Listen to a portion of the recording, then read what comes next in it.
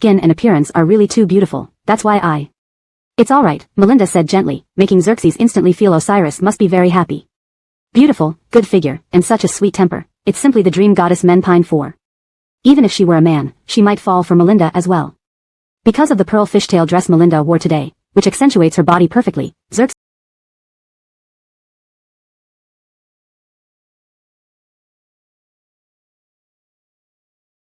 especially attached a round pearl at the corner of her eye. When the makeup was completed, everyone was stunned speechless. The phrase, startling beauty, was no longer just a figure of speech. All the makeup artists in the room couldn't help but stare at Melinda with exaggerated admiration. Wow. This lady is simply breathtaking. Miss, would you like to model for me? They chattered on and on. Being surrounded by them, Melinda suddenly felt a headache coming on. Fortunately, Xerxes quickly stepped in to protect her. She sternly shouted, enough. Mr. Foddy is still outside. If Mr. Foddy finds out about your behavior, you won't last long in the makeup industry. Cough, cough, cough. Melinda couldn't help but choke slightly. Was it that serious? Hearing her cough, Xerxes immediately turned around and whispered to her, trust me, if I didn't say that, they'd keep surrounding you.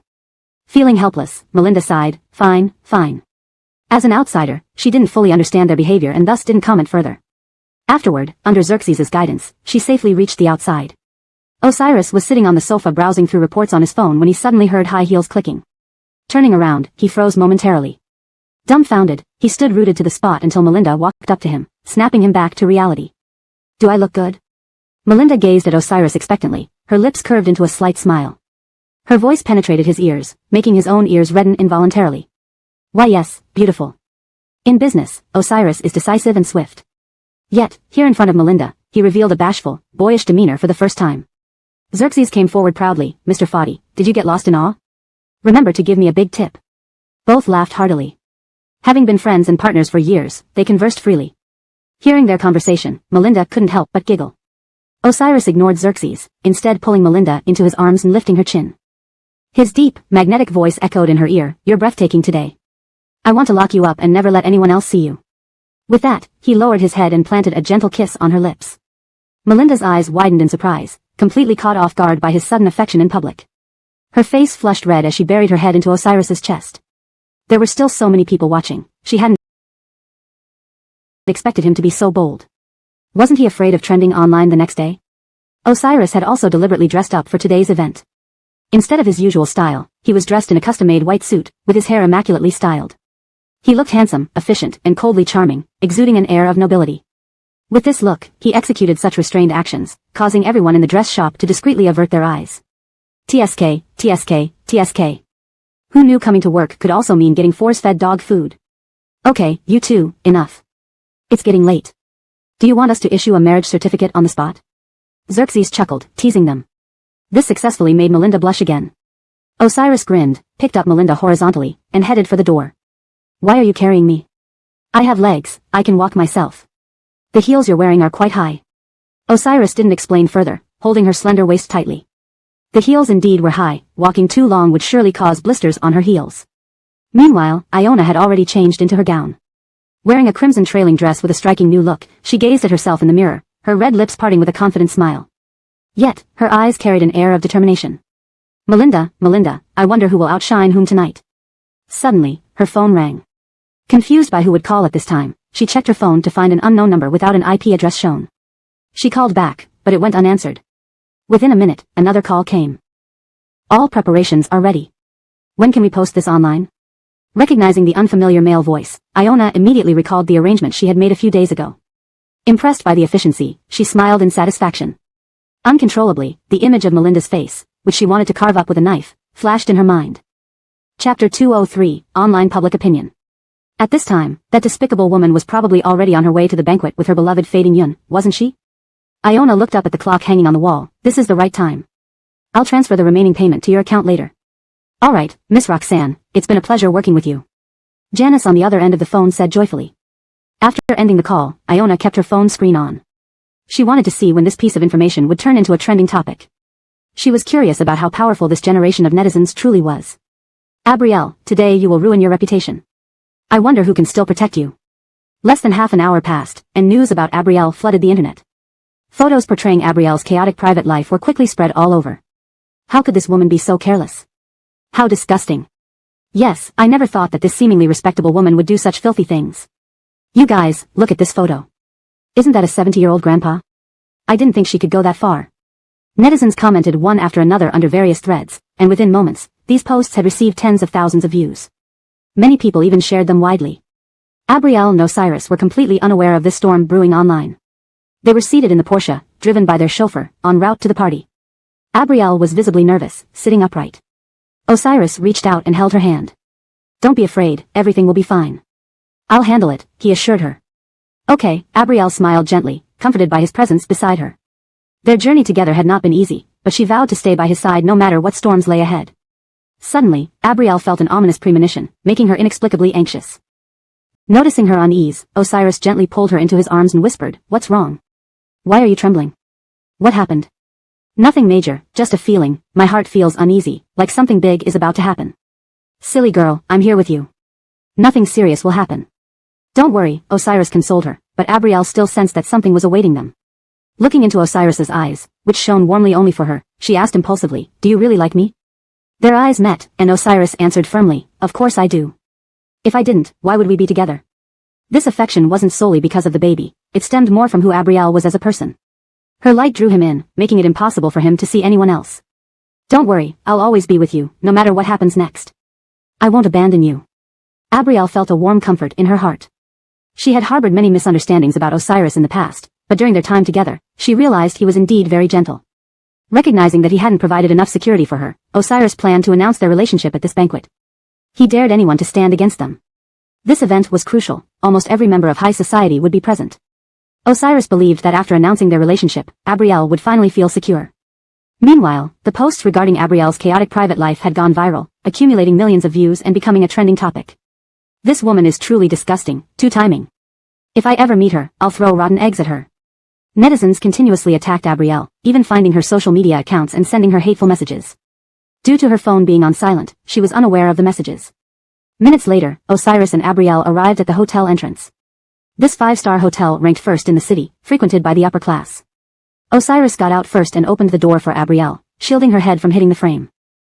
The moment they appeared, all eyes were on them, mesmerized by their dazzling presence, as if they were made for each other. As they were about to enter the hotel, a swarm of reporters suddenly surrounded them, focusing mainly on Abrielle. A reporter thrust a microphone towards her face, causing her to step back, nearly tripping over someone behind her. Confused and startled by the sudden influx of journalists, she frantically searched for Osiris. Expecting simple questions, she was instead bombarded with sharp, humiliating inquiries. Unable to dodge, Abrielle found herself sandwiched between the reporters, forced to face their cameras and microphones. ####Chapter 204, is Iona not President Fadi's fiancé? Ainsley, why did you choose to become a homewrecker? Why is your private life so chaotic?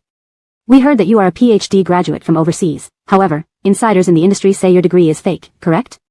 We also heard that you have given birth before but don't know who the father was. How exactly did a woman as flighty as you manage to hook up with President Fadi? Ainsley, please answer our questions. Now that you're with President Fadi, do you plan to continue looking for new targets? Without giving Taya any chance to respond, these reporters bombarded her non-stop. The reporter closest to Taya, microphone in hand, fired question after question at her. Taya almost fell to the ground when one of them nearly hit her with a microphone. Luckily she managed to steady herself. Homewrecker, fake. Taya frowned. What was happening? Could someone be orchestrating this against her? Her head was buzzing. Ainsley, by not answering, are you tacitly admitting it's true? Ainsley, can you explain why you would want to be a homewrecker and break up someone else's family? As they questioned her, each sentence felt like a stab. At that moment, Taya couldn't help but feel amused. And Ainsley, how did you seduce Mr. Fadi? Was it with your body? Or do you have something on Mr. Fadi that forces him to stay with you? Ha! Taya couldn't help but scoff. These people were really good at stretching the truth. And now they were talking about blackmail? The situation was escalating, attracting more onlookers. Even Osiris's fans were among them, hurling insults at Taya. This bitch has no right to be beside Brother Fadi. A young girl wearing glasses tossed a rotten egg at Taya after aiming carefully. Egg yolk dripped down Taya's hair, splattering onto the ground. The smell was disgusting, and Taya's expression darkened as she looked at the girl who threw the egg. Just wait until I throw another egg at you, let's see what you'll do. Surprisingly, the little girl even made a face at Taya, then picked up another egg and threw it. Osiris tightened his hold on Taya. Damn. Their actions had crossed his line. Osiris wished these people would disappear from their sight forever. What did they mean by homewrecker? Where had they gotten such information? Due to the crowd, Taya and Osiris were again separated. Osiris's fans stared disdainfully at Taya. I'm telling you, Taya, you'll never be worthy of Brother Fadi. Look at you, trying to enter the Fadi family with your attitude. You should pee on the floor and look at yourself in the mirror. Taya tried to explain, but her voice was drowned out by the crowd. Forget it. At this point, explaining wouldn't make a difference. Seeing a reporter try to grab Taya, Osiris kicked him down without hesitation and wrapped his white suit jacket around her. The fallen reporter, still dazed, received another kick. If you don't leave now, don't blame me for being unfriendly. Also, Taya is not a homewrecker. If you dare say anything like that again, we'll meet in court. Mr. Fadi, isn't your fiancée Iona? Yet here you are with Taya. How can you treat your fiancé like this? Iona had already done that thing, yet they still thought she was his fiancé? What was wrong with these people? Osiris's face turned grim. He hugged Taya tightly, feeling heartbroken as she trembled. Sorry, this is my fault. I let you get hurt. Osiris whispered. Hearing Osiris's voice, Taya felt better immediately. But Taya had faced adversity before. She wondered who could have orchestrated this. Suddenly so many reporters appeared, accusing her of having a chaotic personal life and seducing Osiris. It felt like someone was pushing things from behind the scenes. But who? That remained a mystery. The hotel entrance was chaos, filled with people and broken eggs. Osiris's bodyguards arrived and pushed the reporters away. These reporters, fearless, continued questioning the bodyguards instead. You must know a lot about Mr. Fadi's personal matters as his bodyguard, right? A young reporter held a microphone to the bodyguard, pressing for answers. The bodyguard's face turned darker. If assaulting people wasn't illegal, he would have beaten them all up. Sorry, it's a private matter and not for public discussion. Despite the bodyguard's arrival, the reporters didn't leave. Osiris, fed up, stepped forward. Who told you to come here? If you don't back off, you'll never work in journalism again. Each word was a threat. Mr. Fadi, are you avoiding something? If you refuse to give us an answer, we won't leave. Frustrated by their stubbornness, Osiris saw Taya swaying. He rushed over and caught her. Are you okay? His tone full of concern, Taya smiled faintly. What's there to worry about? I'm fine. Thank you.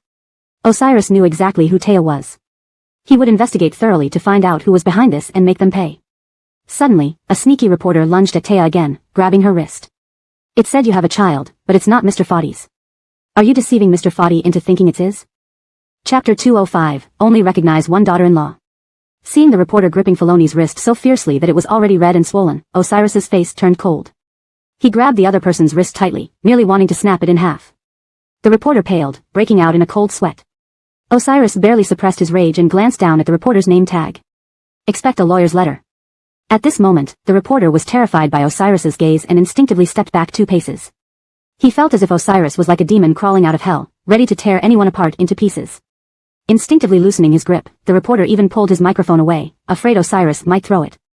Imagining Osiris could twist his neck at any time made the reporter step back again. Osiris's cold stare swept across the circle of journalists, silencing them all. My patience has its limits. If you repeatedly challenge my bottom line, I won't mind going all the way with you. Filoni was his soft spot, he wouldn't allow anyone to touch her. Suddenly, they heard the sound of a car approaching. Turning around, they saw a black luxury car driving towards them. Less than a minute later, the black car stopped by the roadside. The driver got out from the front seat and opened the door. The atmosphere at the hotel entrance became icy and tense. Everyone turned their heads toward the suddenly appearing black luxury car. Under everyone's watchful eyes, Tamsin and Iona stepped out of the car. Tamsin walked out first, her gaze coldly sweeping the scene. She wore an elegant cheapao with a fox fur collar, adding an unparalleled grace. Following her, a girl in a gorgeous evening dress gracefully descended from the car, her lightly made-up features lively, her eyes smiling at Tamsin. Under everyone's gaze, Iona held Tamsin's hand, both walking toward the hotel entrance gracefully. The journalists who had surrounded Osiris and Filoni naturally shifted their attention to the newcomers. Once the reporters saw Tamsin and Iona, they seemed to have found new topics. Some bold reporters quickly surrounded Tamsin. After all, everyone knew Osiris and Tamsin were mother and son. Now, the son brought a female companion, and the mother brought another woman close to his age. What did this mean? They encircled Tamsin and Iona. Iona wore a red dress today, the striking color making it hard for others to look away. The strong visual impact created a bias in people's minds. She was the main event.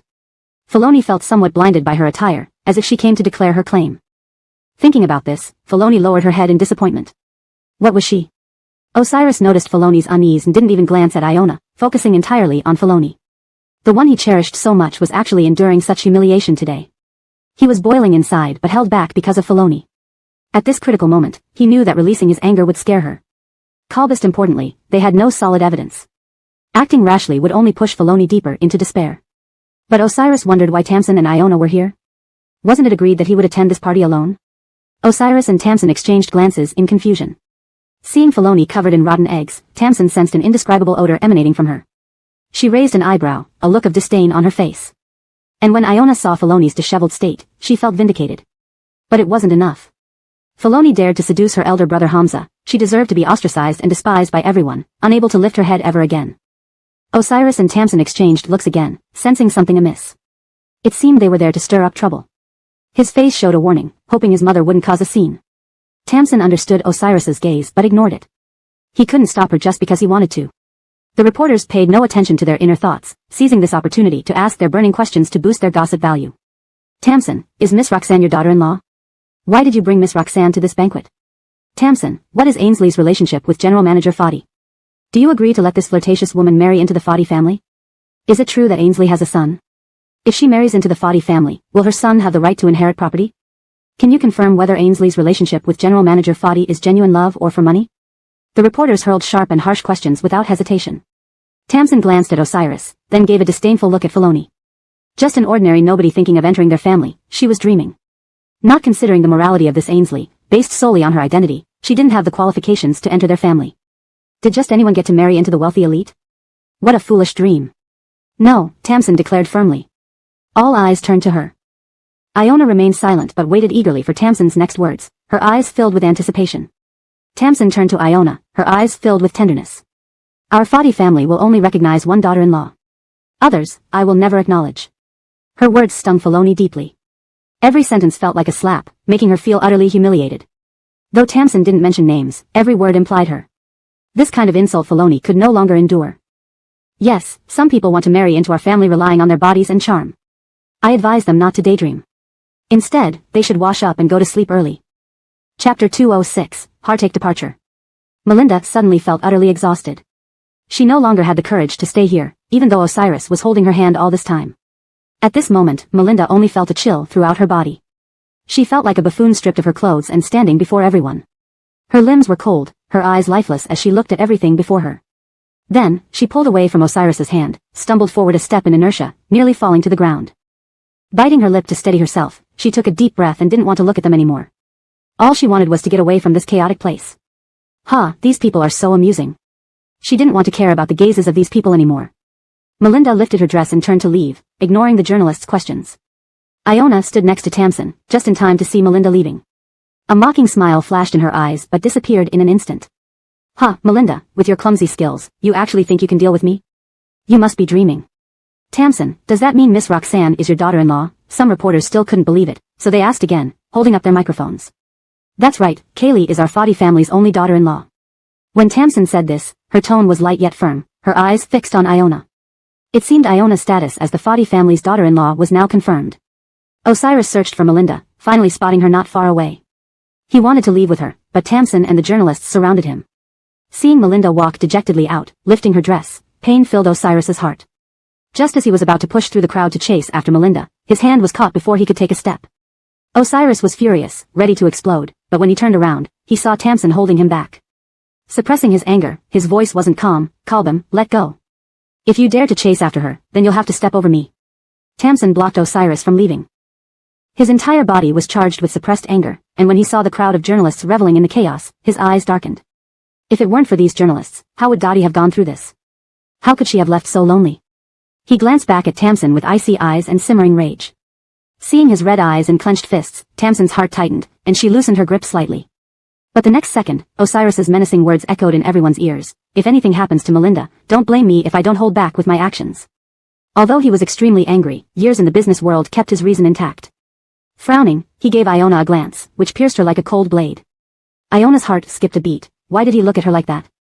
Did he find something out? Impossible, she had done it stealthily, leaving no trace. All these journalists showing up suddenly, constantly slandering Melinda, and then Tamsin appearing afterward, it all seemed too coincidental. There must be someone orchestrating this behind the scenes. Osiris's fists clenched until they cracked, frightening those around him. They thought Osiris's gaze was like a lion eyeing its prey, and in the next second, they might become victims. The reporters involuntarily stepped back. Even if they wanted to interview Osiris, they dared not approach further. I will definitely find out who's behind this sabotage and make them pay. Osiris's eyes never left Iona. Iona shivered inside but maintained her composure on the surface. Her trembling hands caught Tamsin's attention. Is something wrong, Kaylee? Tamsin asked, concerned. No, I'm just a little tired. Auntie, let's go inside. Iona forcibly suppressed her unease. Tamsin nodded without further questioning. Seeing they had gathered enough information, the journalists began to leave. Although some still hoped to hear Osiris admit Iona as his fiancée directly, they knew such an attempt might cost them their jobs. Osiris ignored them and decided not to attend the party. Instead, he picked up his suit jacket, turned around, and walked away without a backward glance. He got into the black luxury car waiting nearby, and it sped past everyone. Witnessing this, no one dared to say a word or speak out loud. They knew Osiris's ruthlessness firsthand and feared provoking his wrath. Reporters lowered their heads, unsure of what to do next. Iona watched Osiris drive away, lost in thought. To him, was Melinda really that important? He had publicly defied Tamsin, and even issued a veiled threat. If he uncovered the truth, what would happen to her? She hoped Osiris wouldn't find any clues, otherwise, with his intelligence, he would surely figure out that it was her plan. If that happened, she'd never enter the Fadi family again. Because she understood the dire consequences of crossing Osiris's bottom line. Driving recklessly down the road, Osiris worried about Melinda. Where could she have gone under these circumstances? He parked by the roadside and called her, but there was no answer. Frustration surged within him, and he slapped the steering wheel. Damn. Dottie, please be okay. Regret filled him, wishing he could rush to her side immediately. Melinda needed comfort, and he wished he could kill those people for what they did. They were way too over the line. Suddenly, he had an idea, maybe Melinda had returned home. After all, where else could she go besides home? Chapter 207, she did not want to see him. Guessing that Dina might have returned home, Osiris didn't hesitate at all and immediately turned his car around, heading towards her house. Osiris drove extremely fast, afraid that Dina might do something irrational. Everything that had happened over the past few days had already left Dina exhausted. But he hadn't noticed it, instead thinking of declaring her identity and giving her a title today. He hadn't anticipated that this would be the final straw that broke her spirit. Just as he was about to reach Dina's home, he spotted her. Osiris felt a surge of joy. He immediately stopped the car and ran from it, but it was too late. Dina had entered the house just before him and slammed the door shut. With no other option, Osiris leaned against the door outside, feeling frustrated. Looking up at the gray sky, he slowly slid to sit on the ground. Odessa, can you open the door? I'm worried about you. I didn't expect all these things to happen today. It's all my fault. Osiris knocked on the door, hoping she would let him in. However, even after knocking for quite some time, Dina did not show any intention of opening the door. Right now, she just wanted to be alone, away from everyone.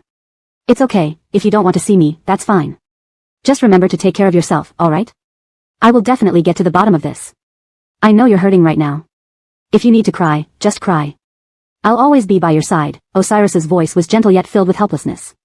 Why couldn't he protect the woman he loved? The more he thought, the angrier he got. He punched the ground with all his might, splitting his knuckle and causing blood to flow out. The dull thud startled Dina, who hesitated to open the door and check on him. As if he didn't feel the pain or see the vivid redness, Osiris stood up after a while, took a deep breath, and spoke resolutely. I'll give you an answer about this matter. Take care of yourself. Before leaving, he added, and make sure you eat properly, for Bar's sake. Hearing his voice, Dina couldn't stop trembling, feeling the weight of her sorrows overwhelm her. Just as she was about to respond, she moved her lips but found no words. She helplessly crouched down, covering her mouth, and tears fell endlessly to the ground. Suddenly, Ira heard the sound of sobbing and rushed out of his bedroom to find Dina crouching in the corner, eyes red and tear-streaked. Startled, he rushed to her side, extending his tiny hands to hug her. Mama, don't cry. While playing on his phone earlier, Ira had seen the online comments about his mother. He guessed Mama was sad because of those remarks. Mama, Jaylandi must not have done this on purpose. Don't be angry at Jaylandi. Ira comforted Dina relentlessly, seeing her cry made him extremely upset. Dina took a deep breath, trying hard to suppress her distress.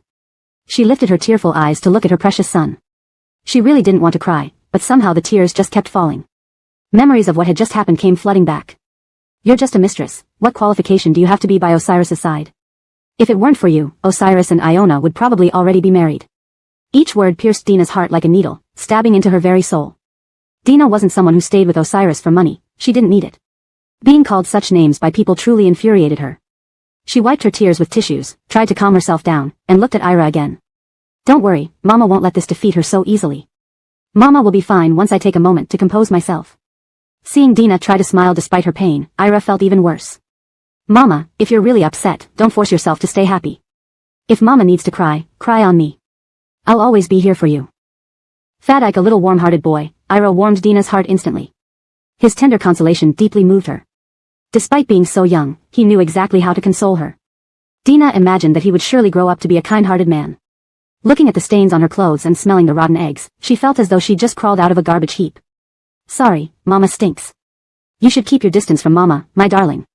Before she could finish, Ira grabbed her hand firmly. Who says Mama stinks? I think Mama smells nice. Not stinky at all. He even wanted to hold her, but Dina stopped him, considering the egg yolk still on her body. By the way, Mama and Jaylandi. There's nothing wrong between us. Don't worry too much. Didn't Mama wake you up just now? Considering the event was close to Ira's nap time, Dina guessed he must have been woken by the commotion. No problem, Mama. You didn't wake me up. I woke naturally. Don't think too much. Dina was amused by Ira's innocent comfort. Alright, Mama cried and messed up her makeup. I'll go freshen up in the bathroom. Hearing this, Ira nodded seriously. Go ahead, Mama. And if you're not happy, please tell me.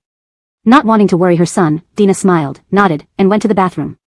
In the bathroom, looking into the mirror, she saw her disheveled self and couldn't help but give a bitter smile. Fresh tears welled up in her eyes. Finally, Dina laughed bitterly and loosened her hair. Today had been a complete disaster. At first, she had been on top. Who would have thought that she would fall from her peak to the bottom? Chuckle. Dina couldn't resist a mocking laugh. Worried about her, Ira quietly followed her to the bathroom door and intended to guard her there. However, Dina heard the noise outside the door. Chapter 208, Investigation.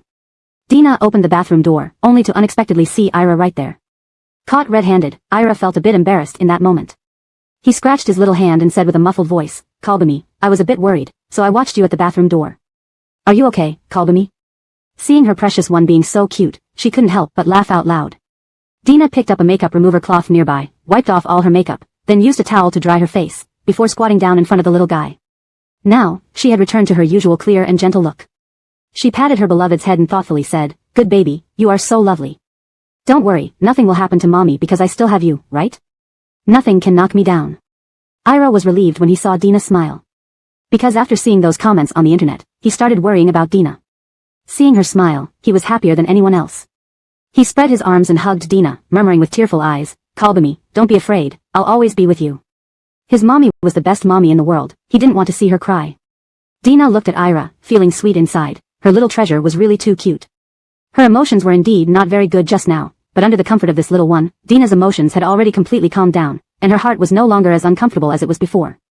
After comforting the little guy away, she took a shower under the shower head. When Dina sat on the sofa in the living room, she didn't expect Ira to take out a plate of strawberry cake from the refrigerator. He carried the cake to Dina and dug out a spoonful with a spoon. Kalbami, eat some cake. They say eating desserts makes people happy. Kalbami should also eat some cake, then you'll be happy. Dina looked at Ira's eager eyes, opened her mouth, and ate the cake at once, immediately feeling better. At this time, Osiris was driving, his face dark as he went to the company. His surrounding pressure was low, especially with a serious expression on his face. Keep your distance. When he came to the company, the secretary dared not approach him.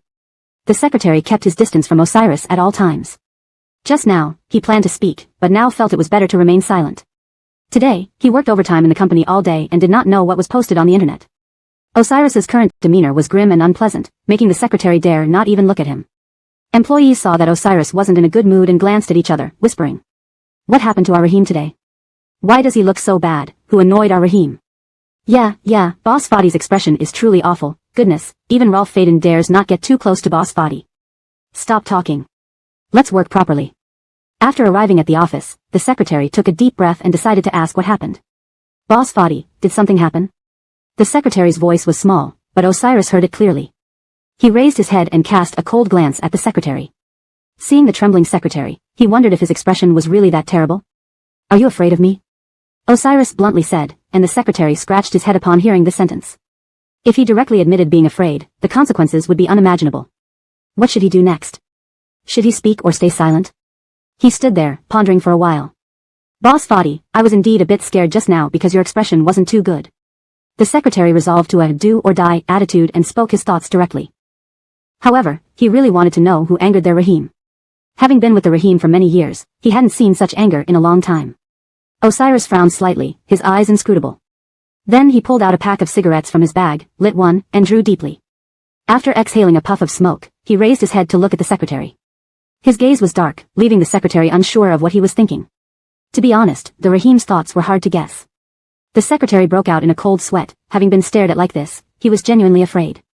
If he got fired by the Rahim later. Wait, could their Rahim really fire him? The secretary imagined a big drama in his mind. There's something you need to do. Osiris's voice suddenly reached the secretary's ears, who snapped back to reality, looking up at Osiris. Boss Fadi, what do you need me to do? The secretary hurriedly assured, Boss Fadi, climbing a mountain of knives and descending through a sea of fire, whatever I can do, I'll do it perfectly for you. Have you seen these rumors on the internet? The secretary recalled the remarks about Director Gu he had seen just now. Though he didn't see much, he had to admit, those trolls were really capable. Internet trolls were scary, staying away from them was literally a matter of life and death. Boss Fadi, I've seen those comments. Do you want me to investigate who's spreading rumors about Ainsley online? Yes, it looks like you're not completely stupid. The secretary pondered whether this was praise or an insult. He couldn't quite tell for a moment. But at least Osiris didn't seem as angry now as he did earlier. The secretary really didn't dare speak a word before, fearing that any wrong word might result in Osiris kicking him out. And bring down all related trending topics. You should know how to handle it. The secretary nodded. Naturally, he knew what to do, remove all trending topics. It was child's play, and he believed it wouldn't be an issue. Alright, this task is assigned to you. I hope to see results today. Great, this was an order. The secretary had no choice but to agree reluctantly. However, removing such trending topics was challenging due to the high retweet rates.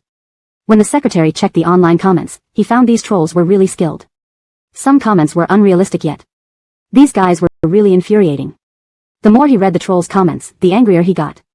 He couldn't resist taking out his phone to confront these trolls. Chapter 209, Fadife is hard, the Einar performs. No wonder Osiris was so angry, even as an outsider, it was unbearable to watch. Especially over the past few years, with so many insulting remarks being thrown around. Osiris has always been protective of his loved ones, how could he just let these people bully his woman? At this thought, the secretary felt a surge of righteous anger. How did these people get the nerve? Do online gossips really think spreading rumors isn't against the law? Not to mention targeting a woman with such malice? As a good helper to the Rahim and a law-abiding citizen, how could he stand by and watch them insult others? Though the secretary hadn't yet deleted all the negative posts about Melinda from the internet, before doing that, those immoral keyboard warriors would have to taste his justice first. The secretary immediately lifted his hand and used his 9-key input method to compose a long string of text and send it out.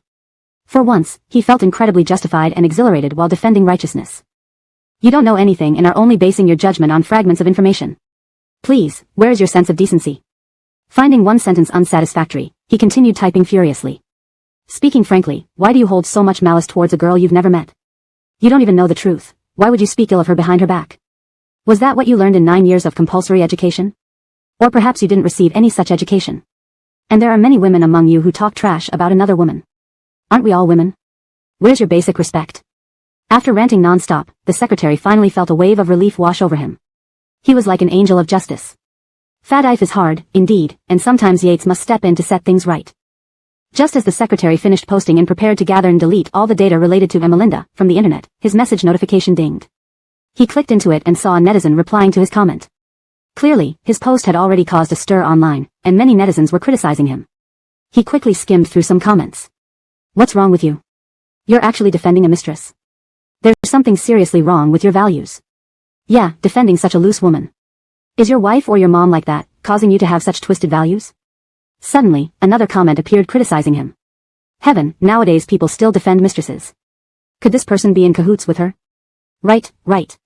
Didn't today's reporters at the Bull Hotel confirm that Tamsin acknowledged Iona as the only fiancée of the Fadi family? That's right.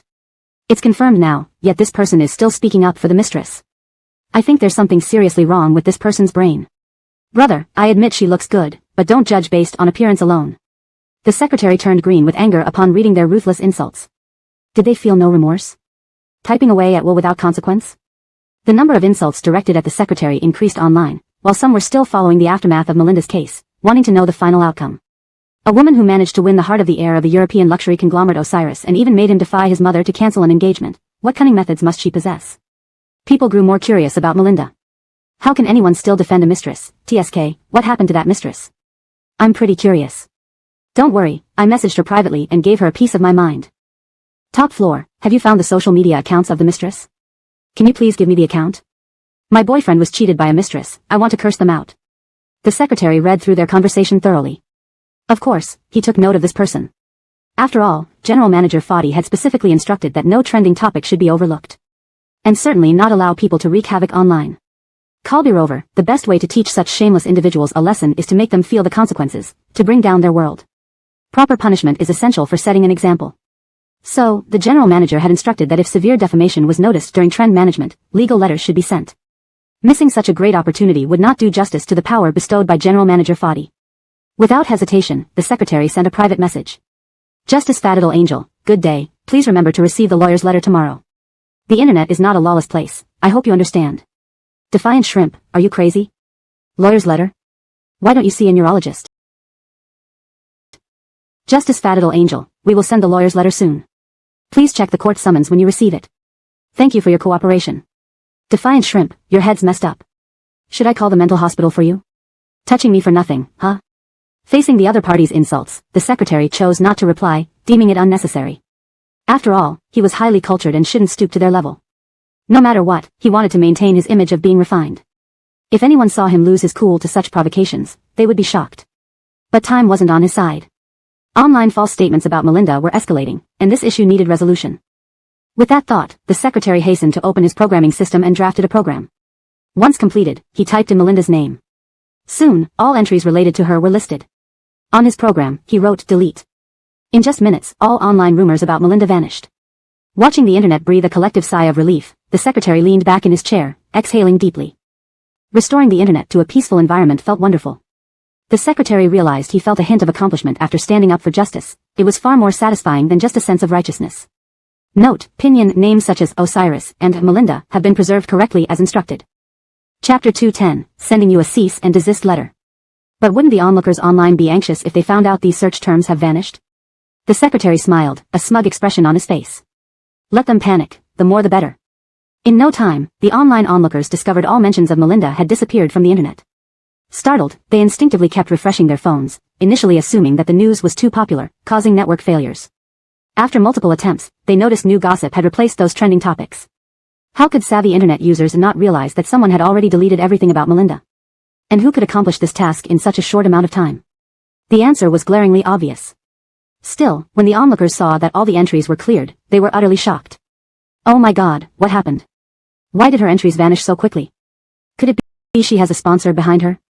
Can't we all see who is behind it? We just don't dare to say anything. If Tamsin knew, she would probably take action too. But who would have thought that Enoch would go ballistic over a woman? It made me kind of swoon.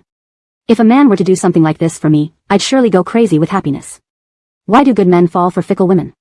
When policies are in place at the top, there will always be ways around them at the bottom. After all the search terms were deleted, they moved on to other platforms to continue discussing this topic. While chatting, some users noticed that as soon as they typed Melinda, the messages got blocked. They felt alarmed, wondering why they suddenly couldn't find anything related to Melinda. This realization struck fear into them. What if the person behind this deletion had the power and patience to take things further? If they continued spreading rumors, they'd definitely reap what they sow. Was the person deleting the entries really President Foddy? After finishing everything, the secretary smiled contentedly, checked again, and then headed to Osiris's office to knock on the door. Tap, tap, tap. Come in. Hearing the voice, the secretary opened the door and walked in. He stopped in the middle of the room and looked up at Osiris, seated in his chair. Osiris's head throbbed as he worried about Melinda. His long fingers pinched his temple tightly, but his brows remained furrowed, an icy expression on his face. Sensing the tension, the secretary involuntarily shrunk back. President Foddy, I've completed it. Please check if you're satisfied. If not, I can make adjustments. All negative statements about Ainsley have been removed from the web. For extreme cases, I've issued lawyer warning letters. Let me know if you need anything else.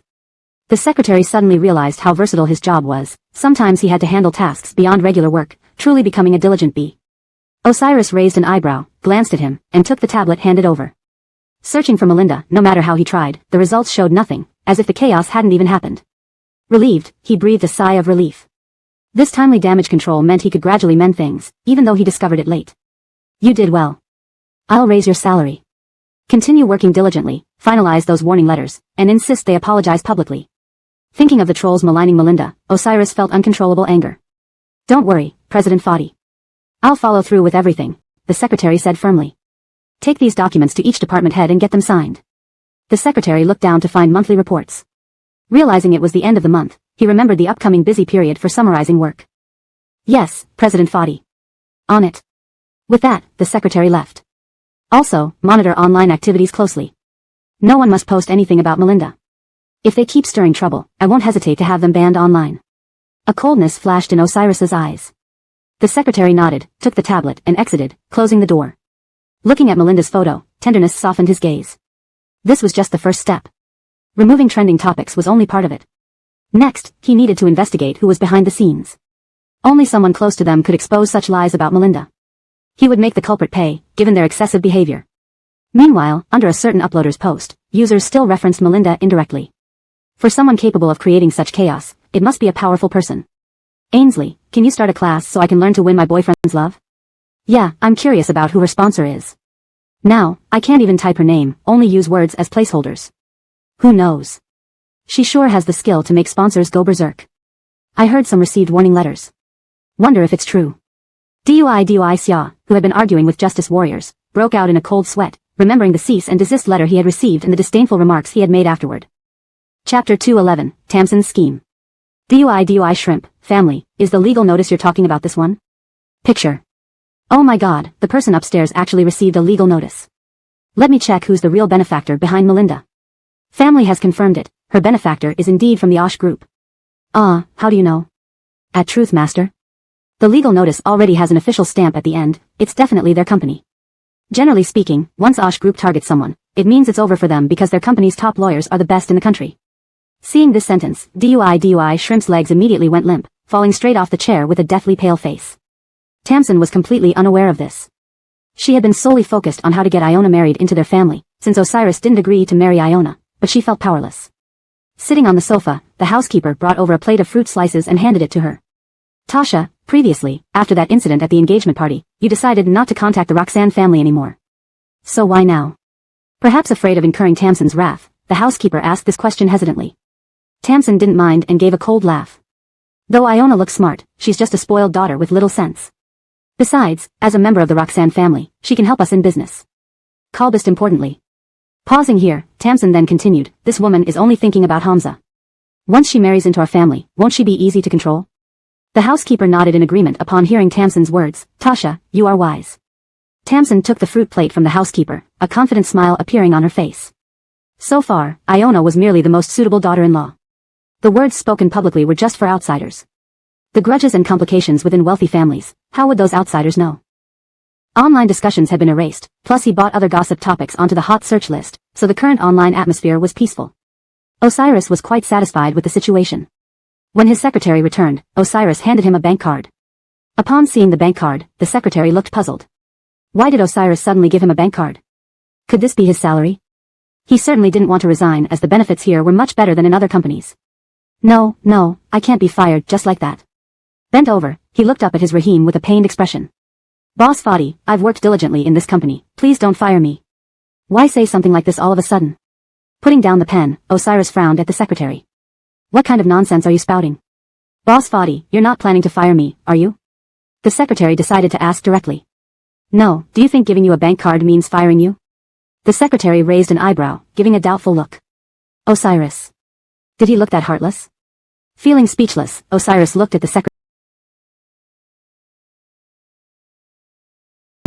It's a reward for doing well. Keep up the good work. Relieved, the secretary thought it was a reward. He initially thought it was his salary. Since it's a reward, the secretary put away the bank card. Good things don't come every day. Boss, rest assured, I'll work hard. Osiris leaned back in his chair, exhausted. Although the matter had been resolved, he still wanted to find out who was plotting against Melinda. Now, they suppressed the rumors on the internet with strong measures, but what did the onlookers think behind closed doors? If they could trace the source, it would plug the endless speculations. But how to find this hidden person? This person was deeply concealed, making it difficult to trace. By the way, have you found anything about this person behind the scenes? Just as the secretary stepped out, he heard Osiris call him back. Boss, I haven't found the person behind the scenes. I found a phone number but no IP address, and I couldn't determine the city the caller is from. Moreover, the contacts linked to this IP address are hidden and not registered under any name. The secretary handed over the phone number he found to Osiris. Osiris glanced at the number, noting it was a virtual number. He tried calling but couldn't connect. Putting his phone on the desk, his long fingers tapped the table lightly. Boss, what do we do next? I think blindly searching won't yield results. Maybe we should try another approach. It's fine. Since they hide their tracks so well, let's set a trap. We'll take down all the trending topics, and the opponent will surely notice. Then I'll wait for them to slip up. The secretary could clearly sense Osiris's suppressed anger, which frightened him a bit. Recalling a line he read in a book earlier, the secretary thought. To touch the dragon's scales means certain death. Osiris felt irritable and needed some time alone, so he dismissed the secretary. Once alone, Osiris took out his phone and stared at Melinda's number. He intended to call her, unsure if she would answer. Standing by the door, the secretary glanced at Osiris, noticing his expressionless face, and couldn't help but marvel. Whoever provokes Boss Fadi, if caught, will suffer the consequences. Everyone knows Melinda is the treasure he cherishes. Anyone who bullied her saw Osiris willing to break ties rather than see her hurt. Although the secretary had a bold guess that this might be Iona's doing. Without evidence, how could he confirm that Iona was behind this? Chapter 212, A Call from the Dev Family. The secretary's suspicions were merely guesses, which he couldn't lightly reveal to President Fadi. He had to suppress these doubts. After all, regarding Iona, for some unknown reason, Tamsin had recently begun protecting her again. There was no way but to deal with things as they came. He only hoped that the person behind everything could remain hidden a bit longer. Otherwise, once discovered, President Fadi would certainly not let it go easily. Osiris attempted to call Quinny, surprised when she didn't pick up. Recalling Quinny's desolate back view when she left today, Osiris rubbed his temples in distress. This indeed was his fault, he failed to protect Quinny well. Just because she said she could handle everything herself, he ignored that she also needed him. After finally mending their relationship, now it was in pieces again because of this incident. Frustrated, Osiris threw his hand onto the ground, smashing his phone into two halves. Iona, having nothing better to do, wanted to see how miserably Quinny had been scolded. She picked up her phone and found there were no comments criticizing Quinny, not even on the forums. Unconvinced, she reopened her phone, searching for any comments about Quinny, only to find her social media accounts had been blacklisted and muted. Iona? She just searched for that little wretch in the search bar, why did she get muted? Seeing this, Iona felt extremely embarrassed. Why would Brother Hamza go so far for that woman? What was going on here? Iona knew without guessing that this was definitely done by Osiris. Only one person under the sky had such power. Iona was livid. Osiris. Do you really like that wench Quinny so much? Angry, she stomped her feet but refused to comply with his wishes. From the first sight of Osiris, she liked him. Having made great efforts to become the Fadi family's lady, how could she give up just because of Quinny? Miss, Mr. and Vilma are asking you downstairs. A servant suddenly knocked on Iona's door. Upon hearing the servant's prompt, Iona opened the door with a grim face. The servant, seeing her expression, fell silent instantly. Me. Miss, please come downstairs, the servant stammered. I know, Iona replied and headed downstairs immediately. Downstairs, she saw Mr. and Vilma sitting on the sofa drinking tea. Upon seeing Iona, Floyd raised an eyebrow. I heard you attended the banquet with Tamsin today? I've heard the online rumors already. Since Tamsin forgave you despite past grievances, you must cherish this opportunity and avoid any trouble. Vilma nodded similarly. Indeed, your father's company has some issues and might cooperate with Shah soon. If you can help. Kaylee, it's best to quickly give the Fadi family a grandson. Even if that bitch Quinny bears one, it would still be Osiris's. Without Tamsin's approval, Quinny will never enter the Fadi family. Vilma's words awakened Iona from her dream. With a complex look, she nodded. I understand. I'll consider it. And remember, don't let me catch you causing any problems during this period, or don't count on our years of father-daughter affection, Floyd said coldly. Hearing this, Vilma tugged at her husband's arm, displeased. This was her daughter born after 10 months of pregnancy and the child he cherished. To Floyd, though, the company's future was most important. If anything affected the company's interests, even his own daughter wouldn't be spared. Iona shivered upon hearing this and then nodded. I understand. Go back to your room. Back in her room, Iona stared out the window. Despite her efforts, Brother Hamza still paid her no attention, even falling for that shameless woman. Did Brother Hamza like Quinny because of Ira? Then, maybe she could also have a child for him. At this thought, a touch of madness appeared on Iona's exquisite face. But timing was crucial. If she rushed, it might backfire. Sighing, she decided to watch and wait. With today's commotion, Brother Hamza might investigate who was behind it. However, if he believed it was Tamsin, Iona wouldn't have any qualms. Smirking, Iona realized that getting Tamsin's help would make things much easier. Ira worried that Mama might be upset, stayed beside Quinny watching boring variety shows, occasionally telling cute jokes. Even though it was very late and Ira's eyes were fighting to stay open, she kept herself awake. Seeing Ira's effort, Quinny felt a pang in her heart. She stroked Ira's head gently, smiling warmly. August, if you're sleepy, go to sleep. Mama, are you really okay? Ira asked, her bright eyes fixed on Quinny. Quinny nodded, of course. I'm not so easy to defeat, especially with you around. Her words were meant for both Ira and herself. Her journey hadn't been easy, why should she be defeated by setbacks? Mama is amazing. Let me reward you with a kiss. Ira wrapped her arms around Quinny's neck and planted a loud kiss on her face. Then, she yawned. Well, I'm going to sleep. Good night, Mama. After Ira went to bed, Quinny returned to her room. As she entered, her phone rang. Quinny realized she hadn't noticed it all night. Checking the screen, it was a call from the Dev family. Chapter 213, The Dev family arrives. Huh? Why would the Dev family call? Dina stared at her phone but didn't pick up. Soon, the ringing stopped and the screen dimmed. Just as she was about to get herself a glass of water, the phone rang again. Frowning, Dina hesitated for a moment before answering. As soon as she pressed the answer button, Isabel's voice came through. Odessa. How could this happen today? Isabel's voice was filled with urgency and concern. In that instant, Dina felt her eyes sting, overwhelmed by an urge to cry. She forced back her tears, speaking in a calm tone, Kalbim, I'm fine. They say no one knows their daughter better than a mother. How could Isabel not sense Dina's grievances? In a gentle, motherly tone, Isabel urged, Odessa, tell Kalbim what happened. Don't try to deceive me, you are the baby I carried for 10 months. The latter part of her words were unclear, but Dina could feel the concern from her mother's voice. Kalbim. Dina whispered softly. We attended a banquet with Osiris today and unexpectedly met journalists at the hotel entrance. Dina spent about 10 minutes explaining the whole situation. When she finished, Isabel's heart ached intensely. Her beloved daughter couldn't have deserved such injustice. Odessa, should we intervene? As a Dev family daughter, how can you be treated like this? Recalling the derogatory comments about Dina on her phone earlier, Isabel felt an uncontrollable anger. Just let us know, and this matter will be resolved within an hour, Isabel's voice echoed through the phone again. Taking a deep breath, Dina replied nonchalantly, no need, Kalbim. I can handle it myself. Brooks, sitting beside Isabel, heard their conversation. He slammed his hand on the table in frustration, shattering a teacup.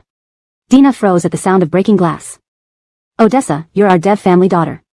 How can you be bullied? Are you sure you don't want us to help? Brooks's voice was gentle, completely different from his earlier outburst. Dina felt a wave of emotion, touched by their care. For some reason, at that moment, her nose tingled, perhaps because she felt the love of her biological parents. Reflecting on her past experiences with the Gu family, she realized that adoptive parents only treated her as a pawn. Thank you, Kalbim and Jalen, but I want to resolve this myself. I hope you don't get involved for now, Dina firmly stated. Sighing, Mr. and Isabel took turns expressing their concerns. Brooks took the phone from Isabel. If we intervene, it can be solved within an hour. But you. Before he could finish, Dina interrupted, I appreciate your willingness to help, but as an adult, I believe I should handle this independently. Ah, you stubborn girl, Brooks sighed, placing the phone on the sofa and switching to speaker mode. Can you tell Jalen what your plans are? Caught off guard, Dina paused. What are my plans? She hadn't thought that far yet. Jalen, I only have a rough idea which isn't well developed yet, so I won't mention it. Alright then. Since Dina wasn't willing, he, as a father, couldn't force her. It's late. Rest first. We'll talk about it tomorrow. Sure, Jalen and Kalbim. Bye. After hanging up, Dina lay on the bed, staring at the ceiling. Lost in thought, she drifted off again. When she woke up the next day, sunlight streamed into the room. Feeling groggy but realizing it was still early, she decided to sleep more. Fat Fulton quietly opened Dina's door and climbed onto her bed, kissing her cheek. Awoken by the touch, Dina saw the small, soft figure in front of her. Kalbimi, good morning. Did I wake you? The little bundle asked guiltily. Dina gently stroked the child's head. No, you didn't. Are you hungry? To her surprise, Fulton shook his head. Not really, just missed Kalbimi. So, I came in. Considering this, Dina thought it sounded a bit unlikely. Scratching her chin, she wiped her face with a wet wipe, then wrapped her arms around Fulton, looking at him doubtfully. Do you think I'll believe that? Dina playfully pinched Fulton's nose. Aya, it's true. Fulton threw himself at Dina, hugging her tightly. Okay. Whatever you say, Kalbimi will make breakfast after getting ready. Fulton clapped happily. Yes. I want 2 half-boiled eggs. Dina affectionately pinched Fulton's cheeks. All right. After breakfast and some playful moments, the doorbell suddenly rang. Dina, confused, walked to the door and found the Dev family standing outside. Odessa. Kalbim, Jalen, why are you here? Dina exclaimed in surprise, carrying the bags they had brought inside and getting slippers for them. Raising an eyebrow, she glanced at Horace, who stood awkwardly in front, avoiding her gaze. Cough, actually, I didn't want to bring them over, but they were worried. Dina sighed but understood their intentions. Come in, you can't stand outside all day. Seeing her grandparents, Fulton ran up to them excitedly. Grandpa, Grandma, you're here. The family entered, changed their shoes, and sat down in the living room. Dina made everyone a cup of coffee. The Dev family's unexpected visit left Dina both surprised and touched, setting the stage for further developments in her life. Hashtag chapter 214, concern from parents. Right, Kalbam and Jalen, have you had breakfast yet? If not, I'll go cook for you. Yes, don't worry about us, child. Megan couldn't help but reach out to touch Ira's cheek. The little one's skin was so smooth. Oh, our August is such a sweet talker. I really love you, August. Mike chuckled. Right, Grandpa bought you a small cake. Mike picked up the cake from the coffee table. Ira blinked and stared at Mike. Grandpa is so nice, I love eating cakes. With that, she gave Mike a quick kiss on the cheek. My dear grandson is so cute. Mike laughed heartily. Quickly open this cake and see if you like it. Seeing Mike's expectant eyes, Ira opened the box. A cake shaped just like a strawberry appeared before them. Indeed, this cake looked so much like a strawberry that Ira hesitated to eat it. What's wrong? Why are you frowning? Do you not like the cake Grandpa bought? If not, Grandpa will buy a different one next time. Ira snapped back to reality and hurriedly explained, Grandpa, how could I not like it? I really do, it's just that this cake is too pretty to eat. She lowered her head, touched her nose, and coughed awkwardly. Returning to the main topic, Megan and Mike turned their attention to Cher. Megan gently held Cher's hand and whispered, you must have been through a lot recently. The moment those words left her mouth, a thin mist clouded Cher's eyes, but she managed to hold back her tears. It's fine, she said softly, as though the suffering was nothing much. Megan pulled Cher into a hug, don't be tough in front of your mother. I know you're hurting inside. Upon entering and seeing the bruise under Cher's eye, Megan knew Cher hadn't slept well. Leaning closer, Megan asked quietly, tell me, have you been having trouble sleeping lately? No, it's just last night. I'm sorry to worry you, Kalbam. Seeing how considerate Cher was and thinking of all the years they hadn't been by her side made Megan's heart ache even more. She was their beloved daughter, yet she had endured such hardships. I'm sorry, this is all my fault.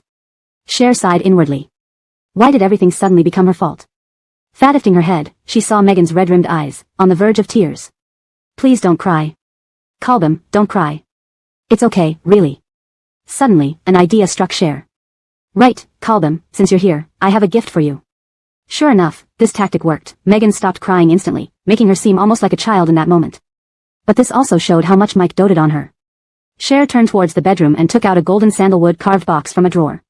Returning, she walked over to Megan and opened the box. When Megan saw the jade bracelet inside, her eyes sparkled as Cher handed it to her. Here, a gift for you, Kalbam. You silly girl. Megan examined the bracelet in her hand, feeling immensely happy. Don't buy something so expensive next time. Because Cher never wanted to accept any money from them. How about you move back home today? Megan suggested tenderly. Thinking they could put this incident behind them, Cher replied, okay. The Fadis truly lack insight. And Tamsin, her vision must be impaired. Megan said angrily, slamming the table so hard that a teacup fell to the ground. Bending down to pick up the cup, she found Cher had already done so. Kalbam, let me do it. Fadi Engsub, listen to your mother. Break ties with him. His mother looks down on us, but we certainly won't look down on him. Meanwhile, Osiris sat in his office, lost in thought. Why wouldn't Cher answer his calls? Suddenly, there was a knock on the door. Osiris glanced over, noticing his secretary. Come in. Seeing the stack of documents in the secretary's hands, he frowned. Hadn't they just finished signing a batch of documents? His mind was elsewhere, with Cher not answering his calls, he felt increasingly anxious. Just leave these documents on the desk. I have some matters to attend to. I'll deal with them later. Standing up, he grabbed his suit jacket off the chair and quickly left. The secretary watched Osiris walk out, bewildered. Boss, are you going home early? Yeah. He watched Osiris leave the office, realizing it was as if the sun had risen from the west today. Usually, the Rahim wouldn't leave until after work hours. Now, 4 hours before quitting time, he rushed off. Something must have happened. Osiris drove out of the underground garage, normally a half-hour journey to Cher's place, but today he arrived in just 15 minutes. Megan and Mike were still complaining about Osiris's mother when they heard a knock on the door. They wondered who it could be. Cher stood up to open the door, locking eyes with Osiris. She was surprised. Why would Osiris come here? Seeing Cher standing there, he hastily apologized. I'm sorry, I apologize for my mother. This was a mistake on the Fadi family's part. Osiris held on to Cher's hand, afraid she might close the door and lock him out again. Seeing how haggard Cher looked, knowing she hadn't slept well, he felt pained. Cher, seeing Osiris dressed lightly and how cold it was outside, softened her heart. Come in, don't stand out there. Megan and Mike's faces darkened upon seeing Osiris. How dare he show up here? Stepping inside, they felt somewhat awkward. Knowing that they came to comfort Cher because of what she'd endured, they were concerned. Osiris was worried that if Cher's parents didn't approve of them, what would happen? He had long decided that this life, he would only have Cher. If forced to marry someone else, he would refuse. Chapter 2:15, Guilt. I'm sorry, it was my fault regarding the online incident. I apologize to Uncle and Auntie. I failed to protect Dottie. Osiris spoke with deep regret. As he spoke, he made as if to kneel, which startled Melinda. She immediately steadied him, wondering what sudden move this was. Seeing Osiris's sincere apology, Brooks and Isabel felt he was a good young man. Upon reflection, they realized he had done nothing wrong, it was his mother who had erred. This softened their hearts. This is not your fault. Please sit down, and let's discuss how we can uncover the mastermind behind all this. I can't understand why anyone would want to defame our Dottie so badly. Isabel became increasingly agitated, wishing she could grab the mastermind and give them a thrashing. Exactly. We must find that person now, otherwise, who knows what they'll do next. Until the person was found, Melinda remained in danger. Don't worry, Uncle and Auntie. I've already traced the original news source that published the scandal, Osiris said with a slight smile. If they could find the original news outlet, they could trace the mastermind. Is that true? You've really found the news outlet? Which one? They are truly despicable. Once they were identified, he would make sure the news outlet went out of business. He wouldn't allow them to continue operating. Oh, and won't this news outlet run away in the middle of the night? Run away in the middle of the night? They probably won't. Rest assured, I've already sent people to locate the news office, Osiris said earnestly. Uncle and Auntie, rest assured. I will clear Dottie's name. Sitting beside them, Melinda blushed, reflecting on yesterday's events. She realized she had been too impulsive. After all, Osiris hadn't known there would be so many reporters at the door. This wasn't something Osiris had done, why should she blame him? As for why Tamsin had come, Melinda couldn't quite figure it out. But it didn't matter too much if she couldn't understand it. Our people have not only gone to the news office but also prepared legal letters. They would likely receive the letters tomorrow, accusing the news outlet of malicious fabrication. He would see then if the news outlet could stay in business. Anyone daring to harm his people was asking for trouble. At Flower News office, Osiris's men had already arrived on the scene. Armed with sticks, they surrounded everyone inside, preventing any escape. A short and plump man tried to slip out the back door but was caught by the leader. You, the chubby one on the left, where are you going? The sound of the leader's voice frightened the chubby man, who collapsed onto the ground. The leader approached step by step. Seeing the leader and the stick in his hand, the chubby man felt doomed. He backed away, trembling. Brother, let's talk. Could you please put the stick away? Put the stick away. The leader tossed the stick to the ground and stepped on a chair, staring down at the chubby man. Hey, aren't you being a little too scared? You're a grown man, and yet you're less brave than that girl over there. The chubby man was sweating profusely, feeling like the person before him was a living demon. Rest assured, we abide by the law. We won't hurt you. Then the leader turned the chair around and sat down, looking at them casually. Who bought the news? Be honest and you'll be treated leniently, resist and you'll be dealt with strictly. If you don't speak up, prepare for prison. And another thing, European group has already prepared legal letters. Inside the news office, everyone looked at each other, panicking. Who bought it? Can you admit it and stop harming us? Yeah, I agree. Do you know how to take responsibility for your actions? They all exchanged looks, eager to know who had commissioned the news story. If not for that person, they wouldn't be facing lawsuits. They wanted to know who dared to bring disaster upon them. The situation was chaotic. A man wearing black-framed glasses and dressed in an understated manner attempted to sneak away.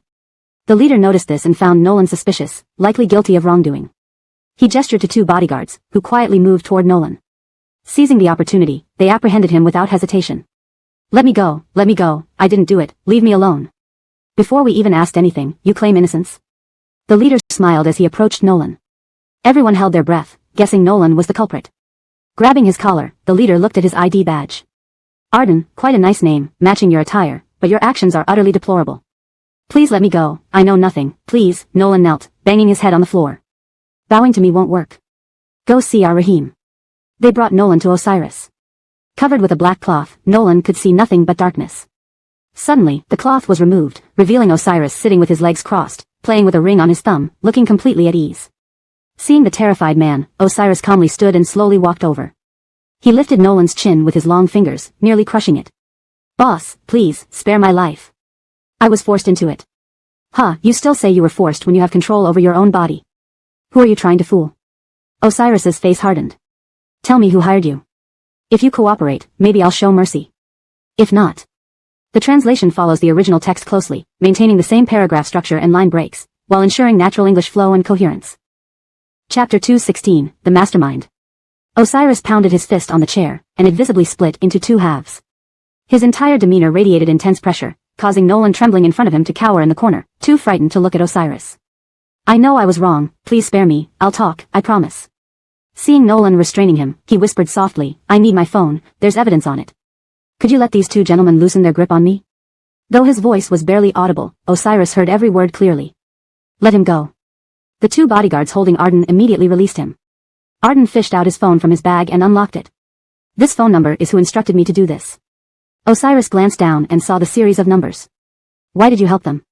Osiris asked unexpectedly. I was desperate for money. My child needed surgery, and I had no means. So, you made a deal with them? They promised to pay you after the job was done, correct? Arden remained silent, confirming the statement. Osiris lightly tapped the table beside him, the sound echoing in the empty room while Arden broke out in cold sweat. How did your transactions usually occur? Bank. I checked your transaction history. This isn't your first collaboration, right?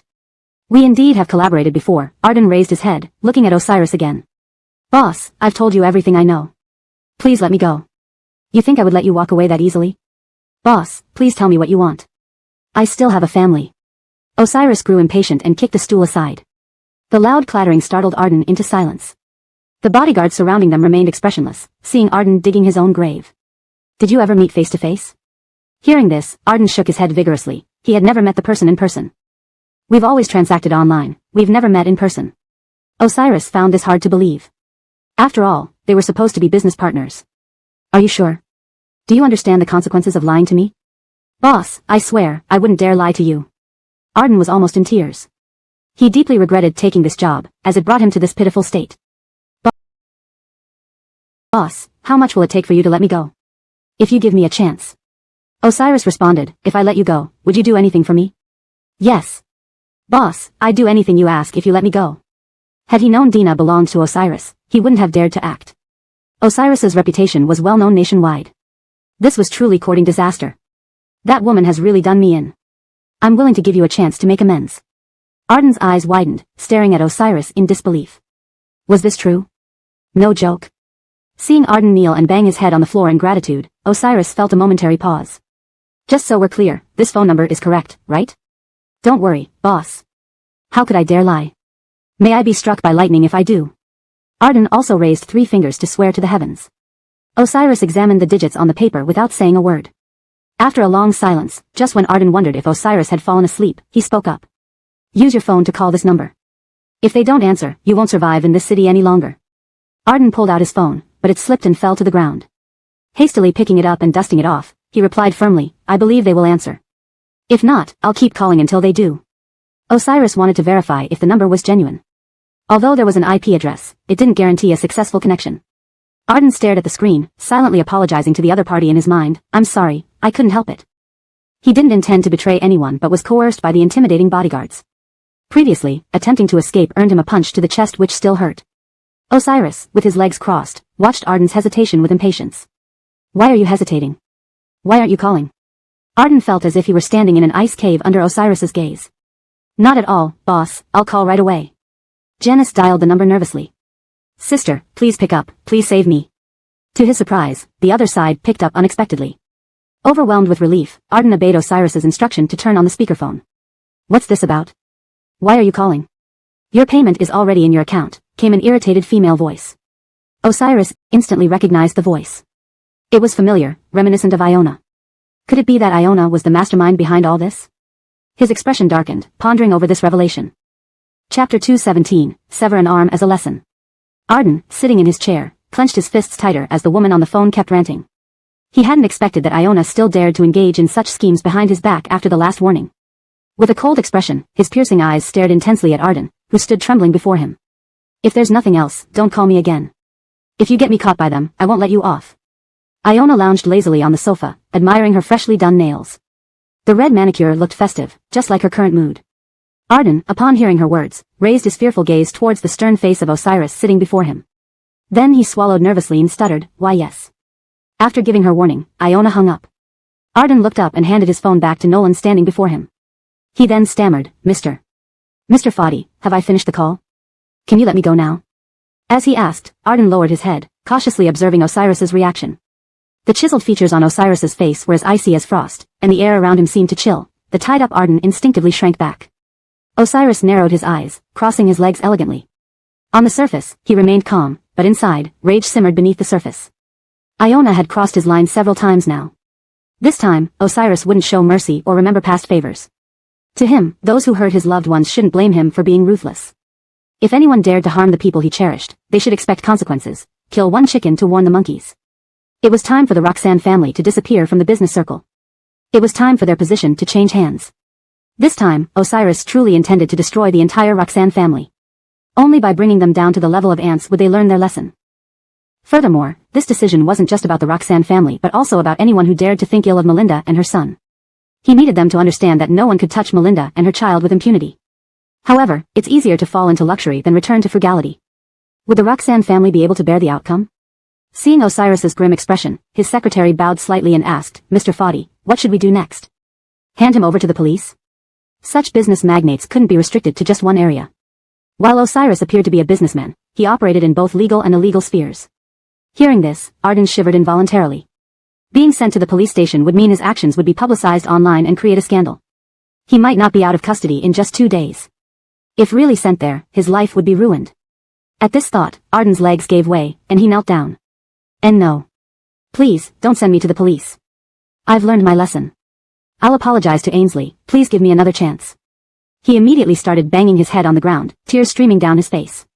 He knew he had provoked someone he shouldn't have. All he could do now was beg for mercy. Mr. Foddy, I have elderly parents and a young child in the hospital. If not for financial difficulties, I wouldn't have done this. Please forgive a father's earnest heart. Listening to Arden's pleas, Osiris merely sneered. Was his hospitalized child more important than Melinda? How much chaos had yesterday caused? Gossip was like an invisible knife hanging over Melinda's head. If she had acted rashly, what would happen?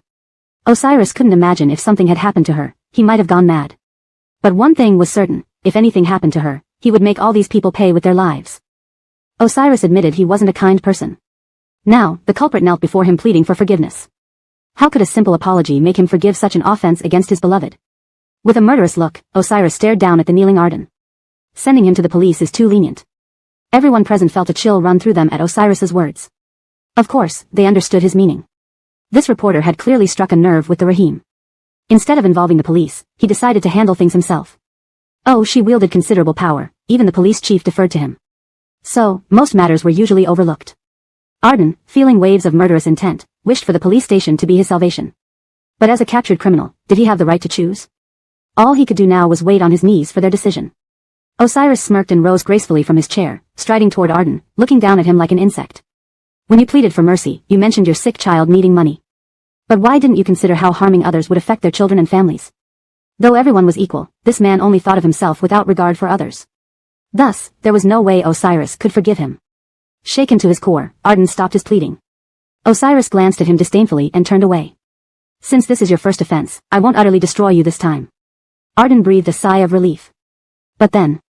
However, you cannot escape punishment entirely. You need a lesson. I will sever one of your arms and blind one of your eyes. Hope you can live honestly from now on. Osiris's tone was casual, but Arden's face turned pale. The hope he had just regained vanished. He had never heard of severing an arm as a small lesson. Not only that, he now looked defeated and shook his head in pain, tears welling up in his eyes. Chapter 218, Accomplishing Her Wishes.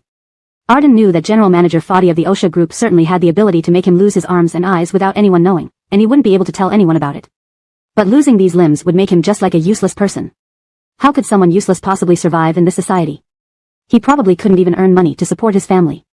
Now that their news agency had found out what he did, even if he went back uninjured, they would likely fire him and blacklist him in the entire industry.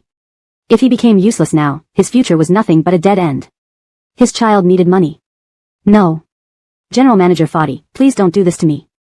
I'll do whatever you want, even working like a beast is fine. I can't lose my hands. If I become useless, I won't be able to earn money to save my child. Arden lay on the ground, incessantly banging his head, the skin on his forehead torn open with blood trickling out, yet he didn't seem to notice. In some ways, his love for his child as a father was touching enough to move heaven and earth, but unfortunately, he chose the wrong method, one that was too extreme. After hanging up the phone, Iona sank into the soft sofa, her eyes closed as she pondered what to do next. Tamsin's impression of her had finally improved, no matter the reason. She was just one step away from reaching her goal. If she could get pregnant with the Foddy family's child at this critical juncture, Tamsin would certainly push hard for her entry into the family. But what if Osiris changed his mind? After much deliberation, Iona decided to use public opinion again to solidify her relationship with Brother Hamza. Thinking of getting Osiris soon made her heart race uncontrollably. Brother Hamza, I'll get you soon. Phillison would never get him in this life, and even the bastard child she brought into this world would never enter the gates of the Foddy family. Trash should stay where it belongs. For her, the golden birdcage was merely a colorful daydream. The rich and powerful always need social standing. Did she really think an ugly duckling could turn into a swan? With this thought, Iona opened her phone and dialed the number she had just hung up from. As Arden knelt on the ground begging for mercy, a phone rang loudly, breaking the heavy silence in the room. Ring, ring, ring. Everyone's gaze instinctively turned to the phone held by the secretary. Who is calling? Osiris frowned and asked. The secretary's expression grew more serious before replying after a brief pause, General Manager Foddy, it's Miss Roxanne. Iona? Upon hearing this, Arden clung to the hope like a lifeline. Miss Roxanne must have other tasks for me to complete. Please give me a chance to atone for my sins. Osiris raised an eyebrow, then nodded after a moment's consideration. Let him answer the call. Following his Rahim's order, the secretary handed the phone back to Arden. Taking the phone, he tried to appear calm while trembling inside. Answering the call, he maintained his professional demeanor, saying calmly, Miss Roxanne, do you have any further instructions? On the other end, Iona laughed lightly. Naturally, this time I'm going to give you another scoop. When it's done, I'll give you 300,000 yuan. That should be enough for your daughter's treatment, right? Iona had long pinpointed Arden's weak point. Normally, Arden wouldn't hesitate to agree immediately. But now, seeing Nolan standing nearby, Arden hesitated and asked, what exactly do you need me to do? It's simple. You just need to release another big scoop later. 300,000 yuan will be yours. Do you want to do it? Osiris's eyebrows rose upon hearing this. He wondered what schemes Iona had in mind. One must go into the tiger's den to catch the tiger cub. Since he intended to uproot the entire Roxanne family, he needed to know what the woman was plotting behind the scenes. Since she wanted to play, he'd reluctantly join her in this grand scheme. Thinking this, Osiris smirked, glanced at Arden, and silently nodded. Having worked in the news agency, Arden naturally understood Osiris's intention. So, Arden wasn't so resistant anymore and asked after a brief silence, since you need my help, you should tell me what you plan to do. Indeed, only then can I choose which section to place the scoop and tailor the content accordingly. Hearing this, Iona had no doubts. After all, a truly needy person wouldn't play tricks. This journalist must be eager to grab the 300,000 yuan. So, without suspicion, Iona said, in a few days, I'll find an opportunity to meet with General Manager Foddy of the OSHA Group at a hotel and stay in the same room with him. Then you can lead journalists and camera crews to record the scene. As for the public opinion angle, I'll think of it when I call you. Iona couldn't hide her excitement over the topic she just thought up. Right that General Manager Foddy uncovered Phillison's true face and then got together with Miss Roxanne. Even at this stage, Iona didn't forget to drag Phillison down deeper. Initially hesitant about whether to take down the Roxanne family completely, Osiris now felt resolute upon hearing this woman still scheming against them. The Roxanne family had set many traps over the years, and tolerating such behavior was a lesson they deserved. Seeing their demise approaching, he was ready to send them off. The dark look on Osiris's face deepened as he made up his mind. Iona was indeed daring, plotting against him directly. Osiris sneered. Since she sought death, he would fulfill her wish. Hearing Iona divulge her entire plan, Arden looked nervously at Osiris. He saw the anger on Osiris's face and the intense pressure around him, making him shiver involuntarily. After explaining her plan, Iona confidently asked, how does that sound? It should be a big scoop for your newspaper. Do you want to collaborate? Chapter 219, Pretending to Fall for the Trap. Arden nodded with a cold expression, his gaze piercingly focused on Arden. Under Osiris's unspoken instructions, Arden immediately understood how he should respond. Miss Roxanne, your words carry much weight. Since there is a need, I will definitely help you. We can achieve mutual success. Once you've arranged your time, just give me a call. Under the implicit threat from Osiris's gaze, Arden still agreed despite the pressure. Iona seemed unsurprised by Arden's response, as if she had known all along that he would agree. Mr. Foddy is indeed a smart man. In that case, I'll let you know when I have news. With that, Iona hung up the phone. Arden put on a flattering smile and turned to Osiris. President Foddy, I've already agreed to her request. If there are further needs, she will certainly contact me again. The implication was clear, don't touch him now, or it might leave traces with Miss Roxanne. Despite Arden's veiled threats, Osiris merely smiled disdainfully. No worries. This time, if you manage to atone for your sins by doing something good, I won't mind letting you off the hook. As for your daughter's medical expenses, I can also help you resolve that. Just don't make any more trouble. After warning Arden once more, Osiris left the room, with his secretary hurrying to follow him after assigning the cleanup to the bodyguards. Osiris fastened his suit jacket buttons and said to the secretary without changing his expression, "Have someone keep an eye on him." Any unusual movement? The rest didn't need to be said, the secretary understood. Yes. Osiris walked outside, opened the car door, and sat in the vehicle. He suddenly lowered the window and looked up at the secretary. During this period, secretly investigate the Roxanne family. Compile all their vulnerabilities and send me the complete information within 3 days. Hearing this order from his Rahim, the secretary felt an enormous pressure mounting. With one journalist and Iona already keeping him busy, adding another task felt overwhelming. Oh, a raise. Damn it, he couldn't last a single day longer like this. The secretary, on the verge of tears, wiped his face dry and returned to the room to help Osiris with the aftermath. These days, Dina had been in low spirits, not only supported by the Dev family but also attended to by Osiris whenever he had free time. Rumors were indeed hurtful, and Osiris understood that feeling well. Upon arriving at the apartment where Dina stayed, Ira immediately ran to him and hugged him. "Jaylandi, you're finally back. August misses you so much." Seeing Ira, Osiris's cold demeanor softened, revealing a paternal smile. "Good boy, did you listen to Kalbami today?" Osiris picked up his son and carried him into the living room. Ira nodded vigorously, eager to report his good behavior. "Jaylandi, I was very obedient today and even helped Kalbami clean the house. But Uncle wasn't behaving at all, Grandma even slapped him." Horace, who was sitting on the sofa playing with his phone, raised an eyebrow as his nephew exposed his shortcomings. Horace set down his phone. "Uncle has been so good to you. How could you expose me like that?" Revised. Horace put down his phone with a frown. "August, I've been so good to you. How could you expose me like this?" "But it's the truth." Ira's innocent eyes sparkled. At that moment, Megan came out of the kitchen holding a tray and chimed in, "That's right, our August always tells the truth and is so considerate. When I asked for a cloth, August brought it over immediately, unlike some people who wouldn't budge from the couch while playing games." Horace's face flushed red upon hearing his mother expose him, scratching his head awkwardly and muttering, "Come on, Kalbam, I'm entitled to a break, right?" Megan glanced at her son, sighed, and then turned to Osiris. "Hamza, have you had dinner yet?" "We're cooking. You can join us." Osiris nodded with a smile, feeling the warmth of family. Seeing her gentle demeanor toward Osiris, Horace couldn't help but pout. Typical, favoring the son-in-law over the son. Dinner time arrived quickly, and the family gathered around the table, enjoying a harmonious meal. Seated at the head of the table, Mike held his bowl with a stern expression. He looked up at Osiris. "You mentioned earlier that you'd investigate. Did you find out who was behind it?" Hearing this, Osiris put down his chopsticks and replied respectfully, "Yes, I have identified who orchestrated everything." Dina shifted her attention as well, intrigued by the identity of the person who had repeatedly harmed her. Osiris covered her hand with his own, offering comfort. "It's the Roxanne family, specifically Iona." Upon hearing this familiar name, Dina felt a mix of emotions. Ever since they got together, Iona had been causing trouble for them, especially targeting Dina and even involving Tamsin. Feeling exhausted, Dina no longer wished to be involved in this vendetta. Upon hearing Osiris's answer, Mike slammed the table, startling everyone until Megan smacked his arm. "Keep your voice down. What if you scare my precious daughter and grandson?" Mike pouted but lowered his voice. "The Roxanne family truly doesn't take us seriously.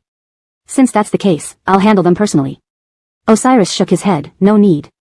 I know her next move and plan to turn her strategy against her, deliberately falling into her trap. And not only that, I will elevate her before knocking her down, making her fall from grace. Her ambitions will grow larger, and eventually." Osiris's smile grew darker and more menacing, silencing everyone at the table. After a long pause, Horace sighed. "Fadi President really has a clever plan." Turning her strategy against her, Osiris was indeed ruthless. Osiris aimed to thoroughly dismantle the Roxanne family. If they were like weeds that sprang up after every attempt to eliminate them, he would uproot them completely this time, making them into public enemies. Hearing this, Mike's usually stern face showed a rare sign of admiration. Translation by AI with manual adjustments for context, tone, and coherence. Chapter 220, The Decision to Re-engage. "Yes, brave and wise, that's what it takes to match up with my daughter. However, this is a warning to you. If you can't protect Odessa, we will take her back at any moment." Mike praised first but firmly expressed his position. Not only did Mike feel this way, but everyone in the Dev family did as well. On loving their daughter, both Megan and Mike agreed. She also nodded. "Yes, Hamza, you know we've just acknowledged Odessa as our daughter recently. If you can't bring happiness but rather sorrow to Odessa, we absolutely won't agree." Horace nodded as well. "Although I usually seem careless, I'm not a pushover. I absolutely won't allow my sister to suffer even a bit." Hamza listened to their warnings and solemnly promised. "Don't worry, I will never fail Odessa and will do everything I can to protect and cherish her." Only then did Megan nod. "I hope you mean it." With this topic now past, everyone turned their attention back to the food before them. But, setting a trap, won't that be dangerous? When everyone unanimously approved, Dina's face was filled with worry. Was what he was doing really safe? Kalbirover, what if something went wrong during the setup? Hamza understood Dina's concerns and nodded resolutely. Don't worry, nothing will happen to me. Once everything is settled, I'll marry you and take you home. The simple promise warmed Dina's heart. It felt like all the grievances she had accumulated over this period vanished instantly. After dinner, following tradition, Hamza played with Anthony for a while before taking his leave. Horace escorted him downstairs. Both young men were fiercely protective of Dina. Throughout the journey, they remained silent until the moment Hamza opened his car door. Then Horace suddenly said, I'm entrusting my sister to you. If you fail, I'll make sure you disappear from this world. Hamza couldn't help but laugh at Horace's words. Don't worry, my love for Odessa is no less than yours. A firm smile spread across his handsome face, leaving even Horace momentarily speechless.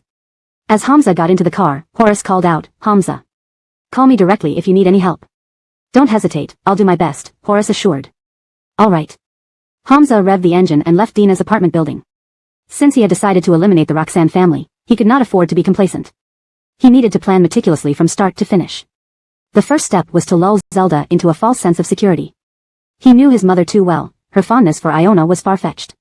Furthermore, at the previous engagement banquet, Zelda had already seen through Iona's true colors, making genuine affection impossible. So why did Zelda insist on matchmaking between him and Iona? Simply because she knew Iona's numerous actions stemmed from her deep love for Hamza. Such a woman would be easiest to control, unlikely to go against her wishes. Zelda, always domineering, wouldn't allow someone who disobeyed her into the family. Thinking about this, a smirk appeared on Hamza's lips. However, Zelda, being a woman, failed to understand the complexities of business matters. With the setbacks Roxanne family faced, or if they truly succeeded in promoting a beautiful story, they might have to cover up too many loopholes. But since they wanted to play, Hamza was willing to waste 10 billion yuan just to accompany them. Hamza drove straight back to the old Fadi residence. It was still early. Zelda, clad in a silk robe, sat on the sofa watching entertainment shows. Hamza entered quietly. The butler, noticing him first, bowed slightly, greeting, young master. At the sound of the butler's voice, Zelda turned around, surprised to see him. Upon spotting Hamza, the calm on her face instantly turned into displeasure. You finally remembered to come back? Over the past few days, after the incident at the banquet, Hamza seemed to deliberately provoke her by not coming home or answering her calls, further angering her.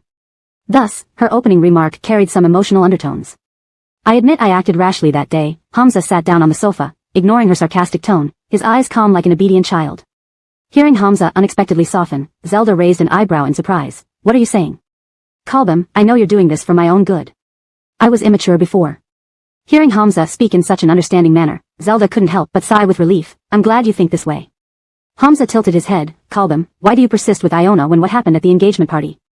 That incident should have made it impossible for Zelda to accept her again. Zelda smiled faintly, leaning forward slightly, picking up her teacup from the coffee table to sip her tea.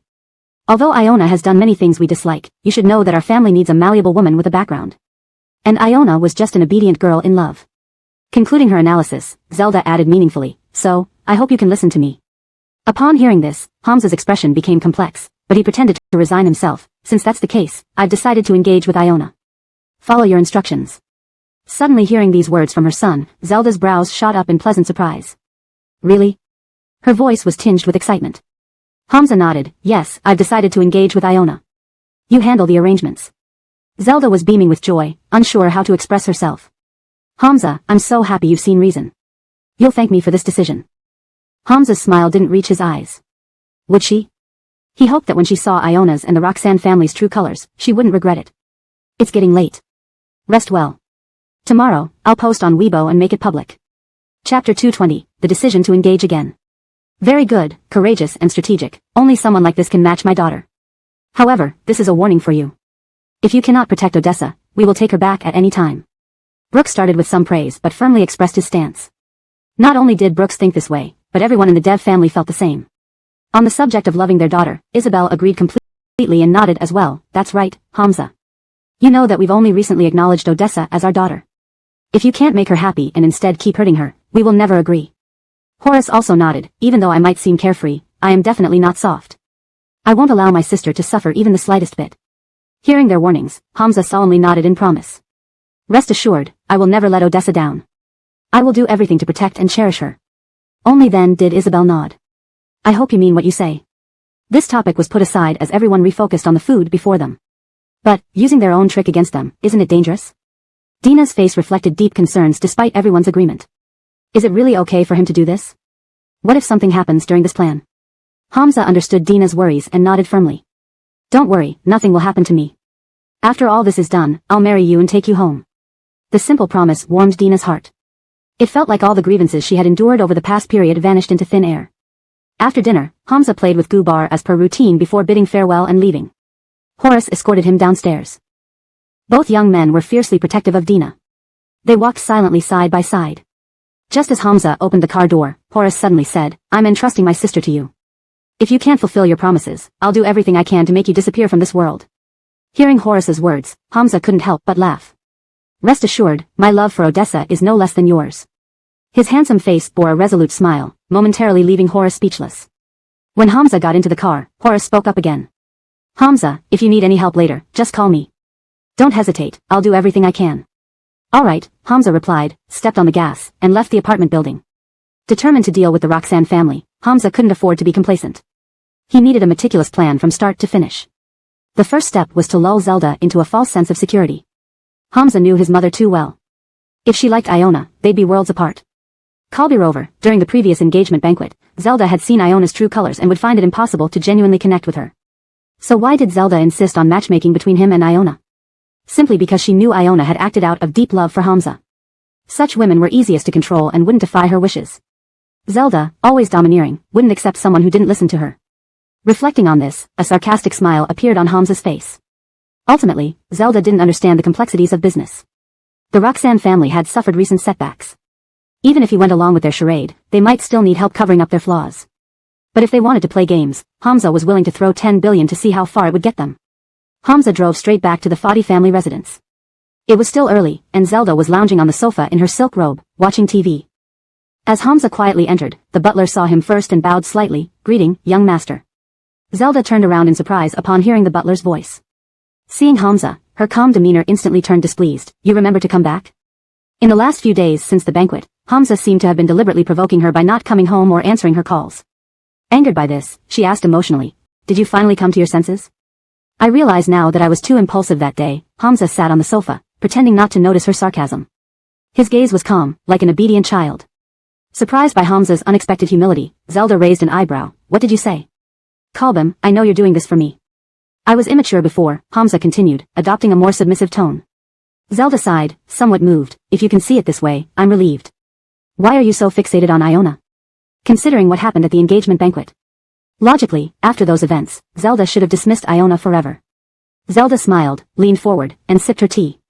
Although Iona did many unpopular things, you should know our family needs a woman who is compliant and has connections. And Iona fit that description perfectly, being docile and easily manipulated. Concluding her analysis, Zelda added meaningfully, so, Kalbim hopes you'll listen to me. Hamza's expression grew complex before he feigned resignation. Since that's the case, I've decided to engage Iona. Let's do everything as you wish. Surprised by this sudden change of heart, Zelda's eyes widened in delight. Really? Her voice was tinged with excitement. Hamza nodded, yes, I've decided to engage Iona. You can arrange everything. Now beaming with joy, Zelda could hardly contain her happiness. Hamza, I'm so glad you've come around. You'll thank me for this decision one day. Hamza's smile didn't reach his eyes. Will she? Only time would tell if Zelda regrets seeing the true face of Iona and the Roxanne family. It's getting late. Get some rest. I'll post on social media tomorrow and make it public. Chapter 221, Hot Search. Hearing Coleman solemnly promise her, Bernadette's face took on a more interested expression as she stared at him. She seemed to be considering whether his words were sincere or merely intended to pacify her. After all, Bernadette knew all too well the atrocious things Coleman had done to that woman. What if he had some other motive for saying this? Thinking about it, Bernadette's face became even more inquisitive. Are you serious? Were your words just now to deceive me, or did you really mean it? Bernadette asked Coleman again, unsure. With how he acted last time, Bernadette no longer easily trusted his words. Considering his pampering of Gigi, she didn't believe her own son could genuinely agree to betroth himself to Braxton without any reservations. After all, their family had already lost face once. Yes, Kalbim. How could I lie to you? My decision to get engaged to Braxton was well thought out, Coleman said with determination. Moreover, as you've always maintained, you only recognize Braxton as my fiancé. If you're willing to give her another chance, I will not defy you.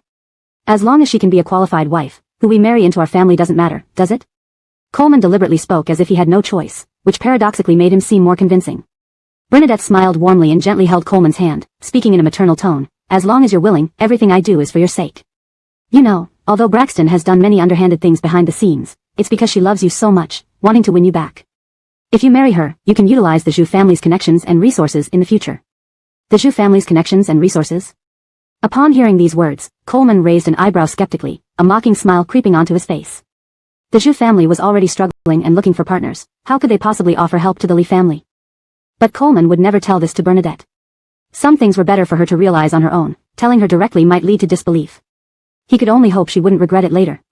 Bernadette's face lit up with joy, barely able to contain her happiness. Meanwhile, Coleman remained composed, watching her excited demeanor, feeling somewhat exhausted. He then said, "It's late, I'm going to rest." A good night's sleep awaited them. However, whose night was filled with tossing and turning remained unknown. Time flew by, and soon it was the next day. Just after waking up and getting ready, Coleman found Bernadette sitting at the dining table, brimming with energy, yet with dark circles under her eyes, clearly from a restless night. "Lingyun, you're awake? Do you still stand by what you said yesterday?" Bernadette asked nervously, looking at her son standing before her. She feared that Coleman might have been speaking in anger yesterday and hoped it wasn't something he'd renege on today. After all, she hadn't slept well all night, worrying about it. "Kalbam, don't worry. I said it, and I'll stick to it." "A gentleman's word is unchangeable," Coleman said, sensing the lingering doubt in her eyes. "Good, good. Announce that Braxton is the fiancé we've chosen. Don't waste any time, finalize it soon. I want to hold my grandchild early," Bernadette declared as she drained her glass of milk. Once the announcement was made, her heart would finally be at ease. After eating breakfast gracefully, Coleman, under Bernadette's impatient gaze, called his secretary. The call connected, and the secretary answered respectfully, "Mr. Li, what can I do for you?" Pausing, Coleman glanced at Bernadette, who was listening intently, before continuing, "Post on my Weibo account that I am going to get engaged to Braxton." What? Did he hear correctly? Shocked, the secretary almost dropped his phone. Was Coleman serious?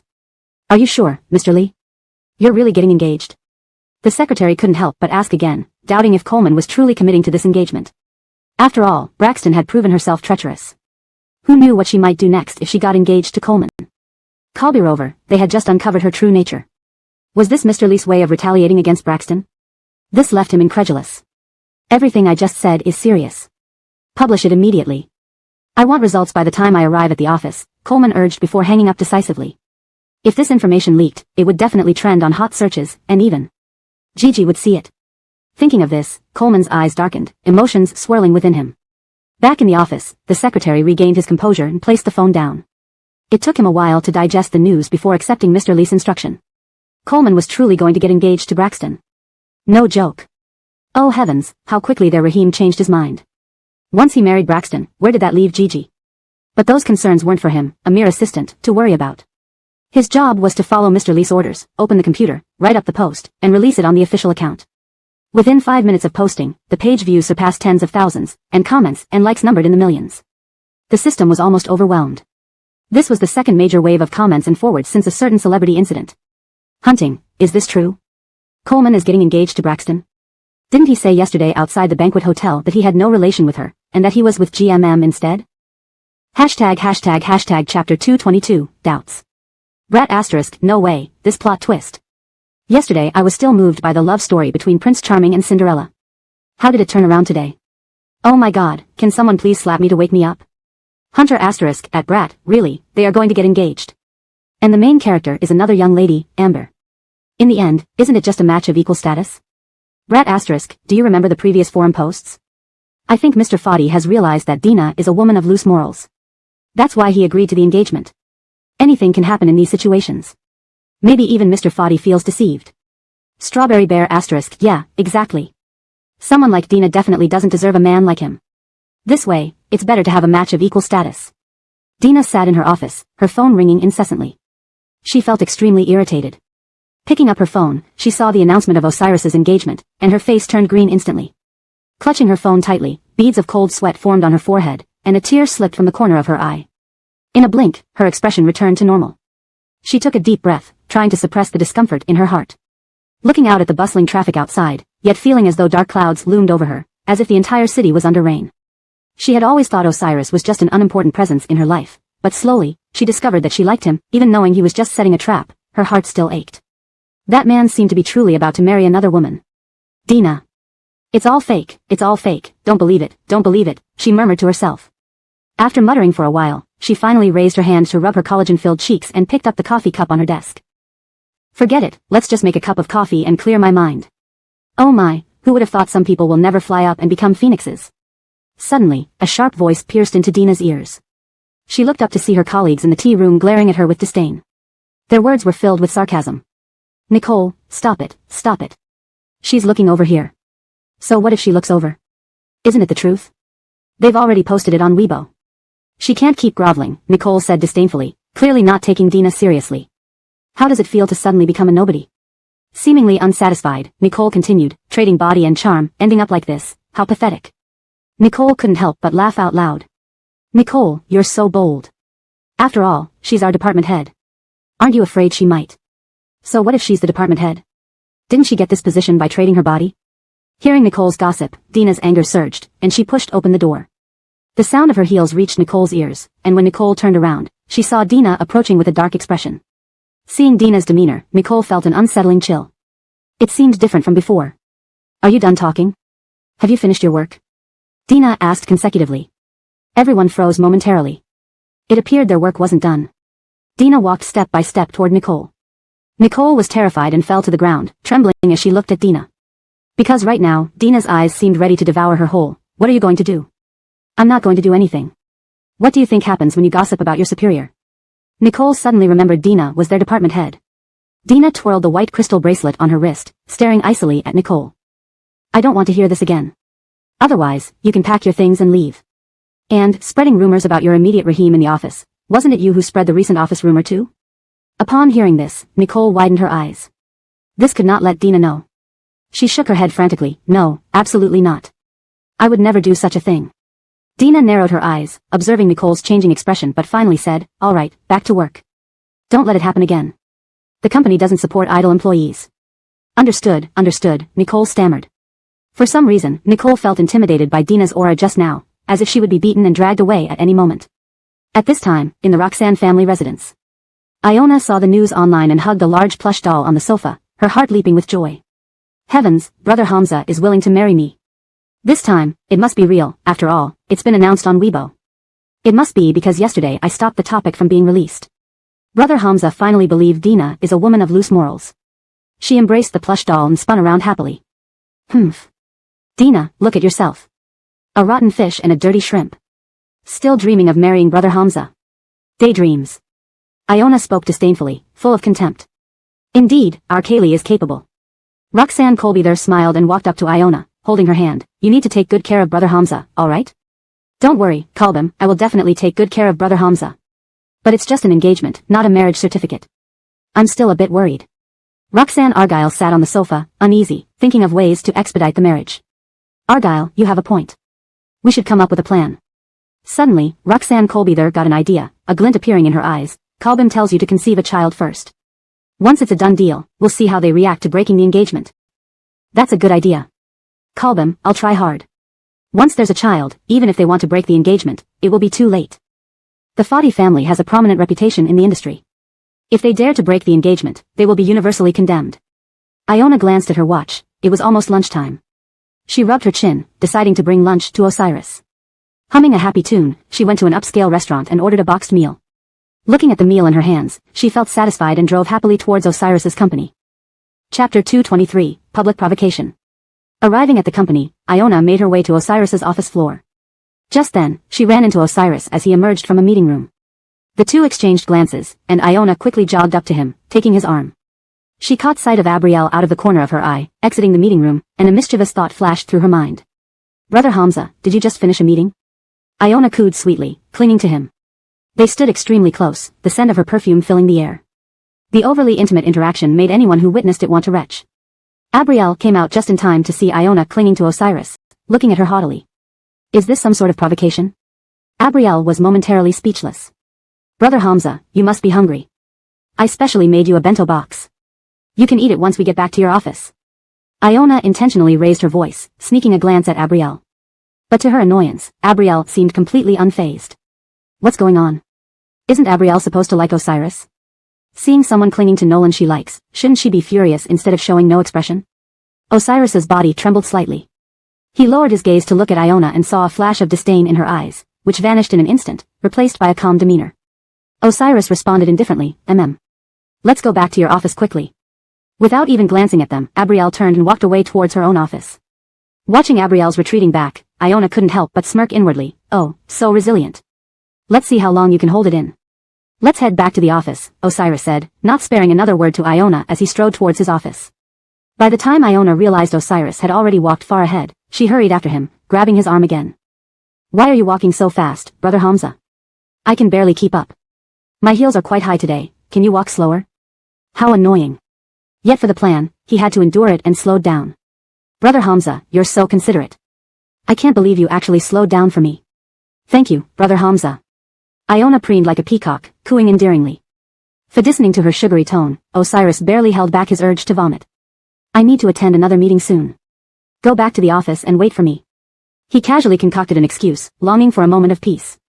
Iona nodded obediently and returned to the office. Noticing the stark decor of Osiris's office, she fished out a porcelain doll from her bag and placed it beside his computer. Then she threw a small plant into the trash. An hour later, when Osiris returned to the office, he noticed the small plant thrown into the trash and felt a surge of anger. But he kept his composure, careful not to let Iona notice anything amiss. You dare throw away something Abrielle gave me? Remember this. I don't like decorative items on my desk. Please take the doll away. Then he picked up the small plant from the trash and placed it back beside the computer.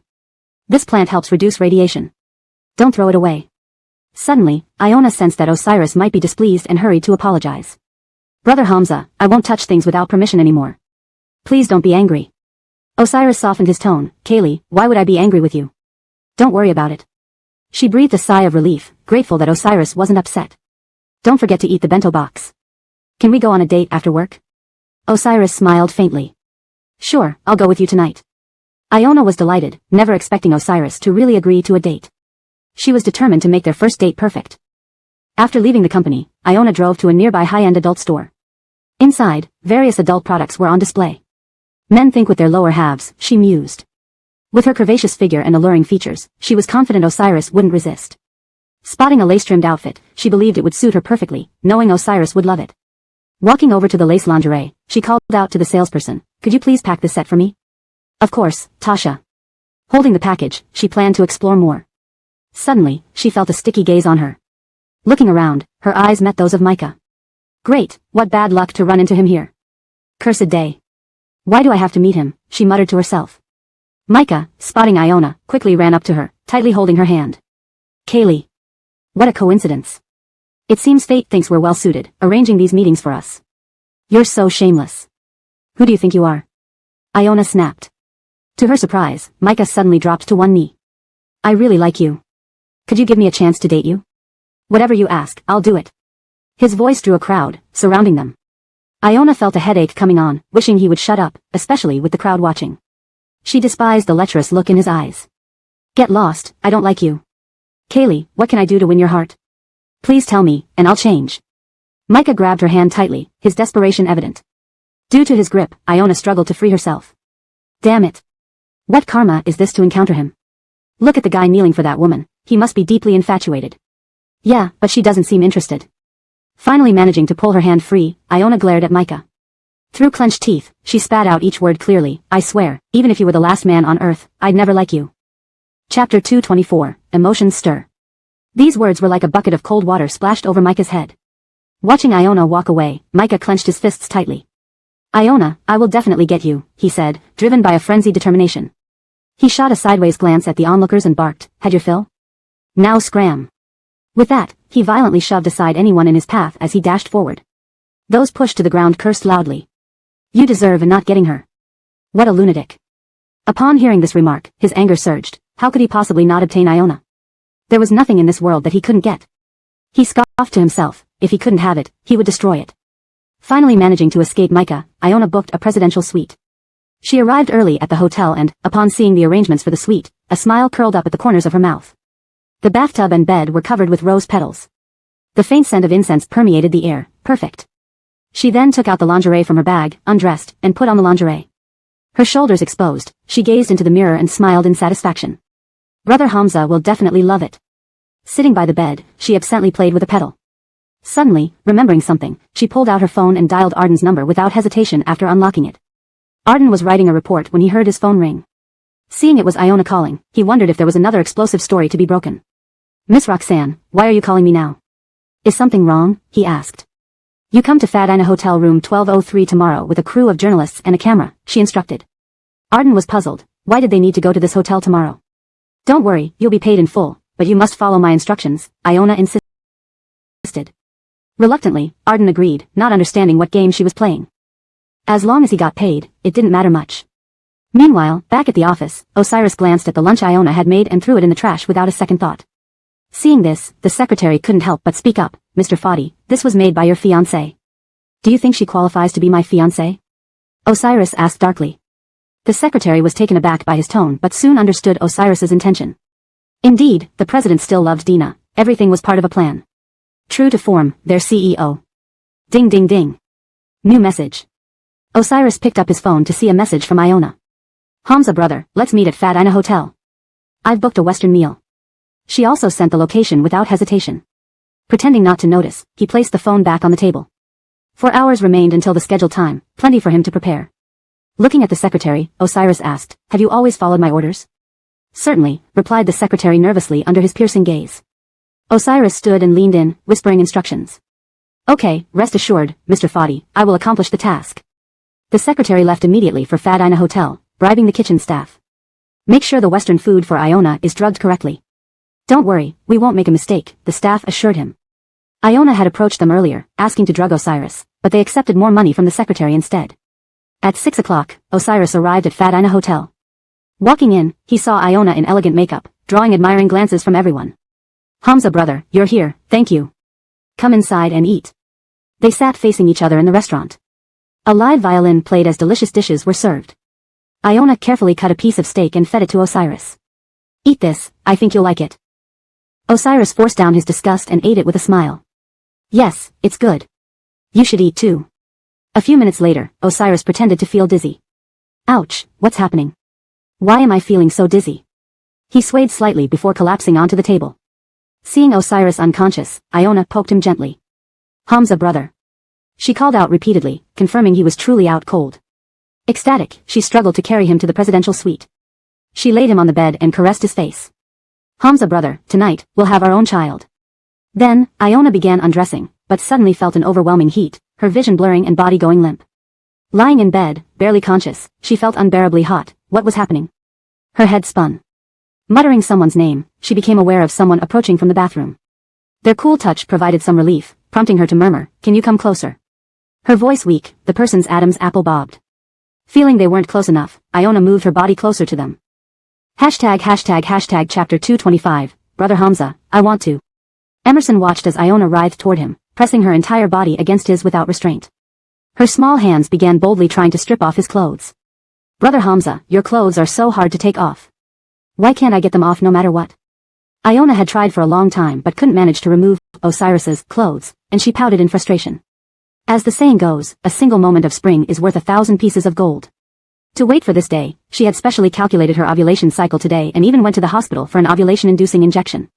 As long as she could bear the Fadi family's child, she didn't mind using all her means and schemes. Iona pulled at Osiris's clothes in dissatisfaction, only to have her hand caught by him. "Don't be troublesome," Emerson said hoarsely, seemingly suppressing something within him. Iona's body softened, collapsing directly onto him. "Brother Hamza, weren't you still on the bed just now? How did you suddenly come here?" "Brother Hamza, please do it to me, I really can't stand it anymore. I want to have a baby with you, please hurry." Iona clung to Nolan, her body writhing, causing her provocative lingerie to slip half off, revealing her skin. In that moment, she had lost all reason, unable to clearly discern what Nolan before her looked like. Just then, after Iona couldn't hold back any longer due to the effects of the drug, Osiris sat up from the bed, eyes clear and unaffected by the drugs he was supposed to have taken. He had bribed the hotel staff in advance for this very moment. He wanted Iona to taste the consequences of her actions. Osiris got off the bed, looking disdainfully at the woman who was still squirming, and frowned. "I'll leave this to you." "Don't worry, I will definitely keep my promise," Osiris said, then stepped towards the door. Just as he opened the door, he suddenly heard Emerson's voice, "No need. You've already done enough for me. As for the cooperation, our Mui family never needs to beg anyone." These words sounded quite principled. After hearing this, Osiris paused briefly, then left the presidential suite without looking back. When he exited, his secretary was already waiting at the door, looking worriedly at their Rahim. Mr. Fadi, thank goodness you're all right. If you hadn't come out, I was about to barge in, the secretary sighed with relief. Osiris raised an eyebrow, giving his secretary a surprised look. Under his Rahim's gaze, the secretary scratched his forehead, somewhat embarrassed. I thought Mr. Fadi was in trouble. Osiris remained silent for a moment. However, where did you encounter the Mui family? Osiris asked with interest. If not for encountering Emerson, they wouldn't have found a solution so quickly, nor would Osiris have extricated himself so swiftly. Hearing Fadi's question, the secretary paused, then recounted everything that happened at the mall that day. Mr. Mui met Miss Roxanne there, and Mr. Mui proposed to her again. Miss Roxanne refused him. Mr. Mui has liked Miss Roxanne for many years but hasn't been able to win her heart. The secretary chuckled, but this seems to be a win-win situation. Mr. Fadi can achieve your goal, and Mr. Mui can finally win Miss Roxanne's heart. Upon hearing this, Osiris nodded, understanding now why Emerson said he had already obtained what he wanted. It seemed Emerson had merely wanted Iona. Yet, Osiris had heard about Emerson's quirks. He wondered if Iona could endure it in the future. But that wasn't his concern. Still, Osiris felt a bit guilty because, according to his plan, these two would become public knowledge tomorrow. He wasn't sure if the unaware Emerson could accept that. Ultimately, they had failed to communicate clearly, leaving Mui Hung shouldering the blame. Osiris tossed the suit jacket stained with Iona's scent onto the secretary, wrinkling his nose in disgust. Then, he ordered sternly, "Get rid of this." "Yes, sir." Inside the luxurious presidential suite, Iona was thrown onto the bed by Emerson, whose face showed a complex expression, love for Iona and also reluctance. Why? Despite his attentiveness, why did Iona still fall for someone like Osiris? Today, he even willingly let her call him Brother Hamza, just to get her. Emerson sat on the bed, watching the flushed and seductive Iona struggle with her lingerie. His eyes darkened. Iona looked up at Nolan above her, squirming restlessly, her eyes shimmering with confusion. Brother Hamza, what are you doing? I can't stand it anymore, please hurry. Saying that, Iona sat up, offering her red lips. Emerson could no longer suppress his primal desire. He lunged forward, tearing off her remaining clothes, exposing her naked body to the air. Now that he had Iona, she belonged to him forever, both in body and in heart. Thinking of this, Emerson acted fiercely, dominating her through the night, leaving bruises across her body. Finally, the drug's effects wore off. The room was filled with a languid, unpleasant odor, and Iona was utterly exhausted, too tired to open her eyes. She clung to Emerson, murmuring hoarsely, "Brother Hamza, I'm so tired, let's rest. I still want to give you a baby." Emerson's eyes deepened as he glanced at her flat abdomen, then smiled wickedly. Having a baby would be even better. That way, Iona would never escape his control for the rest of her life. Chapter 226, The Intruding Journalist. The sky was beginning to lighten with the first light of dawn. After a night of tumultuous activity, both individuals were utterly exhausted and lay intertwined in deep sleep, oblivious to the sticky sensation on their bodies. Hours passed, then sunlight illuminated their pale, naked forms. Suddenly, the door to the presidential suite was kicked open by someone. The two people lying in bed, embracing each other, frowned at the sound of the door being forcibly opened. Even Micah, who was usually mild-tempered, showed irritation. Squinting his eyes, he muttered angrily, "Who is it? Don't you know I'm still sleeping? Get out of here now." Micah reached for something on the bed and threw it away. In her slumber, Iona, perhaps due to sheer exhaustion, remained half-conscious and did not immediately react to the commotion at the door. A group of journalists stormed into the presidential suite after the door was kicked open. They carried microphones and large cameras mounted on their shoulders, with recording lights flashing, indicating that they had already started filming. Arden, carrying a camera, led the way. Despite feeling somewhat uneasy, he was here with the permission of CEO Fadi, who had promised him that if this mission succeeded, all past grievances would be forgiven. With renewed resolve, Arden steeled himself. This time, success was imperative. Since they intended to stir up a public storm, Arden had switched the live stream function on his phone as soon as he entered. At that moment, countless viewers waiting eagerly online watched the live stream, bewildered by the blank screen. "Didn't you say yesterday there would be a big scoop today? Why hasn't it started yet? All we see is black. If nothing happens soon, I'm leaving. I bought so many snacks and waited here like a stone. But still, nothing. I refuse to give up. Why hasn't it started yet? Where are the people? Even a peep would be good." Just as the viewers were voicing their complaints, a voice suddenly echoed through the live stream. "Who is it? Don't you know I haven't woken up yet? Get out of here right now." Oh wow. Whose voice is this, filled with such grumpiness? Could this be an insider filming? Excitement surged among the drowsy viewers. Their eyes widened in anticipation as they fixed their attention on their phones, waiting for the next scene.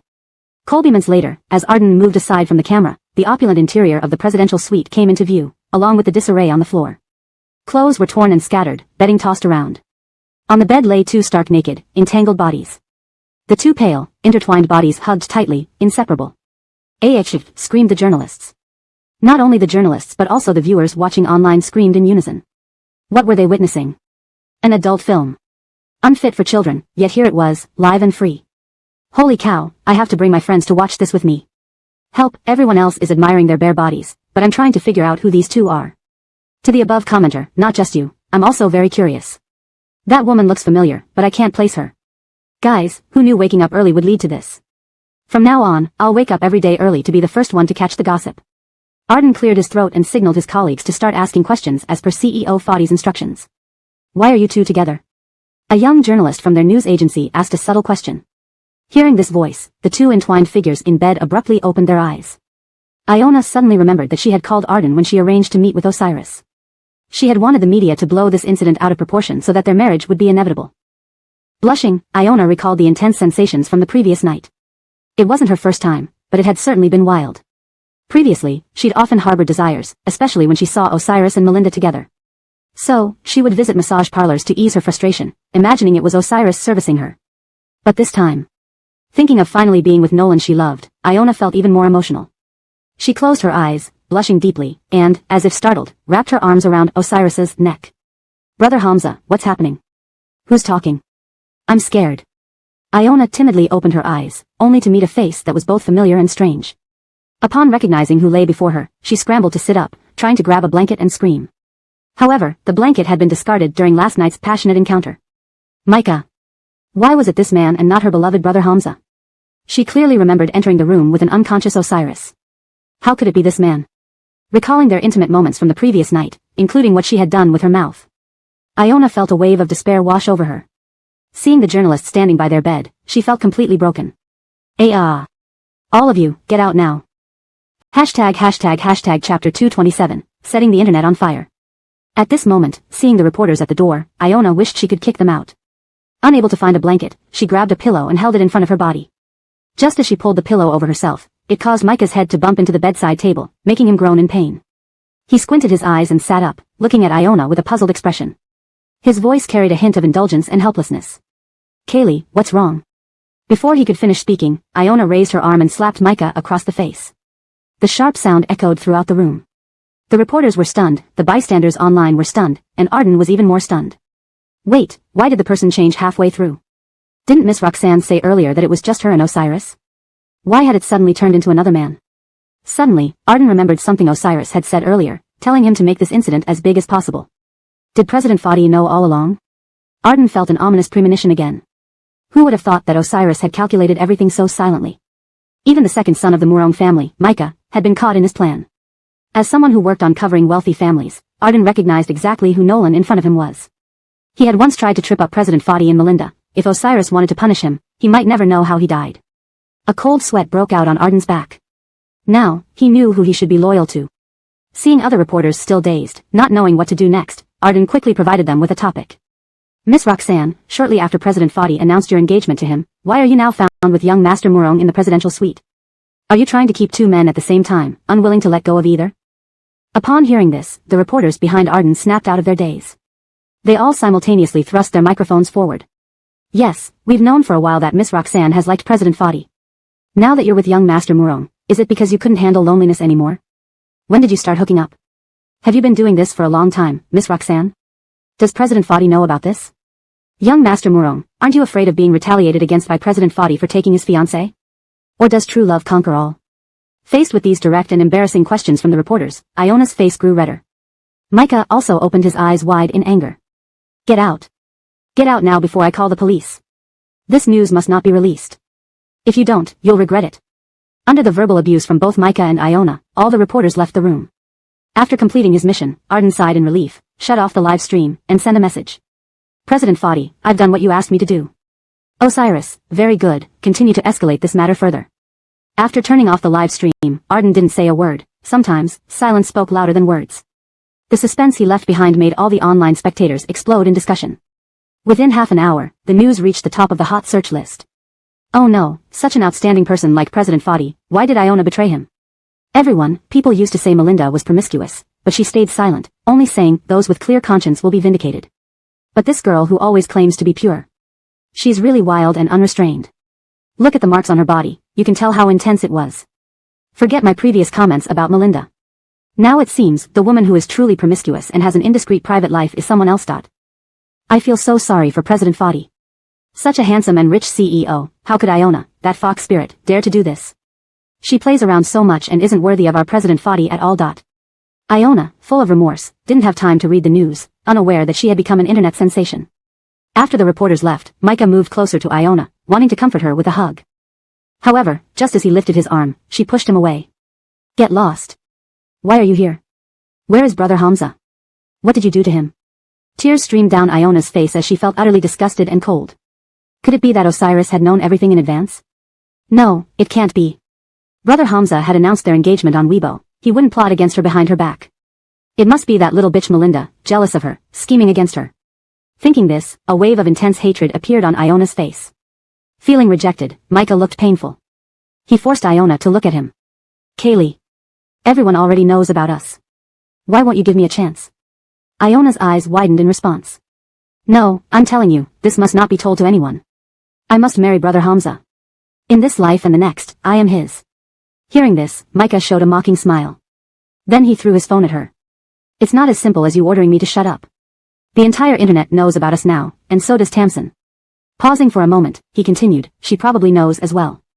Iona, hearing this, turned to him in disbelief. No, I don't believe you, you're lying. She snatched the phone from Micah and glanced at the trending topics. Her face immediately darkened.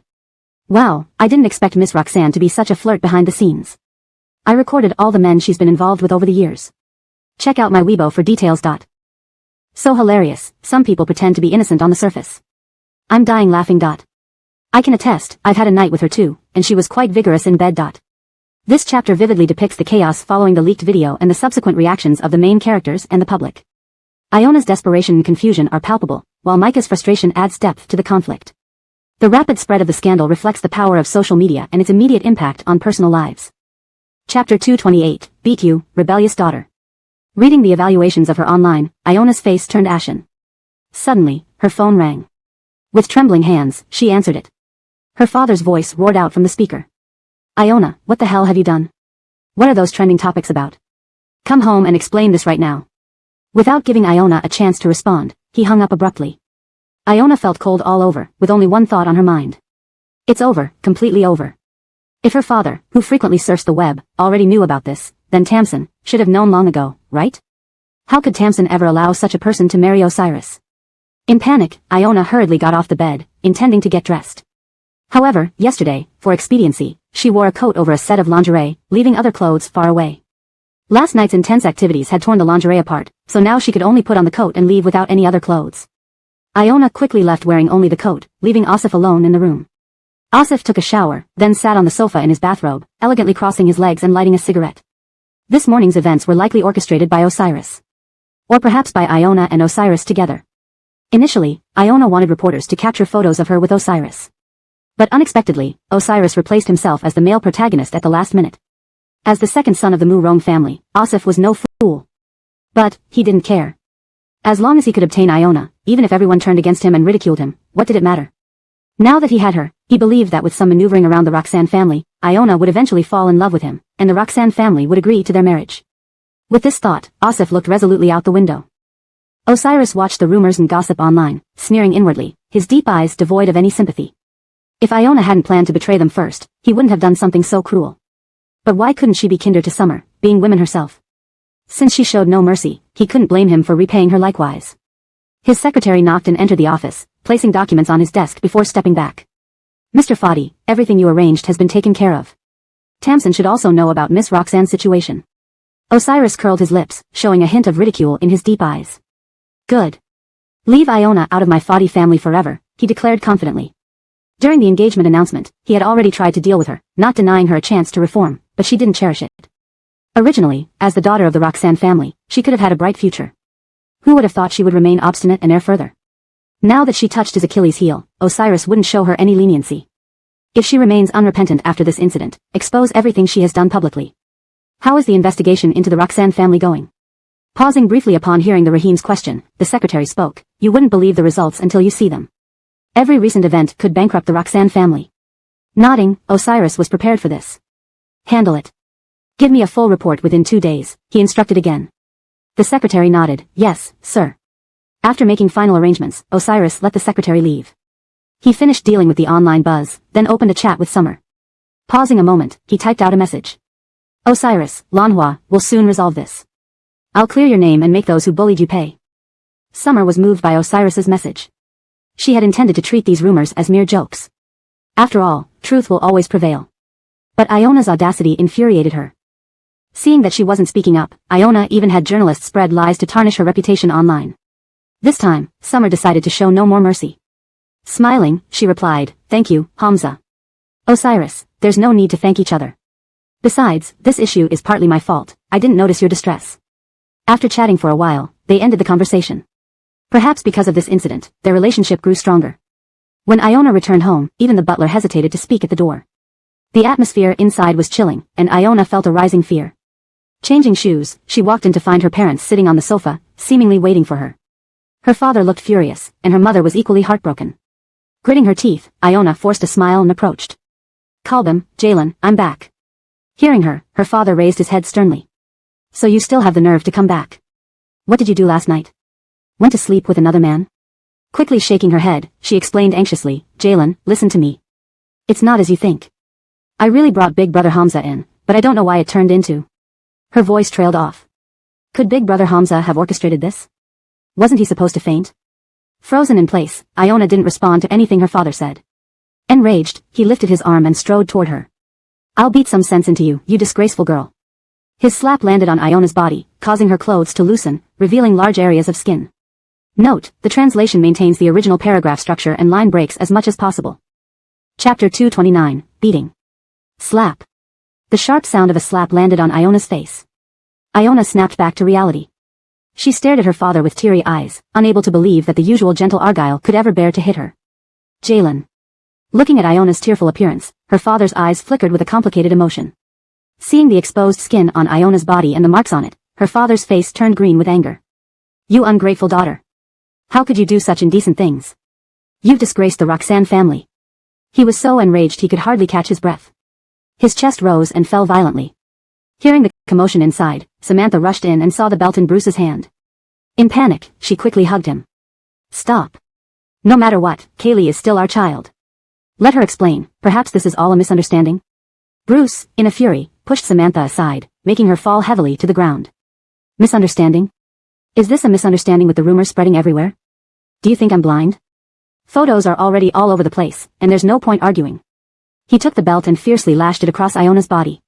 She winced in pain, tears streaming down her face.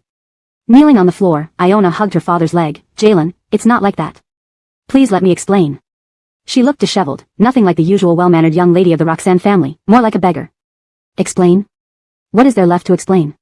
This incident is already front-page news. Do you know how many people are laughing at us? How can I show my face before them now? Bruce threw the belt on the floor, looking at Iona with profound sorrow. Tell me, why are you so shameless? The continuous verbal abuse echoed in Iona's ears. Lifting her head to look at her father for a moment, she then lowered it again, too ashamed to face him. Looking at the bruises on her body, a sense of revulsion washed over her. Why was it Micah last night? Why not Osiris? It was Osiris who had dinner with her. Suddenly, the room fell silent, as if even the sound of a needle dropping would be heard clearly. Samantha immediately tore a sheet off the bed and wrapped it around Iona. Kaylee, the floor is cold. Get up and sit on the sofa. With an expression of deep concern, Samantha saw the lash marks on Kaylee's body and couldn't help but reach out to touch them. Iona winced and recoiled. How could you hit her so hard? Kaylee is our own flesh and blood. Do you expect her to kneel here? Do you know what impact today's incident will have on our Roxanne family? Bruce, staggering, nearly fell off the chair but managed to steady himself against the wall. Jalen, I really know I was wrong. I did what you asked me to do yesterday, but I don't know why. Huh, you don't know why? Would you not know if the person in your bed suddenly changed? Bruce felt dizzy and lightheaded, blacking out and falling backward. Samantha and Iona were taken aback and hurriedly caught him. They were very anxious about his sudden fainting. Iona pinched her father's philtrum while Samantha called their private doctor urgently. The private doctor rushed to the Roxanne villa. Upon arrival, he rang the doorbell, and Samantha opened the door. Doctor, you're finally here. Please see why my husband fainted all of a sudden. Carrying his medical bag, the doctor entered the bedroom and examined Bruce lying pale on the bed. Checking his heartbeat with a stethoscope, he found it irregular. Bruce was clearly in a state of extreme agitation, leading to his fainting spell. Don't worry. He fainted because he was too upset. I'll give him some medicine, and he should wake up after taking it. Hearing that it was due to emotional stress, Iona felt a pang of guilt. Lowering her head, she quietly slipped out of the room and returned to her own, staring at her reflection in the mirror. Angry, she picked up skincare products from the table and threw them at the mirror, shattering everything. Hearing the commotion from outside, Samantha rushed in and saw the broken pieces on the floor. Seeing Samantha, Iona hugged her tightly. Kalbam, you believe me, right? I don't know why it was that strange man in the bed. Crying hysterically, she continued, Kalbam, I love Brother Hamza. I had dinner with him yesterday and thought I was carrying his baby. Iona sobbed uncontrollably. Samantha hugged Iona tightly, unsure of what to say. The most important thing now was to suppress the trending topic. After all, having it stay on the top rankings wasn't good for the family. Though they had called the news department and tried to get it removed, every attempt had failed. Clearly, the incident was too impactful. Kalbam, do you think Jalen won't want me anymore? Iona asked fearfully, curling into her mother's embrace. Foolish girl, what nonsense are you thinking? You are our only daughter. How could we ever disown you? Your dad just can't accept this yet. When he wakes up, he won't be as harsh on you, Samantha reassured her. Really, Kalbam? Samantha pulled out a tissue and gently wiped away her daughter's tears. Yes, truly. At this moment, at Osiris's company. Osiris sat in his office chair, one leg crossed over the other, holding a cup of freshly brewed coffee. On the computer screen, a video of Iona being exposed played. A satisfied smile appeared on his lips. Well, let's see how you behave now that you're utterly ruined. Knock knock knock. He glanced toward the door. It was his secretary. Come in. Mr. Fadi, someone tried to push the trending topic down. I've had my team raise it again, the secretary reported. Well done. I'll increase your monthly bonus this month, Osiris said. The secretary's eyes lit up. Really? Increased bonus? He happily replied, it's my honor to assist you, sir. Then, he continued watching the trending topic. The secretary, glowing with pride, said, I'm delighted to serve you, boss. This translation maintains the original tone, style, and structure of the text while ensuring clarity and natural English flow. Chapter 230, Breaking Off the Engagement. The secretary saw that Osiris was staring intently at the computer screen without blinking and couldn't help but tiptoe forward for a peek. It turned out that Osiris was watching trending topics. 8 treasure porridge, oh, I didn't expect it to take such a turn. Turns out Iona is so fickle. Ding ding dang, yeah, I regret speaking up for Iona earlier. I'm about to turn green with regret. Osiris glanced at the secretary. The secretary snapped back to reality, awkwardly scratched his head, and instinctively took 2 steps backward. He hadn't expected being caught sneaking a look, this felt like social death. The trending topic can't be taken down. I trust you know what to do, Osiris asked the secretary. Don't worry, Rahim. I know how to handle it. How long should the topic stay on the trends? Until tomorrow afternoon. The secretary nodded and left the office promptly. Suddenly, his phone buzzed. It was a call from Tamsin. Why would Tamsin call at this critical moment? Kalbam, Osiris answered. Are you busy now? If not, come home. Tamsin's tone was unusually displeased, which Osiris immediately noticed. It seemed she had seen all the reports online. He wanted to see if Tamsin still insisted on him marrying Iona despite everything. I'm not busy, I'll be right home. Afterward, Osiris returned to the Fadi family villa. The butler, waiting by the gate, quickly opened the door upon seeing him. Young master, you're back.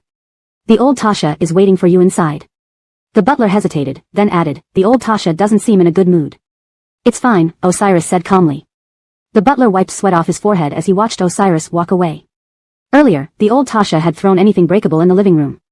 As soon as Osiris stepped into the living room, he saw shattered items strewn across the floor and couldn't help but frown. It was evident Tamsin had lost her temper. Tamsin, seated on the sofa, turned at the sound of footsteps and saw Osiris. She stood up, walked over, and grabbed his arm. Hamza, you're finally back. Sit down, there's something important I need to talk about. Osiris feigned confusion and stared at Tamsin. Kalbam, what do you want to tell me? Do you know about what's happening online? Osiris pretended to be ignorant. What online? I've been busy with work all day. I don't know what you're talking about. Really? His ignorance only infuriated her further. Do you know Iona has been dating the second son of the Murong family? And she lied to us, pretending to be deeply in love with you. Suddenly hearing her cursing, it was clear she was extremely angry. Indeed, hitting the nerve worked. Kalbam, please calm down and explain what happened. Without hesitation, Tamsin pulled out her phone, opened the trending topic, and showed the barrage of comments. Just look at this. And later, have your secretary cancel the engagement announcement, alright? Eagerly, she stressed, fearing her son might hesitate. Don't worry, Kalbim, I'll do as you say. I'll cancel the engagement, don't be upset. That's fine. I'll deal with the Roxanne family. What a relief, I almost let my son marry a woman like that. Tamsin looked at Osiris sympathetically, patting his shoulder gently. This was exactly what Osiris wanted. Instead of him proactively proposing the end of the engagement, having Tamsin initiate it made more sense. She had pushed hard for this marriage, now that scandal had broken out. As a face-conscious person. Kalbim, do you have anything else to say? If not, I need to return to the company, the meeting isn't finished yet. Seeing Osiris remain so calm, Tamsin felt even more heartache. He must be hiding his sorrow deep down. How could Iona do such an outrageous thing? She hadn't even entered their family, and already things were messy. Who knew what chaos would ensue if she did join them? Thinking of her son potentially bearing this burden made her furious. Go back to the company. Leave the rest to me. Don't worry. Sensing her restrained anger, Osiris clearly understood her rage. The family would likely suffer because of this. Osiris stood up, picked up his jacket from the sofa, and walked out. Within minutes, Tamsin returned to her bedroom and chose an elegant outfit. After nearly 2 hours of dressing up, wearing a limited edition bag and heels, she headed to the underground garage. The butler was surprised by her extravagant appearance. In the car, Tamsin watched the bustling city, reflecting on her mixed feelings. She agreed to Iona marrying into their family only due to business interests between the families. Now, with all these scandals. If Iona joined their family, how could the Fadis still hold their heads high among other clans? The more she thought about it, the more she despised Iona. Suppressing her fury, she closed her eyes. Tasha, we're here. Tamsin opened her eyes, and the driver politely opened the door for her. She stepped out, eyeing the large villa with disgust. The butler hurriedly opened the door, gesturing her inside. Ignoring him, Tamsin walked straight in. Roxanne Argyle and Roxanne Colby sat on the sofa, gazing at the ceiling, lost in thought. What do we do next? We've tried removing the trending topic all day to no avail. If our in-laws find out, the engagement will surely be. Roxanne Colby grew increasingly anxious, standing and pacing. Well, honey, getting anxious won't help. The damage is done, Roxanne Argyle sighed, equally distressed, unable to comprehend how their daughter could cause such disgrace. The translation maintains the original structure, tone, and style while ensuring fluency and coherence in English. Chapter 231, Clarification. Before Vilma could speak, Floyd softly added, perhaps our in-laws do not mind this matter? Zelda, who had just arrived at the door, heard their conversation and sneered. TSK, as if they are joking. Their family isn't a garbage dump, how could they not care? A woman who has been with another man wanting to marry into their family, it's sheer delusion. Suddenly, they felt a scorching gaze, turning around to see Zelda standing there, leaving them stunned. When did she arrive? Why hadn't they heard her? Vilma cheerfully approached Zelda. She grabbed Zelda's hand, pulling her to sit on the sofa. Oh, dear in-laws, when did you arrive? You should have told us beforehand so we could prepare. Who said we're in-laws? Zelda cast a cold glance at them, retorting. Upon hearing this, Mr. and Vilma's faces immediately changed. What did Zelda mean? I am here to formally inform you that there is no need for our families to continue this engagement. Zelda, how can you say that? How can we break off the engagement? This was already announced. Zelda turned to Vilma. Why can't it be broken off? Are you unaware of what your daughter did? Their faces alternated between red and pale, speechless for a moment. Looks like you both know. Don't tell me you don't know why I'm breaking it off. Must I be more explicit? I'm here simply to break off the engagement, it's that simple. After saying this, Zelda stood up to leave but was unexpectedly pulled back by Vilma before she could step out. Do you have anything else to say? Zelda, you shouldn't speak like that. Let's sit down and discuss it properly. Zelda looked impatient, crossing her legs and arms. Alright, let's hear what you want to discuss. Maybe there's a misunderstanding, suggested Vilma. Zelda couldn't help but laugh. Misunderstanding? Are you joking? Did you think I didn't see the video, didn't read the interview? The scene of two people lying in bed together was clear in her mind. Kalbirover, the marks on Iona's body were evident, her eyes weren't blind. Our family isn't a place for anyone to enter like trash or stray animals. Hearing the word trash, Vilma felt annoyed. How could they compare their daughter to garbage? Floyd intended to get angry but was stopped by Vilma's glare. Young people always make mistakes. Kalbirover, the alliance between our families would benefit both parties, potentially making us industry leaders. To be honest, even without an alliance with the Roxanne family, the Fadi family remains an industry leader, Zelda replied arrogantly. If your family agrees to the marriage, I am willing to gift 50% of Roxanne Corporation to you as dowry. What? Clearly, Vilma was incredulous that Floyd planned to give away 50% of Roxanne Corporation. Though tempting, Zelda showed no interest. My son is exceptional. Although your offer is enticing, my family has principles, and the engagement must still be broken off. This statement subtly belittled the Roxanne family's status. No matter how hard Mr. and Vilma pleaded, Zelda remained firm about breaking the engagement. How can a woman who has acted so shamelessly before marriage be considered fit for marriage? Fortunately, this happened before the marriage. I'd love to see who would marry your daughter now. Zelda walked away without a backward glance after delivering these words. Tasha, can we still negotiate? Can you give us another chance? You've crossed my line, I won't give you another chance. If you want to save face, stop asking me. Watching Zelda leave, Floyd smashed his phone in frustration. The cleaning maid dared not enter, standing quietly outside the door. Damn. How did things turn out like this? Offering 50% of the company. Floyd sat dejectedly on the sofa. What will we do next? If the engagement is cancelled, what about our daughter? Thinking about their daughter being gossiped about in the future pained them deeply. Colby Rover, the company's situation wasn't optimistic. Let's check their official account. If the engagement announcement hasn't been deleted, there might still be hope. Opening the phone, they saw the post had been removed, leaving them heartbroken. Oh no, what do we do now? They've cancelled the engagement announcement so quickly. Leaving the Roxanne residence, Zelda called various media outlets. Good day. I'll be holding a press conference in 1 hour. An hour passed swiftly. At the press conference, Zelda held the microphone and declared the cancellation of the engagement with the Roxanne family. Furthermore, we will no longer collaborate with the Roxanne family. Roxanne residence. Have you seen the media report? Vilma grabbed Floyd's hand anxiously. Yes, it seems Zelda is serious. We can no longer. The more they thought, the angrier they became. If not for Iona. Kaylee opened the bedroom door and came downstairs, not daring to look at her parents. Seeing Kaylee, Floyd's anger flared. You have the nerve to come out? Didn't you hear the conversation with Zelda? What do you plan to do? Jalen, I'm sorry. It's all my fault. Suddenly, an idea struck Kaylee. Maybe she could find Osiris. Jalen. I'll find Brother Hamza. He's been so kind to me, he'll give me another chance. Her eyes shone with hope. Humph, do you really think Osiris will give you another chance? Do you not realize what you've done? Fool. Vilma slapped her forehead, gripping Kaylee's hand. Right. Go find Hamza. Since he cares for you, explain and beg him to forgive you, to give you another chance. This was their last shot. Hashtag chapter 232, treated Fadak trash. Relax, Kalbim. I will do my best to apologize to Brother Fading Yun and win him back. Iona made up her mind. No matter what, she had to make Osiris forgive her. Returning to the bedroom, she picked out a dress she liked and headed straight for the bathroom. Seeing the marks on her body, a look of disgust flashed in her eyes. These marks were left by that man. She scrubbed furiously, uncaring even when her skin turned red and raw. Why? Why did you do this to me? Iona slammed her hand against the bathtub, furious. Recalling the previous night, fragments of memories flickered in her mind. Why had she suddenly failed to recognize anyone? How could she have mistaken Micah for Osiris? After taking a bath for over an hour, Iona applied a delicate makeup, put on high heels, and asked the driver to take her to Osiris's company, albeit fearing paparazzi attention. She wore a coat over her outfit, donned sunglasses, and topped it off with a floral hat, dressing down from her usual flamboyant style. Upon stepping out of the car, her heart pounded anxiously.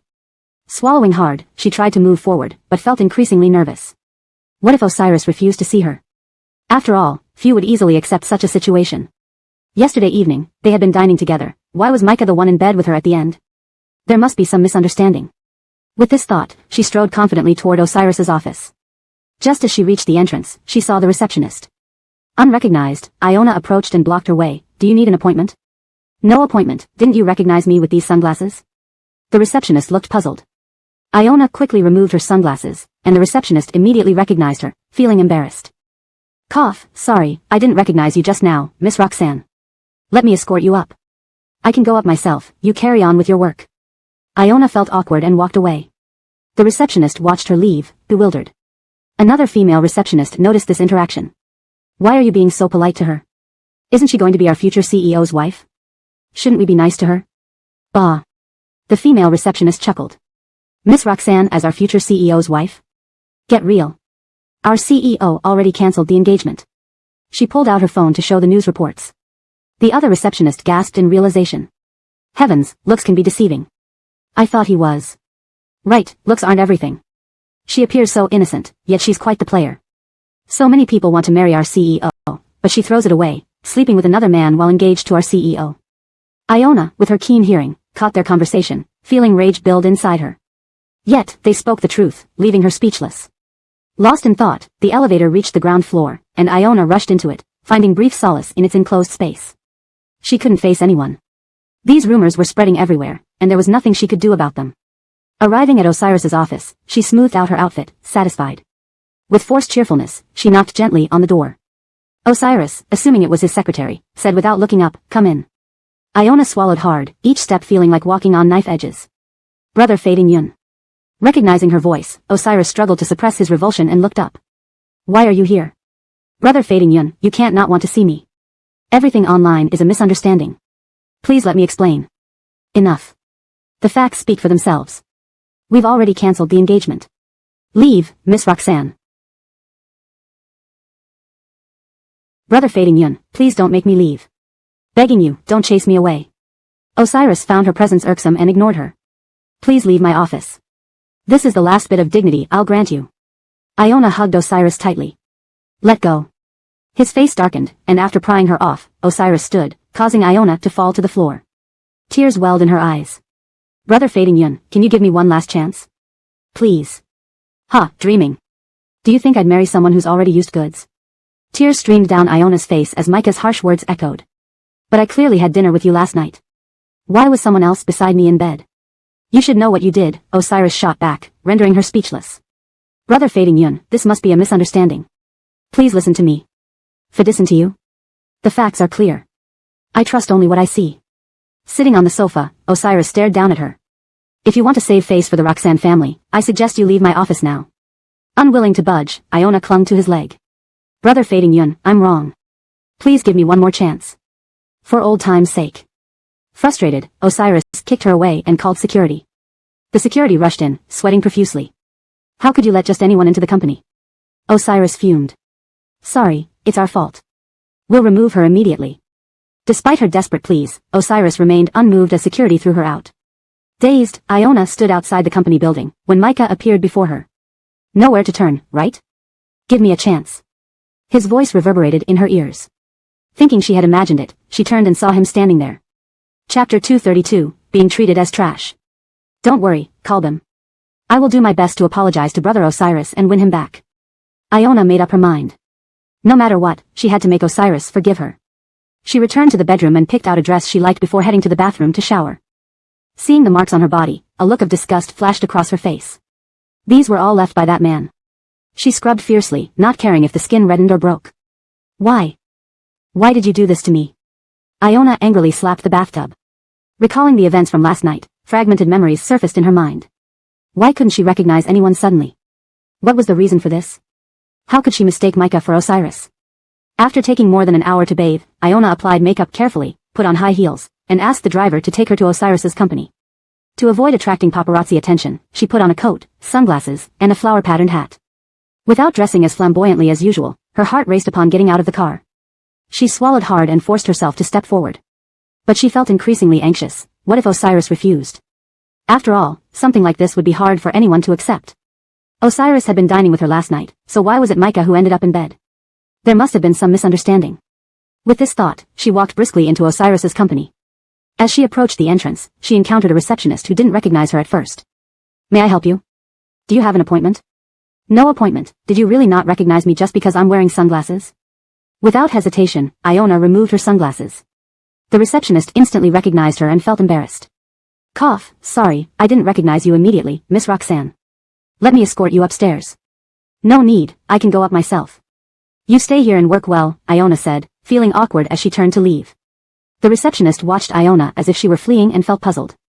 Another female receptionist saw this. "Hey, why are you being so polite to her? Isn't she going to be our group's future Tamsin? Shouldn't we be polite to her?" "Ha." The female receptionist laughed. "Miss Roxanne is going to be our future Tamsin? Are you serious? Our Mr. Foddy has already cancelled the engagement." The receptionist pulled out her phone to show her the news. Only then did she realize the truth. Heavens, appearances can be deceiving. "I thought he was. Right? She looks so pure on the surface but plays around behind the scenes. So many people want to marry our Mr. Foddy. Yet Iona isn't appreciative. She even slept with another man after getting engaged." Iona overheard their conversation and felt enraged. Yet, deep down, they were telling the truth, leaving her speechless. While Iona was dazed, the elevator arrived at the ground floor. She quickly entered the elevator, finding a sense of security in its confined space. She didn't want to see anyone. These rumors, there was no way to retract them. Reaching Osiris's office floor, Iona stepped out of the elevator and checked her attire. Perfect. She forced a smile and knocked lightly on Osiris's door. Osiris, assuming it was his secretary, replied without looking up, "Come in." When Iona entered, she felt as if she were walking on a knife's edge. "Brother Osiris." Hearing the familiar voice beside him, Osiris resisted the urge to vomit and looked up. "How can it be you?" "Brother Osiris, you don't want to see me?" "Everything online is a misunderstanding, I can explain." "It's a fact, why should I bother listening to your explanations?" "We've already cancelled the engagement." "Please leave, Miss Roxanne." "Brother Osiris. You won't drive me away, right?" "Please, don't make me leave." Osiris found it extremely annoying and didn't want to deal with Iona. "Please leave my office now. This is your last chance to retain some dignity." Iona grabbed Osiris and hugged him. "Let go." Osiris's face darkened, struggled free, and stood up, causing Iona to fall to the ground. Tears welled up in Iona's eyes as she stared at Osiris. "Brother Osiris, can't you give me one last chance? Please." Dreaming. Why would I marry someone used goods? Hearing these harsh words from Osiris, Iona's tears poured down. "But I clearly dined with you yesterday, why was someone else beside me? Shouldn't you know what you did?" Osiris retorted, leaving Iona speechless. "Brother Osiris, there must be a misunderstanding, please listen to me." "Listen to you? It's obvious and clear as day. I only believe what my eyes see." Osiris sat on the sofa, looking down at Iona. "If you want to keep your dignity as a Roxanne family member, get out of my office now." Iona refused to leave, clinging to Osiris's leg instead. "Brother Osiris, I made a mistake. Please give me another chance, consider." Frustrated, Osiris kicked her off and called the security guard. The guards rushed into the office, sweating profusely and panting. "How do you do your job? How did she even get into the company?" Osiris scolded. Sorry, this is our fault. We'll remove her immediately." Regardless of Iona's pleas, Osiris remained indifferent, allowing the guards to carry her out. Iona was tossed out of the company and stood dazed outside. Micah appeared before her.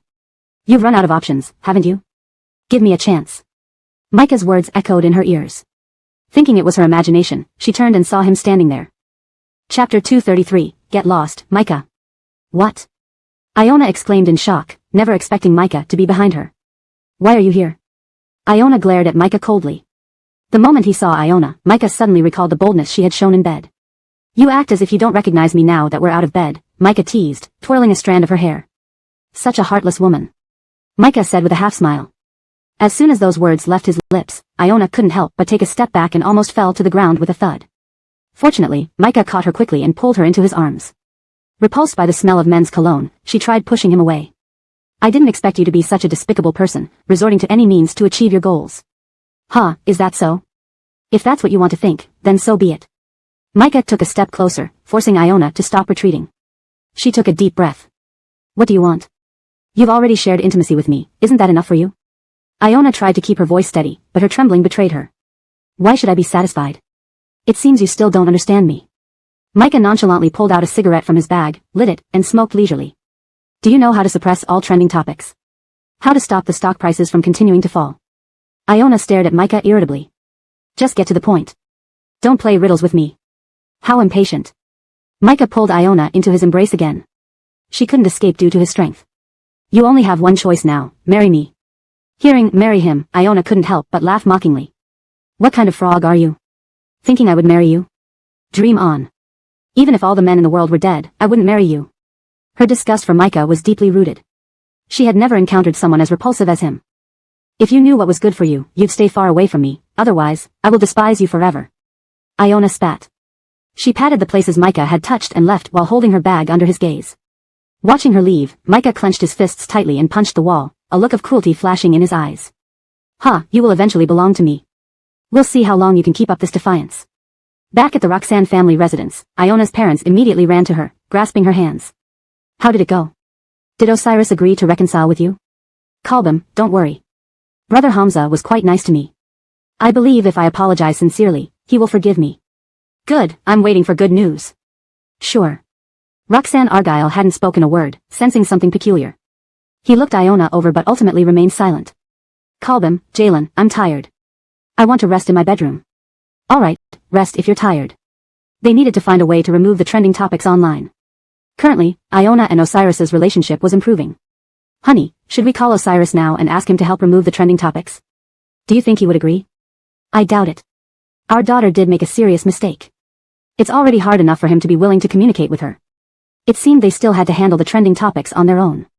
Once Iona returned to her bedroom, she lay on the bed, burying her head under the covers, deep in thought. What method should I use so we don't return to where we were before? Brother Hamza. The more Iona thought, the angrier she became.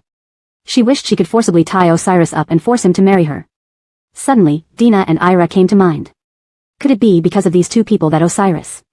Or perhaps this was all Osiris's scheme to force her out. If that were true, Osiris was truly ruthless.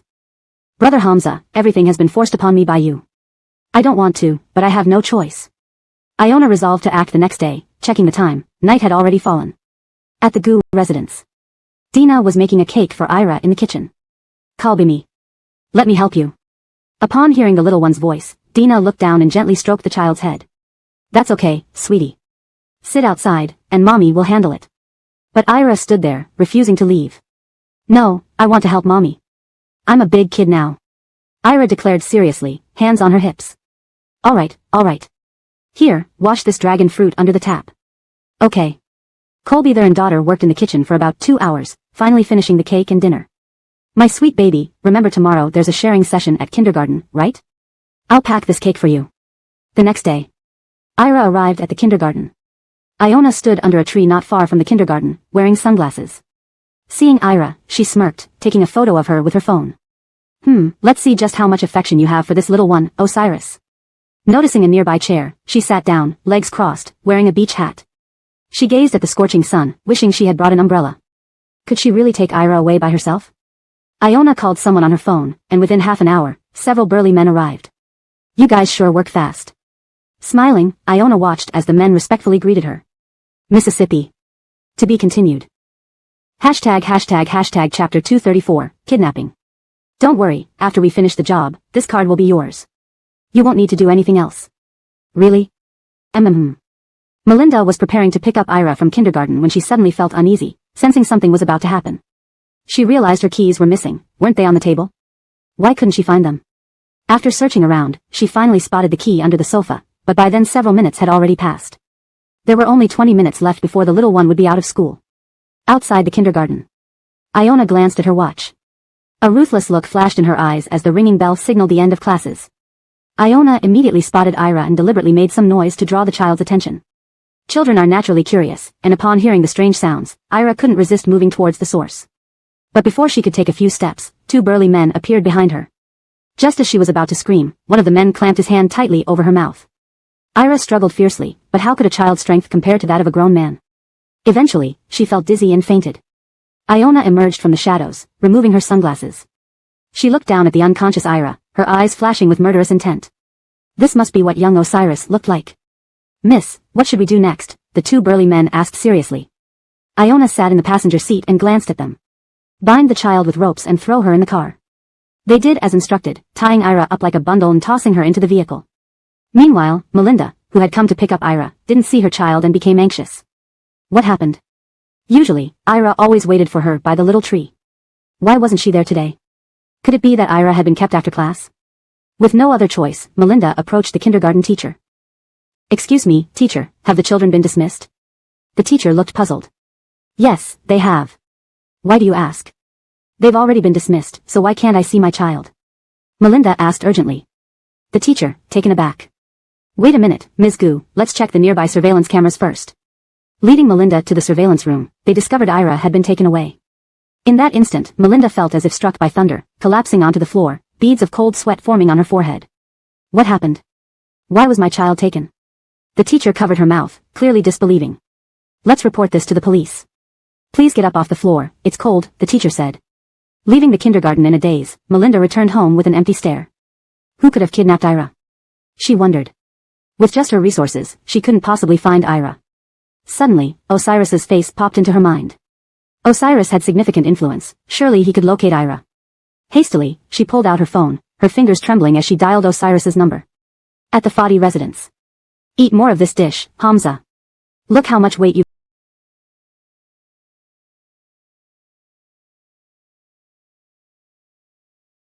lost recently. Health is important, you know, Tamsin said worriedly. Kalbim, I know. Don't worry, I'm aware of my own body, Osiris replied helplessly. Sigh, every time I nag, you don't listen. Never mind, I won't nag anymore, Tamsin muttered as she ate. Also, it's hard getting you to come back for dinner. Can you promise to come home whenever I call next time? The company is busy, so I can't leave easily. But I'll try to come back more often when I have free time. Hearing this, Tamsin felt warm inside. You're such a good son. Remember your promise. Ding dong. Call from Melinda. Call from Melinda. Osiris put down his chopsticks and picked up his phone, seeing Melinda's call. Just as he was about to answer, his mother snatched the phone and hung up. How can you take calls during meals? Eat first, then call back. Why was this annoying girl calling again? Tamsin thought angrily. If this girl tried to reconnect with Osiris, she wouldn't let it happen. Call them, give me the phone. It must be urgent. Why urgent? Eat, maybe she'll try to trick you again. Tamsin snapped. Back at home, Melinda paced nervously. Why did Osiris hang up? What was he doing? Regardless, this was his child too. Could he not care? She dialed Osiris again, hoping he'd pick up. Osiris, feeling anxious like an ant on a hot pan, managed to grab the phone when his mother wasn't looking and answered hastily. Dottie. Sorry, I accidentally didn't pick up just now. What's wrong? August has been kidnapped. What should we do? Osiris nearly dropped his phone but caught it quickly. You're saying August was kidnapped? When did this happen? Wah, about an hour ago. I went to the kindergarten to pick up August but found her gone. I checked the surveillance and saw she was taken. What can we do? Melinda's choked voice came through the phone. Osiris gently comforted her. Don't panic. I'll come right over. We'll figure it out together. Don't be afraid, I'm here for you. He hung up, put down his chopsticks, and stood up to leave. Before he could take 2 steps, his mother grabbed him. Osiris glanced at her. What did she want? Kalbim, let go. I need to find Melinda. Her kid being gone is none of your business. It's just a bastard child. Why should you help her? Tamsin said disapprovingly. Note, the story maintains coherence with previous content while ensuring accurate pinyin names and natural English translation. Chapter 235, Argument. Tamsin stopped Osiris from leaving the house. Kalbim, can you please move? If you don't let me. How dare you go against your own mother? Don't ever forget that I carried you for 10 months. Tamsin angrily replied. I'm sorry, Kalbim, but I must find Dina. This child is mine, not a bastard. To think you're so willing to raise another man's child, you've truly disappointed me. Tamsin was so upset she struggled to catch her breath, pinching her philtrum to avoid fainting. I need to investigate this matter. Afterward, I will come back and apologize to you. Why would her son be so obedient to Dina at this critical moment? What kind of vixen was she? I don't need your apology, I just want you to respect yourself and not belittle your status. The momentarily calmer Tamsin, holding back her anger, tried to reason with Osiris. Doesn't matter how I explain that the child is mine, you won't believe me, right? So I see no point in talking further. Osiris sighed silently, released Tamsin's hand, and walked out. Watching Osiris leave, Tamsin stomped her feet in anger and collapsed onto the sofa. Furious, she threw the teacup on the table to the ground, shattering it. Dina. Just you wait. As long as I'm alive, you'll never step foot through our family's door. Seeing the untouched dishes on the table, Tamsin lost her appetite and decided to take a walk outside. Osiris had already reached the garage. Upon entering, he slammed the car door open, sat inside, and revved the engine. A journey that usually took half an hour was completed in just 10 minutes today. Arriving at Dina's home, he pounded loudly on the door. Sitting on the couch, Dina regained her senses upon hearing the knock. Megan raised her guard, tightly gripping Dina's hand. Who's knocking? Did you hear that? Megan asked anxiously, sweating coldly, glancing towards the door repeatedly. Mike stood up, grabbing a broom nearby, cautiously approaching the door. They feared the person at the door could be kidnappers. What if they really were? It's me, Osiris. Dottie, are you home? Hearing Osiris's voice, they finally relaxed. Dina hurriedly stood up, opened the door. Seeing Osiris's weary expression, it was clear he hadn't stopped since setting out. Noticing Dina's red eyes and listless demeanor, his heart ached as he pulled her into his arms. Don't be afraid, I'm here. We will find Ira. You don't have to worry, trust me, okay? Comforting Dina, he whispered, I'm not scared. It's a bit cold outside, let's go inside. Opening the door wider, Osiris stepped in. To his surprise, Megan and Mike were sitting on the sofa. Uncle, Aunt, you're here too. Osiris greeted them, they nodded briefly. Can you show me the video from this afternoon? I want to see if I recognize these 2 men. Dina nodded, retrieved her phone, and played the video. Osiris watched it repeatedly. He didn't recognize the 2 men but noticed someone standing under a tree nearby. The figure seemed familiar, though he couldn't place it immediately. From the build, it appeared to be a woman, possibly part of the gang. Unfortunately, the surveillance footage didn't capture this area clearly. What should they do next? They were stumped. With just this video, there wasn't much they could deduce. The men wore masks, and their height only indicated they were around 6 feet tall. Has the police found any clues? Osiris asked Dina. She shook her head. The police haven't found any leads, they're still analyzing the video. Osiris sighed silently. Don't worry, we'll find who did this. Just then, Osiris's phone buzzed. Checking the screen, he saw a call from Iona. He hesitated, having rejected her. Why was she calling again? Besides, Dina was present, answering might cause misunderstandings. He ended the call. Unexpectedly, after hanging up, a message arrived from Iona. Do you not want to see Ira? Startled, Osiris nearly dropped his phone. Seeing his reaction, Dina asked. What happened? Without replying, Osiris called back and put it on speaker. The three people listened silently. What do you mean? Is Ira with you? Brother Hamza is smart, you guessed right. Ira is with me, Iona giggled, sipping hawthorn juice beside her. It tasted tangy and sweet, perfectly refreshing. What do you want? Why did you kidnap Ira? She has no grudge against you. Brother Hamza, don't think I don't know you never wanted to be with me. Could Iona have found out something? Impossible, given how seamlessly Osiris covered his tracks. How could she know it was him who drugged her? What do you want? Oh, Brother Hamza seems impatient, Iona cooed. Osiris grew increasingly agitated but knew he had to play along. What I want is you. How about trading yourself for Ira? Mike, Megan, and Dina exchanged bewildered looks, surprised by Iona's intentions. Chapter 236 Selling her daughter. Do you want me to come and exchange myself? Osiris asked uncertainly again. Yeah, don't you agree? If you don't, then Ira will only have one path to death. Brother Hamza, can you bear it? How could Osiris possibly bear it? Where are you? I agree to exchange myself for him, but you should send me your location, right? Suddenly, the sound of applause came from Iona's side, making everyone feel their blood run cold. Brother indeed likes Ira very much. Otherwise, how could he offer himself for Ira? Ding ding ding, Osiris's phone rang. He picked it up and saw the location sent by the other party. The place seemed familiar, it was an abandoned factory, wasn't it? Osiris was about to leave when Dina caught his wrist, looking at him with concern. Don't worry, nothing will happen to me. After all, Iona likes me, so she won't hurt me. Don't worry. Dina felt that Iona had already become no different from a madwoman. How could she not harm Osiris? She had never thought Iona would be this crazy. Ha. Osiris arrived at the abandoned factory and immediately started a video call with Iona. Following her instructions, Osiris made it to the rooftop of the factory. When he saw Iona, her hair was wildly flying in the wind, and she was wearing exaggerated makeup, looking deranged. I've come, shouldn't you release this child now? Osiris asked. Is your purpose here just to save Ira? I wondered if there's any place for me in your heart. Damn. Iona kept retreating backward. If this continued, both of them might fall. The child was tightly bound like a dumpling, mouth gagged, looking terrified. Osiris wanted to soothe the child. How could I not have liked you? If I didn't like you, why would I have agreed to our engagement? Don't come over. It's too dangerous over there. If I don't come over, you're lying to me. You're using me, you can't possibly like me. Iona roared. Good girl, I'm not lying to you, really. I swear. Osiris pretended to raise 3 fingers to the sky. I'll tentatively believe you. But why doesn't Brother Hamza want to re-engage with me? I didn't know it was him on that bed, I truly didn't deceive you, Brother Hamza. Iona's eyes turned red instantly, tears falling continuously. I just find it hard to accept, but it doesn't mean I can't eventually. Just give me some time to think, okay? Osiris spoke earnestly. Seeing Osiris's sincere expression, Iona felt that he might be telling the truth. You can put yourself in my shoes, understand? Osiris tried to calm Iona. Ira was now hanging midair. If this continued, he would likely fall off the rooftop. Suddenly, Osiris heard a soft sound of footsteps. Catching a glimpse out of the corner of his eye, he saw police officers hiding behind a small door. They were holding their breaths, afraid Iona would notice them at any moment. Come here, okay? Seeing you cry makes my heart ache. I know it's not your fault. Osiris opened his arms. Seeing Osiris's open arms, Iona swallowed hard. She wanted to rush into his embrace and cry uncontrollably.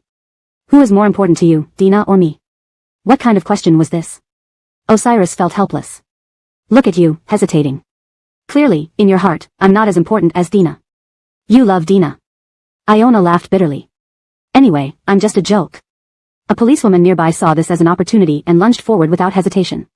The next moment, the 3 of them rolled on the ground. The policewoman swiftly pulled out handcuffs from her belt and quickly cuffed Iona's hands. Osiris hurriedly picked up Ira, removed the cloth from his mouth, and untied the ropes around his body. "I'm sorry, Daddy was late." Looking at Ira sorrowfully, Osiris held him tightly as if he wanted to embed him into his bones. "Let go of me." Iona struggled, but she couldn't break free. Dina arrived at the abandoned factory. Seeing her filthy son, her heart twisted as if being cut by a knife. "I'm sorry, Mommy didn't protect you well." "Sorry, it's Mommy's fault." "Kalbami did nothing wrong, it's not Mommy's fault." "Don't be sad, Mommy." Meanwhile, when Iona's parents learned that she had been arrested and taken to the police station, they rushed there in shock. Upon arrival, they saw Iona in dirty clothes and disheveled hair, looking nothing like the young mistress of the Roxanne family. "Kalbami, Jaylandi, please save me. Let me out tomorrow, I don't want to be locked up here." Her mother was heartbroken seeing her beloved daughter in the police station and hearing what she had done. Iona's father remained silent, ignoring her. In that moment, Iona felt like she had been abandoned. "Why aren't you talking? Don't you want to get me out? Why did you do such things? Aren't you ashamed?" Disappointed, her father took her mother's hand and walked away. He didn't intend to save Iona. They hadn't even reached home when they encountered Micah at the doorstep. I apologize for disturbing you so late. I've heard about Miss Roxanne's situation. I can help get her out and we are willing to cooperate with you." "What?" Both parents clearly doubted it. If they cooperated with the Murong family, it would indeed greatly benefit their careers. But there was no such thing as a free lunch. "What's your condition? Can you tell us?" "My requirement is simple, marry Iona to me. I ask for nothing else." They widened their eyes. Was this a joke? Such a simple request. Didn't this person know about Iona's actions? I suppose no one would want her after all this happened. He was right. It was indeed hard for Iona to find a husband after these incidents. But this is the only chance for the Roxanne family to turn things around. You can consider it carefully. Iona's father thought for a moment. "I agree to your proposal. I am willing to marry Iona to you." Hashtag chapter 237, tempting conditions. Floyd saw Micah lift his foot to leave and hurriedly stopped him, then directly agreed to his demands. "Second young Master Murong, I have considered your proposal. It seems reasonable. Since this is the case, I will accept your offer as it indeed provides a good opportunity for my daughter." With Iona now detained in the holding facility due to the kidnapping of Ira, there was no telling when she would be released if Osiris didn't loosen his grip. And their family had only this one daughter, who also served as a crucial pawn for the company's revival. If she couldn't return from the holding facility and spend her entire life behind bars, wouldn't he have wasted over 20 years nurturing her without receiving any recompense? Floyd had always been someone who prioritized benefits. How could he let go of such a promising opportunity? Now that someone wasn't repulsed by her and even offered to marry her, especially into the Murong family, he couldn't refuse. After all, the Murong family's influence was second only to the Fadi family. Even if Osiris intended to harm them in the future, the Murong family would give them some face, thinking twice before taking action. This move seemed like killing two birds with one stone. Hearing the agreement, Micah retracted his foot and sat back on the sofa, a triumphant smile spreading across his face. He had been confident that they would accept his proposal since he already knew their stance. Iona's father treated her merely as a pawn to revive the company. Thus, Micah coming forward was like providing them with their last lifeline. For the Roxanne family, this was an almost dreamlike scenario. However, Vilma still showed hesitation. Iona was their cherished daughter, raised in luxury from a young age. Forcing her into marriage with a man she didn't love pained her deeply as a mother.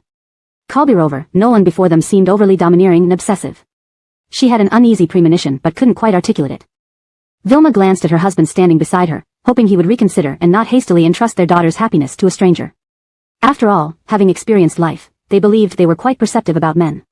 Could this man truly bring happiness to their daughter? Floyd understood his wife's complicated gaze but chose to ignore it. The Roxanne family was now destitute, facing bankruptcy, and had no means to use their influence to rescue Iona from the holding facility. Kalbirover, Osiris had issued strict orders to the warden, preventing the Roxanne family from retrieving her. Their connections and wealth were virtually worthless now. Only the Murong family's power could save her. He planned to use her for one final transaction. Despite this, Vilma still hesitated about letting her daughter marry into the Murong family. They had once been among the elite, attending high society events where they heard rumors about the Murong family. The infamous second young Master Murong had caused quite a stir in his romantic escapades. Such a man, how could he possibly remain faithful to one woman?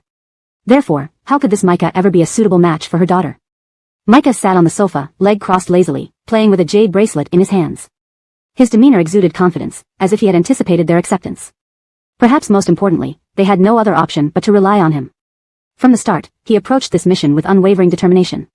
Even if these parents disagreed, he had countless methods to make them consent, or manipulate the detainee in the holding facility. After pursuing her for so long, Micah would not fail now. Perhaps, the inability to obtain Iona was more of a regret for him, as usually women fell for him because of his status. Yet, this woman stubbornly followed Osiris while maintaining ambiguous relationships with other men to alleviate her loneliness. Why would she never spare him a glance? This resentment gradually transformed into a misguided belief of love. The more unattainable she became, the more he wanted her, to prove his charm and redeem himself from past failures. However, Micah hadn't yet realized the underlying cause, still displaying an air of inevitability. Obtaining that woman meant victory. The Roxanne parents breathed a sigh of relief when he sat down again. They envisioned their company's revival, excitement creeping into their expressions. Compared to their daughter's happiness, they desired stability and prosperity. If she didn't find happiness, wouldn't marrying into a wealthy family grant her lifelong luxuries, making Iona grateful to them? They felt this was their well-meaning parental guidance. Even though they sometimes pitted her, for families like theirs, kinship often came secondary to maximizing benefits. Perhaps girls were born for alliances to elevate their family's interests and social standing, and boys were no different. They were tools for achieving greater goals. Both children lacked freedom, mere instruments in the grand scheme. Translation completed, maintaining the original structure and tone while ensuring coherence with previous content. Chapter 238, Family. In their social class, very few people can control their own emotions and find someone who will sincerely stay with them for a lifetime. If there's even the slightest possibility, their daughter could be released from detention, and more importantly, their family company would not face bankruptcy. This is now their only goal to pursue. Seeing Micah sit back on the sofa, they all breathed a sigh of relief. Floyd also sat back on the sofa, wearing a flattering smile on his face. Floyd quickly turned his head and gave an order to the family's butler. What are you standing there blankly for? Hurry up and serve Second Master Murong a cup of tea. This implied he hoped the guest could stay longer. After all, this man across from them wanted to marry into the Roxanne family. If he left after just a brief conversation, without getting to know each other well, how could the marriage go forward? If he stayed a while longer, Floyd felt more confident. Micah lifted his head upon hearing these words and said, Uncle, there's no need for such formality, we'll soon become family. Oh, family or not, a sip of water is necessary. I just received some fresh premium tea leaves. You should try it. The tea has a sweet aftertaste and less bitterness, Floyd replied. As he finished speaking, the butler came over with cups of tea, smiling. Sir, madam, young Master Murong, here is your tea. Please be careful, it's hot. The butler placed the tea in front of them and then left with the tray. The butler stood at the corner of the stairs nearby, ready to serve at any moment. Floyd took symbolic sips of the tea, suppressing the tension in his heart. After calming down, he smiled and raised his head. Now, they were practically family in a certain sense. It was time to chat to get closer. Therefore, although they noticed Micah wasn't eager to talk much, the Roxanne family had to engage him more. After all, they were seeking help from the Murong family. I've heard that Second Master Murong has always liked our daughter.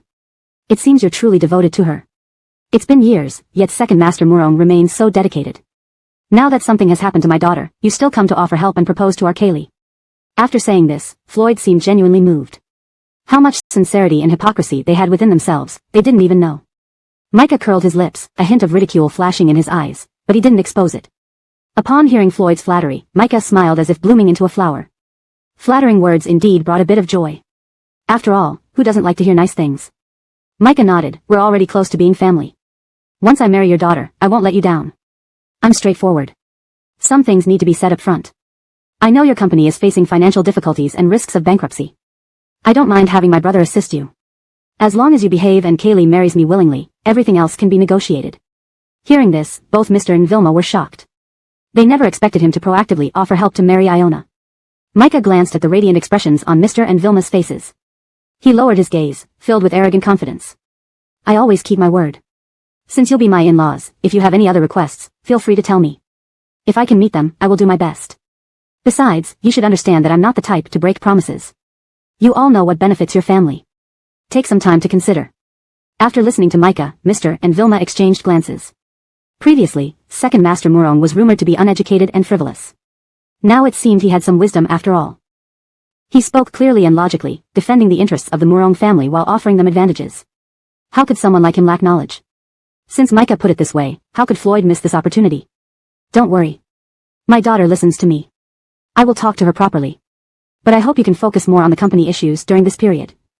At this point, Floyd paused, showing some difficulty and flattery. If his company could recover, allowing him to continue enjoying luxury, he wouldn't mind bowing down more before Micah. Even sharing company shares wouldn't bother him. A life of luxury couldn't simply turn into hardship and debt collection by employees. Several companies had come demanding payment.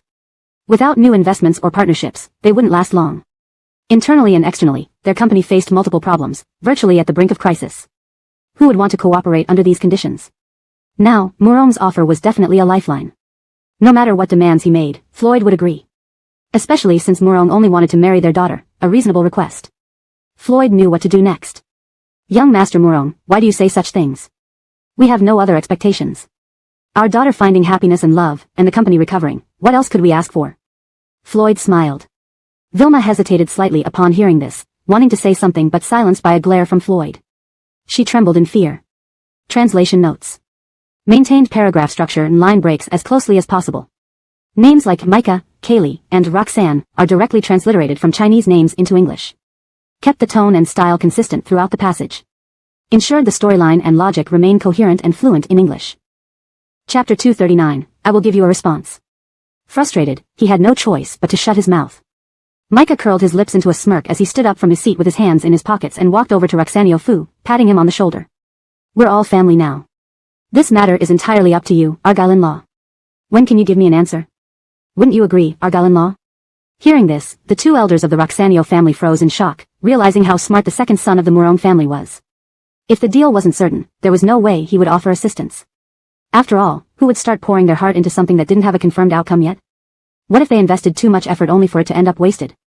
With this thought in mind, Roxanne Fu steeled himself and gritted his teeth in agreement. Tomorrow morning, I will definitely give second young Master Murong an answer. Please rest assured.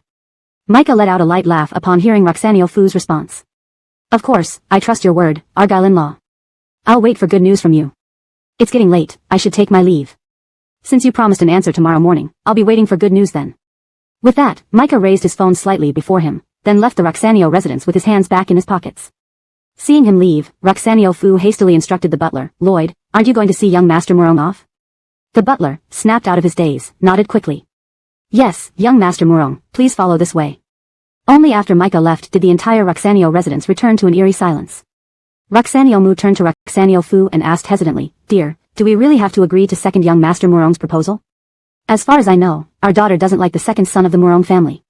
Kalbirover, he has the worst reputation among young men. Those things from before.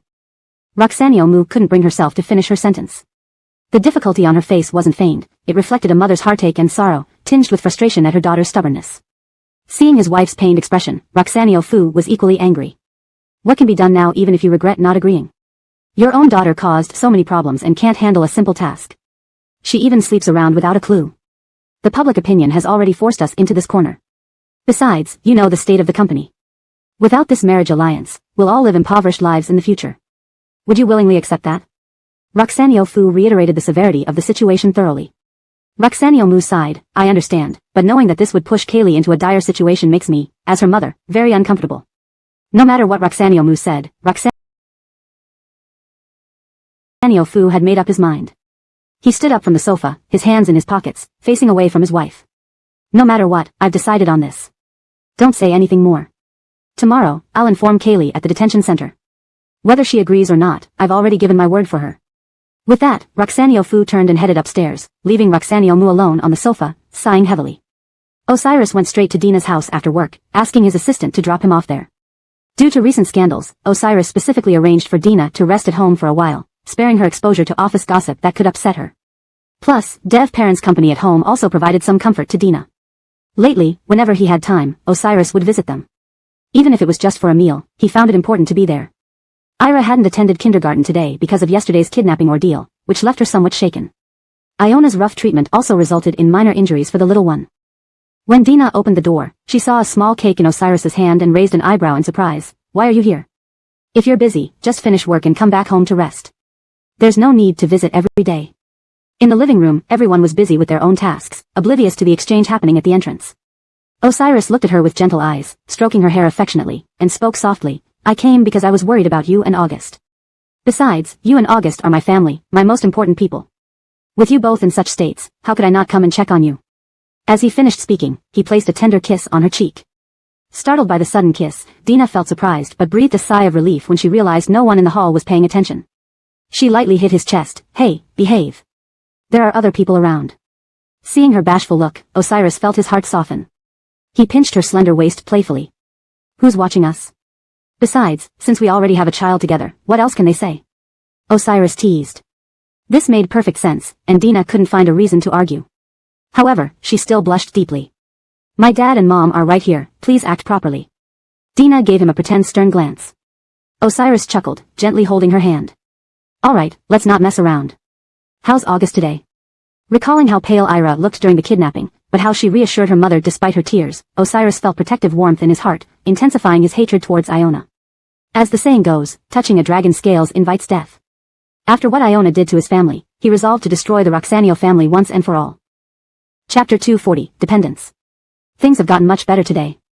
Last night, when Ronald was sleeping, the little guy was really scared, so he clung to me all night. I stayed with him. Today, everyone at home accompanied him, and his condition clearly improved. This was Ayusha's first experience with kidnapping. Yesterday, his small body was pushed out into the air. How could he not be traumatized? That's good. These 2 days will definitely be a bit tough. Thank you for your hard work, Osiris said to Fallon. He owed Fallon too much. From the time Ayush was born until now, all the pressure and criticism had been borne by Fallon alone. He had almost been an absentee father. How could a mere, I'm sorry, or, thank you for your hard work, repay her? Fallon shook her head. At first, the pressure was indeed enormous, and there were moments when she nearly couldn't handle it. But watching her son grow up, calling her mama, in his sweet voice, understanding her hardships, and persevering through it all, Fallon felt fortunate. She was glad she had insisted on raising the child back then. These experiences would never leave her memory. By the time they spoke, they had reached the living room. Dev's parents heard footsteps and looked over. They had witnessed Osiris's efforts for their daughter during this period and truly approved of this son-in-law. As long as he didn't wrong Fallon, they didn't mind the couple being together. Dev's mother greeted Osiris first. Oh, Hamza has come? You must be so busy, thank you for taking the time to visit.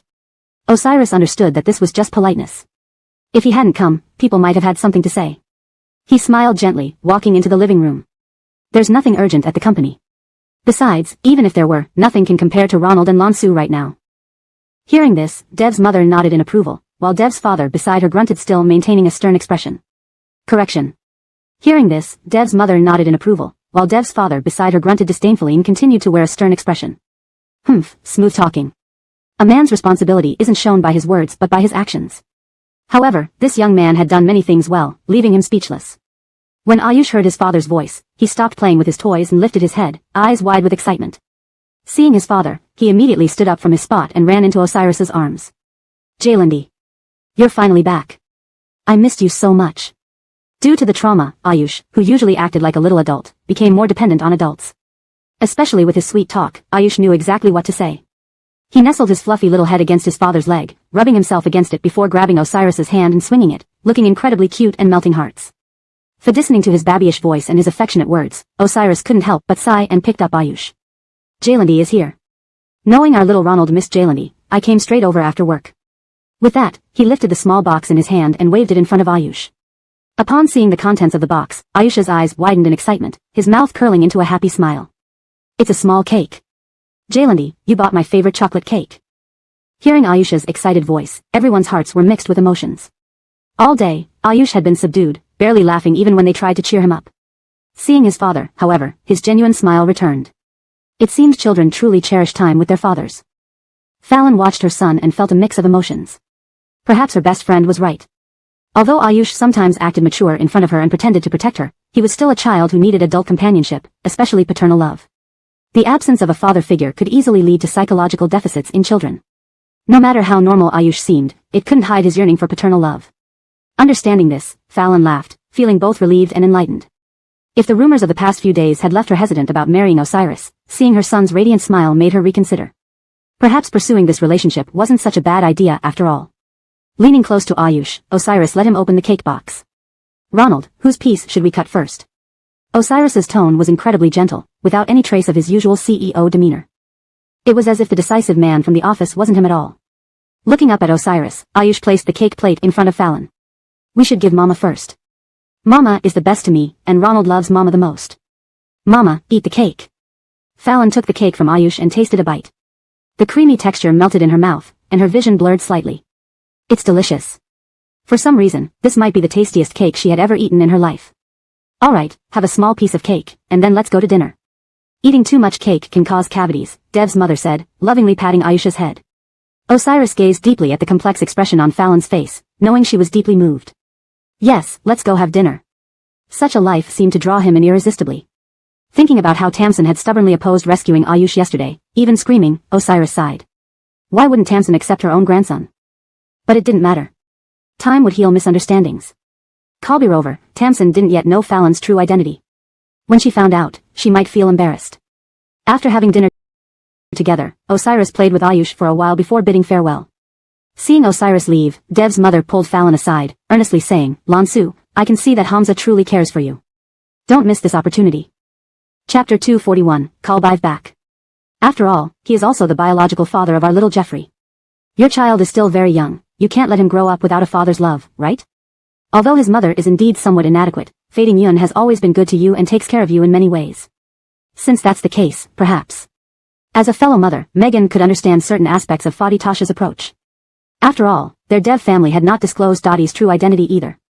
Initially, when her daughter wanted to carve out a place for herself through her own efforts, both she and Mike respected Melinda's wishes. And Fadi Tasha just so happened to want a daughter-in-law who matched their family status. As another prominent family, the Dev clan understood her motives.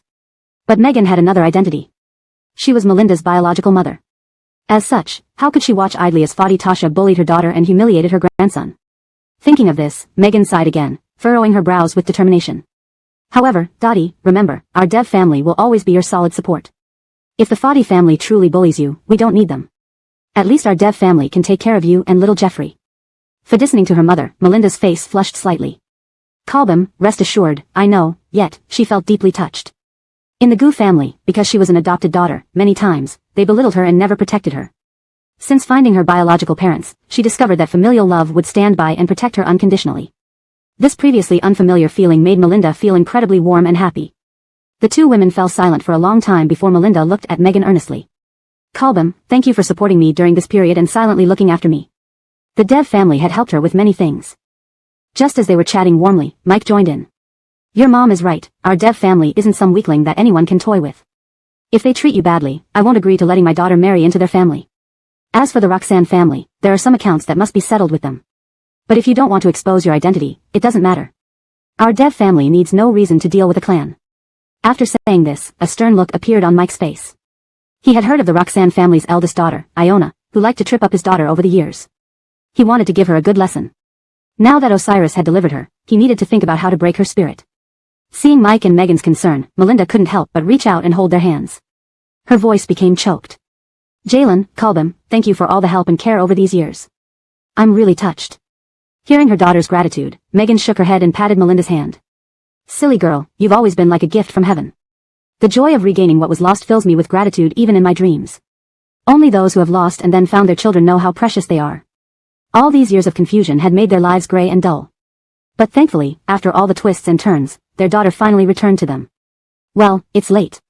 You need to spend time with Jeffrey tomorrow. He's been feeling down lately and depends more on you. Megan sighed, thinking about Jeffrey being kidnapped twice already. Also, Dottie, if it doesn't work out, consider moving back home. At least here, the security measures are better. Megan adored her grandson, Anthony. Previously, Melinda might have resisted this suggestion, but hearing it this time, she seriously considered it. Perhaps she had been too stubborn before, but seeing Jeffrey nearly lose his life frightened her. Looking at Mike and Megan's hopeful eyes, Melinda didn't refuse this time. Jalen, Kalbim, I'll consider it. Relieved, Mike and Megan relaxed. After Melinda went to bed, they exchanged glances and sighed. As parents, they felt more pity and understanding toward their hard-won daughter. Early the next morning, Roxanne Argyle and Roxanne Colby there arrived at the detention center where Iona was held. After talking with Micah yesterday, Roxanne Argyle had been anxious and tense, worried that Murome's second son might change his mind.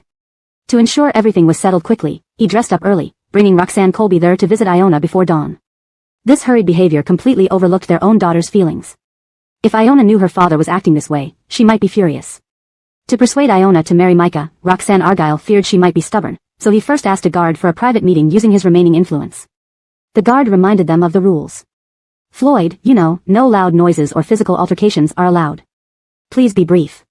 Visiting time is 30 minutes, but I can extend it to 1 hour. I'll come fetch you after that. Roxanne Argyle smiled politely. Thank you so much. Chapter 242, I do not have a daughter fat IQ. Hearing Floyd give his thanks, the officer hurriedly scratched his head with a smile and humbly said, Floyd, you're too kind. This is all part of our duty. Besides, given your standing, we naturally should accommodate you as much as possible. These days, police officers at the Public Security Bureau were also adept at treating people differently according to their status. They had already received instructions from Osiris that under no circumstances should they allow bail. However, they hadn't been told not to grant this detained person any conveniences. Within reasonable limits, ensuring her rights would be permissible, right? When the officer led them to the interrogation room, an indescribable moldy smell permeated the air. Floyd and Vilma instinctively wrinkled their brows, covering their noses. This repugnant odor made them want to turn back and leave immediately. But their task was unfinished, so Floyd could only stand there in the interrogation room, waiting for Officer Iona to arrive. They were used to a comfortable life. When had they ever encountered such foul smells? Especially when sweat, blood, and urine odors mingled, it was making them almost sick after breakfast. Before even seeing Iona, Floyd already wanted to leave. This place wasn't fit for human habitation. As a wealthy man, he should be enjoying the sunshine and adulation in his villa. How could he waste time here? If not for Iona's foolishness, why would he be standing here waiting for her, or even lower himself to ask Micah for cooperation? Thinking about this, Floyd felt even more discontented with his daughter. Originally, he had planned for Iona to help him achieve certain goals. If nothing else, sending her to the beds of rich men would still have brought some benefits. Who knew it would lead to this, forcing him to beg for cooperation? After such incidents, other business partners now looked at him mockingly. How could Floyd, who cherished his dignity, willingly swallow this? As Floyd mused over these thoughts, the door to the interrogation room opened again. Then, they saw Iona being pushed in by an officer, handcuffed and shackled, looking haggard and disheveled. Her chains clinked as she moved.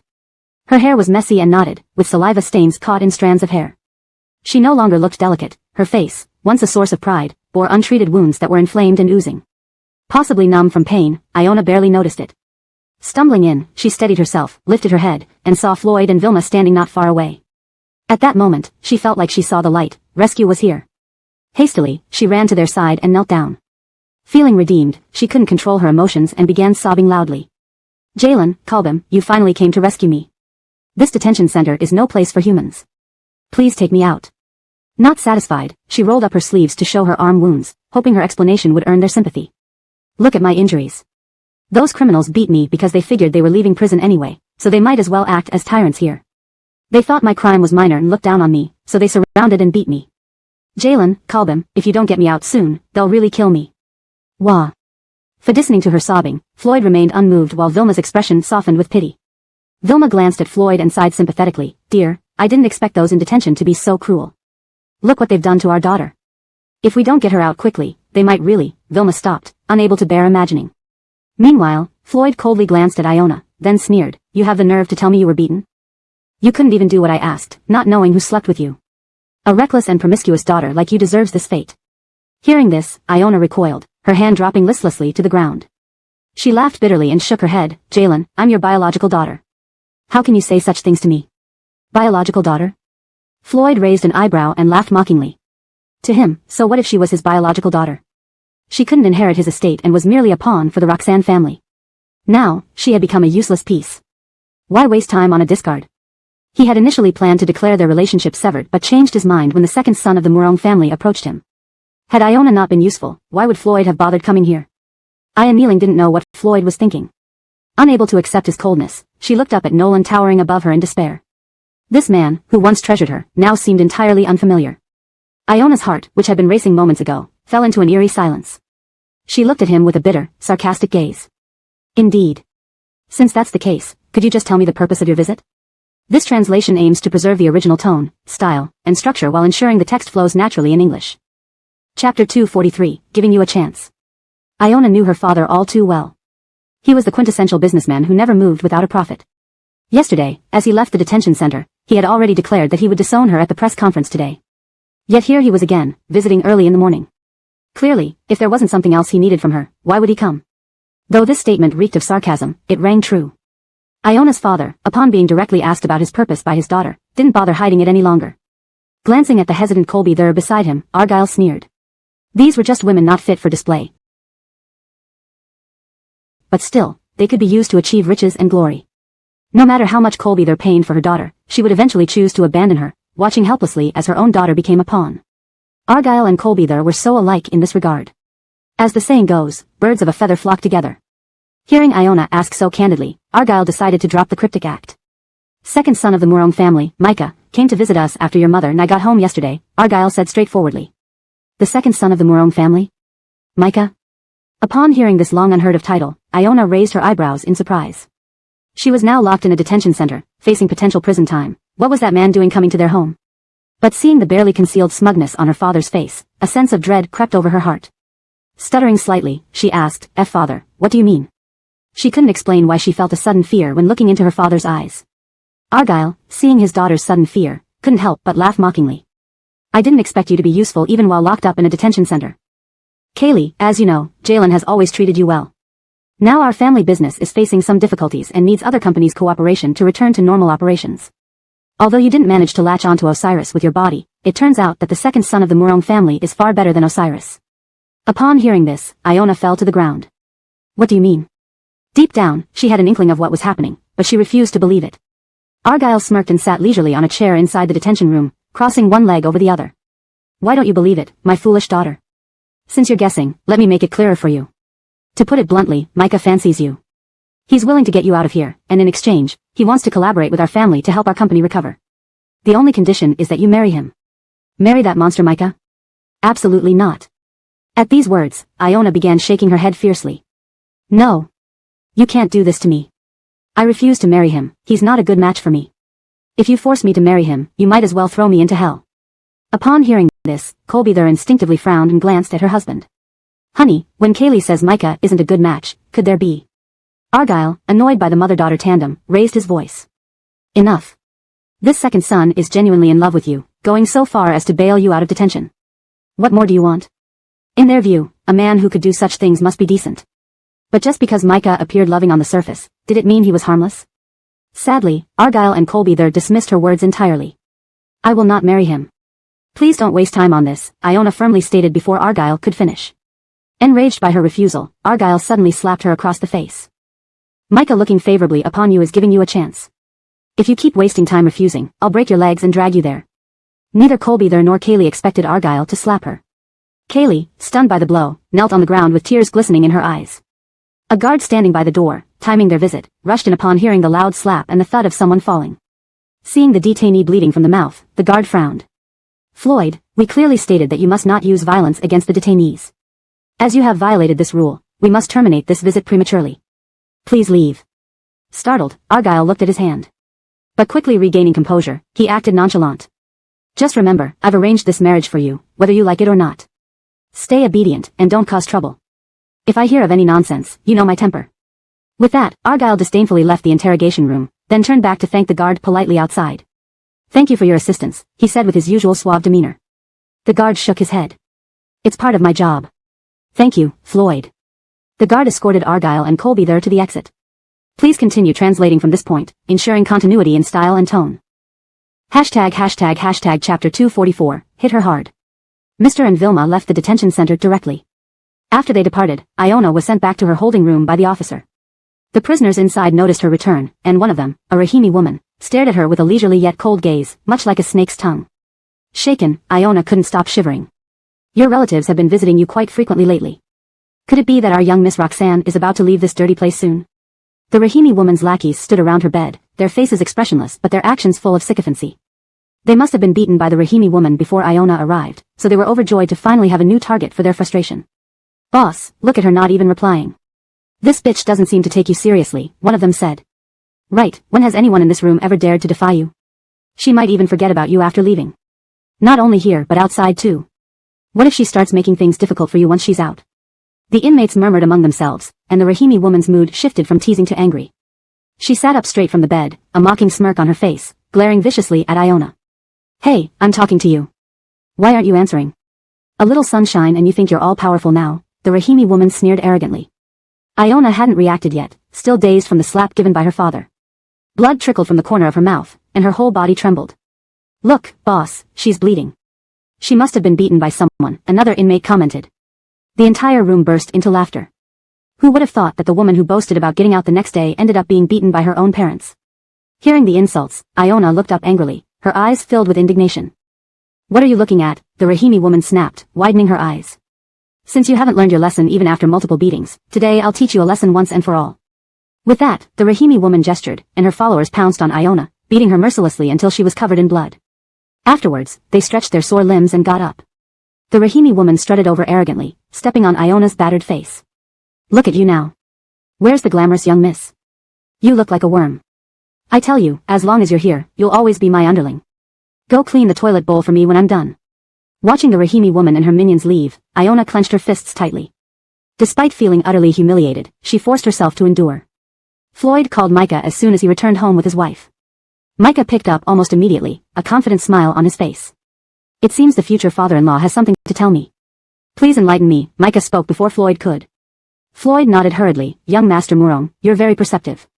I visited the detention center this morning and told Kaylee about it. Kaylee was delighted to hear that you're willing to marry her. She can't wait to become your wife. Micah smiled faintly, playing with a small box in his hands before sitting up from the bed. Argyle-in-law, since we're getting married, let's take it step by step. I'll contact our family and my elder brother regarding the dowry and cooperation details. Within 3 days, I'll rescue Kaylee from the detention center. Floyd beamed as if he had just won the lottery. Ah, young Master Murong, how thoughtful of you. We will indeed be family. After exchanging some pleasantries, Floyd hung up. Micah tossed his phone aside, took out a small bag from the box, and put it on. Aya beside him rolled over, rubbing against his arm affectionately. Yesterday you said you'd marry me, but now you're calling someone else father-in-law? Micah chuckled, lifting the woman's chin and kissing her lightly. Fat little witch, some people I marry, while others are just for casual fun. But don't worry, I'll treat you well. From today, Auntie, I'll give you a check for 5 million. Don't show yourself in front of me again. Aya understood the situation and agreed gracefully. She caressed his neck flirtatiously. Since you say so, I'll be sensible and won't disturb you anymore. Micah nodded satisfied. But right now, I still find pleasure in you. They resumed their intimate activities. To Micah, these women were merely interchangeable clothes. Currently, Iona piqued his interest more. With Micah's assurance, Floyd's behavior became even more arrogant and flamboyant than before. Now that the Roxanne family had connected with the prestigious Murong family, they knew any future actions would receive support. Note, the translation maintains the original tone, style, and structure while ensuring fluency and coherence in English. Chapter 245, Rescued. Especially as they would soon collaborate with the Murong family, Floyd had already imagined the brilliance of their company reaching new heights. Naturally, this news spread quickly to Osiris's ears. The secretary vividly and accurately recounted the events to Osiris. After all, both the detention center and Micah were part of Osiris's meticulously calculated plans. This showed how incredibly meticulous and chilling his planning was. Even a normal person could not compare. To President Fadi, Murong family's second son has decided to bail Miss Roxanne out from the detention center. Should we inform the detention center in advance? The Rahim had previously made it clear he would not let Iona off easily. If Murong family managed to rescue her, it might provoke President Fadi's anger. Upon hearing this, Osiris remained unperturbed and instead smiled faintly. Let them bail Iona out. Hearing this, the secretary was taken aback. He raised an eyebrow at the Rahim sitting opposite him. When the Rahim despised someone so intensely, why would he want her out of detention? Boss, this. It took considerable effort to get that detested person into detention. Why let her go when she's right there for the taking? Seemingly understanding the secretary's confusion, Osiris chuckled coldly.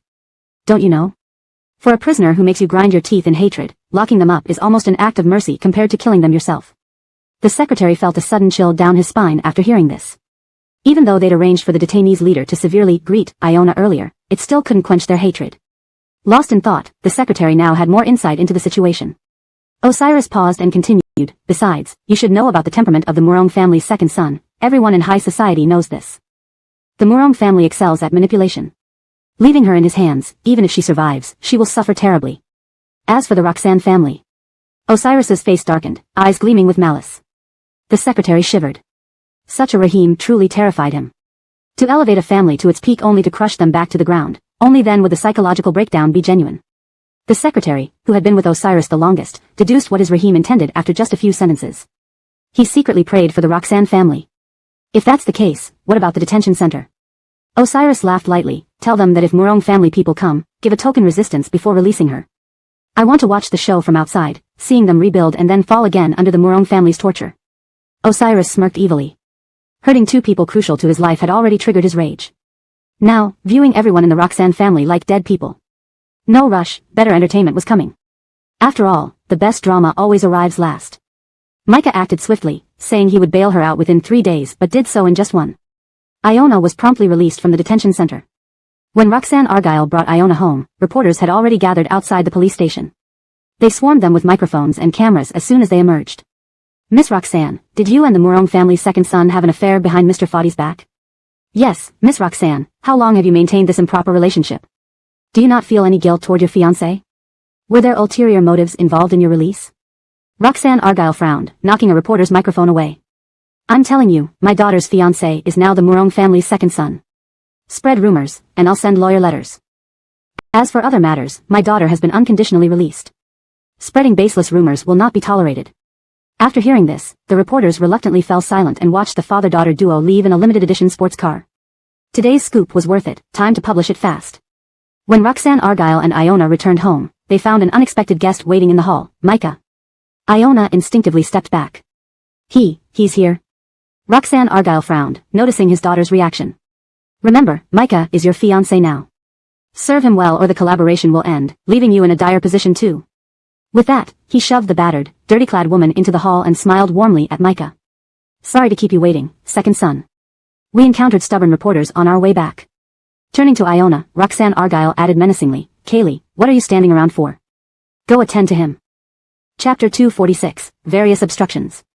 Suddenly pushed aside by Bruce, she almost lost her balance and staggered, shaking her body. Having been pampered all her life, Iona glanced back at her father with some dissatisfaction. Bruce looked at her coldly, as if threatening that if she dared to defy him, he would break her legs after the second young master of the Murong family left. Reluctantly, Iona moved a step to the side, her face still bearing signs of discontent. Under Bruce's threat, she had no choice but to stand beside him, peeling an orange for Micah.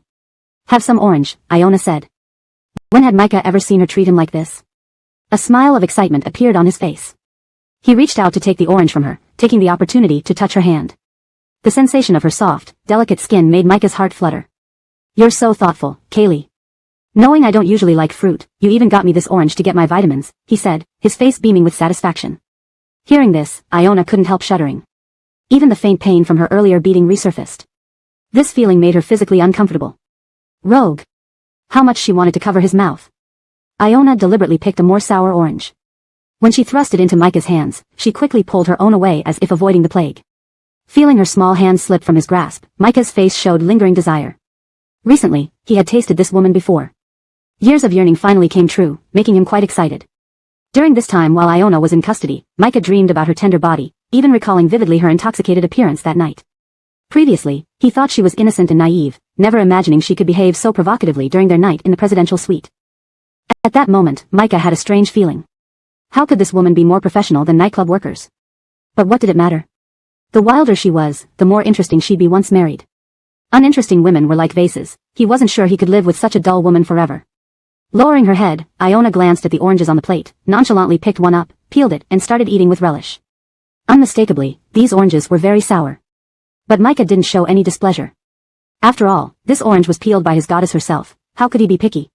Finishing the tart orange in just a few bites, Micah turned his affectionate gaze toward the woman sitting beside him. Though her current appearance lacked the former charm and the prolonged detention had given her a weary air, her alluring figure remained unforgettable to him. Micah raised his eyes and leered at her. Very good, peel another orange for me. I find your oranges are particularly sweet, and I really enjoy them. Seeing their harmonious interaction, Bruce's heart relaxed. Just moments ago, he was worried that if this stubborn daughter refused to yield, what would happen? Now, Iona indeed seemed practical. Unfortunately, Bruce was too old to see the hidden tension between them. Iona felt Micah must be insane to keep asking her to peel oranges for him. Suppressing her anger, she replied. Sure, you want me to peel oranges for you? Peeling one after another, she placed them all on the plate until it was full. Are these enough for you, second young master? If not, I can continue peeling, Iona asked innocently, blinking her big, watery eyes at him. Looking at the pile of oranges like a small mountain, Micah twitched his lips, a hint of exasperation on his face. This woman was still the same, carrying a slight temper. Especially when she smiled, revealing cunning and defiance. Micah smirked. But, he liked it. That's enough. No need to peel anymore. I feel a bit thirsty. Could you bring me some tea? Do you have coffee? A cup of coffee would be fine too, Micah added. Before Iona could respond, Bruce interjected, we do have coffee, excellent Kopi Luwak. Then he turned to order Iona, why are you standing there like a fool? Go make a cup of coffee for second young Master Murong right now. Understood, Iona nodded unwillingly. She longed to defy her father but remembered his earlier threats. Resigned to their bidding, she stood up from the sofa, suppressing her anger. She approached the coffee machine, grinding the beans. Not a single spoonful of sugar went into the coffee, making it extremely bitter. How cute. Being close to Micah, she suggested, feed me some coffee. Micah laughed, and Iona wished she could slap him. Seeing her hesitation, Bruce barked, are you deaf or mute? Hurry up and do it. Heartbroken with each step, Iona held the bitter coffee she had ground herself. They stood close together, the scent of her perfume filling the air. Note, the translation maintains the original tone, paragraph structure, and character emotions while ensuring natural English flow. ####Chapter 247, sharing the same room. Campbell revealed a contented smile. This woman had always pretended to be so high and mighty in front of him before, but now she was just standing there holding a coffee cup, looking utterly submissive as she brought it to him. As the saying goes, fortunes turn on their heels every 30 years. Before, this woman wouldn't even give him a proper glance, but now? Campbell reached out and stroked Iona's cheek. So tender, he remarked with a sigh. Just as he spoke, a twisted gleam flickered in his eyes. It excites me that such tender hands are here to serve me, he said, still smiling. After uttering these words, his eyes glinted with a disturbing intensity. Iona shivered and stood up without hesitation, taking a step backward. What's wrong? Why are you keeping your distance from me? Don't you want to be close to me? Campbell raised an eyebrow, still wearing that unsettling smile. But the aura around him exuded danger. Only a fool would want to be close to him. Iona only wanted to stay as far away as possible from this man who was no different from a madman, both repulsive and disgusting. Moreover, she wasn't unaware of the rumors surrounding him in the circles of wealth. Associating with this man could only mean one was not thinking clearly. This was Iona's first impression of Campbell, and it had never changed. Come here, Campbell ordered Iona. With no choice, Iona reluctantly obeyed. Due to her unsteady hold on the coffee, the scalding liquid spilled onto her, causing her to scream. Oh dear, how did the good coffee spill? Seeing the outline of her figure, Campbell couldn't help but swallow hard, barely suppressing the fire inside him. His eyes narrowed, like a fierce predator eyeing its prey, ready to devour her at any moment. The searing sensation on her chest made Iona feel almost on the brink of breaking down. At that moment, she wished she could go back to the detention center. Campbell's gaze remained fixed on her, burning and unabashed. You should change into something dry soon, you might catch a chill later, he said in a seemingly concerned tone that sent chills down her spine. Floyd saw Iona acting clumsily and couldn't help but berate her. Truly incompetent and more of a hindrance. You can't even serve coffee properly, what else can you do? Get lost upstairs and don't embarrass yourself here. Iona fled like a thief and slammed the door shut behind her in her bedroom. She wrapped herself tightly in a blanket. She still felt the intensity of Campbell's gaze. It made her very uncomfortable. That look made her panic as if she were being stalked by something unseen. Iona desperately wanted to escape through the window, but seeing how high up they were, she abandoned that idea. Did she really have to marry that man? If that were true, her life would be over. She simply couldn't bear to be with such a man, not even for a day. Downstairs. Campbell put on a worried act about Iona. The coffee was quite hot earlier. I wonder if she got burned. Let me check on her. Uncle, please wait for a moment. That's fine. Go ahead, Lord Second. Thank you. Upon hearing this, Floyd felt honored. He hadn't expected that Campbell cared so much about Iona. Yet, that wretched daughter didn't even want to marry into the wealthy Mayan family. There's nothing troublesome about it. Kaylee is my fiancée, isn't she? It's natural for me to care about her, Campbell said with a wicked, arrogant smile. Floyd thought for a moment and found Campbell's reasoning logical. All right, Lord Second, go ahead and check on her. Floyd nodded in agreement. As soon as Campbell walked upstairs, he knocked gently on Iona's door. When Iona heard the knock, her heart skipped a beat. She walked to the door in slippers and opened it. Seeing Campbell, revulsion flashed in her eyes. This revulsion did not escape Campbell's notice. Do you hate me so much? He asked, frowning. I didn't say I hated you, Iona shot back defiantly. And? Don't think we're getting married just because we've been intimate. Dream on. Then what else do you want to say? Better call off this engagement. What will you do if I don't? Without intending to let Campbell in, Iona stood at the doorway, but Campbell pushed the door open, nearly causing her to fall. Luckily, Campbell caught her swiftly. The two stood very close, staring into each other's eyes.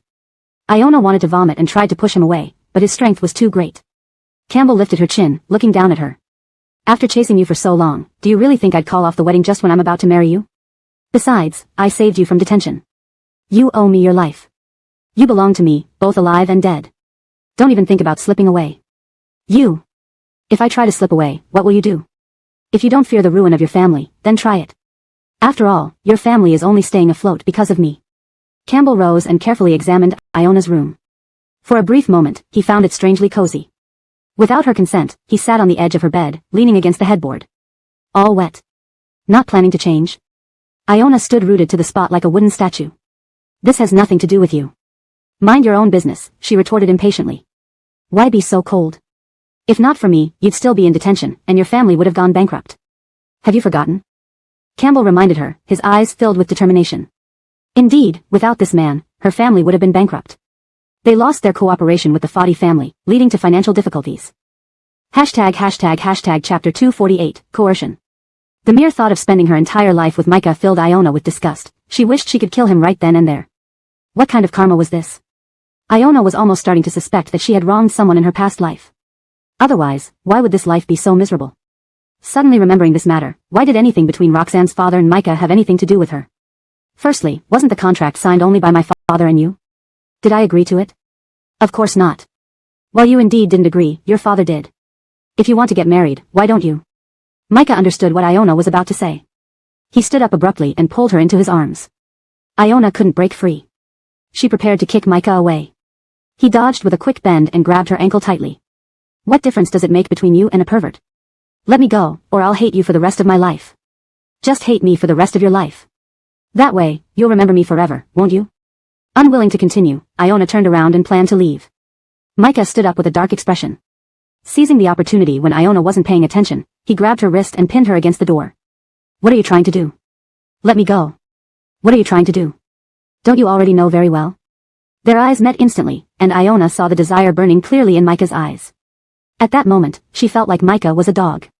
I saved your family member, and you should be grateful. Yet, you dare to repay kindness with enmity. Ha, you sure have guts. Iona felt as if Micah's eyes were about to eat her alive. Turning her head aside proved useless. Because Micah extended his left hand, gripping her chin firmly. Micah's grip was strong, as if he could crush her jaw. Iona showed signs of pain. Her tears welled up, and her small face turned pale. Pain. Micah quickly released his grip. Do you still plan on escaping from me? Iona opened the door and tried to run but was caught again by Micah. Without hesitation, he locked the door behind her, eyes bloodshot red. You're unrepentant. Looks like I have to teach you a lesson today, so you know how serious I am. Veins bulged on Micah's forehead as he gripped Iona's neck tightly. Even if you die, you will still be mine. I'll immerse your body in formaldehyde, keep your body. You're a madman. You don't even love me, it's just your possessiveness. Ha ha ha, how can I not love you? Do you know? I've liked you since a long time ago. Your childhood photo has been kept by me. Want to see them at my place? Feeling her breathing become difficult and seeing black spots, Iona struggled in vain. Why, oh you. Iona tried desperately to pry Micah's hands off but to no avail due to his strength. She felt as if she were meeting her grandmother in heaven. Bah, starred. Seeing Iona fainting, seemingly about to meet her doom, Micah finally loosened his grip on her neck. Do you know what happens when you try to escape me? Iona felt dizzy, collapsing onto the ground, gasping for fresh air. Suddenly, her stomach churned, making her want to vomit. After several minutes, Iona felt somewhat revived. To keep me by your side, you'd rather kill me than let me go? Micah lit a cigarette, leaning beside Iona. He leisurely smoked, taking a deep puff before exhaling the smoke slowly. Of course. This way, you'll stay with me forever. Didn't I already mention, formaldehyde, you know. At this moment, Iona truly recognized what kind of person Micah was. He was a pervert. Aren't you afraid of committing crimes? Aren't you afraid of death? Haven't you heard of giving one's life for another? Micah smiled slyly. I'm not afraid. After all, you'll be accompanying me. We can cross the Niha bridge together as fugitive spouses. Seeing a broom nearby, Iona cautiously moved towards it. Noticing her attempt, Micah said nonchalantly. Don't think of doing anything funny. After all, you can't escape my sight.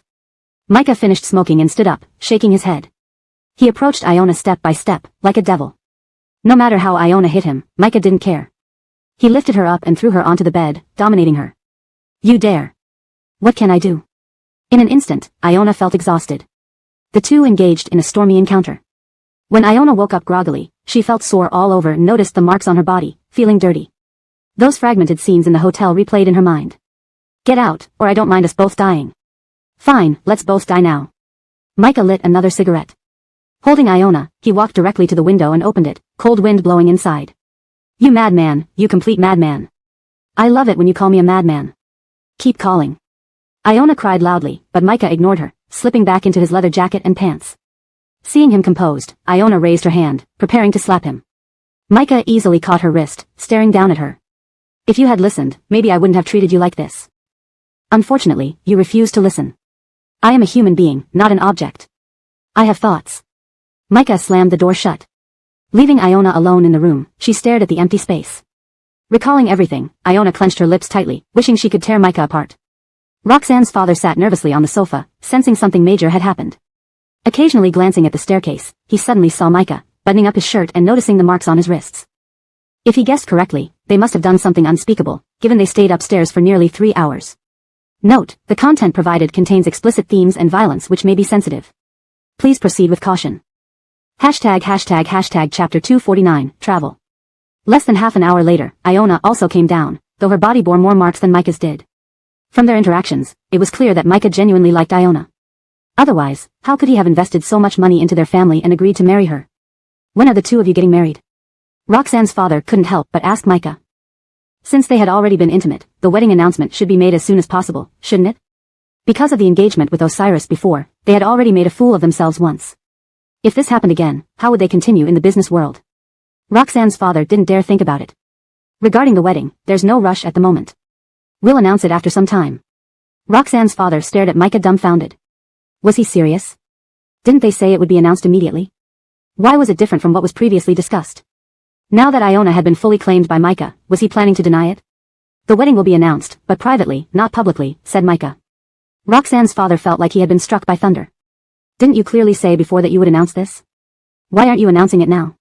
There's a reason for not announcing it. You don't need to ask too many questions. Argyle-in-law, do you fear I won't take her back? Second master, you misunderstand. That's not what I meant. You got it wrong. Roxanne's father hurriedly tried to defuse the situation, sensing Micah's displeasure. Alright, let's leave it at that. I have something else to attend to, so I'll go first. I'll come see you next time. Micah stood up and brushed off the dust from his clothes. He turned and looked at Iona, walked up to her, and pinched her chin. Iona wanted to pull his hand away but refrained because her father was present. Wait for me. Micah gave her a suggestive glance before leaving. As she watched Micah's figure disappear, Iona immediately grabbed her father's hand. Jalen, are you really going to marry me off to him? Tears welled up in Roxanne's father's eyes. Do you still have a choice? We have no other options. We must compromise. Don't you know that? I don't want to compromise. I don't want to marry him, even if we've been intimate. You're speaking nonsense. You must get married. Roxanne's father said, his voice trembling. It's all your deal. Why should I be the one to pay the price? Just because I'm your child? Iona confronted her father. Roxanne's father slapped her across the face, causing it to swell. She clutched her cheek. Already feeling wronged, this slap pushed her over the edge. Iona slammed the door and ran out. Just then, Roxanne's mother returned home and saw what had happened. What's going on? Why did she suddenly run out? Did you two fight again? Roxanne's father sat on the sofa in silence, drinking tea broodingly. Meanwhile, at OSHI Group headquarters. Osiris was handling company affairs when he heard a knock on the door. He looked up and saw his secretary, who handed him the travel itinerary. President, this is your business trip schedule. Osiris put down his pen and glanced at the schedule. Is this an urgent project? Yes, it was received an hour ago, and you need to leave tonight. Surprised by its urgency, Osiris asked, how long will this project take? The secretary pondered for a moment. It will take about 2 weeks if everything goes smoothly. Any less wouldn't be possible. Alright, buy 2 extra tickets when purchasing the flight. The secretary, though puzzled, didn't question it. Osiris stood up, took the Porsche keys from the table, and walked out. Are you leaving the office? Yeah. Osiris arrived at Melinda's home. He gently knocked on the door. Melinda had just put Parker to sleep. Upon hearing the knock, she opened the door to find Osiris. Why are you here? I'm going abroad for a project. Why don't you come with me? Why are you suddenly inviting me along? Because the place I'm going has beautiful tourist spots and delicious food. I thought taking you along would be a good way for us to relax and enjoy ourselves. Lately, too many things had happened. A short trip might help them unwind. We can take Parker along, making it a family vacation. Wouldn't that be nice? Osiris looked at Melinda expectantly, hoping she'd agree. However, Melinda hesitated. After a few minutes, Osiris sighed deeply. You don't want to go abroad with me? I can't decide right now. Goo's parents heard their conversation and rushed out when they saw Osiris standing at the door. What's happening? Why are you talking outside? Come in and sit. Standing at the door looked silly. Osiris entered and sat on the sofa, still looking at Melinda, hoping she'd change her mind. I think Hamza's suggestion is great. A family vacation will help build your bond, don't you think? Mariana held Melinda's hand gently, understanding the difficulties the young couple faced. Moreover, she could see that Osiris genuinely loved Melinda. As a mother, she wanted her daughter to be happy. Melinda remained conflicted, finding it inappropriate. Despite being slightly swayed, her rationality prevailed. I still feel it's not appropriate. Let's not do it. Oh, you stubborn girl. You must go with Hamza. Melinda sighed inwardly. Why were they both pushing her to go? Finally, unable to resist, she reluctantly agreed. I've already asked my secretary to book the tickets. Pack your things. We leave tonight. What? So soon? Melinda was shocked. Why did it feel like they were afraid she'd run away? Chapter 250, Preparations. When Fallon heard that the secretary had already bought the plane tickets, she froze on the spot. It seemed that Osiris was not coming over to discuss with her but to inform her of his decision. After all, in his heart, he was certain that Fallon would definitely follow him. I still feel it's inappropriate. You're going there for company matters. If I go with you, it will hinder your work. Colby Rover, if we bring the child along, it will be even more troublesome. You need to focus on work and can't always be paying attention to Leandro and me. Plus, there have been rumors around the company recently. Hearing this, Osiris gently smiled as he took Fallon's hand and held it tightly, signaling her to calm down. He knew exactly what she was worried about, which was precisely why he had decided to bring both Fallon and Leandro with him. The most important reasons were: first, he wanted everyone to know their relationship and to let those gossipers understand that Leandro is his son, his biological son. Second, he wanted Fallon to move beyond the rumors. To him, as long as they love each other and are determined to be together, other people's opinions mean nothing. Now, he and Fallon had made their stance clear. It would be absurd to sacrifice their happiness for others' judgments. However, Osiris didn't explain these reasons to Fallon, fearing she would feel too much pressure. Sometimes, he understood her cautiousness. Caring so deeply for him made her act cautiously. Osiris did not want Fallon to bear any pressure. As his wife, she should enjoy life instead of enduring public criticism. No matter what, you are the Genevieve of our OSHA group. Who dares to speak ill if I take you along? At this point, Fallon thought refusing further might lead him to literally carry her onto the plane. The idea embarrassed her, realizing how embarrassing that would be. As she hesitated, Megan and Leandro's conversation reached her ears. She saw Megan holding Leandro affectionately, pinching his cheeks and asking, "Leandro, we're going out to play with Jaylandi and Mummy tonight, aren't you happy?" Leandro nodded eagerly. His response was so adorable that even Fallon's heart melted. "Happy, I like going out with Jaylandi and Mummy. I like when you two stay with me forever. Classmates won't say I don't have a father anymore. In the future, Jaylandi can protect us when Mummy gets bullied." The room fell into an eerie silence after Leandro spoke.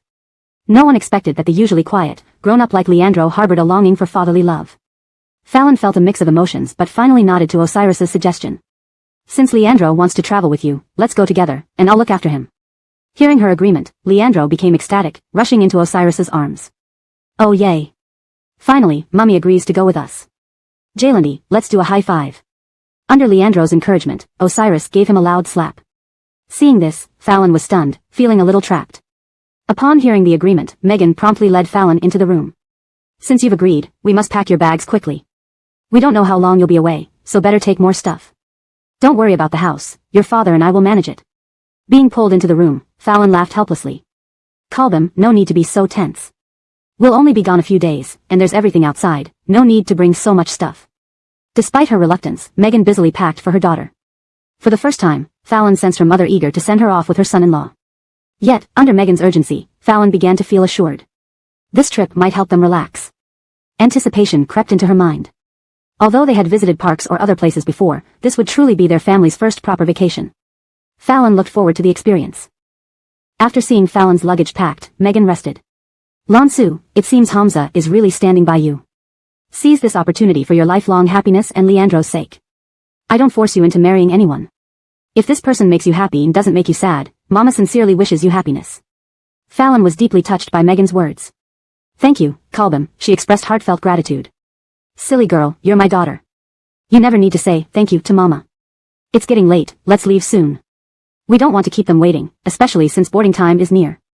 Finished Megan, pulling the luggage out. Seeing Fallon dressed in a floral dress that made her look younger and prettier, Osiris admired her further with her braided hair and sunflower clips. Chapter 250, Preparations. When Abrielle heard that the secretary had already bought the plane tickets, she froze on the spot. It seemed that Osiris's visit this time was not to consult with her but merely to inform her. After all, he had been convinced that Abrielle would definitely go with him. "I still feel it's not quite right.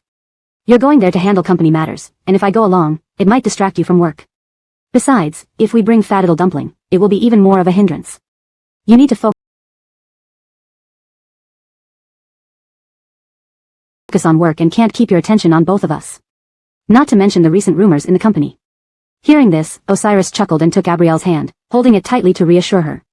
He knew exactly what she was worried about, which is why he decided to take Abrielle and Fadiddle Dumpling with him. There were a few crucial reasons for this trip. First, he wanted everyone to know their relationship. He also wanted those who spread baseless rumors online to understand that Fat Little Dumpling was his son, his own flesh and blood. Secondly, he wanted Abrielle to get out of the shadow of gossip. To him, as long as two people in love chose each other firmly, others' doubts meant nothing. Now, they had already made everything clear between them. It would be ridiculous to compromise themselves just for others' opinions. However, Osiris didn't say this to Abrielle, fearing it might add too much pressure to her. Sometimes, he understood her well. She was always cautious because she cared deeply about him. Osiris didn't want Abrielle to bear too much pressure. As his wife, she should enjoy everything rather than be judged by everyone. After all, you are Genevieve of our Oshi group. Who dares to talk nonsense when I bring you? At this point, Abrielle felt that if she refused any further, this man might really carry her and put her on the plane. Just thinking about it made her blush in embarrassment. While she hesitated, Megan and Fat Little Dumpling's chat suddenly reached her ears. Megan lovingly hugged Fat Little Dumpling, pinched his chubby cheeks, and said, "Fat Little Dumpling, tonight you're going to play with Jalen and Kalbim. Are you happy?" Fat Little Dumpling nodded vigorously, his little head bobbing up and down. The scene was so adorable that even Abrielle's heart melted. Happy. I like going out with Jalen and Kalbim. I like it when Jalen and Kalbim are always together with me. Then no classmates will say I don't have a dad, and when Kalbim is bullied, Jalen can protect us. The room fell into an eerie silence after Fat Little Dumpling spoke. Abrielle hadn't expected that the usually quiet and mature Fat Little Dumpling actually yearned for fatherly love. With mixed emotions, Abrielle finally agreed to Osiris's proposal. Since Fat Little Dumpling wants to go on a trip with you, let's go together. I'll take good care of him. Hearing her agreement, Fat Little Dumpling immediately danced with joy, rushing into Osiris's arms. Yes. Great. Kalbim finally agreed to go with us. Jalen, let's give a high five. Led by Fat Little Dumpling, Osiris gave a loud slap. At that moment, Abrielle stood there stunned. Looking at the doting expressions on Mike and Megan's faces and seeing her son, she felt like she was being set up. Once Megan heard her daughter agree, she quickly pulled Abrielle into the room. Since you've agreed, we must prepare quickly. You should pack your bags right away. You don't know how long you'll stay. Take plenty of luggage. Don't worry about anything here, your father and I are here. Abrielle smiled helplessly as she was dragged into the room by Megan. Kalbim, no need to panic. We'll be back in a few days. Besides, we can find everything outside, there's no need to pack so much like we're moving. It was the first time she saw someone so eager to push her daughter to meet her son-in-law. However, under Megan's urging, Abrielle, who was initially reluctant, suddenly felt a bit more reassured. Perhaps this trip could be a nice change of pace. Thinking about it, Abrielle couldn't help but feel a bit excited. Although they had gone to parks or other places before, this was truly their first family vacation. What kind of experiences awaited them? Abrielle looked forward to it. After seeing Abrielle finish packing, Megan finally sat down and caught her breath. Wanchua, it seems that Hamza is really on your side this time. You must seize this opportunity for your happiness and for Fat Little Dumpling. Kalbim doesn't force you to marry anyone. If someone makes you happy and never makes you sad, I sincerely wish you happiness. Hearing her mother's blessings, Abrielle was moved beyond words. Thank you, Kalbim. She thanked her wholeheartedly. Megan patted her daughter's delicate hand. Dear, you are my daughter. You never need to thank me. Well, it's getting late. Let's hurry up and leave. Don't keep them waiting, and boarding time is near. Megan then dragged Abrielle and Fat Little Dumpling's luggage outside. Seeing Abrielle come out in a floral dress that made her look youthful, Osiris couldn't help but smile. She even braided her hair and wore sunflower clips to match the dress. Note, Leandro, translates to Fat Little Dumpling, a term of endearment. Maintaining the original Chinese nickname retains its unique cultural flavor. Chapter 251, Take Care of Them. Just by looking at her entire outfit, it was already captivating. If you add her delicate features into the picture, many men would find it impossible to look away. Especially those big, watery eyes of hers carried a touch of vulnerability and allure. Osiris felt as if one glance could last an eternity, unable to move his gaze from her. Her appearance exuded an urge for someone to step forward and protect her, making Osiris's heart race uncontrollably. How he wished to walk with her for a lifetime. Osiris strode over to Abrielle and then lifted his hand to help adjust her hair. The strands that were on her forehead were gently tucked behind her ear. After that, he smiled, saying genuinely, Wanchua, you look incredibly beautiful like this, just like an angel who has mistakenly descended into the mortal world. Abrielle blushed furiously upon hearing his words and gave him a shy glance, raising her hand to hit his chest. Oh, you're so annoying. Kalbim and Jalen are here, don't say such things. Mike and Megan merely exchanged meaningful glances with smiles after hearing this. Though they were both in their 50s, their private feelings towards each other remained as strong as ever. They interacted like a couple in love, never showing any sign of being an old married couple. Perhaps it was due to such a loving environment that led them to believe strongly in love and also create a better family atmosphere, providing a better upbringing for their children. Seeing their daughter and son-in-law continue their love story, Mike and Megan nodded emotionally. It was heartwarming. Seeing their love pass down made these parents feel proud. Here, Mike and Megan sighed. Though they had missed much of Abrielle's growth up until now, they didn't miss out on their daughter's happiness. Being witnesses to their daughter's happiness was enough for them. They would gradually make up for the lost time with more love. Seeing how affectionate his parents were, Fat Little Guttan couldn't help but clap his small hands. Jaylandi is really nice to Mommy. Jaylandi, go give Mommy a kiss. As soon as he finished speaking, Fat Little Guttan looked eagerly at Osiris and Abrielle. Hearing what her son said, Abrielle couldn't help but flick his forehead. Brat, you're teasing Mommy and Daddy now, huh? Seeing her reach out towards him, Fat Little Guttan quickly dodged, avoiding her reach. Then, he playfully stuck out his tongue and hid behind his father. Jaylandi, Mommy is bullying me. Save me, Daddy. The brat found his support now.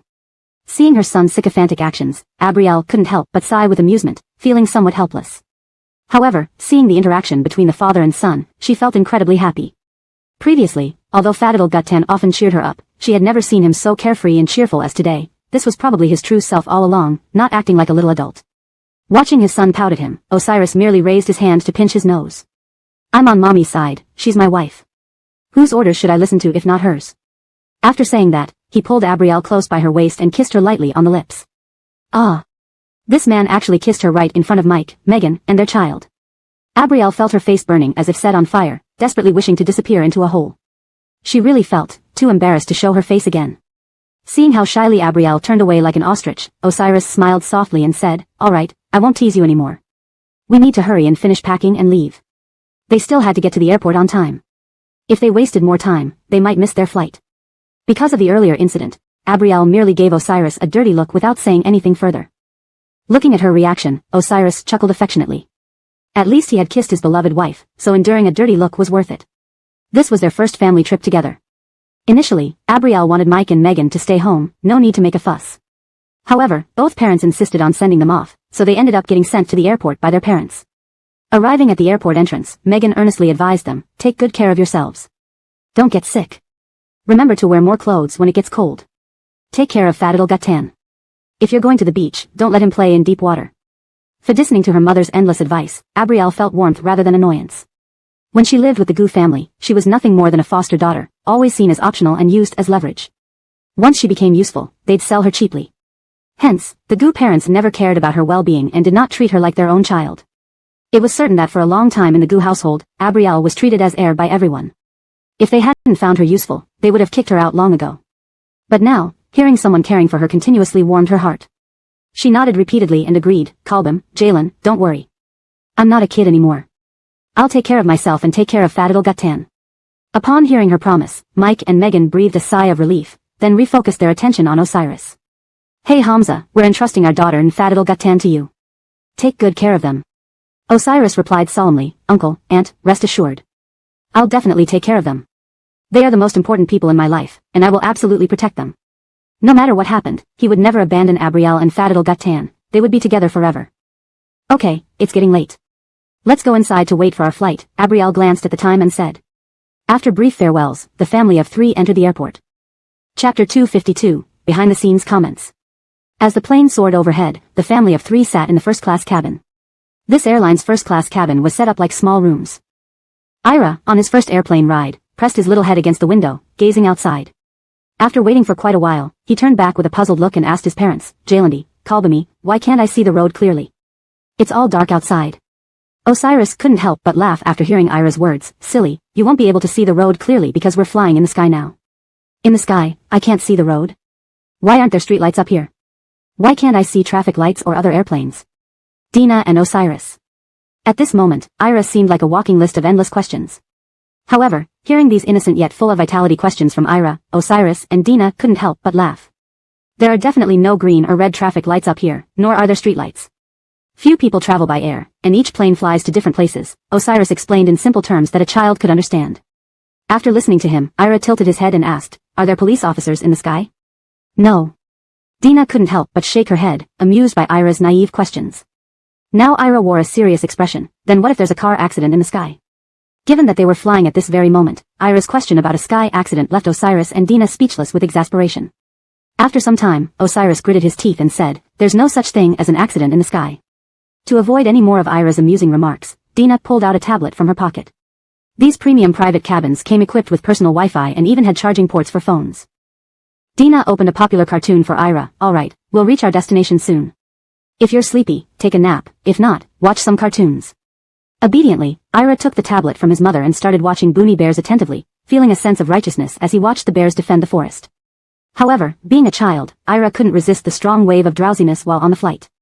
Seeing the little one nearly falling asleep, Osiris gently reclined the seat, allowing him to lie flat. Such luxury, only available in private first class, immediately stunned Dina. Although she used to be a princess of the Goo family, she had never experienced this level of comfort. She hadn't known what it felt like to sit in a private first-class cabin. Previously, she always crammed into ordinary seats, especially those with vertical 90-degree angles. Every time she got off the plane, she felt soreness in her back and legs. During that period, she preferred traveling by high-speed train rather than flying. But seeing the condition of the private first-class cabin today, Dina couldn't help but feel curious. Could it be that the space for regular passengers had been sacrificed for the private first-class cabins? Thinking about it, she pouted, blaming the greedy capitalists and their money power. After taking out a small blanket from her bag and covering Ira, Dina returned to her seat. Osiris, perhaps due to recent overtime work in dealing with Iona's matter, looked unusually relaxed. He lay down slowly and put on an eye mask to sleep. On the other hand, Dina found herself still wide awake. She continued watching the tablet and drank 2 cups of water before suddenly feeling the urge to use the restroom. Putting down the tablet on her seat, Dina unbuckled her seatbelt and went to the restroom. The private first-class restrooms were separate from those in the regular sections. However, private first class shared a restroom with the flight attendants. While in the restroom, Dina overheard a commotion outside the door. She paused when she heard her name mentioned. Instead of leaving, Dina squatted in the stall, preparing to wait until they left. Did you see the news? It said that Osiris has cancelled his engagement with Iona because of infidelity on her part. I've heard about that, but what surprised me is that Osiris brought Dina on this flight. They even have a kid with them who looks just like President Fadi. I think he must be the biological son. One moment, Tamsin vowed that Dina would never enter their home, and the next, Osiris announces an engagement to someone else. Who knew he'd turn around and go on vacation with Dina? What can you say about the rich and powerful? Dina must be skilled at luring people, probably because of her charms. The flight attendants giggled after saying this. Maybe you're right. But you must admit, Dina does have quite a bit of allure. To win so many men's affections, it's understandable. For listening to their derogatory comments from the stall, Dina felt a burning sensation on her face. In the past, she faced doubts bravely, so why did she shrink away now from her colleagues and public opinion? Puzzled, she frowned. No, it shouldn't be like this. She had worked hard to reach this point. Why should she endure humiliation? Kalbirover, none of this was their fault, neither hers nor Fadidal August's. If Dina kept bearing it silently, it would inadvertently confirm their statements and imply that Ira was illegitimate. Dina absolutely wouldn't allow this to happen. She needed to stand up courageously and protect her rights. Chapter 253, Take Her Back With Me. Furthermore, she was now a mother, and standing behind her was her son. Melinda would never stand by and watch her son be drowned in rumors. Water could carry a boat, but it could also capsize it. Gossip could also kill a person. Thinking of this, Melinda finally mustered the courage to take that step forward. If she continued to hide, she would never be able to defend her rights or protect the people she cared for. This time, she had to come out bravely. Thinking of this, Melinda raised her hand, covering the handle. As those flight attendants gleefully mocked them and Melinda, they spoke of, suddenly the sound of the bathroom stall door opening was heard. Startled, these flight attendants hurriedly closed their mouths and looked towards the source of the noise. They were all gathered there, and today, only 3 passengers were in the private first class. The one who could be inside the restroom could only be one person, Melinda. Considering this, the other flight attendants held their breath, recalling their ridicule moments ago, their faces turning red as if slapped. Melinda pushed open the door, her gaze sweeping over their faces before she calmly smiled. Was what you were saying just now about me? This straightforward question felt like an invisible slap across their faces. If this matter reached the company or Osiris, they would definitely face serious repercussions. After all, online rumors suggested that Iona's incidents were orchestrated by Osiris. Regardless of the truth, his reputation was widely known, and if he set his sights on them, their careers as flight attendants would be over. Being a flight attendant was glamorous, even well paid, with the opportunity to travel both sky and ground. Without this job, how could they find a wealthy husband? Flight attendants often found eligible bachelors in private first-class cabins. Some flight attendants began to shake their heads. If they remained firm, who could prove they were mocking Melinda? Gathering their courage, one flight attendant responded, Ainsley, I think you must have misunderstood. How could we possibly discuss guests behind their backs? We received professional training before becoming flight attendants and would never gossip about passenger privacy. This response was standard, and Melinda smiled calmly in response. Is that so? You addressed me as Ainsley, while your discussion was about the online Melinda. I always believe in seeing is believing, hearing is deceiving. Have you experienced the events online or been at the scene? You don't know anything, merely spreading hearsay. What right do you have to gossip about others behind their backs? Perhaps you think a few words are insignificant, but have you considered what if someone commits suicide or suffers irreparable damage because of those words? Listening to Melinda, the teasing and sarcastic flight attendants fell silent, each as quiet as a mouse. Surveying their pale faces tinged with suspicious redness, Melinda couldn't help but smile. Let's put this aside for now. Consider it a warning. If you continue to gossip about others behind their backs, I won't show mercy. With that, she washed her hands, head held high, and left the restroom. Returning to her seat, Melinda breathed a sigh of relief. She had indeed been nervous earlier, but when defending her rights, she didn't retreat for a moment. She reclaimed her confident self, no longer minding others' gazes but focusing solely on protecting herself and her child. It seemed this true version of Melinda was the most authentic. After this incident, when the flight attendants approached the private first-class cabin again, they dared not look at Melinda. Recalling Melinda's words, several flight attendants instantly felt afraid. They worried what if Melinda reported them to the company. Fortunately, during the remaining hours, Melinda did not openly confront them. This relieved the flight attendants. Private first-class VIPs were the first to leave the plane. When they departed, the flight attendants bowed gratefully to see them off. However, Ira had fallen asleep. Osiris and Melinda left the airport through the VIP channel directly to their waiting assistant. The assistant then led them to the previously booked presidential suite. The family slept side by side on the same bed, creating a heartwarming scene. Osiris and Melinda's relationship improved, even immune to scandalous rumors. Meanwhile, the female supporting character was nearly driven mad. Since being taken from the detention center by Micah, Nolan had been visiting the Roxanne family daily. Today, after dining together, he uttered such outrageous words that the whole living room atmosphere became tense. Vilma looked troubled at Nolan sitting opposite on the sofa. Micah wore a victorious smile, legs elegantly crossed, seemingly indifferent to the implications of his statement. It was as if whatever he said, the Roxanne family would agree without hesitation. This wasn't blind confidence on Micah's part but rather the excessive subservience of Floyd, who agreed to everything. Seeing everyone silent, even Iona glaring hatefully, Micah spoke matter-of-factly again. Uncle, Aunt, what I said makes sense. Please consider it. Everyone knows Kaylee and I are together. Call be over, I've already given the dowry. It shouldn't be a problem for her to live with me, right? Micah didn't want to visit daily and find excuses to spend time with her privately. If she lived with him, he could do whatever he wanted. Thinking of this, Micah lecherously turned to look at Iona. Chapter 254, Let her go with me. Staying here is just as well. Since she's already my nominal fiancé, it would be better if she came to my house, Micah said thoughtfully, looking down at Vilma from his superior position. He had long grown tired of running here every day, not only wasting time but also listening to Floyd's daily flattering voice. Micah felt like he was losing himself in this mundane world. Besides, his easygoing nature made him hate people fawning over him with unnecessary flattery the most. He wasn't even in charge of the company's affairs and disliked dealing with those big and small matters. What good did their flattery do for him? However, his main purpose was still to obtain Iona. So, after some deliberation, wouldn't it be a perfect solution if that woman moved in with him early? When Vilma suddenly heard Micah say this, she felt quite uncomfortable inside. She lowered her head with a troubled look on her face, finally unable to hold back a sigh. After all, though their daughter had indeed done something wrong and had been kept in custody before being saved by the second son of the Morone family, Vilma was endlessly grateful. Now that she had made a mistake, although Floyd no longer treated Iona like his precious daughter, Kaylee was still her beloved child whom she had carried for 10 months. How could she willingly let her daughter go live with them without being married? Though the Roxanne family was a prominent household, their thinking remained somewhat conservative. Despite their daughter being a lady of noble birth, even if they had fallen on hard times, they were still respectable. Now, before they were even officially married, the second son of the Morone family wanted to take her away. If word got out, it might become a laughingstock. Vilma looked extremely unhappy. She would never allow her daughter's reputation to be compromised. However, what right did she have to refuse?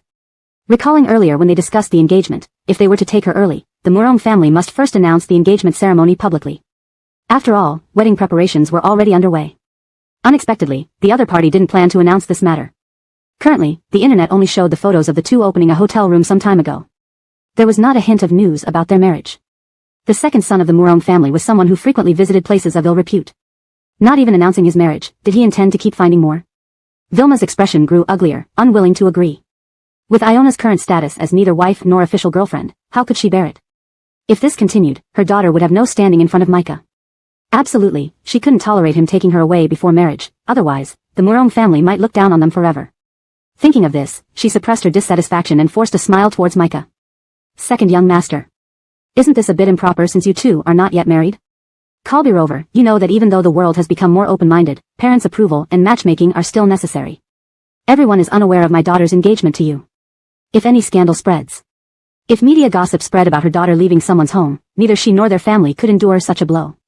Micah only squinted his eyes upon hearing these words, staring at Vilma with a half-smile. Floyd shuddered upon seeing this look. They couldn't afford to anger their financier. If he changed his mind, what would happen to their daughter? She had already been labeled a loose woman in public opinion. If the second son broke off the engagement now, they would be ruined. Their company had just started cooperating with the Morone family. Leaving now would mean bankruptcy. Floyd wouldn't allow his life's work to be destroyed. So, before Micah spoke, he sternly said, "How can there be any issue? The two children are already set, and they can never be separated. Kaylee, follow second young master home. And remember, don't come back unless it's necessary. Take good care of second young master. He went through so much to get you out of detention. Try to bear more children for second young master and stop causing trouble." Floyd obediently agreed, even adding a lot of feudal etiquette instructions disdainfully to Iona. For listening to these words, Iona felt indignant. She never expected her father to be so cold-hearted towards her. But these words brought Micah comfort. "Uncle speaks wisely. I feel we are very compatible. If anything happens in the future, I will surely think of you." Hearing this, Floyd instantly smiled. "Your relationship should thrive, that's the most important thing." Micah was satisfied, but Vilma was unhappy. She found her husband foolish. Regardless of the company's affairs, sending their daughter to marry into the Morone family like this, would they truly care about their family? They weren't even married yet, and now living together. Iona was her heart's darling, born from her 10 months of pregnancy. It was painful to see her go like this. "Kalbim. Jalen. I want to stay at home for a few more days. How can you let me go with him just like that?" Iona asked urgently. "Kalbirover, the engagement hasn't been announced. If I live with him now, what will people think of my reputation?" Iona was unhappy too. Why send her away? Seeing Micah, she wanted to beat him up. He was her nightmare. If not for him, she believed her life would be carefree. Chapter 255, Canary. After hearing Iona's words, her father's face turned unpleasant immediately. He glared at his daughter furiously. "What nonsense are you talking? The second young master of the Morone family is such a fine young man. He doesn't despise you, a woman of loose virtue. What else do you have to say? Let me tell you this, if you don't serve second young master properly, I'll beat you until you can't stand. Kaylee, what are you daydreaming about? Why aren't you saying anything? Hurry up and chat with second young master." Bruce urged anxiously. He was afraid of upsetting Micah. If Micah got upset later, what if they needed money in the future and wanted to ask Micah for help? Wouldn't it become difficult?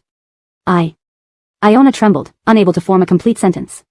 At this moment, she was shaking all over, too shaken to even know whether she was angry or scared. She didn't expect her father to be so heartless as to push her into a dire situation just to gain someone's support. Thinking of this, Iona felt an overwhelming sense of desolation. She couldn't even force a smile. "You two, go and help Miss pack her clothes. After packing, bring the suitcase down. Remember, pack all of Mrs. clothes, not leaving a single piece behind," Bruce instructed, curling his lips. This time, he had no intention of letting Iona come back. Regardless, they must coax the Morone family into continuously injecting funds into their household. Bruce hurriedly spoke to the two servants following him, who nodded their heads. Then they went to Iona's bedroom and started moving things quickly. With the threat from their master, these servants packed belongings swiftly and efficiently, almost as if they were determined to move everything out, including the furniture. Seeing how frantic they were, Iona couldn't help but bite her lip in thought. How could she escape Micah? If she let him take her away, it might not be easy to run again. Kalbirover, Micah was prone to being extreme. What if he really physically abused her due to disagreements? Kalbirover, the events from a few years ago still loomed large in her mind. Back then, that young girl only resisted when Micah forced himself on her. In his haste, he grabbed a nearby stool and struck the girl hard. She fainted, and he took advantage of the situation. But after satisfying his lust, the girl had bled to death. Initially unaware, by the time he noticed, the girl had already died of hatred. In the end, the Morone family merely used money to seal the mouths of the people involved, stopping the matter from spreading any further. But incidents like this weren't unheard of within the elite circles, even if the general public was largely unaware. It had long been whispered about among the rich girls as gossip. Within half an hour, the maid had finished packing and carried 2 large suitcases into the living room. "Sir, Tasha, we've packed Mrs. belongings. We can leave whenever. If you need anything more, please let us know." "Yes, all Mrs. items are packed and nothing has been left behind. If you're not sure, Sir and Tasha can go upstairs to check again," they said, placing the 2 suitcases in the corner and bowing respectfully. Iona looked at the suitcases with tears welling in her eyes, looking longingly at Samantha. Bruce waved his hand dismissively. "No need to check, anything left behind can be thrown away. She won't be coming back. She must stay with the Morone family and take care of second young master." Bruce didn't even get up to say a word to his own daughter.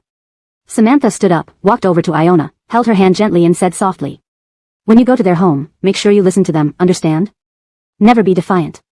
After all, your parents won't be there. Remember to correct your mistakes from before. With us not around, don't act on impulse or throw tantrums. You know our family isn't as prestigious as before. The last part was whispered softly but was heard clearly by Iona. This was the only advice Samantha could give to her daughter. Iona felt aggrieved and glanced sideways at Bruce, feeling disappointed. She knew he had always treated her as an object, never truly considering her as his own daughter.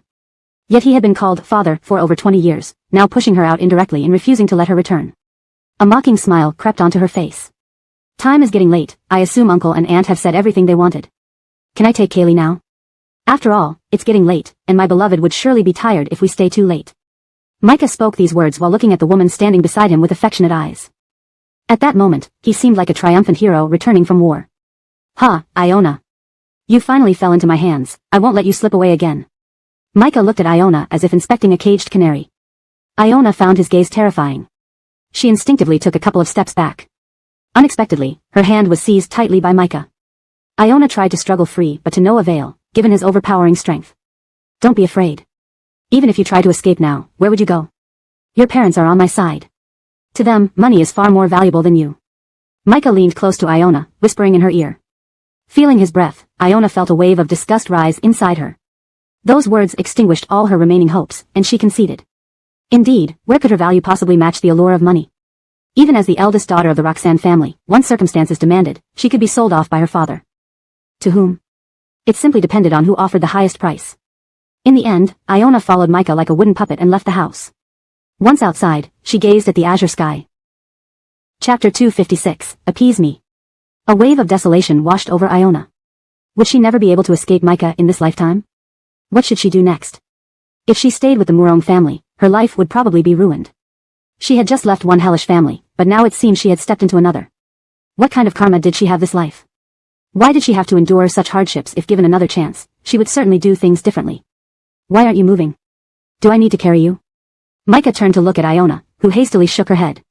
Angrily, she marched forward, not waiting for Nolan behind her. Sitting in the car, Iona leaned against the window, watching the bustling traffic outside. At that moment, she felt as though there was no way out. What should I do? Iona pondered in her heart. She would never sit idly by and let her fate unfold without a fight. If this man's violent urges got the better of him, what would happen then? The thought made her shudder. Why are you sulking? Do you dislike me? Let me tell you something, you will be living with me for the rest of your life, so get used to it, okay? If you don't provoke me, I will treat you with utmost care. After all, you're the woman I've dreamed about for years. I'll treat you differently than other women.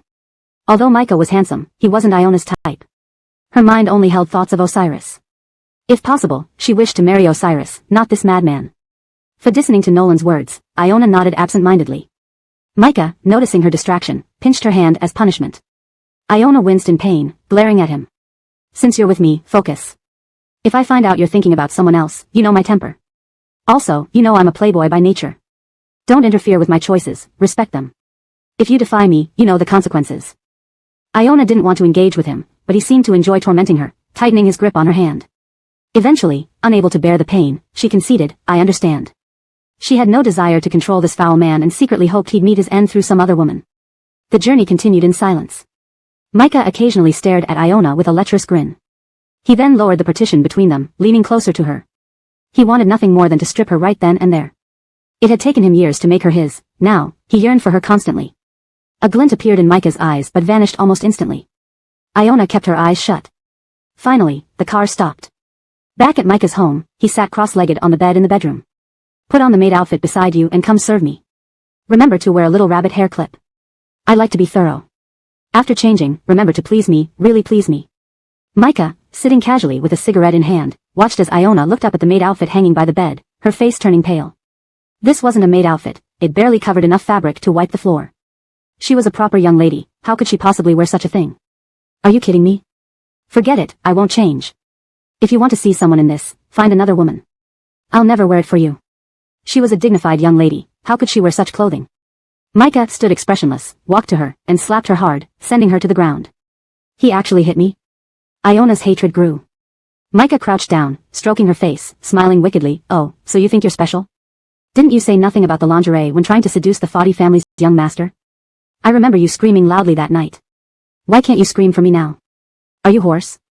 Despite Micah's gentle appearance, Iona saw a devil from hell in that moment. His smile faded instantly. If you don't want to scream, I can poison your voice now. You. Iona backed away, but Micah grabbed her wrist, threatening her. Micah, you're a devil. Iona trembled in fear, cursing aloud. If I didn't find you intriguing, do you really think I would have married you? You're just a lowly tramp. Micah threw her aside and sat back on the sofa, gripping her chin again. One more time, I despise those who defy me. Be smart and come please me. And remember, I appreciate those who know their place. So, last chance, will you wear it or not? Iona hesitated, unable to speak. Micah squeezed her chin tightly. Please, let go of my chin, you're hurting me. Of course, since you asked nicely, Micah released her chin. Iona rubbed her sore jaw anxiously. Do you remember what happened when you disobeyed me before? Recalling the torment she endured, Iona shivered. Chapter 257, Compromise. I'll wear the clothes you bought for me. Please don't hit me anymore. Iona hurriedly stood up and walked to the bed, taking off her clothes and putting on the maid's outfit. This person is simply like a beast. She appeared to cooperate with his actions, but inside she had already cursed this man out thoroughly. If it were possible, she would have killed him. Unfortunately, murder is illegal, and Iona couldn't do that. But she would find an opportunity to take revenge. She would never let herself fall victim to such a man for the rest of her life. Suppressing her rage, after changing into the maid's outfit, Iona took a deep breath and put on a smile. Now you must do whatever I tell you. Micah looked at her approvingly. Especially with the woman's well-endowed figure, especially when she put on the maid's outfit again. He felt extremely tempted, almost unable to resist pushing her down right then. Yes. Iona spoke obediently. Micah was very satisfied seeing her like this. Micah smiled and beckoned her over with his finger, and Iona complied immediately. Will you resist me in the future? No, I won't resist you anymore. Whatever you want me to do, I'll do. Baby, you said it. As long as you're good, anything you want, I can give you. Micah's smug expression annoyed her, but she could not hit him, otherwise, she would surely be tortured later. One day, I will make you pay for all the humiliation I've suffered today. I will never let you go. Micah pressed forward, and they played their game of cosplay. Meanwhile, Fallon and her family of 3 lay together on a big bed. Fat little Ira opened his eyes groggily, instinctively leaning towards the warmth beside him. He woke up to see Osiris on one side and Fallon on the other. How wonderful. Jaylandi and Kalbami are both by my side. I'm such a happy kid. Fallon had already woken up early but didn't move for fear of disturbing Ira. Seeing the little boy looking around curiously, she felt puzzled. Suddenly, Ira giggled, startling Osiris who was still half asleep. Cold sweat broke out on his forehead. Seeing the child laughing happily in bed, Osiris was completely confused about what made him so happy. Propping himself up on one elbow, he looked at Ira. Ira felt 2 pairs of intense eyes watching him, and his smile froze. He looked up just in time to meet Fallon and Osiris's gazes. Feeling a bit embarrassed, he hastily buried his head under the blanket. Dear baby, why did you suddenly hide under the blanket? Fallon asked, smiling gently. Covering his head cautiously, Ira peeked out from under the blanket to look at them. I laughed because I was too happy. Sorry Jaylandi, Kalbami for waking you 2 up. Don't imagine things. Because Ira felt that happiness came too suddenly. Dear baby, did you dream something delightful? Fallon inquired. After all, laughing out loud in the middle of the night really scared them. In fact, I feel very blessed. I never thought I'd sleep with Jaylandi and Kalbami one day. I only dreamed of it before, never thought it would become reality. Somehow, Fallon felt a pang of sadness at this moment. Indeed, until now, there hadn't been Osiris's presence, and she had always been raising Ira alone. How could a child not need his father's company? Over the years. A tear slipped down the corner of Fallon's eye. Ira, seeing Fallon's red eyes, approached and wiped away her tears worriedly. Why did you cry, Kalbami? Are you sad? Sweetie, you're imagining things. I'm not sad. I just feel guilty, Fallon explained. Ira paused, then quickly reacted. Osiris remained silent, saying nothing. Hearing Fallon's words indeed hurt him deeply. Kalbami, why do you feel guilty? Don't. I love our family together, and we are together now. This is a joyful moment, so Kalbami should be happy. Ira tried to comfort her. Osiris hugged both Fallon and Ira, holding his wife with one arm and his son with the other, feeling like he had reached the pinnacle of life. I will always be with you from now on. By the way, sweetie, do you want to come to work with me tomorrow morning? Ira blinked at Osiris. Was it really possible? Jaylandi, can I really go to work with you? Will I disturb your work? You're thinking too much. How could you disturb my work?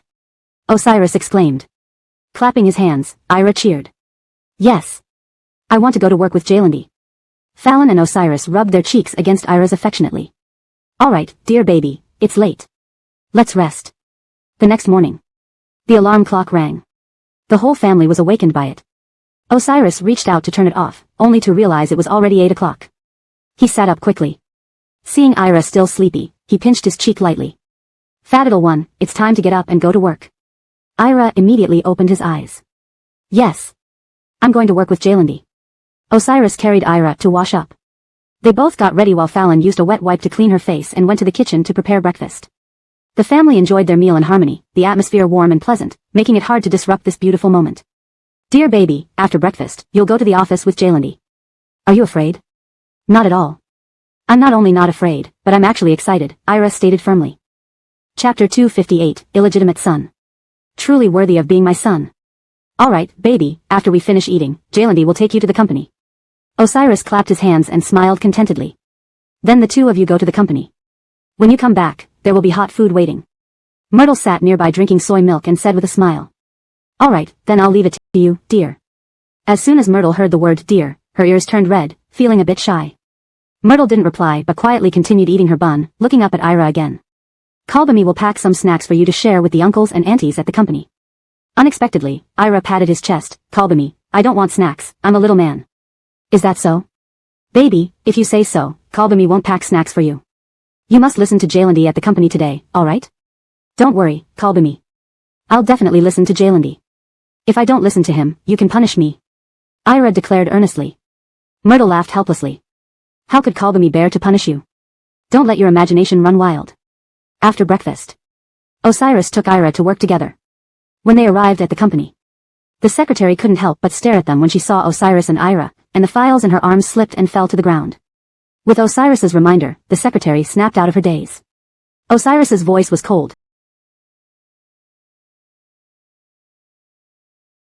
And in an instant, the secretary was wide awake. She had been sleepy just moments ago. Indeed, Osiris was excellent at waking people up. Employees inside the company exchanged glances. Hey, pinch me. Did our big Rahim just carry a child into the office? An employee with black-rimmed glasses said incredulously. Yeah, that's what happened. No way. Pinch me harder, I feel like I'm still asleep. Maybe I should ask for a day off to sleep. A nearby employee immediately pinched the one with glasses fiercely. He screamed, drawing everyone's attention. He felt so embarrassed he wanted to crawl under the table. Cough, sorry. I didn't mean to scream. Just then, the supervisor walked by and patted the employee on the shoulder. Okay, get back to work. Everyone returned to their seats but kept glancing towards the office from time to time. Was that really their big Rahim? Was this a case of soul swapping? Why do you think our big Rahim brought a child to work? Right, what's the relationship between this child and our big Rahim? Could it be an adopted child? No, wait. Look at those eyes and mouth, they look just like our big Rahim, it must be his kid. They discussed among themselves. Inside the office. Baby, is there anything you want to eat? Just tell Jalandi, and I'll have the secretary buy it for you. The secretary, who was signing documents, suddenly felt the weight of the task. Well, maybe this is what it means when the Rahim brings a child. Buying things is no big deal, anyway. Osiris pays him well enough. Yes, young master, what would you like to eat? Hearing the term, young master, Osiris smiled, then looked at the secretary. Remember to call him, young master, from now on, got it? The secretary was more shocked, confirming that this child was indeed Osiris's offspring. Calling him, young master, was just because they didn't know what else to call him. Outside the office. Employees were still discussing the child. Do you remember what the old lady said before? Our CEO has no children. How did this child appear all of a sudden? Office Fadiu said thoughtfully. Hearing you say that reminds me. Fadiu gave Fadi a pat. Oh, how can anyone understand the affairs of wealthy families? Isn't it possible that this is the Rahim's illegitimate child? Fadiu, who was drinking water, started coughing violently at the mention of illegitimate child. Are you joking? An illegitimate child? Then who's the mother? Discussing the child's mother left them all speechless. Who knows? At that moment, the secretary came out to deliver documents and overheard their conversation. What are you doing? Stop gossiping and get back to work, or I'll dock your pay. Alright, we're working. Please don't dock our pay. Ira lay on the sofa, bored. Deciding to explore, he got up and wandered around the office area, peering here and there. Spotting fish in the aquarium, he reached out to touch them but resisted. Wandering aimlessly, he eventually got lost, unsure how to return to the office. After wandering a bit, he ended up at the operations department. Feeling tired, Ira leaned against a wall. Jalandi's company sure is big. When will he find his way back? Panting. Ira wiped sweat from his forehead. Ava happened to come out to deliver documents to a neighboring department and noticed Ira, who looked just like Osiris. Suddenly remembering today's employee discussion. Is this child? Fat little one, are you lost? Ava couldn't help but approach Ira. Ira jumped when he saw Ava. Is this older sister an employee of the company? Yes, I'm lost. Where were you planning to go? I need to find my daddy. To confirm if Osiris was his father, she asked, can you tell sister if your daddy is the CEO of the company? Ira nodded. Yes, my daddy is the CEO of the company. Ava was overjoyed. This is really Osiris's son. Ever since joining the company, she had been infatuated with Osiris. If she could win over this little guy, wouldn't she become his stepmother? Then she could live the life of a princess. Oh my god, her life would reach its peak. Ira stood beside her, confused. Why was this older sister smiling at him like that? He began to doubt if following her would really lead him to his daddy. Chapter 259, Hypocrisy. As Ira watched Ava walk and daydream with a smile on her face, she couldn't help but notice the gleam in her eyes. Previously troubled by how to get closer to President Fadi, the current situation was like an answered prayer. With Mr. Fadi's young master lost and now found by her, wouldn't this naturally connect her to President Fadi? Thinking of this, anticipation danced across Ava's face, revealing a hint of unreliability that made Ira frown. This big sister seemed somewhat untrustworthy. Kalbirover, for some reason, there was a shade of insincerity in her smile. Without hesitation, Ira questioned her. Big sister, do you really know where daddy is? You're not going to be some human trafficker taking me away, are you? When did our company start having human traffickers? Ira's mind raced with imaginative thoughts, even thinking about the possibility of human traffickers hiding in Osiris's office on his first visit. If Osiris knew this, he'd probably be speechless. Ava hadn't expected such broad thinking from Ira. She squatted down and patiently explained, have you ever seen a beautiful person like your sister who is a human trafficker? How could someone like your sister kidnap kids, especially when you're so well behaved? I love you too much for that. She reminded herself that this was the heir to the Fadi family, her future golden goose, and she would never harm this child. Still, seeing Ira's strong caution and boundless imagination left Ava amazed. Ira shook his head. If someone as good-looking as her were a human trafficker, they'd have better options and no need to engage in such underhanded dealings. To gain Ira's trust, Ava reiterated several times, Kalbirover, this is your father's company, full of surveillance. I don't have the nerve to openly act against you here. If your dad investigates, it will be easy for him to find me. That's a trouble I won't invite. I only brought you back because you're adorable, and you're the Rahim's son. Hearing Ava's reasoning, Ira didn't overthink it and replied, of course, my daddy is super cool. The little one looked at Ava and felt that uneasy feeling fade. Ava led Ira to the elevator and pressed the button for the president's office floor. Seeing the familiar environment, Ira knew Ava wasn't lying. He walked into the office confidently, followed closely by Ava. At this moment, her eyes sparkled as she envisioned her future wealthy life. She rubbed her hands together nervously, feeling both excited and shy at the thought of meeting her long-desired man. For this opportunity, she had put in a lot of effort, waiting so long. Fortunately, she didn't give up, and heaven finally favored her. Ava felt it was destiny creating this chance for them to meet. She needed to leave a good impression on Osiris. She took Ira's hand. Let me take you in. Knowing Ava meant no harm, Ira nodded. Seeing his miniature version of Osiris, she felt more affection toward him, reminding herself that she would eventually be the mistress of the Fadi household, needing to be close to the Rahim's son for a harmonious relationship. Knocking on the door, Osiris, busy with work, said lowly, come in. Ava entered with Ira, who immediately ran to Osiris upon seeing him. Quickly explaining, she said, Mr. Fadi, the little boy got lost in the company, but I met him and brought him back. Seeing him return safely reassures me. Ira hugged Osiris, finding comfort in his arms. Though it was his father's company, if he couldn't find anyone within a set time, his dad would surely send Yadis out to look for him. However, wandering alone in such a bustling place still made him nervous. Osiris patted his head, saying, behave yourself, don't cause trouble. Earlier, I told you to stay on this floor, yet you sneaked out. Good thing you didn't get lost. Seeing Ira, Osiris's usual coldness melted away, his voice softening. Acknowledging his mistake, Ira lowered his head, feeling embarrassed. His small mouth twisted awkwardly. Osiris sighed, looking at his remorseful face. Sit on the sofa and don't run around anymore, okay? Recalling children's short attention span, he added, if you want to go out again, remember to have an assistant with you. Smiling, Ira obediently sat down.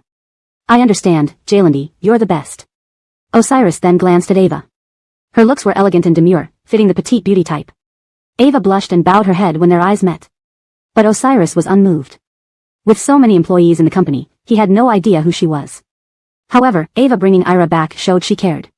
Setting an example as a father, Osiris thanked her, thank you, Ava. Ava, hearing Osiris thank her, shook her head humbly. It's my honor to bring the young master back, sir. Chapter 260, Ask to Leave. He then glanced at Ira. Do you remember what Jalendy taught you? How should you show appreciation when someone helps you? Ira immediately understood his implication and promptly looked at Ava. With her sweet mouth, she said, thank you, pretty sister. If it weren't for you bringing me here, I might not have found Jalendy, and August would have been very sad. Ava smiled. It's a small matter. Sister really likes you too. If you want to play again, you can come find me. Ira nodded. Silas squinted his eyes. Having been in the business world for many years, he had read countless people and could naturally understand Ava's intentions. But he still issued an order to ask her to leave. Miss Foddy, there's nothing left for you to do here. You can return to your post. Ava didn't want to leave and planned to linger. President Foddy, August just said that she likes playing at the company. And since I've met her before, why don't I take her? This way, she could also build a relationship with Ira ahead of time. She intended to use this connection with Ira to interact more with Silas. Her face was full of bashfulness, mainly because Silas was incredibly handsome. With thick eyebrows, bright eyes, a high-bridged nose, and full lips, his jawline looked as if it were intricately carved. Every time she saw him, Ava couldn't help but stare at him for a long time. Who doesn't like handsome men? Ava thought watching Silas was such a pleasant experience. Especially since Silas wasn't just good-looking, he also had an impressive figure and wealth. This kind of man was simply the ideal partner many young girls dreamed of. If she could get this man in front of her, she wouldn't have to worry about her life anymore. Ava was a dreamy girl, and upon meeting such an excellent man like Silas, she naturally didn't want to let go. She had already extended a warm invitation earlier, but Silas hadn't responded. Left with no choice, Ava spoke again using a particularly flirtatious tone, hoping to arouse Silas's interest in her.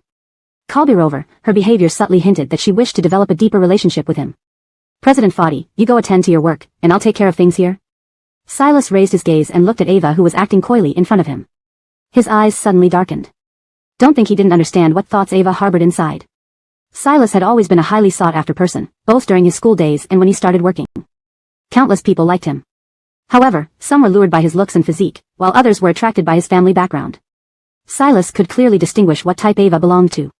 Ava probably still thought he didn't know about her little tricks. The more women he met, the harder it became for Silas to be moved, only preferring types like Dina. Someone like Ava, who only had a good figure and no brains, was his least favorite type. And such women who aggressively tried to ingratiate themselves were the ones he despised the most. Besides, he already had a sweetheart in mind and wouldn't overly concern himself with what other women were like. Especially now that Ira was here with him. When Ira heard Ava's words, she directly lifted her head to look at him. Her big, bright eyes held a bit of confusion and inquiry, seemingly pondering what this woman had to do with her daddy. This feeling of being scrutinized by a child made Silas quite uncomfortable. After merely looking at her for 3 seconds, he found her boring and shifted his focus back to the documents in his hands, bluntly refusing her. No need to trouble you. If I need to take care of a child, I will arrange it myself. The company has rules stating no one can leave their post for more than 10 minutes without permission. If you continue wasting time here, perhaps you won't need to work here any longer. Silas's cold eyes stared directly at the woman in front of him, his gaze heavy and oppressive. Yet, Ava still refused to leave his office. When she saw that stern look from her president, she was indeed scared. But if she left now, there might never be another opportunity. She desperately wanted to become a high-flying phoenix. Silas ignored her regardless of whatever schemes she tried. Seeing that he showed no interest in her, Ava felt somewhat irritable but kept her composure. Silas quietly noticed everything and disliked this hypocritical act even more. After a pause, Silas treated her as non-existent and continued with his work as usual. He prepared to go to a meeting with the documents in hand. Seeing him finally move, Ava thought it was a rare good opportunity. A determined look flashed in her eyes. She couldn't miss this chance. She pretended to trip beside Silas. President Foddy. But Silas noticed and, without any inclination to offer assistance, turned sideways, giving her no chance to throw herself at him. As a result, Ava fell directly onto the ground. Her face smashed against the floor, and she had a sudden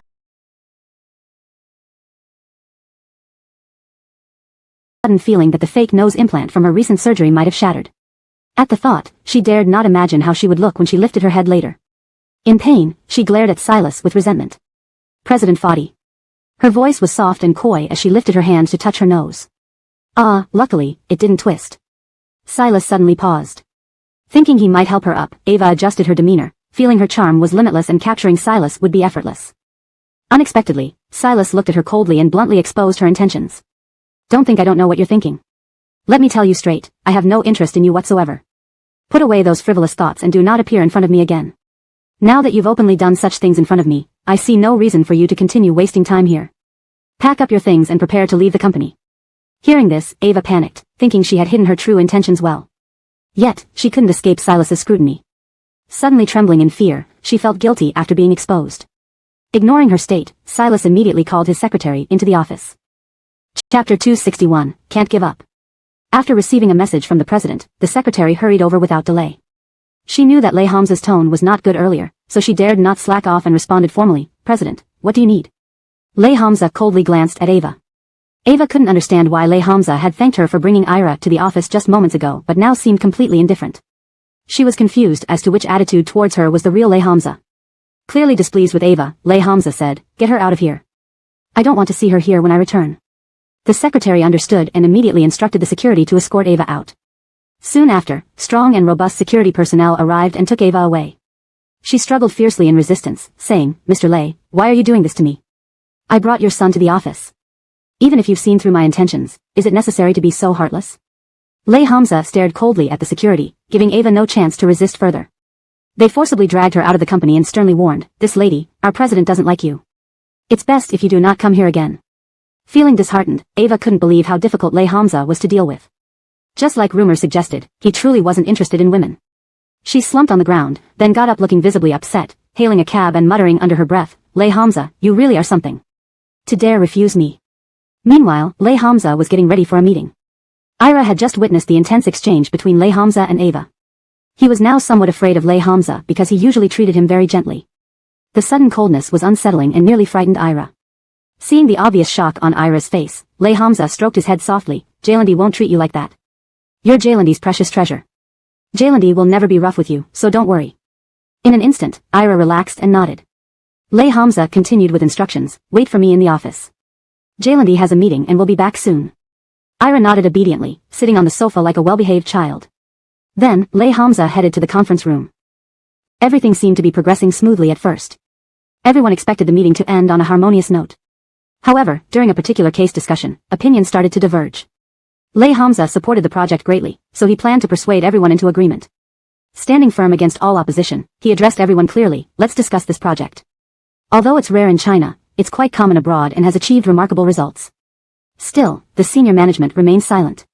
Determined, Lay Hamza analyzed the concept thoroughly to gain their support. This project was obtained with great effort. If rejected due to disagreement, it would mean wasting the efforts of many people, something Lay Hamza absolutely didn't wish to happen. He elaborated more on the project details, making them realize its potential advantages. "Currently, there's no such project in China. If we take the initiative, we'll be ahead of everyone else. Success will ensure no competition worries." Highlighting all the key points, he convinced the seniors of the project's value. Lay Hamza, though normally quiet, spoke concisely and logically, which revealed the project's allure. Gradually, the executives began whispering among themselves, more receptive than before. As they considered Lay Hamza's analysis, they became convinced.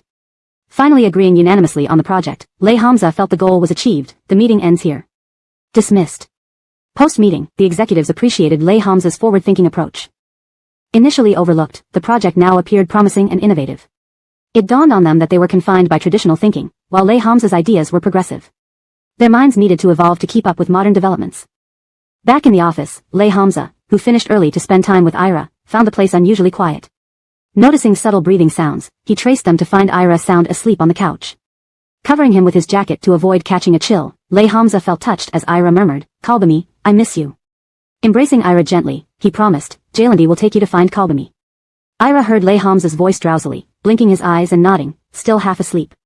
With it being quitting time, Lay Hamza drove home, placing Ira in his safety seat. Securing the seatbelt, he took them back to the hotel. Still sleepy, Ira woke up upon catching the aroma from a nearby bakery. Suddenly wide awake, he swallowed saliva and turned to look outside, spotting various small cakes. Unable to resist, he said, "Jailandi, should we buy Kalbami a small cake?" Clearly wanting one for himself, Lay Hamza teased, "Do you want one too?" There was no way Lay Hamza wouldn't notice Ira's little wish. Chapter 262, A Harmonious Scene. Forget about a child who is so straightforward that their intentions are always easy to guess. Even adults cannot hide their thoughts from Osiris. He has an uncanny ability to discern what others are thinking. He has always been skilled at reading people's minds. Savannah nodded, "Jailandi, you're amazing. How did you know what I was thinking? Did I make it too obvious?" Actually, Savannah didn't intend to be so obvious. After all, he is quite reserved for a kid. That's why he brought up Melinda as a pretext to lure Osiris to the cake shop. Thinking logically, if they went to the cake shop, Osiris would inevitably buy one for Savannah. Savannah thought his plan was rather clever, but in front of Osiris, it counted for nothing. He was puzzled and couldn't figure out how Osiris had seen through him. Osiris chuckled, "You're my son, how could Jalandi not know what you're thinking? At your young age, thinking this much is quite impressive." He provided Savannah with a sense of security. While Savannah doesn't usually put this much effort into other things, when it comes to food, he's quite crafty. Osiris decided to indulge him this time. After all, being his son, what material thing does he lack? It's just a small cake, it's no big deal. He stroked Savannah's soft hair. "Okay, Jalandi will pull over and get you and Kalbami a small cake." Parking the car, Osiris held Savannah's chubby little hand and walked into the cake shop together. This particular cake shop was a famous internet celebrity spot in the city, often bustling with customers. But right now, it wasn't very crowded. Osiris, not particularly adept at choosing cakes, stood there a bit indecisively. Meanwhile, Savannah pressed his face against the glass display case, immediately spotting a mango tiramisu. His mouth watered, and Osiris noticed. "Do you like it?" Savannah nodded and glanced at the strawberry cake beside it. "I remember Kalbami really likes strawberries." "Jalen, can we also get a strawberry cake?" Osiris agreed, fulfilling his request. Soon, the staff wrapped both cakes in elegant packaging. After paying via his phone, Savannah carried the cakes with a broad smile on his face. Osiris smiled gently. "Let's head home." Savannah didn't object. Back home, Melinda opened the door upon hearing the knock. Standing at the front, Savannah lifted the cakes toward her. "Kalbami, let's eat cake." Melinda was delighted because she adored this particular internet-famous cake shop. Osiris entered behind them, smiling at Melinda. She helped him take off his tie. "Did you have a tiring day?" He shook his head. "Not too bad." The three of them then sat cozily on the sofa, enjoying the cakes. As Savannah was eating, a mischievous idea popped into his head. Kids are playful by nature. He smeared cream on his finger and, without warning, applied it to Osiris's face, then laughed heartily. Upon noticing, Osiris glanced at himself on his phone screen, seeing the cool, creamy substance on his face.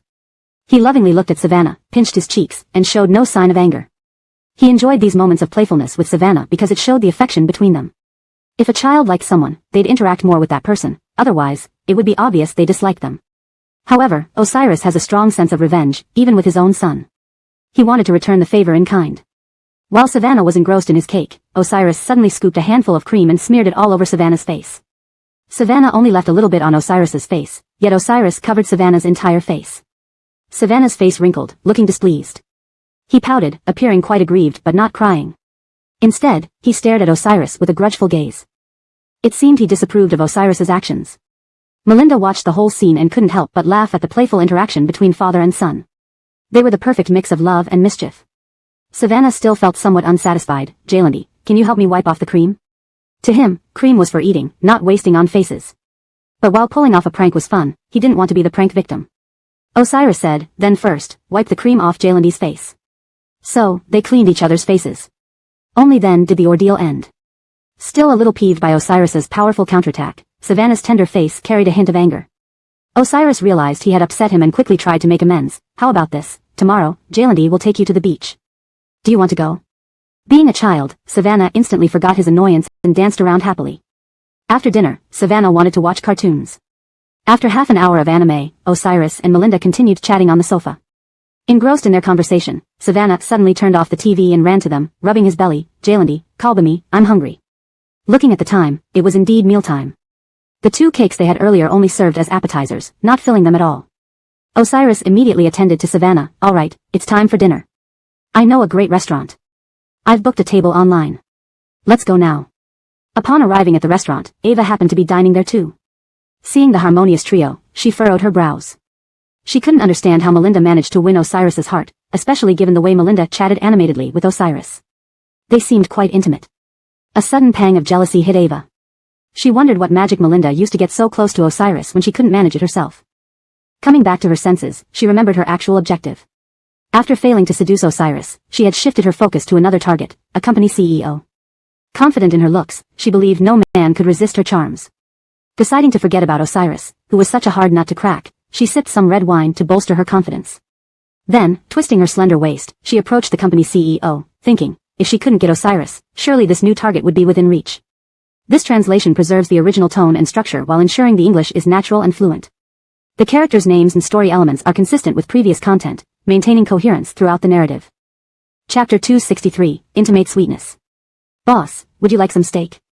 Ava said in a sweet and tender voice, so gentle that it tickled the Rahim's heart. "Eat, of course. How can I not eat the steak fed by you?" It'd be rude to the beauty if I didn't, the older man replied with a lecherous smile, his eyes filled with lust. Of course, Ava saw everything clearly, but she wasn't bothered at all. Instead, she cut another piece of steak and fed it to him. The older man savored the food and couldn't resist pinching her waist. Ava shivered involuntarily. She could feel how rough the old man's hands were and wanted to stand up. Unexpectedly, he grabbed her hand again. Miss, your hands are so delicate and fair, really beautiful. Thank you for complimenting me. Your praise makes me blush. I'll also cut the steak for you, I can't always let you do it. It's not right, is it? There should be mutual reciprocity, the old man said as he cut steak for Ava. After finishing cutting, he fed her piece by piece. She just wanted to vomit. In the end, she forcefully endured the urge to vomit and slowly ate the steak, bite by bite. Even though it was imported steak, she found it tasteless now. Do you think the steak tastes good? If you like it, I can ask for more preparations later.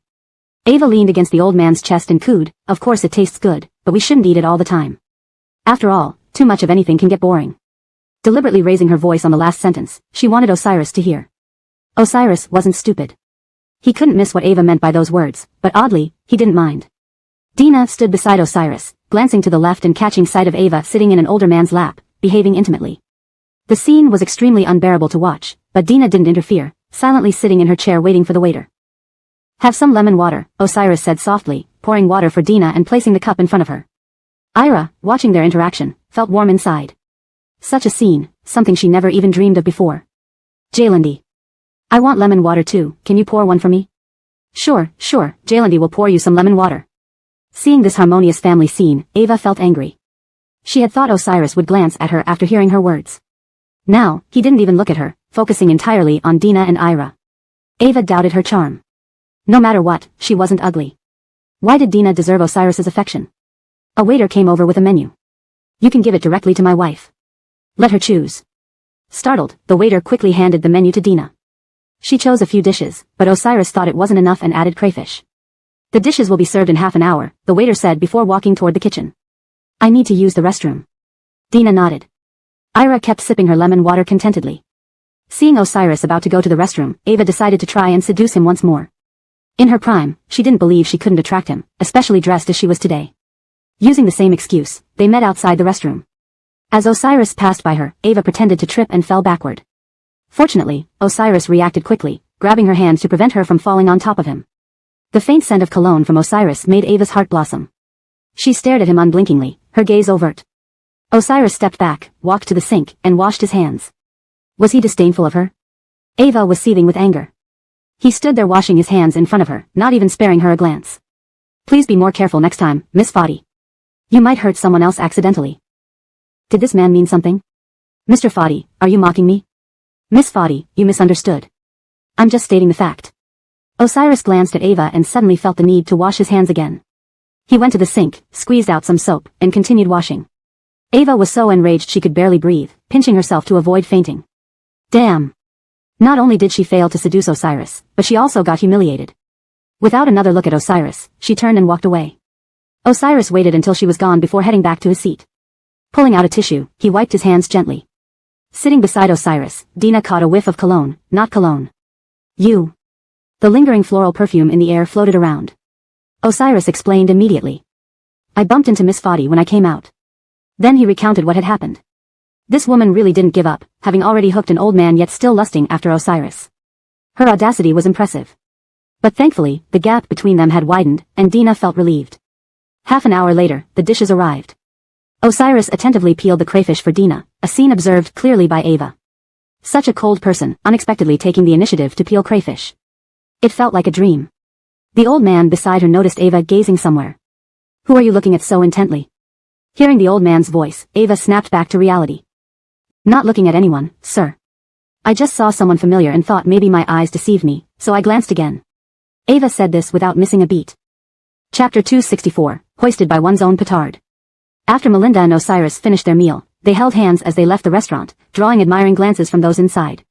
Wow. They look so happy together. And the three of them are so good-looking, they're like celebrities, someone remarked. Yeah, you're right. I think they do resemble stars. We should have taken a photo with them just now. What a pity. One waiter sighed regretfully. Don't worry. I think they will come back to our restaurant tomorrow. We can take a picture then.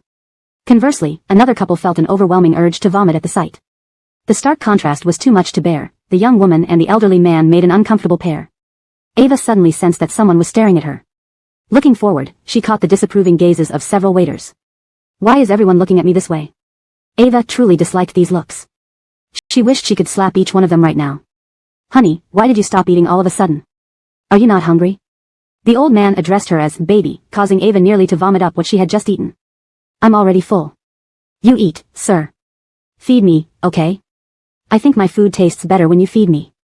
Was this man actually flirting? Ava felt goosebumps rising on her skin. She desperately wanted to find a place to hide and sever any ties with this old man. But having no choice, she followed his wishes. She cut his steak and fed him with a fork, enduring the painful scratch of his chin stubble against her face. Melinda and company were already outside the restaurant, planning to go shopping. Savannah looked up at Melinda. Call me. Today in the office, someone tried to flirt with Jaylandi, but the woman was chased away by Jaylandi. Hearing this, Melinda stopped walking and turned to Osiris, raising an eyebrow. What happened? Osiris panicked but quickly assured her. Relax, sweetheart. I am fully committed to you. No one else stands out to me. Although she tried to seduce me, it didn't work, and I drove her away. Melinda suddenly remembered the woman who had been eyeing Osiris in the restaurant. Could it be her? You mean the woman in the restaurant just now? Melinda's intuition was spot on. She guessed right. Sweat trickled down Osiris's forehead. He wondered if Melinda would be angry despite him driving the woman away. Well, yes, that woman in the restaurant today was the one I chased away. I never expected to encounter her here. Had he known he would see her, he wouldn't have come to this restaurant. Instead, he would have taken Melinda somewhere else. Don't worry. I'm not upset. I was just asking. She really has nothing to do with me, darling. I didn't want to seduce anyone, it was the other way around. Believe me, Osiris pleaded, looking at Melinda with an almost pitiful expression. Okay, I believe you. Stop sulking or people might think I'm mistreating you. Thank you, my love. Trust me, I would never do anything to hurt you. I swear it. As Osiris was about to make a vow, Melinda hastily grabbed his hand. Do you want us to embarrass ourselves in public? Relax. I trust you. There's a luxury store ahead. Let's go in and I'll buy you a bag.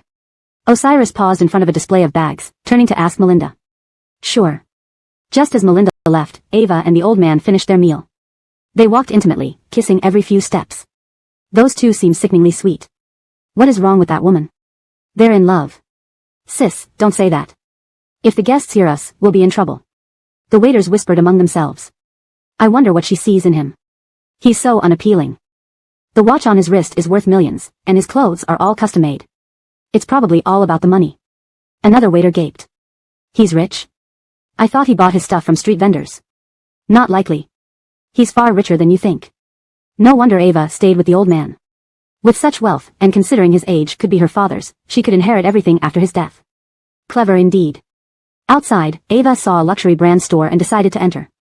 Honey, I want to visit the store. Unexpectedly, just as they entered the store, Ava needed to use the restroom. Honey, I need to go to the bathroom. Wait for me here. Ava handed her bag to the old man and hurried off. Meanwhile, Melinda also used the restroom. When she opened the door, she met Ava. What were the odds? They kept running into each other. Oh, who's here? It's you.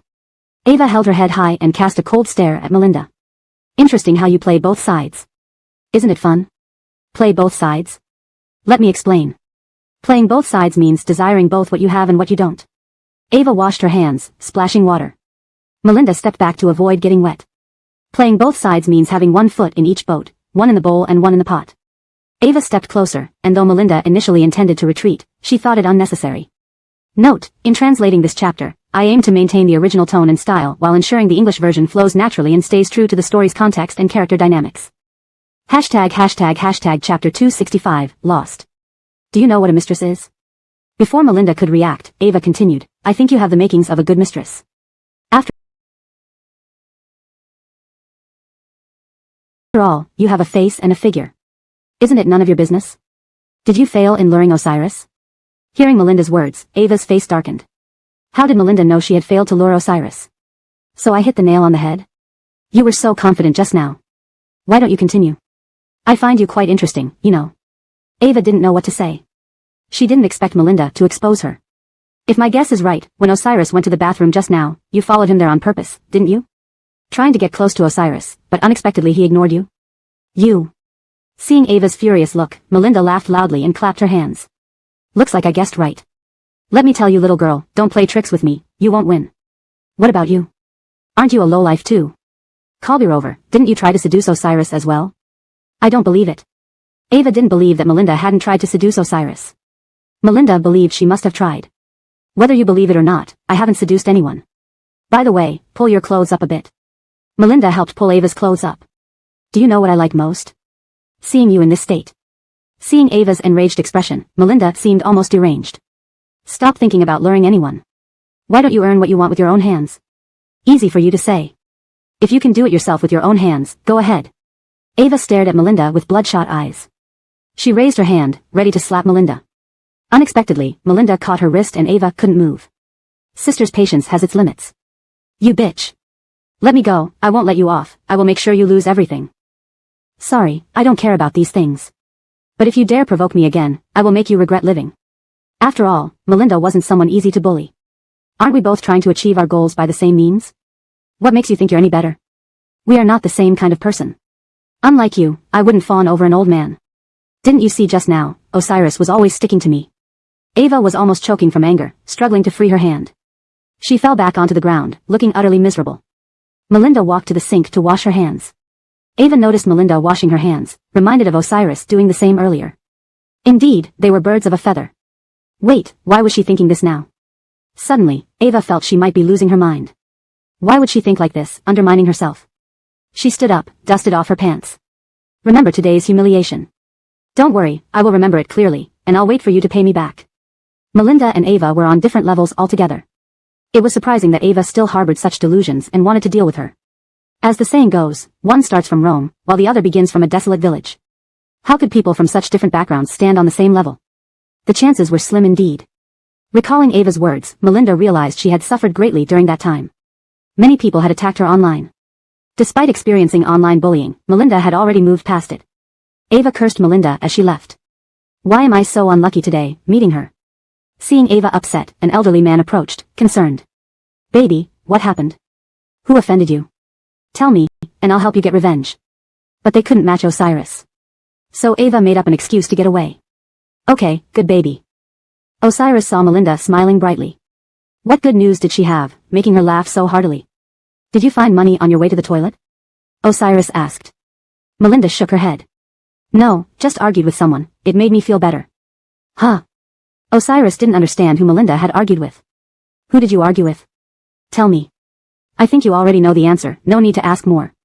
Realizing who Melinda had argued with, Osiris reflected that Melinda had indeed changed, becoming more assertive than before.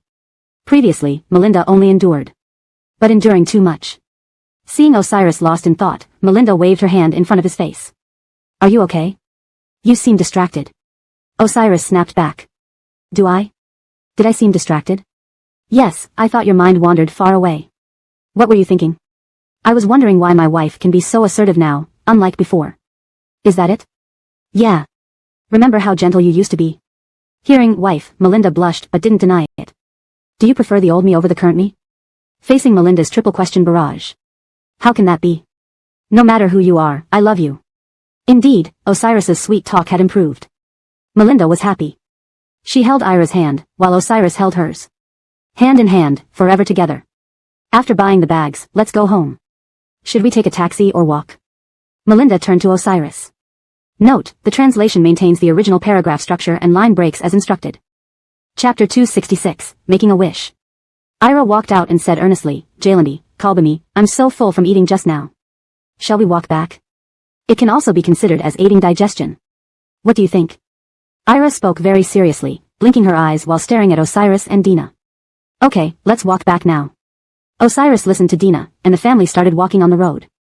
They attracted many people's attention. Girl, what do you think their relationship is? I think they look a bit like brother and sister. Upon hearing this, a nearby girl with black-framed glasses felt as if several crows had flown over her head. You say they look like siblings, but they're clearly a couple, okay? The girl said speechlessly, knocking the head of the other girl beside her. Osiris and Dina heard the two girls' discussion and only exchanged glances and smiled. They had already arrived by the riverside when they saw someone setting off fireworks. Ira stood still and did not plan to continue walking. Dina and Osiris noticed he stopped and wondered what was wrong. Jalandi, Kalbami, I saw something on short videos, Ira muttered, staring at the fireworks ahead. Dina and Osiris were puzzled and bent down to look at Ira. Sweetheart, tell Jaylandi and Kalbami what's going on. On short videos, someone said that making a wish at the moment the firework explodes would make it come true. Let's make a wish together. Dina's hair nearly turned black from frustration. This was such a strange idea. I've told you before that you shouldn't watch those short videos. They're all deceiving you, got it? Dina said seriously, quite helpless. Though she said this, the family still made a wish together as the fireworks exploded. I hope our family will always be together. After making their wishes, the family opened their eyes. Dina couldn't help but lower her head and ask Ira, tell mommy what you wished for? Kalbami, wishes don't come true if you say them aloud, so I won't tell you, mommy. Wah, you naughty boy, you're hiding it from mommy, right? Okay, mommy won't ask. Seeing this scene, Osiris couldn't resist taking out his phone and capturing this beautiful moment. How he wished time could stop at this moment. At the Murong family residence. Iona woke up in bed, looking at the bruises on her body and angrily pounded the bed. Why must she endure this inhumane torture? She climbed out of bed, and with a squeak, accidentally twisted her waist. Iona hurriedly held onto the bedside table. Damn. Micah was absolutely no good. Micah tortured her every day, leaving Iona wondering if she was nearing death. If this continued, she would die a miserable death. Iona opened the bedroom door. Seeing no one outside, she sighed in relief. She watched the maids busily doing their chores. Taking advantage of the maids being busy, she carefully changed into clothes and sneaked out of the living room. Finally free. Since she came out, she absolutely couldn't go back. If she did, her life would be left behind. Looking at the marks on her body, Iona's eyes turned red. She never imagined Micah would treat her worse than an animal. Had she known this, she should have refused until death. How did things end up like this? Micah appeared normal but was worse than swine or dogs inside. When Iona finally returned home, she knocked on the door loudly. Roxanne Argyle and Roxanne Colbeather, who were sleeping, were startled awake by the knocking. Roxanne Colbeather went to open the door and was somewhat confused upon seeing Iona standing there. She rubbed her eyes, thinking maybe she hadn't woken up fully yet. Kalbam. Iona called out to her mother. Roxanne Colbeather regained her senses, realizing it was indeed Iona. Not seen for some time, why had she lost so much weight? Roxanne Colbeather instantly felt uneasy. Could Micah be mistreating Iona? But Micah had promised solemnly to take care of Iona before marrying her. Why? Haven't you been eating well at Micah's house? Is that why you look like this? Kalbam, not only haven't I been eating properly, he has also abused me. Look at these marks on my body. Without hesitation, Roxanne Colbeather lifted Iona's sleeve. Seeing the marks on her arm, her face changed color. These are clearly signs of choking. How dare he? Wah. Kalbam, please don't send me back. If you send me back, he'll surely kill me. Thinking about her previous glory days and comparing it to her current treatment worse than a dog, Iona felt even more wronged. Seeing herself in the living room mirror, she couldn't help but walk over. Staring at her ghastly appearance, she was terrified. She looked incredibly haggard, she wasn't like this before. Does Micah often hit you? Roxanne Colbeather asked, approaching Iona.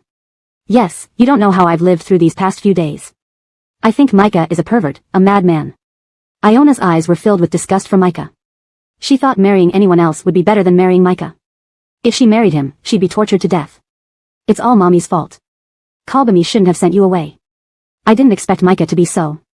As long as mom doesn't send me back now, I think everything is still salvageable. Micah had said he wanted to marry her. If he truly intended to marry her, he would have notified the media long ago. But there had been no action from him, indicating he had no intention of marrying her. It must be because she kept rejecting him in the past, leading to his hatred. All his actions now were to retaliate against her. Had she known today's outcome earlier, she should have done differently. If only time could be reversed, how wonderful it would be. Suddenly, another squeak echoed, and everyone looked towards the bathroom door. Roxanne Argyle emerged from the bathroom. Seeing Iona, his eyes widened in surprise. Sleepiness vanished instantly. Why are you back? Roxanne Argyle asked loudly, startling Iona, who instinctively retreated into her mother's embrace. Aren't you supposed to be at the Murong family's house? Why did you run back? Argyle, can't you see the marks on my body? He abused me. I don't want to go back. You are still to marry him. Argyle, in your eyes, am I just a tool? Not a person, not your daughter? Iona shakily stood up, questioning her father. Clearly, she was in this terrible state. Yet, he still wanted her to return. That place was clearly hell. Chapter 267, Kneeling Down. Slap. A slap landed on Kaylee Roxanne's face. Kaylee Roxanne was stunned, taking a long time to react. Beside her, Samantha hurriedly shielded Kaylee Roxanne from behind when she saw the hit. Why did you hit her? Did Kaylee say anything wrong? Isn't Kaylee still? Bruce's face turned cold. I'm asking who is at fault for this turn of events. It's all because of her lack of self-restraint. If it weren't for her misidentifying people, how could things end up like this? Upon hearing these words, Kaylee Roxanne's heart raced in panic. Although Bruce had a point. This shouldn't be blamed on her at all. However, Kaylee Roxanne didn't dare speak up more, only humbly pleading with her parents. For their agreement, Kaylee Roxanne's tear-streaked face appeared pitiful and humble. Argyle, I know I was wrong. Can you let me stay home for a few days? Because Kaylee Roxanne felt that staying at Micah's house and continuing to be tormented by him would surely lead to an early death. She was so young. Kaylee Roxanne didn't want to live such a life, so she pleaded with Bruce. With a thud, Kaylee knelt down and directly bowed to Bruce. Seeing Kaylee bowing, Bruce felt uncomfortable inside. No matter how heartless he might seem, they were still related by blood, weren't they? Get up first, don't kneel on the ground. Argyle, please. Let me stay home for a few days. If you don't allow it, I'll keep kneeling here. Kaylee Roxanne sobbed while pleading. Samantha couldn't bear it, and also kneeled down with a thud. Bruce hadn't expected both of them to kneel simultaneously. He admitted that at that moment, he was scared stiff. What are you two doing? Get up from the ground. Seeing their insistence, Bruce finally had no choice but to agree. The family sat on the sofa. Samantha embraced Kaylee Roxanne, looking at the bruises on her body. You've really suffered. I'm sorry, it's all because I wasn't strong enough. If I had been more capable, we wouldn't have to form this marriage alliance with that beast, Micah. Tell your mother, does he beat you often? Kalbam, I don't know how to tell you. As she spoke, Kaylee's tears fell uncontrollably. You can rest at home for a few days. Your bedroom has already been cleaned up. You can move in any time. Though this was her own home, why did Kaylee feel so alienated at this moment? She couldn't help glancing at Bruce out of the corner of her eye. At that very moment, Bruce seemed less like her biological father. After all, a biological father wouldn't push his child into such a situation. Kaylee Roxanne lay in Samantha's arms and fell asleep. Meanwhile, Dina and Osiris took Ira to a restaurant. On the way, Ira gazed at the scenery around them, which was indeed beautiful. Jaylandi, Mommy, I think this place is beautiful. Can we take some photos later? Dina looked down at Ira. Of course. Then, Osiris stood to one side, preparing to take their pictures. After a few shots, Dina and Osiris noticed Ira seemed unhappy. They were puzzled. Just moments ago, she was cheerful. Why suddenly not? Sweetie, what's wrong? Why are you suddenly unhappy? Tell Mommy. Kalbami, I feel like something's missing in these photos. Ira kept staring at the pictures, lost in thought. Dina and Osiris exchanged glances and instantly understood why Ira was unhappy now. She wanted a family photo. How about this, I'll find a passerby to take our picture, then we can have a family portrait. Ira blinked at Osiris. Really? Osiris affectionately ruffled Ira's hair. Let's go find someone. Fortunately, a photographer happened to pass by them. Seeing the high looks of Dina and Osiris, he couldn't resist approaching. Hi, would you mind if I take some photos of you? I think you both look amazing. Osiris was considering whom to ask for help and unexpectedly got a volunteer. They glanced at each other and immediately nodded. Sure, thank you. No trouble. I'm a street photographer specializing in candid shots. Under the photographer's direction, the three of them posed warmly together. Dina and Osiris were naturally photogenic, making perfect art pieces even just standing there. The photographer took solo shots of them first and then family portraits. Looking at the results, he admired them. You guys really look great on camera. Can I post these photos online? Beauty should be shared, right? Sure, no problem. Grateful for their permission, the photographer showed the photos to Ira, who held hands with Osiris and Dina. Kalbami, I feel so happy. We look so blissful in these photos. We must be as happy as in these photos. Sweetheart, as long as you're happy. Let's go to the restaurant first. After eating, we'll go to the seaside. Ira froze. The seaside? Was she joking? Really? Kalbami, are we going to the seaside? When have I ever lied to you? Ask Daddy if you don't believe me. Seeing Osiris looking wooden, August couldn't help pouting and getting close to him.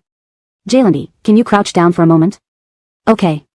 Osiris nodded and squatted down in front of August. They faced each other, and Osiris opened his mouth into a smile. Chapter 268, If Only Time Could Freeze. Can you smile like me, Jaylandi? Why did you have that face just now? Ira couldn't help but criticize her father. It's okay. Jaylandi was just thinking about what we'll eat later. Actually, Osiris was feeling jealous. Dina could immediately tell why Osiris was upset and whispered, You're not still upset because of what the photographer said earlier, are you? Fortunately, I spoke up quickly, or else the photographer would have asked for your contact information. Ever since the photographer came over, he had been focusing his gaze on Dina. Osiris felt extremely displeased by this. At this moment, there wasn't a trace of his usual decisiveness in business. Instead, he pouted childishly with an intense possessiveness, wanting to hide Dina away. He dared to covet his wife, his guts weren't small. Don't worry, I won't go with anyone else. After all, we already have 2 kids, haven't we? Finally, Osiris's expression didn't look as dark. After having dinner, they came to the seaside and saw the azure ocean. Ira ran ahead, and Dina was worried she might fall. Don't worry, Kalbimi. The ground is sand, I won't hurt myself. Looking at Ira's excited face, Dina only reached out to ruffle her daughter's head. Alright, play on your own then. A child's growth requires learning independence. This way, they can do many things independently. As parents, they can only provide help, while life is ultimately their own. But be sure to stay safe and away from deep water, understood? Ira nodded. I know, Mommy. I won't be naughty. Don't worry. The sea breeze brought a refreshing coolness to Ira. Dina and Osiris leaned against each other. Staring at the vast sea, Dina suddenly recalled a phrase, migrating birds always find their nest. How I wish time could stop right here.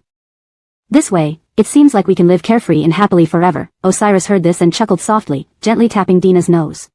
He understood exactly what she meant. Don't worry, it'll remain like this. Dina smiled and rested her head on Osiris's shoulder, watching Ira play with a bucket of sand on the beach. At the Murong family home. Micah had just returned from the company. Upon entering the bedroom, he found no sign of Iona. He searched everywhere inside and outside but found no trace of her. Finally, Micah concluded. That woman ran away. She actually had the audacity to sneak out while he was sleeping. But she seemed to forget the consequences of defying him. This girl's courage was impressive, he wouldn't let her escape easily. Micah threw the vase beside him to the ground in fury. The maid, who was about to enter to clean, froze, too scared to step in, fearing Micah's anger. Which ancestor dared provoke Micah?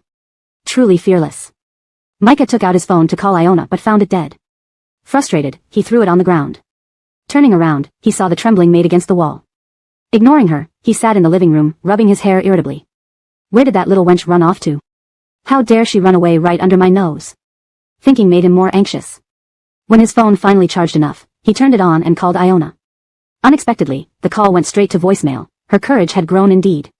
Suddenly, he thought of Iona's father. He dialed again. I don't know, isn't Kaylee at your place? Why ask this? Is something wrong? Iona's father pretended to be clueless. But hearing Micah's unfriendly tone, he didn't dare say much. Do you confirm that Iona hasn't returned to your place? Oh. Young master, how could I lie to you? Iona's father replied earnestly. Micah hung up and thought carefully about where Iona could be. If only he had installed a tracker on her phone.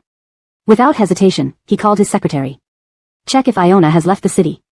Sure, sir, I'll check right away. The secretary agreed hurriedly, afraid of Micah's wrath. Meanwhile, at the Roxanne family residence. Iona overheard the conversation between Micah and her father, filled with fear. Deciding it was time to leave, she remembered the villa in Nanshan and headed there secretly. Her father paced nervously in the living room, drenched in cold sweat, deeply fearful. If Micah found them, disaster awaited not only Iona but also the entire Roxanne family. What should we do now? How could Iona's father possibly know? He was just terrified. Hashtag chapter 269, coveting. Perhaps we should try to persuade Kaylee to return now. What do you think? After all, if she goes back of her own accord, the second young master probably won't have much to say. Roxanne Colby immediately refused without hesitation. No, absolutely not. We cannot let Iona go back. The consequences would be unimaginable. Do you know? My friend at the airport told me they are investigating whether Iona has left the country. Afterwards, Roxanne Argyle decided he would find Iona himself. He believed that if Iona returned and admitted her mistake, Micah wouldn't do anything too severe to her. However, Roxanne Colby tried to stop him from entering the bedroom.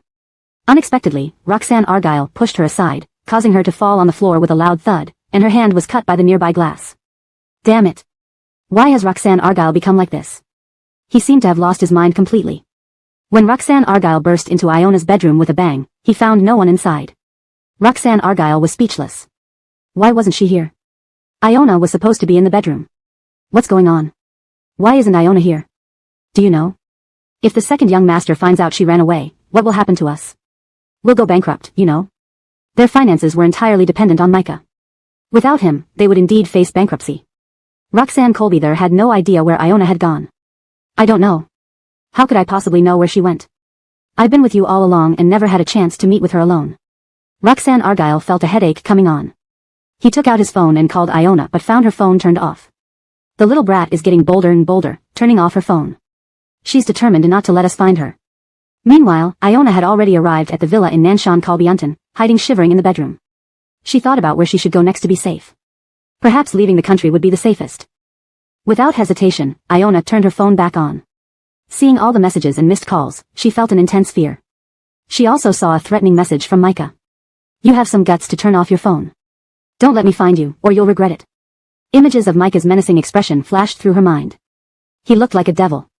Terrified, she dropped her phone to the ground. Micah searched for a day and night but couldn't find Iona. Could she have left the city? But how? Finally, Micah arrived at Iona's home. Late at night, Roxanne Colby-there and Roxanne Argyle were sleeping when they heard pounding on the door. Alarmed by the violent knocking, they woke up. Roxanne Argyle, holding a stick, opened the door only to see Micah standing there, looking sinister. He seemed ready to devour them whole as Micah shoved Roxanne Argyle aside upon entering. Calling out for Iona, Micah's usual gentle demeanor was nowhere to be seen. His face was grim, eyes bloodshot, and his gaze hostile. Tell me where Iona is. If you lie, I'll make sure the Roxanne family disappears. The threat stunned Roxanne Argyle, nearly causing him to fall over. Roxanne Colby-there also came downstairs. Second young master, Kaylee is indeed not at home. We haven't asked her to come back. Even our servants have been instructed to send her back if they see her, Roxanne Colby-there explained. Micah just coldly laughed, clearly not believing them. I'll have my people search this place thoroughly. If I find her, you. The unfinished sentence made both parents tremble in fear. What has happened? Why is the second young master of the Morone family so furious? Micah proceeded to ransack the villa but still found no sign of Iona. Frustrated, he used Roxanne Colby-there and Roxanne Argyle's lives to threaten Iona. In this moment, Roxanne Argyle and Roxanne Colby-there finally believed Iona's claim that Micah was mad. Indeed, he was ruthless in achieving his goals. They wondered what they should do next. Meanwhile, Iona had fallen asleep, but her phone screen suddenly lit up. Groggily opening her eyes, she saw pictures of her bound parents and instantly became fully awake. This despicable beast. Using her parents' lives to threaten her. Absolutely not. Iona couldn't allow this to happen. She got out of bed, tidied herself, and took a taxi back to the Roxanne villa. Upon arrival, she found her parents tied up on the sofa. Kalbim, Jalen, are you okay? Roxanne Colby-there hurriedly grabbed a pair of scissors and cut their bonds. Indeed, using your parents as leverage works perfectly. Micah grinned maliciously. His laugh echoed throughout the villa, making everyone shudder. Micah walked up to Iona, gripping her chin tightly, almost crushing it. Is this how low you've sunk? Do you really think this makes any sense? I advise you to let me go. Don't you remember? Your parents gave you to me. Do you think I'll let you go? You belong to me, and you should stay obediently by my side. I'm calling the police. I want them to arrest you. Just as Iona reached for her phone, Micah snatched it away and smashed it. He then quickly bound her hands with his tie, rendering her immobile. Her parents stood by, trembling in silence, saying nothing. Kalbim, Jalen, don't you care about me anymore? Iona asked, bordering on hysteria, her eyes red. Suddenly, an idea struck her. Had her parents set this up to force her out? Kalbim, Jalen, did you stage this just to force me out? Iona didn't know why she had this suspicion, but as she spoke those words, Roxanne Argyle merely sighed. End of chapter 269. Chapter 270, Escape. You must forgive your father. I don't want it this way either, but I have no choice. Stay with young master and he won't treat you badly. Don't even think about running away again, okay? You know, the only one left in our family now is you. You carry the future of our family on your shoulders. Sacrificing yourself for a better family should make you proud. Ha ha ha. Iona couldn't help but burst into laughter. I never thought that my own father would force me back to a demon's side. At that moment, Iona felt incredibly envious of Dina. Why did Dina get Amnon's love? Why was she, however, forced by a demon? The more Iona thought, the angrier she got. She bit Micah's shoulder hard. Blood seeped from Micah's shoulder, but he didn't feel any pain. Instead, he touched Iona's back gently.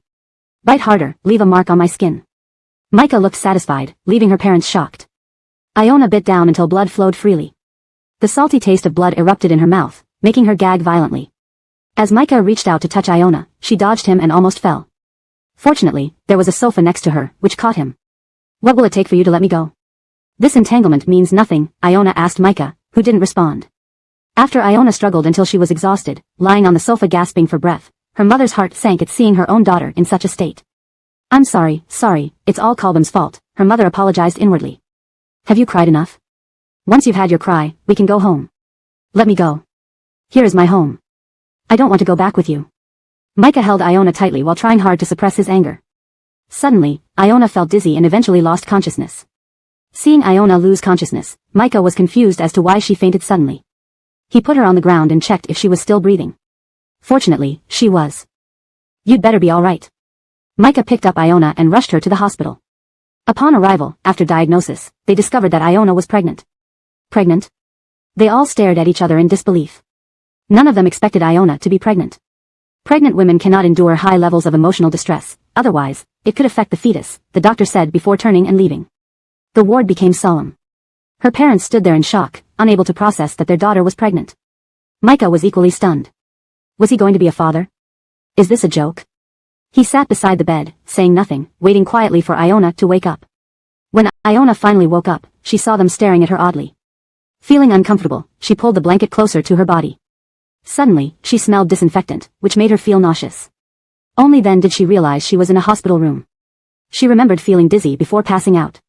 What happened to me, she asked, fearing the worst. Could she have a terminal illness? Why were they looking at her like that? Kaylee, Mom wants to tell you something. But please, try not to get too upset, okay? Her mother said hesitantly. Judging by her recent behavior, Iona clearly disliked Micah, maybe even feared him. This pregnancy complicates things. Seeing her mother's hesitation, Iona sensed something was wrong. Kalbam, tell me the truth. Do I have a terminal illness? Of course not. How could you think that?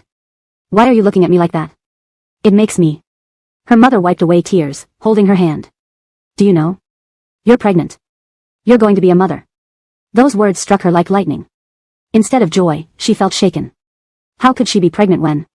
Suddenly, she remembered a month ago when she calculated her ovulation period and planned to conceive with Amnon, ensuring her marriage to him. But fate twisted and she ended up having a one-night stand with Micah, without protection. Later events made her forget. Remembering her missed period, Iona grew angrier. All of this was Micah's fault. If not for him, she would have been an heir of the Fadi family by now. She looked at them and said, I want some porridge. Micah understood her intentions, she wanted him out of the room. Since she was carrying his child, he decided to fulfill her wish and treat her well. Rest well. Let your grandparents take care of you. I'll go buy you some porridge. Her parents knew she was intentionally sending Micah away. Micah hid by the door to eavesdrop. He wondered what Iona's plan was. Jalen, I want to talk to Kalbam alone. Can you please leave us? Surprised, her father agreed. Seeing him come out, Micah quickly hid behind the corner in the hallway. This translation maintains the original structure and tone, ensuring a coherent narrative that flows naturally in English. Chapter 271, Pregnant. Only after Bruce left did Samantha, standing by the side, take hold of Kaylee Roxanne's hand. You can tell me anything directly. I actually want to discuss with you about whether or not to keep this child. She didn't want to give birth to Ihang Murong's child. Once she gave birth, she would be forever trapped in this prison. Kalbam, do you know? This child should have been mine and Hamza Fadi's. I never thought I'd have a child with Ihang Murong. They are all sins, and there's no turning back now, do you understand? Samantha tried to persuade her daughter. How could we not have a choice? There is still room for choice. Then tell me, what do you wish to do? Outside the ward, Bruce lit a cigarette and saw Ihang Murong standing at the corridor corner. Aren't you supposed to buy kanji for Kaylee? Uncle, I just wanted to see what Kaylee has to say to Aunt. As for the kanji, I had my assistant get it. Bruce nodded, and for a moment, both were speechless. Under Bruce's gaze, Ihang Murong walked towards the ward door but didn't go inside, lingering at the entrance.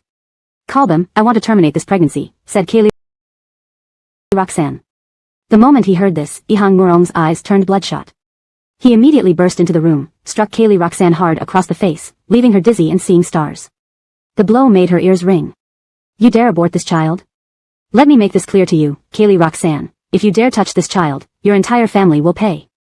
Ihang Murong's loud voice drew the attention of passing nurses, who couldn't help but peek into the room. Should we intervene? No. Are you crazy? That man looks terrifying. The nurses quickly fled. Hearing Ihang Murong's roar, Bruce rushed into the room. Kaylee Roxanne stared bewilderedly at Ihang Murong. Wasn't he supposed to be buying kanji? Could it be that he had been eavesdropping at the door all along? I'm telling you, you only have one option, to obediently give birth to this child. In the end, Ihang Murong processed the discharge papers for Kaylee Roxanne.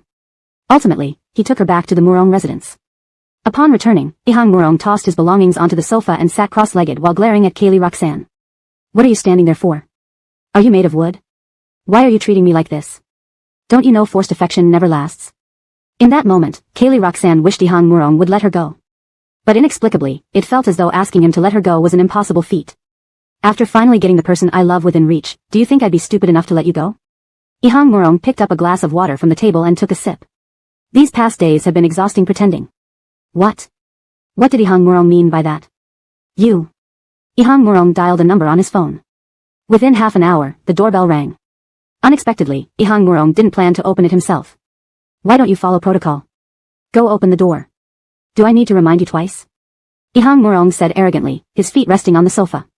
Kaylee Roxanne hadn't expected to be commanded like this. She stared wide-eyed, remembering the last few days when this man had beaten and verbally abused her, causing her to unconsciously shrink back. I understand. Reluctantly, Kaylee Roxanne went to open the door. Watching her walk away, Ihang Murong couldn't help but smirk slightly. Yes, this was what he liked, no more high and mighty attitude like before. Now, she was just an obedient dog under his control. Thinking of his infatuation with Kaylee Roxanne over the years made him feel sick. It turned out she was quite the schemer behind the scenes, hiring people to smear other women's reputations. How ironic, considering her own promiscuity. He sneered, appalled that he once loved such a woman so deeply. Opening the door, Kaylee Roxanne found several extravagantly dressed women standing outside. Their strong perfume hit her nostrils. Having grown up in an affluent family, Kaylee Roxanne easily recognized different scents. She frowned in disdain, cheap perfume. Ihang Murong really wasn't picky. To bring home such low-class women. Thinking about being with a man like him, Kaylee Roxanne felt her life was ruined. And she certainly didn't want to give birth to a child whose father was someone like this. What future could this child possibly have? Seeing Kaylee Roxanne, the women exchanged glances filled with disdain. What was Second Master up to? Second Master. We thought you had forgotten us. Yes, Second Master. We've been waiting for your call daily. Why have you called after such a long time? We're very upset. That's right. Tonight, Second Master must dote on us well, or else we won't acknowledge you anymore. Their cloying voices reached Kaylee Roxanne's ears, making her shudder in disgust. Only Ihang Murong seemed to find them precious. Fadi, thinking of what? How could I ever forget you? Ihang Murong playfully rubbed her nose. Oh, Second Master, you plan to cherish Fadi and neglect me, hua hua. Flirting openly before her eyes? The women began bickering jealously, even boldly touching Ihang Murong's chest. Kaylee Roxanne felt a wave of irony. Deciding to leave, she heard Ihang Murong's voice again. Where are you going? Did I give you permission? Ihang Murong squinted his eyes. Kaylee Roxanne felt revulsion, imagining Ihang Murong winning an Oscar for Best Actor. Not saying a word. Forget what you agreed to. You can't go anywhere, you can only stay here to serve us, he threatened. Hearing this, the women shifted their gaze to Kaylee Roxanne and snuggled closer to Nolan. Second Master, who is this ugly duckling? Yeah, why is she wearing servant's clothes? How did our villa hire such an unattractive maid? They giggled mockingly. Chapter 272, Ignoring Her Presence. Iona frowned, eyeing the overdressed woman in front of her. She was instantly furious. What did these women have that she didn't? They weren't even worth a finger of hers, yet Micah treated them like precious gems. Each one of them wore heavy makeup and revealing clothing. When did Micah's taste get so poor? These women were undeniably beautiful but reeked of promiscuity. How could such people compare to her? She felt a headache coming on. Why had she spent the night with this man? If not for him, she would likely already be the young mistress of the Fadi family. How could she possibly be wearing a maid's uniform here, enduring all this hardship? Besides, upon careful reflection, Micah had no redeeming qualities besides his good looks and physique. Sensing her undisguised disdain, the women around Micah gleefully arched their eyebrows, ready to capitalize on the situation. Some appeared innocent enough, but behind closed doors, they were full of deceit. Seizing the opportunity, these women began to belittle Iona. Second young master, how did this woman appear by your side? I've never seen her before. For some reason, she feels different from us, seeing her just makes me feel her lowliness. What a look. As if you want to tear us limb from limb. It's funny, you must think second young master belongs solely to you? You're dreaming, he's ours, not yours. Do yourself a favor and don't interfere. I hate people who pretend to be noble. Underneath it all, they're as low as we are. In fact, we can't even accept your presence among us. Micah reveled in these women's adoration, paying Iona no mind as if she didn't exist. He deliberately humiliated her, leaving a bite mark on one woman's neck right in front of her, a smirk playing on his lips. His hands roamed freely over these women's bodies before turning his gaze toward her disdainfully. Iona, can you do anything? Maybe if you show more initiative, I'll see you differently. He did it on purpose, despising her haughty attitude. He wanted to bring her down, making her realize her true worthlessness and shatter her perception of herself. He intended to strip away her illusions about herself entirely. Micah knew he had little patience for her, believing that just because she had a pretty face, she thought she could get away with anything. To him, beautiful faces were dime a dozen. He could find someone prettier if he wanted. His intentions were vicious. He wanted to destroy her. Iona stared at him incomprehensively. Micah, what gives you the confidence that I'd degrade myself? Or do you know me well enough to think I'd change for you? Her understanding of Micah was limited. If the child in her womb belonged to Osiris, she would have risen to prominence, living comfortably without these worries. But why did fate decree it to be Micah's child instead? She loathed the situation but couldn't terminate the pregnancy. Meanwhile, those women, who lived off Micah, using their bodies to secure everything they desired, considered him an emotional tether. They detested Iona confronting him directly, something they lacked the courage to do. Moreover, having another woman competing for Micah heightened their sense of insecurity. After mocking her, they started cracking sunflower seeds and throwing the shells on the floor. Noticing an amusing idea, they kicked Iona's shoulder and glanced at Micah, emboldened by his indifference. Hey, aren't you Iona? You look exactly like our housekeeper. Pick up the shells, or I'll make things difficult for you. Fury flashed in Iona's eyes. Who were these women to command her? Seeing her defiance, the women anticipated what was coming next. Pretending to be kind, they spoke in a cajoling tone, masking their threats. Want to stay here? Want to be near second young master? Best follow our instructions or you'll be thrown out. Enraged, Iona clenched her teeth. On what basis did they treat her this way? She thought she would be the only female mistress in the house. Instead, Micah filled it with these overly adorned women. The women, angered by Iona's lack of cooperation, feigned hurt. Second young master, Iona is glaring at me. Iona was stunned by their ability to twist facts. She hadn't done anything to them. Micah, without a word, threw a packet of tissues at her face coldly. Best behave yourself, or don't blame me when I'm not polite. Feeling wronged, Iona bit back tears, knowing he would have done worse if there were other objects around. Why should she endure this humiliation? Why did she have to carry Micah's child? Why should she suffer through 9 months of pregnancy while he ignored her and supported others bullying her? As she stewed over these thoughts, a woman forced her again. Pick up the shells, or guess what Micah will do to you? Looking at Micah, lost in the embrace of his women, she realized the peril of displeasing them. But the thought of picking up the saliva-coated shells from dubious women made her grimace. Her expression darkened. Despite feeling humiliated, she hesitated. Chapter 273, The Branch Company's Project. Iona instinctively looked to Micah for help, hoping he would show some conscience and not treat her this way. However, he completely ignored her. Aya's tone became increasingly unfriendly, putting immense pressure on her. Are you going to clean it up or do you want me to slap some sense into you? To Iona's dismay, the woman was so arrogant, acting as if she were the mistress of the place. Iona couldn't accept the stark contrast in their positions. Why had the difference between them become so vast all of a sudden? Deep down, she didn't want to comply, but this woman wouldn't give her an inch. Just then, the woman suddenly raised her hand, seemingly ready to strike at any moment. Seeing the woman's fierce expression, Iona trembled, knowing that if the slap came, it would be hard. As someone who feared pain, she was almost in tears, yet Micah still paid no attention. Heartbroken and disappointed, she shouldn't have trusted this man to care about her wholeheartedly. Under the woman's oppressive gaze, Iona finally spoke in a hoarse voice, I'll clean it up. The haughty young lady ultimately gave in. Satisfied, the woman withdrew her hand. Kneeling on the ground to pick up the melon seeds, Iona felt utterly despairing. But just as she was going to dispose of the garbage, they kicked over the bin, spilling everything onto the floor. Then, Micah engaged with the other women on the sofa, entangled in an intimate embrace. Clenching her fists, Iona's eyes turned cold. Micah had gone too far. She wanted to curse at him, but the woman behind her seemed to read her mind and chuckled menacingly. You want to scold Ihang? What right do you have to scold him? Ihang isn't one to tolerate others' insults. You'd better watch out lest he hits you back. There was a significant strength difference between men and women. Iona wasn't a match for Micah. She frowned, wondering if she should endure his dominance like this, even trembling in anger. But how long could this go on? Meanwhile, Osiris and Dina were enjoying a leisurely day at the beach with their daughter Ira. Osiris was teaching Dina how to ride a skateboard.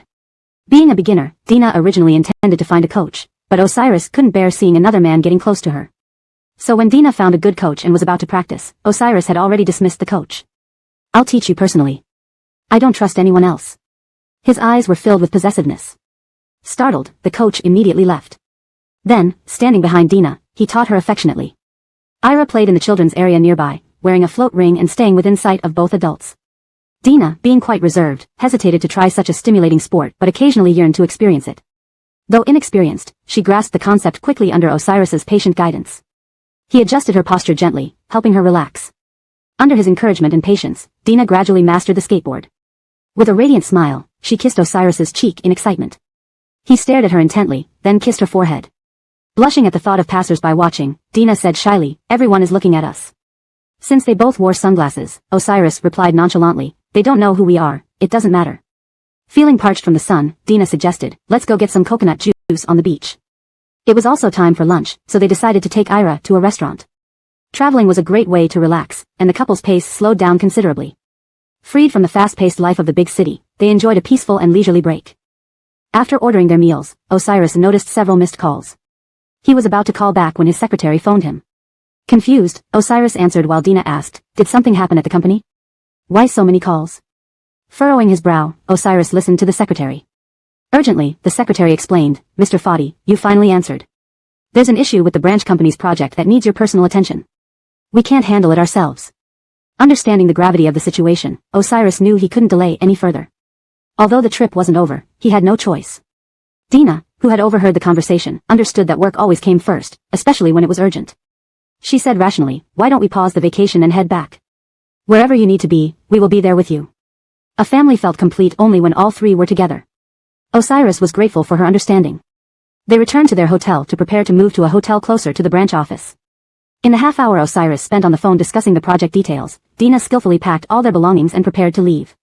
Upon reaching their destination, Osiris went straight to the company, while Dina and Ira checked into the hotel.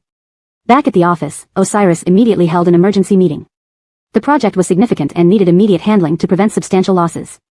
In the meeting room, various senior managers debated vigorously, highlighting controversies surrounding the project. After sorting through all the information, Osiris realized the main issue stemmed from their superior Raymond.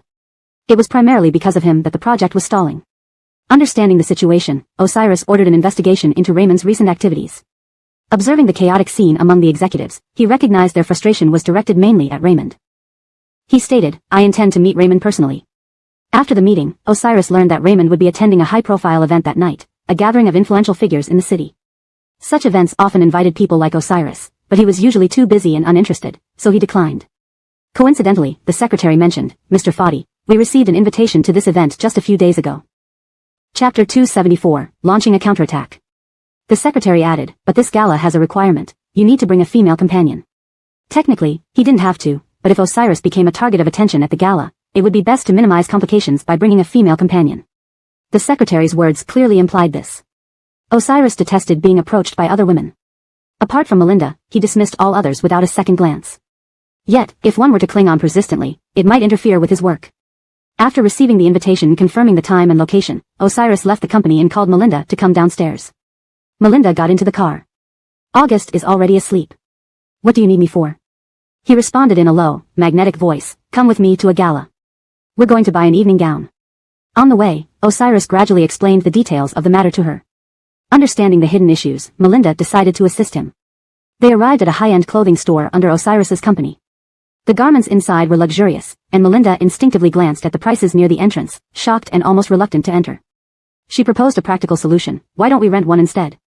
After all, we won't wear it often." Osiris shook his head.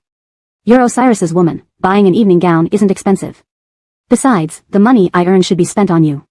Kalbirover, if it gets out that Osiris's wife rented an evening gown, what would people think of me?" Osiris always gave Melinda reasons she couldn't refuse. Once inside, Osiris selected several outfits for her to try on, each more stunning than the last. By the final one, Osiris was completely captivated. "This one." Melinda checked the price tag instinctively, over $1 million. She wanted to discuss renting it with the clerk, but Osiris had already paid in full. His black card swiped through the machine before Melinda could react. Osiris preferred swift actions. Not giving her a chance to argue, he reassured her, "At tonight's gala, just ensure you dazzle everyone. I'll handle the rest." The staff observed their interaction enviously. Melinda must have done countless good deeds to deserve such a considerate and gentle husband like Osiris. Embarrassed, Melinda quickly dragged Osiris out of the store. The gala was well attended. For some wealthy heiresses, it was a matchmaking event, while for company executives, it was an opportunity to network. Thus, many guests arrived early to socialize. Osiris and Melinda made a dazzling appearance, capturing everyone's attention. People lavished praises upon them as they mingled briefly before focusing on their objective. They soon found Raymond, their immediate superior. Ignoring others who tried to engage them, they approached Raymond directly. Beside him stood a graceful and sultry beauty, impeccably dressed and exuding charm. She was interacting cozily with Raymond. Osiris frowned, seeing only her profile. "This woman seems familiar. I feel like I've met her somewhere." Melinda worried Osiris might find her attractive. "Is this your first time meeting Raymond? Maybe you're mistaken. Did you meet someone behind my back?" Unusually relaxed, Melinda joked, and Osiris chuckled softly. Their rapport was evident. Suddenly, Raymond's companion glanced over, startling them both. It was none other than Ava. They were utterly shocked. Osiris tapped Raymond's shoulder, not letting this distract him from his goal. Dallas, I'm Osiris from Usha Group. I heard you have concerns about our branch project. Can we clarify everything now? Clearly, Raymond had been stalling the project's progress. Surprised by Osiris's presence, Raymond stated, yes, I currently do not wish to proceed with this project. Handle it as you see fit. Raymond's unreasonableness astounded them. This wasn't just any project, substantial investments from both companies were at stake. Because of his obstinacy, the decision lay entirely in his hands. Osiris loathed being treated with disrespect. Dallas, are you saying there's no room for discussion? Raymond felt he had made his stance clear. Is my expression unclear? Isn't it evident what I think, Mr. Foddy? Furious, Osiris hadn't anticipated Raymond's lack of cooperation, explaining why senior management had been so agitated during meetings. Raymond showed no regard for Osiris's reputation or efforts. Normally, understanding Osiris's background, anyone would have been more accommodating. And despite Osiris's initial courteous approach, Raymond acted recklessly, causing unnecessary difficulties. Enraged, Osiris seethed even more after taking Melinda home. Unable to sleep, he needed to address the situation immediately. He called his secretary right away. Investigate all economic vulnerabilities of Raymond's company. Do it quickly, without arousing suspicion. Trusting his capable assistant, Osiris knew she'd act efficiently. With dark shadows clouding his eyes, Osiris determined to teach Raymond a lesson this time. After dropping Melinda off, Osiris stayed awake, driven by an unstoppable anger. No one dared defy him like this in the city, and Raymond was due for a severe retribution. He vowed to bring down Raymond's company. I've never encountered someone so arrogant. The night belonged to his plans for vengeance. Chapter 275, News Exposure. The next day, news about Raymond's company flooded every platform. At that moment, Raymond and Ava were inside a luxurious hotel suite.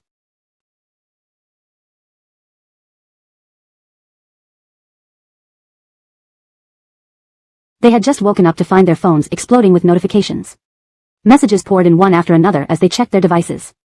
Originally planning to sleep until noon, the relentless bombardment of calls forced them awake much earlier, unable to bear the disturbance any longer. They opened their eyes to investigate what was going on. Raymond, his superior at the company, stared at news reports regarding financial irregularities within the company. He looked terrified. These issues had been so well hidden. Now someone had found evidence, exposing everything completely, leaving no room for an explanation. He couldn't believe his eyes. He wasn't sure if it was discovered by chance or set up by someone intentionally. After all, he had covered his tracks very carefully. This shouldn't have come to light. With these news reports, his company was now facing enormous crisis and imminent collapse if not handled properly. The morning had brought Raymond an unpleasant surprise right after waking up. Raymond started reviewing recent events. He hadn't offended anyone lately or met new people. Suddenly, he recalled infuriating Osiris the previous night. Could this be the reason for the current situation? He glared harshly at Ava, his eyes filled with resentment. Ava, it's all because of your lousy idea that our company is in such turmoil. If we don't fix it, we're both done for. This time, you've completely dragged me down. Enraged, Raymond blamed her entirely. However, Ava felt deeply wronged and retorted, why do you blame everything on me? We're both responsible. We should share the blame equally. She knew a lot of this mess was partly due to her seeking revenge, but some of Raymond's actions were his own doing, not under her instruction. If one wants to frame someone, there's always a way, she thought bitterly. Raymond, already stressed from the news, felt a confrontation brewing. Frowning, he picked up clothes scattered on the floor and put them on. Given the severity of the situation, he needed to return to the company. He sighed deeply. There's no point arguing now. I need to go handle this mess at the company. Let's see if I can salvage it. If not, we'll both face severe consequences. At this crucial moment, Ava tried to deflect responsibility. It's not me, it's you. Seeing her attitude change, Raymond almost wanted to tear her mouth apart. She used to be compliant, but now, faced with trouble, she turned into this. Furious, yet still being bombarded with urgent calls to the company, he quickly dressed and prepared to leave. Suddenly, there was a knock at the door. Both looked at each other, puzzled. Neither knew who could be outside. They hadn't shared their room number with anyone. Who would find them here? Raymond tried to comfort himself, maybe it's just a hotel staff member. Don't panic. Ava started dressing while urging him, Raymond, hurry up. You must deal with the company's issues. I suspect this might be malicious retaliation. If the company collapses, we're in deep trouble. Raymond, needing no further reminder, approached the door. Opening it revealed a shocking sight. Startled, he attempted to close the door immediately. But the person pushed the door open and slapped him hard. It was his wife. She stormed in, glaring at Raymond before turning her gaze to Ava, who was still putting on clothes in bed. Their disheveled appearances only fueled her rage. She slapped Raymond again, screaming, Raymond, how dare you betray me like this? Ava was paralyzed with fear, finding no escape route. They were high up in the building, jumping was out of the question. Raymond's wife berated him furiously, "Don't you have any shame? I work tirelessly at home, and you bring a young girl here. This isn't the first time, is it? If someone hadn't told me, I wouldn't even know." Raymond's cheeks swelled painfully from the force of her slaps. His wife continued to hit him, determined to slap him back to sanity. Terrified, Raymond protested, "If you keep this up, someone might die." His wife chased him into the room, pushing Ava towards the door, hiding behind her. Panicked, Ava tried to calm the situation. "Raymond's wife, let's talk this through calmly. There's no need for violence, others will ridicule us." Seeing Ava's beautiful face, Raymond's wife flew into a rage, slapping Ava hard enough to make her bleed from the corner of her mouth. With vicious fury, Raymond's wife snapped, "You homewrecker. What is there to talk about? While my husband is partly to blame, can you claim innocence yourself? Today, I'll settle accounts with you too." In her anger, she scratched Ava's face, causing her to scream in agony. Ava retaliated with all her strength, slapping Raymond's wife back. Soon, the two women were locked in a violent struggle. Someone outside the door was filming the entire scene, uploading it online immediately. Raymond was already in the public eye. This incident only escalated the drama. His wife vented her anger while taking Raymond away, leaving Ava to flee the scene in disarray. Online, users condemned Ava's behavior ruthlessly. Desperate, she hailed a cab and left the hotel. Seeing her reflection, she felt hopeless and unsure of what to do. Her online presence became toxic, forcing her to hide. Netizens were ruthless, and soon, her personal information would be exposed. Back home, Melinda casually browsed the internet. Seeing Ava's downfall, she scoffed, "Evil deeds invite evil consequences." Note, names are transliterated using pinyin. The structure and tone of the original text have been maintained to ensure coherence and fluidity. Chapter 276, Public Provocation. Although Dina was kind-hearted, she would never be lenient with those who had wronged her in secret or set traps for her. Especially toward people like Ava, who had clearly been warned by Osiris back when they were still in the company but continued to challenge his boundaries time and again, leading to her eventual dismissal. And Ava didn't seem to have learned any lessons from this experience. Instead, she found an opposing company and even instigated Raymond to compete against them. Sitting on the sofa holding a tablet, Dina couldn't help but sigh deeply. The truth is, if you don't want others to know what you're up to, it's best not to do it at all. It's true, after receiving such punishment, some individuals would finally stay honest and remain at home. Lost in thought, Dina sighed once more. "Kalbami, what's wrong?" Upon hearing Dina's sigh, little Kalbanti raised his head, his big round eyes looking curiously at his mother. Dina gently stroked the little one's head, "Nothing. She was just reflecting on how things turned out." Logically speaking, working at Osher Group was already a golden opportunity that many strived for yet could not attain. Ava herself was very capable and young, likely destined to meet someone equally excellent in a few years.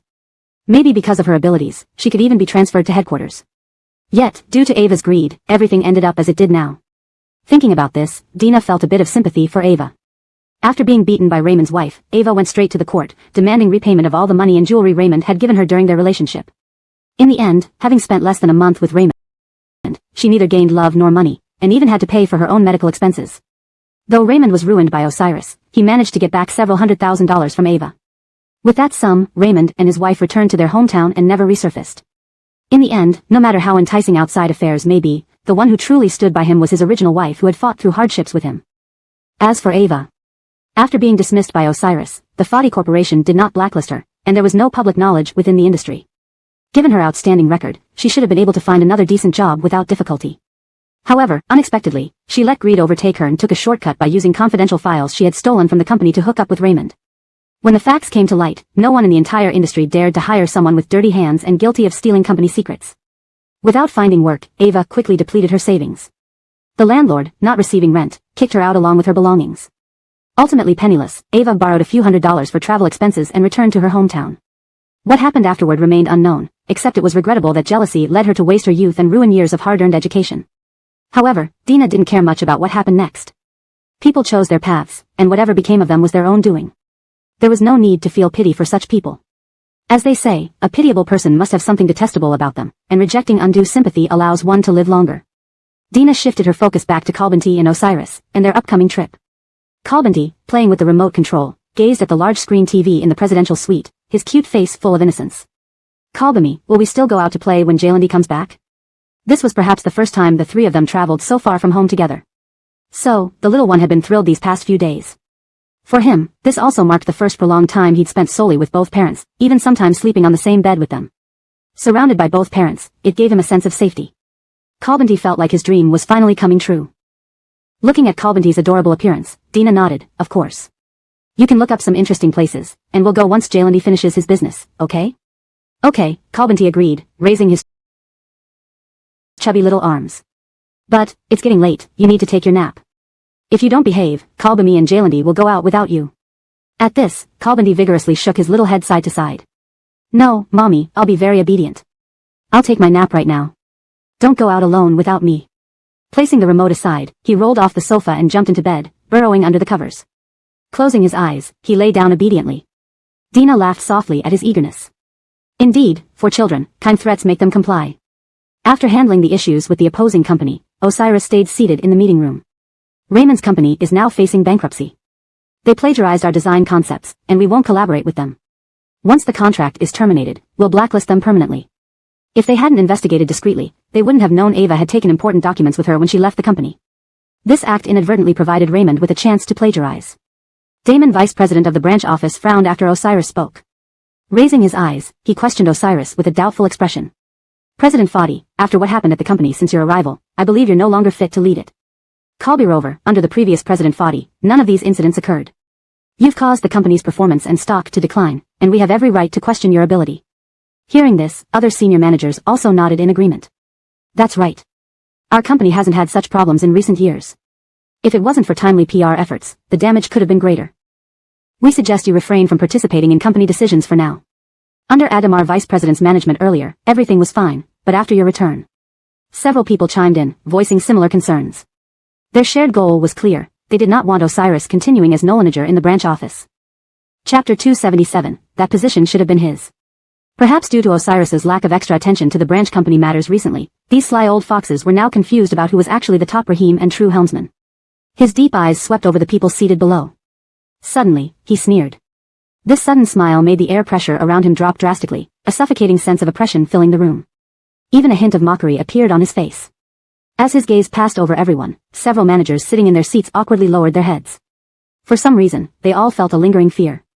The atmosphere plunged into an eerie silence. No one knew how long it lasted until Osiris suddenly curled his lips into a mocking laugh. Huh. This single word sent chills down everyone's spine. I didn't realize that after not checking up on work for some time, you don't even know who wields ultimate power behind the scenes? Everyone choked slightly, embarrassment coloring their faces.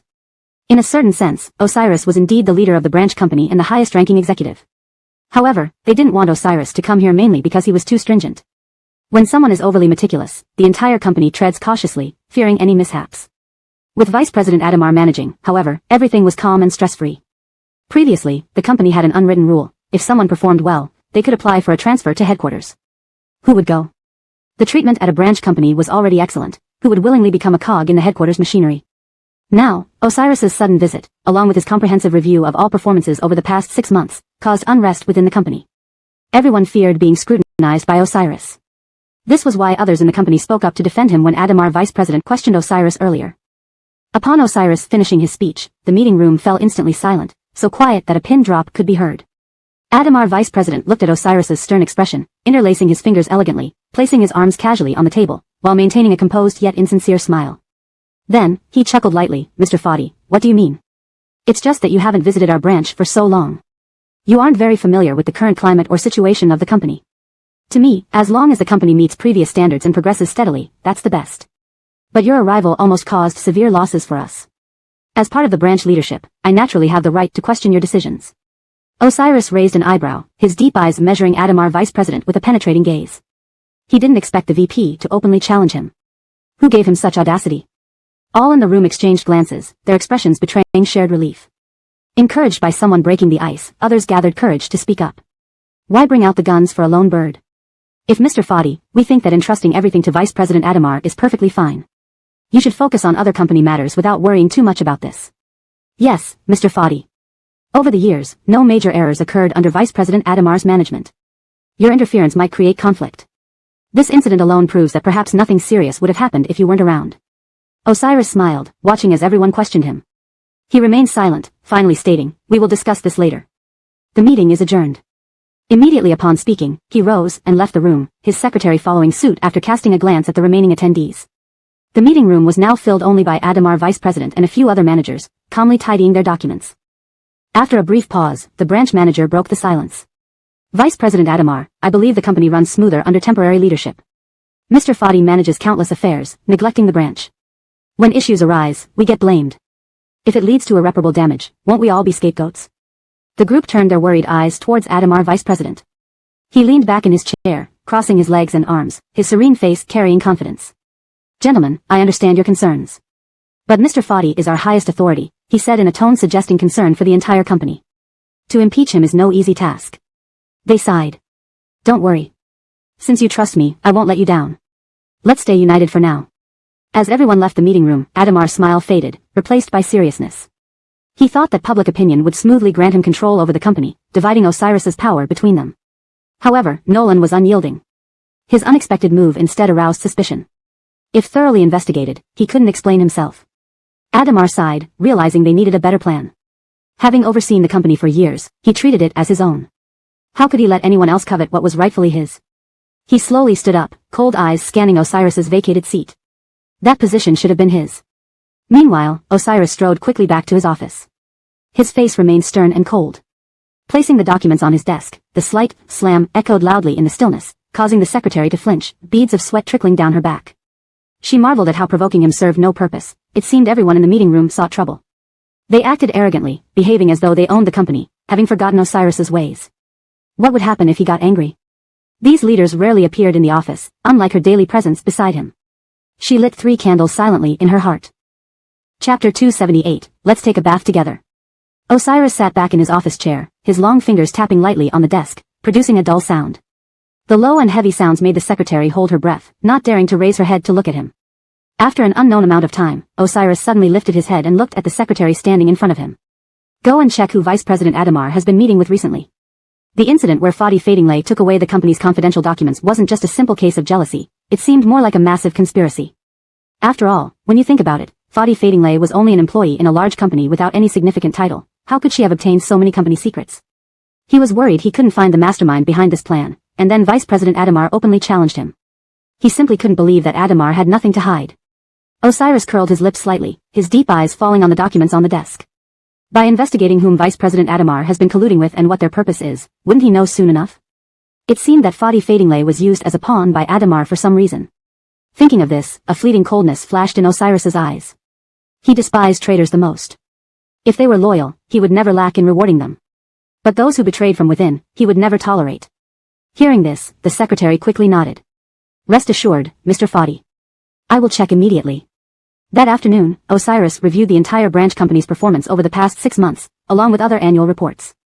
Indeed, he had neglected the branch office these last few months.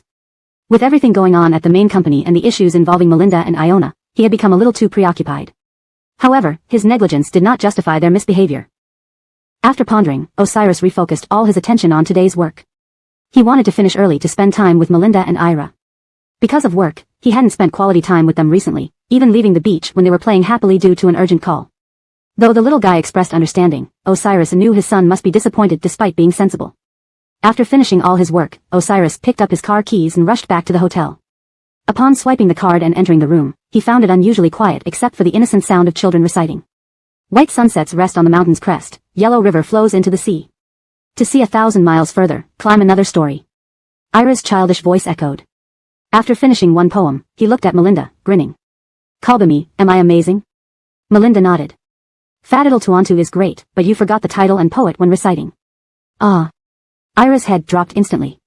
Feeling guilty, Ira suddenly felt warm hands caressing his head. He lifted his head, his dimmed eyes brightening up instantly. Jaylandi, you're back. Osiris nodded. Yes. Then, he picked up Ira, saying, August is already doing wonderfully. For a child your age to learn so much, Daddy and Mommy are very proud. For listening to Osiris praise him, the boy's eyes sparkled. Really? Of course it's true. Osiris nodded repeatedly. Watching the tender father-son moment, Melinda smiled gently. No matter what, August is always the best and most prideful in Jaylandi and Kalbami's eyes. Finally relieved by these words, Ira broke into a smile. Soon, Ira shifted his focus back to Osiris. Jaylandi, did you finish work early today? Kalbived by his son's concern, he warmed inside. Yes, since things are winding down, I wanted to come home early and spend time with you too. Previously, due to company matters, Osiris worked late into the night, usually returning after Ira had already fallen asleep. And every morning, he left before Ira woke up. The little one had missed seeing him these past couple of days. Rarely seeing Ira act so affectionate, Melinda couldn't help but laugh. Okay. You can sleep with Daddy tonight. First, let's go take a bath, and we'll play after. Ira clung to Melinda's legs. Kalbami, can we all take a bath together? Upon hearing this, Osiris also looked at Melinda, waiting for her response. Wishing for a family bath? Melinda didn't need to imagine the scene to blush profusely, unable to meet Ira's eyes. She glanced down at Ira's innocent eyes and sweet face, thinking how naive and pure he looked. She had no intention of bathing with Osiris. It felt like leading a sheep into the tiger's mouth. Understanding the situation, Melinda gave Osiris a meaningful look. Alright, if he wants to bathe with Daddy. Without wasting any time, Melinda pushed Osiris, carrying Ira directly into the bathroom, shutting the door behind her. Osiris and Ira, 6. You two should hurry and rest. It's getting late, and little Tuantu shouldn't stay up late, Melinda said before closing her mouth. Feeling somewhat helpless, Osiris looked at his suit, coat, and wristwatch still on him, gazing at the closed bathroom door. He sighed, Dottie. I haven't taken my pajamas yet. As if foreseeing this, the moment he opened the door, a fluffy object flew toward him. The white fluff landed directly on top of his and Ira's heads. Osiris picked it up. It was his robe. Ira laughed at the sudden scene, sliding off his father and quickly taking off his clothes to jump into the bathtub. Jaylandi, come here, quick. Osiris. He still wanted to bathe with his wife. Watching Ira splash happily in the water, Osiris sighed deeply. Chapter 279, A World of Two, Romantic Tasting. Well, he had never bathed fat little Jeffrey on his own before. This would be a new experience for him. He initially thought that bathing a child would be easy. After trying for a long time, however, he realized that it wasn't as simple as he had imagined. Especially when washing Ira's hair. Seeing Ira covering his eyes with red-rimmed eyes, looking at him with an expression of almost crying, Osiris became even more careful. Not only did he have to prevent the bubbles from getting into fat little Jeffrey's eyes, but he also had to stop him from rubbing them. Though young, Ira was already more understanding than other children his age. Even though some bubbles stung his eyes, he didn't let the tears fall. After all this fuss, Osiris understood just how difficult raising a child really was. How did Dina manage all those years when she had to work and raise her child alone? At that time, the Gu family members were targeting her behind her back. She even went through a period where she was struggling financially. How did she endure it all? Thinking about that woman silently enduring everything, even managing to bring up their son so well, Osiris felt mixed emotions, not knowing how to express his feelings. Dina had gone through so much. After all this effort, over an hour had passed. On ordinary days, Osiris wouldn't spend more than 20 minutes in the shower. When had he ever spent so much time in the bathroom? Fat little Jeffrey came out wrapped in a towel, his face flushed and his eyes sparkling. Jaylandi washed me well, but I don't want you to do it again. It was too troublesome. Osiris and fat little Jeffrey finished bathing while Dina had already changed into her pajamas. Since you bathed fat little Jeffrey, why don't you help put him to bed while I go wash up? Thanks. With that, Dina headed into the bathroom. Osiris could only lie down with Ira. Ira held his toy, his clear eyes darting around. Jaylandi, I can't sleep. Can you tell me a bedtime story? Mama used to tell me stories. Osiris propped up his head and adjusted the blanket for fat little Jeffrey. What kind of story do you want? He didn't know many fairy tales. If he told Ira about economics, would the little one get upset? Ira thought for a moment, his big eyes rolling. I want to hear how you and Mama met. Their first meeting wasn't exactly pleasant, but Osiris picked a few happy moments to share. By the time he finished telling the story, still lost in thought, he saw that Ira had fallen asleep, holding his stuffed animal. A gentle smile tugged at Osiris's lips as he looked at him lovingly. Finally, he kissed the little one on the forehead and left the room. He still had a bit of work to finish. Returning to the living room, Osiris placed his laptop on his lap and began dealing with company business. During this period, he needed to fully understand every move within the company before his secretary uncovered Vice President Adamar's complicated background. Only by knowing his enemy thoroughly could he control everyone in the company. As the saying goes, know yourself and know your enemy, and you will win 100 battles without danger. After finishing his work, Osiris noticed Dina coming out of the bathroom, her hair still damp. She walked over quietly and placed her hand on his shoulder, massaging gently to ease his fatigue. How are you doing? She asked. Osiris shook his head. Just finished. He shut down his computer, stretched out an arm, caught her wrist, and pulled her onto the sofa. Looking at her damp hair, Osiris asked deeply, why haven't you dried your hair? Her wet hair fell on her shoulders, making her silk pajamas slightly damp. Dina shook her head. I don't like using the hairdryer. It will dry naturally soon. Osiris sighed, picking up a towel beside her and naturally helping her dry her hair. The two sat there, one sitting and the other standing, tenderly drying hair, creating a warm and ambiguous atmosphere. Neither wanted to break the tranquility. After a while, a message broke the silence. Osiris's voice was deep and warm. Bathing Fadidal Tuansi today made me realize how hard it must have been for you to raise him alone all these years. Odessa, thank you for giving me such a wonderful son. I'm very happy. From now on, I will walk the path with you, you won't be alone anymore. Osiris's low, emotionally stirring voice touched Dina deeply. She nodded, feeling moved. The hardships and bitterness along the way might have been known only to her, but one day, someone would understand her struggles and walk with her toward the future. They stayed silent for a long time until Dina's hair was completely dry. Osiris then said, "It's ready. Since we both have free time today, shall we have a drink together?" The luxurious presidential suite had a dedicated bar area, illuminated by lights creating an intimate and romantic ambience. Osiris noticed a bottle of Lafite 82 and various expensive wines inside. He took out 2 custom-made wine glasses and opened the Lafite. The bar area was connected to a balcony overlooking the open air, providing a breeze that felt refreshing against their skin. A nearby lighthouse flickered in the distance, adding to the romantic setting without any need for artificial arrangements. Dina blushed and accepted Osiris's invitation. Osiris poured 2 glasses of red wine, handing one to her while keeping the other. They stood together on the balcony, gazing outside. In the dark sky, a few stars twinkled, with a crescent moon hanging gracefully above, casting a serene romantic mood. Dina sipped the red wine, its sweet flavor spreading on her lips. How long has it been since we last admired the night scenery like this? Osiris turned to look at the woman beside him. Her profile was hidden in the night, her face carrying a hint of loneliness. Odessa, no matter what happens in the future, I will stand firmly by your side and accompany you through every long night. Dina looked at Nolan in front of her, her cheeks involuntarily flushing red. Chapter 280, A Fiery Encounter. Dina blushed and lowered her head as she listened to Osiris's heartfelt confession. Though they had been through much together and even had a child, hearing this declaration of love still made her feel shy. However, she felt somewhat relieved that they were standing on the balcony under the moon, talking. If they were in the room, Osiris would have seen her blushing face clearly. Osiris turned his head to glance at the woman beside him, his lips curling slightly. After a few glasses of wine, Dina's eyes were slightly glazed over, and her cheeks were rosy. They stood on the balcony chatting until, gradually, she, unable to hold her liquor, sighed. Do you know, Burp, I used to hate you so much. Huh. This was the first time Osiris had heard such words from her. But he wasn't angry, instead, he looked at her with a hint of amusement. He couldn't help but wonder how she transitioned from hating him to loving him. Why? Osiris asked with a light laugh, gently swirling the red wine in his glass. As the wine swirled, a few drops spilled onto his hand and the floor. The rich aroma of the red wine enhanced Dina's tipsiness. Because you used to bully me. I always thought if it hadn't been for that incident, I wouldn't have gotten pregnant by accident, let alone given birth to Fadidal. I wouldn't have been ostracized by the Gu family. Do you know how much I hated you back then? I wished I could peel your skin and extract your bones, she said bitterly. Upon hearing these words, Osiris fell silent. This was likely the first time Dina had opened up to him about those feelings. Perhaps tomorrow, she would forget everything she said tonight, drunk as she was. But Osiris would remember every word. Sometimes, drunk confessions were not mere nonsense, they revealed one's deepest sorrows. Osiris knew that what Dina had just said were all the grievances she had harbored since becoming pregnant. Yet, she had endured everything without being broken. Reflecting on this, Osiris sighed, ready to find comforting words for her. But soon, Dina continued, but later on, I found myself grateful to you. A bashful smile played on her lips as she gazed into her wineglass, lost in her thoughts. Why? Osiris suddenly realized this was the first time he had truly understood her inner world. In the past, she had exuded an irresistible charm for him, perhaps stemming from that night of passion between them.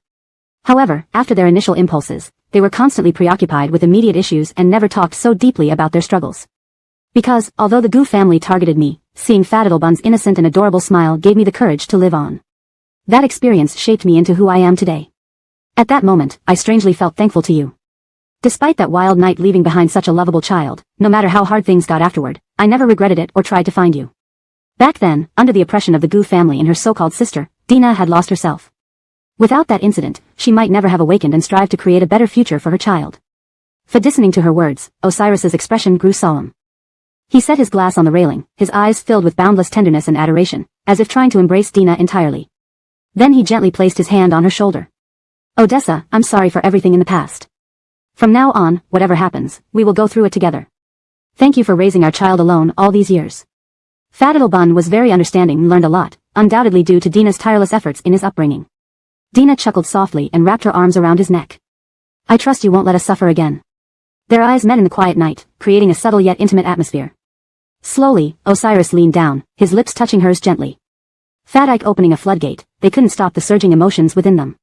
Osiris's large hand firmly held Dina's slender waist while his burning palm caressed her smooth skin.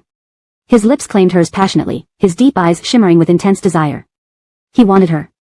Overwhelmed by his restlessness, Osiris scooped Dina into his arms and carried her to the next room. As adults, she naturally knew what was to come and instinctively tightened her hold around his neck, her delicate face flushed with shyness, responding eagerly to his affection. Osiris laid her gently on the bed and pressed his body against hers, slowly pulling off her clothes to reveal her soft shoulders. His gaze darkened upon seeing her fair skin, brimming with raw desire, and a touch of excitement. For a brief moment, Dina regained her clarity, only to be immediately caught in another passionate kiss. All her sounds were swallowed by him. Time seemed to lose its meaning as Dina floated like a water lily on a tranquil lake, sinking deeper into their lovemaking until she felt as if her entire body was melting away. Finally, the storm ended with her eyes red-rimmed from unshed tears. Osiris tenderly kissed away her tears, whispering soothingly, "Good girl, it's over." Before she could recover, another round of fervent intimacy began. It was only when dawn approached, and her drunkenness wore off amidst her pleading cries, did Osiris finally exhale in satisfaction and release her. Carrying Dina effortlessly, Osiris strode into the bathroom.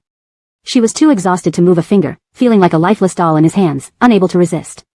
This translation adheres to the provided guidelines, maintaining the original tone and style, ensuring the story remains coherent and natural. It respects the structure and line breaks from the original text while translating into fluent English. Chapter 281, Kalbami, be my wife. Finally, after washing up, Nolan carried her back to the room. Seeing Osiris come toward her again, Dina was frightened once more, becoming tenderly fragile. This time, however, Nolan only affectionately kissed her cheek and whispered softly, "Be good, rest now. I won't bully you anymore." With Osiris's assurance, Dina finally calmed down and nestled compliantly in his embrace, sinking into a deep sleep. After an unknown amount of time, while both were sound asleep, they suddenly heard knocking on the door. Knock, knock, knock. Then came Ira's voice, shouting from outside, "Jalandi, Kalbami, are you in there? Open the door quickly, August wants to come in." Osiris had always been a light sleeper, so he immediately opened his eyes at the sound. Dina was still somewhat drowsy but also became more alert upon hearing Ira's voice. She raised her hand to rub her sleepy face and asked, "Is it August?" Osiris nodded, the little guy woke up and probably couldn't find us, so he came looking. If you're still tired, get some more rest. I'll take him to play for a while." Possibly hearing voices inside the room, Ira knocked again. "Jalandi, Kalbami, you two are hiding together to sleep without letting fat little August join in the fun. Quickly open the door, I want to be with you too." Speechless, Osiris hurriedly got out of bed, quickly wrapped a towel around himself, and walked to the door, opening it. Upon seeing the door slightly open, Ira quickly slipped inside, ran into the bed, and hugged his mommy. "Jalandi and Kalbami are so mean, last night you two slept without me. Why didn't you let me play with you?" Hearing this, Osiris and Dina were momentarily speechless. But being teased by their own child, Osiris and Dina felt a bit awkward. "Jalandi, why aren't you wearing any clothes?" Ira soon noticed that his daddy was standing before him in just a white towel. Embarrassed, Osiris sternly replied, "Brat, from now on you must sleep alone. You can't cling to Kalbami. Got it?" Hearing his daddy's words, Ira pouted, "But why can Jalandi sleep with Kalbami, and I can't?" Dina was about to find an excuse to deflect, but Osiris beat her to it, saying coldly, "Because your mommy is my wife. If you want to hug her to sleep, you need to get your own wife." At this point, even Dina felt helpless. These two really knew how to pick their battles. She didn't know who she should support. However, being teased by them one after another, Dina blushed slightly. Her drowsiness vanished as she sat up in bed. Thankfully, after showering, she had put on her pajamas to prevent situations like this if Ira looked for her in the middle of the night. Otherwise, today the little guy would surely ask why Kalbami wasn't dressed either, making it hard to explain. Ira, hearing Osiris's words, just shrugged and hugged his mommy. "No, I only like Kalbami. I want Kalbami to be my wife." Hearing this, Dina smiled softly. Before she could respond, Osiris firmly said, "Absolutely not, brat." The peaceful morning was spent with the father and son bickering. It was a weekend, so Osiris did not go to the office. When Osiris took Ira to class, Dina curled back up in bed for a few extra minutes of sleep. When Osiris stayed to watch Ira build with Legos, his phone rang. Ring, ring, ring. Looking down at the caller, Osiris stood up from the sofa. "August, keep playing here. Jalandi will be right back after answering a call." "Okay." Ira nodded obediently and continued with his Lego building. The Lego set bought just days ago was indeed the favorite of the little boy, though Dina would set a time limit each time to prevent him from damaging his eyes. Today, without mommy watching him closely, he was determined to play longer. Osiris, not wanting to disturb Dina, went directly to the study within the presidential suite to answer the call. Once connected, he immediately asked, "Did you get any results?" Osiris remembered instructing his secretary to investigate who Vice President Adamar had been in contact with behind his back.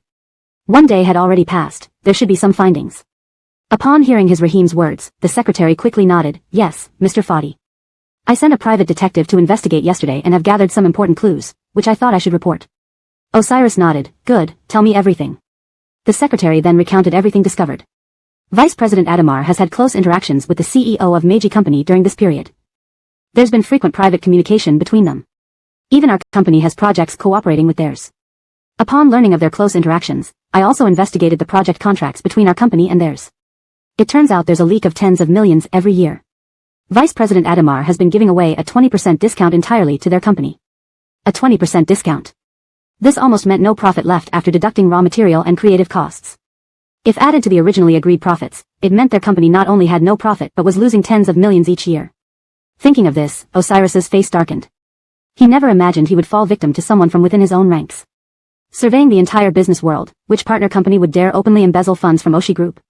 None would dare challenge his authority right under his nose. In the end, Vice President Adamar used their company's name to swindle people far and wide, even gifting others a juicy morsel. At this thought, Osiris's aura grew colder, his gaze icy. What he hated most was anyone daring to blatantly cross his line. Chapter 282, Acting Outrageously. Now, Vice President Adamar had set his sights on him and even wanted to push him off his high position. It seemed that by not coming over to the branch company for a while, it emboldened him to openly challenge his authority. In that case, he wouldn't sit idly by either but would have to teach Vice President Adamar a lesson. Otherwise, Vice President Adamar might really think he could dominate the branch company single-handedly. As the highest decision-making leader of the branch company, Vice President Adamar should have faxed most important documents to Osiris for review. However, this was not the case. Only trivial documents were forwarded just to go through the motions. Osiris's mind raced as he pondered what steps to take to teach Vice President Adamar a lasting lesson.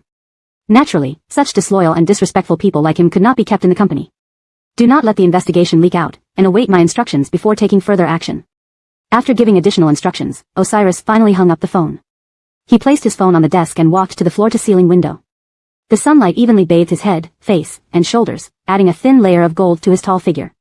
His obsidian-like eyes sparkled in the sun, casting an uncertain glow. Osiris laughed lightly, mocking Vice President Adamar's overestimation of himself. After composing himself, Osiris's phone rang again, bringing a rare smile to his face as he recognized the caller and answered. Well, aren't you thinking of answering today?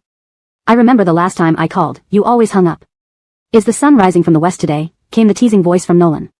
Osiris raised an eyebrow, massaging his temples as he tersely said, Speak up. Get to the point, no beating around the bush. He disliked wasting time more than anything, especially when someone took roundabout ways to express something. In Osiris's world, only Tayo could afford to waste his time. Others didn't deserve such luxury. Realizing Osiris's impatience, Nolan hurriedly spoke. Don't hang up, brother, I'm sorry, can we talk now? Hearing Nolan concede, Osiris snorted coldly, clearly waiting for him to continue. Without prolonging the pleasantries, Nolan revealed the purpose of his call. I just got back from abroad and heard you happened to be in City A on business. We haven't met in a long time, so why don't we get together?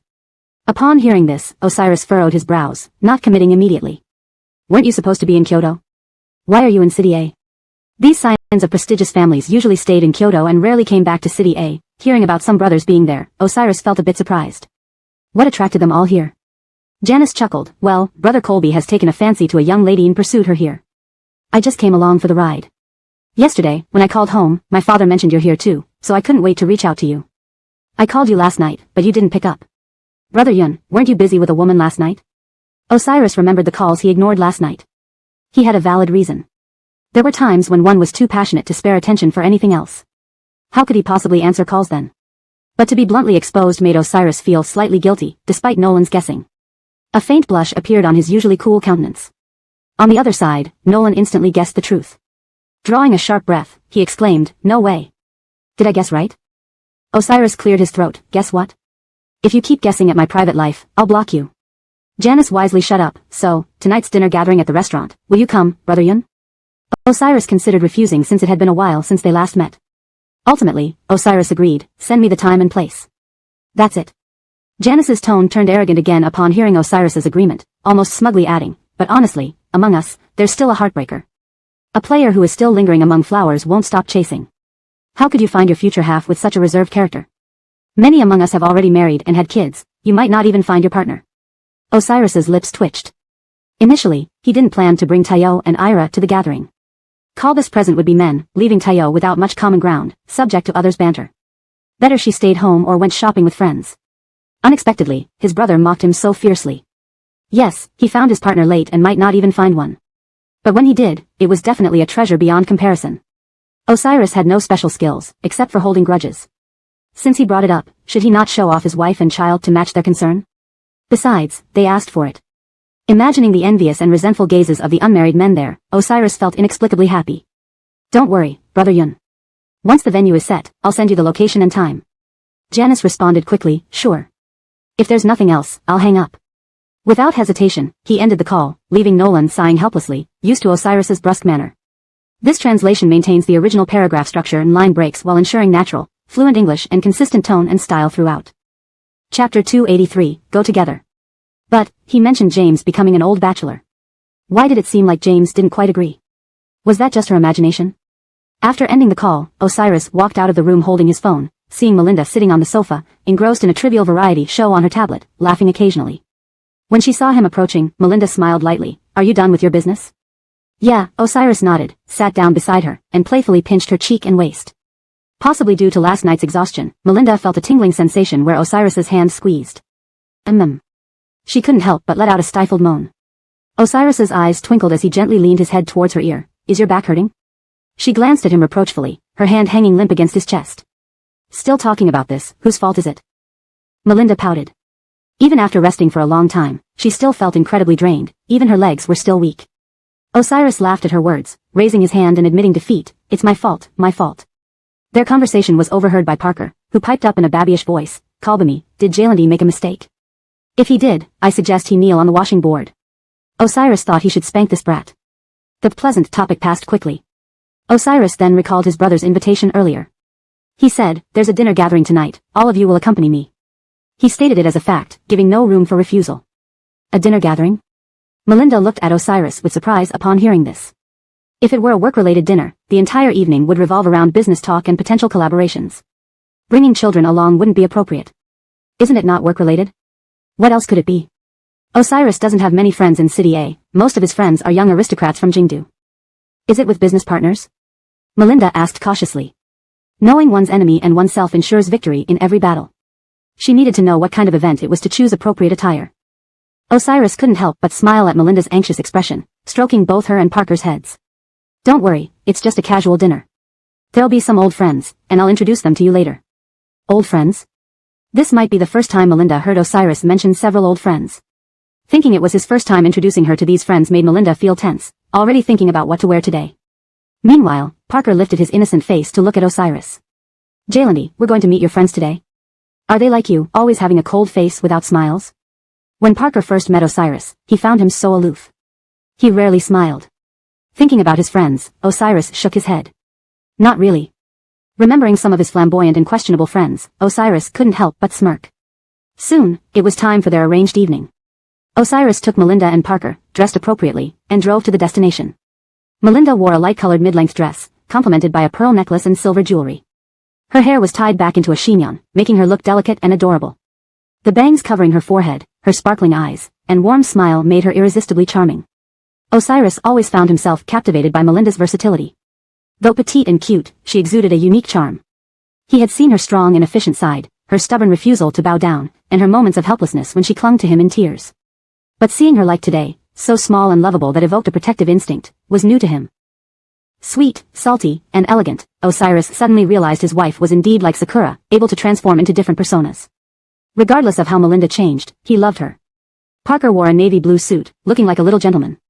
His neatly combed back hair added a touch of mature dignity, though oddly amusing. Upon arriving at the restaurant, a waitress in a red cheapao greeted them. Good evening, sir and madam. Do you have a reservation? 8888, Osiris directly gave the private room number. Hearing this 48s, the server's smile became more respectful. She bowed slightly and gestured invitingly. Please follow me, she said before leading the way in high heels. The restaurant was elegantly furnished in a traditional style. They crossed a small bridge over running water. Parker couldn't help but look down, instantly widening his eyes in awe. Then he ran a few steps ahead, grabbing his mother's hand. Kalbami, there are so many big koi fish here, even golden ones. Children find everything fascinating. Melinda smiled warmly at Parker's remark and looked down where he pointed. Koi fish as long as a baby's arms swam gracefully, some even turning their heads toward them as if begging for food.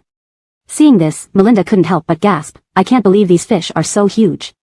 Chapter 284, What the heck, this is his sister-in-law. Ira's gaze lingered briefly under the bridge before shifting back again. We should hurry up. If we keep them waiting too long, it will be rude. Despite her young age, Ira seemed quite mature and still remembered their primary purpose for coming here. Upon hearing her son's words, Cher raised an eyebrow in surprise. When did her little rascal become so sensible? But as a mother, she felt quite pleased to see her son being so thoughtful. Soon, after crossing the small bridge and passing through a bamboo grove, they finally arrived at the private room numbered 8888. A waitress in a red cheaphouse stood by the door with a standard smile on her face and turned around. Sir, Tasha, this is the private room you were looking for. Please come in. As she finished speaking, the waitress knocked on the door before pushing it open. In an instant, several unfamiliar yet familiar faces in the room turned towards them. While they were examining Osiris, Cher was also observing the few men chatting inside the room. These were the old friends Osiris mentioned earlier. Seems like each one of them has some sort of reputation. After escorting the guests in, the waitress bowed slightly. I'll be outside. If you need to order dishes or have any other needs, feel free to call me. With that, she slowly exited the room without disturbing them further and even closed the door considerately. Next, everyone in the room exchanged glances. Having served as a department head at Osher Group, Cher had heard about many notable figures in the business world, especially legendary ones. Right now, several of these legends were sitting in front of her, along with a few rumored incompetents, who were smiling innocently. Calbest shocking of all, not only were there tycoons but also a rising star in the design world. The founder of Kingmakesingha, Nile.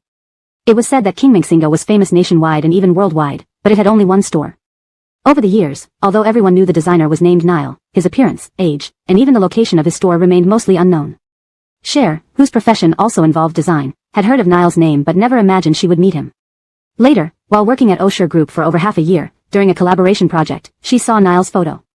That was the godlike figure worshipped by the Design Academy, and ever since then, Cher had kept his face in mind. The memory suddenly flooded back upon seeing him.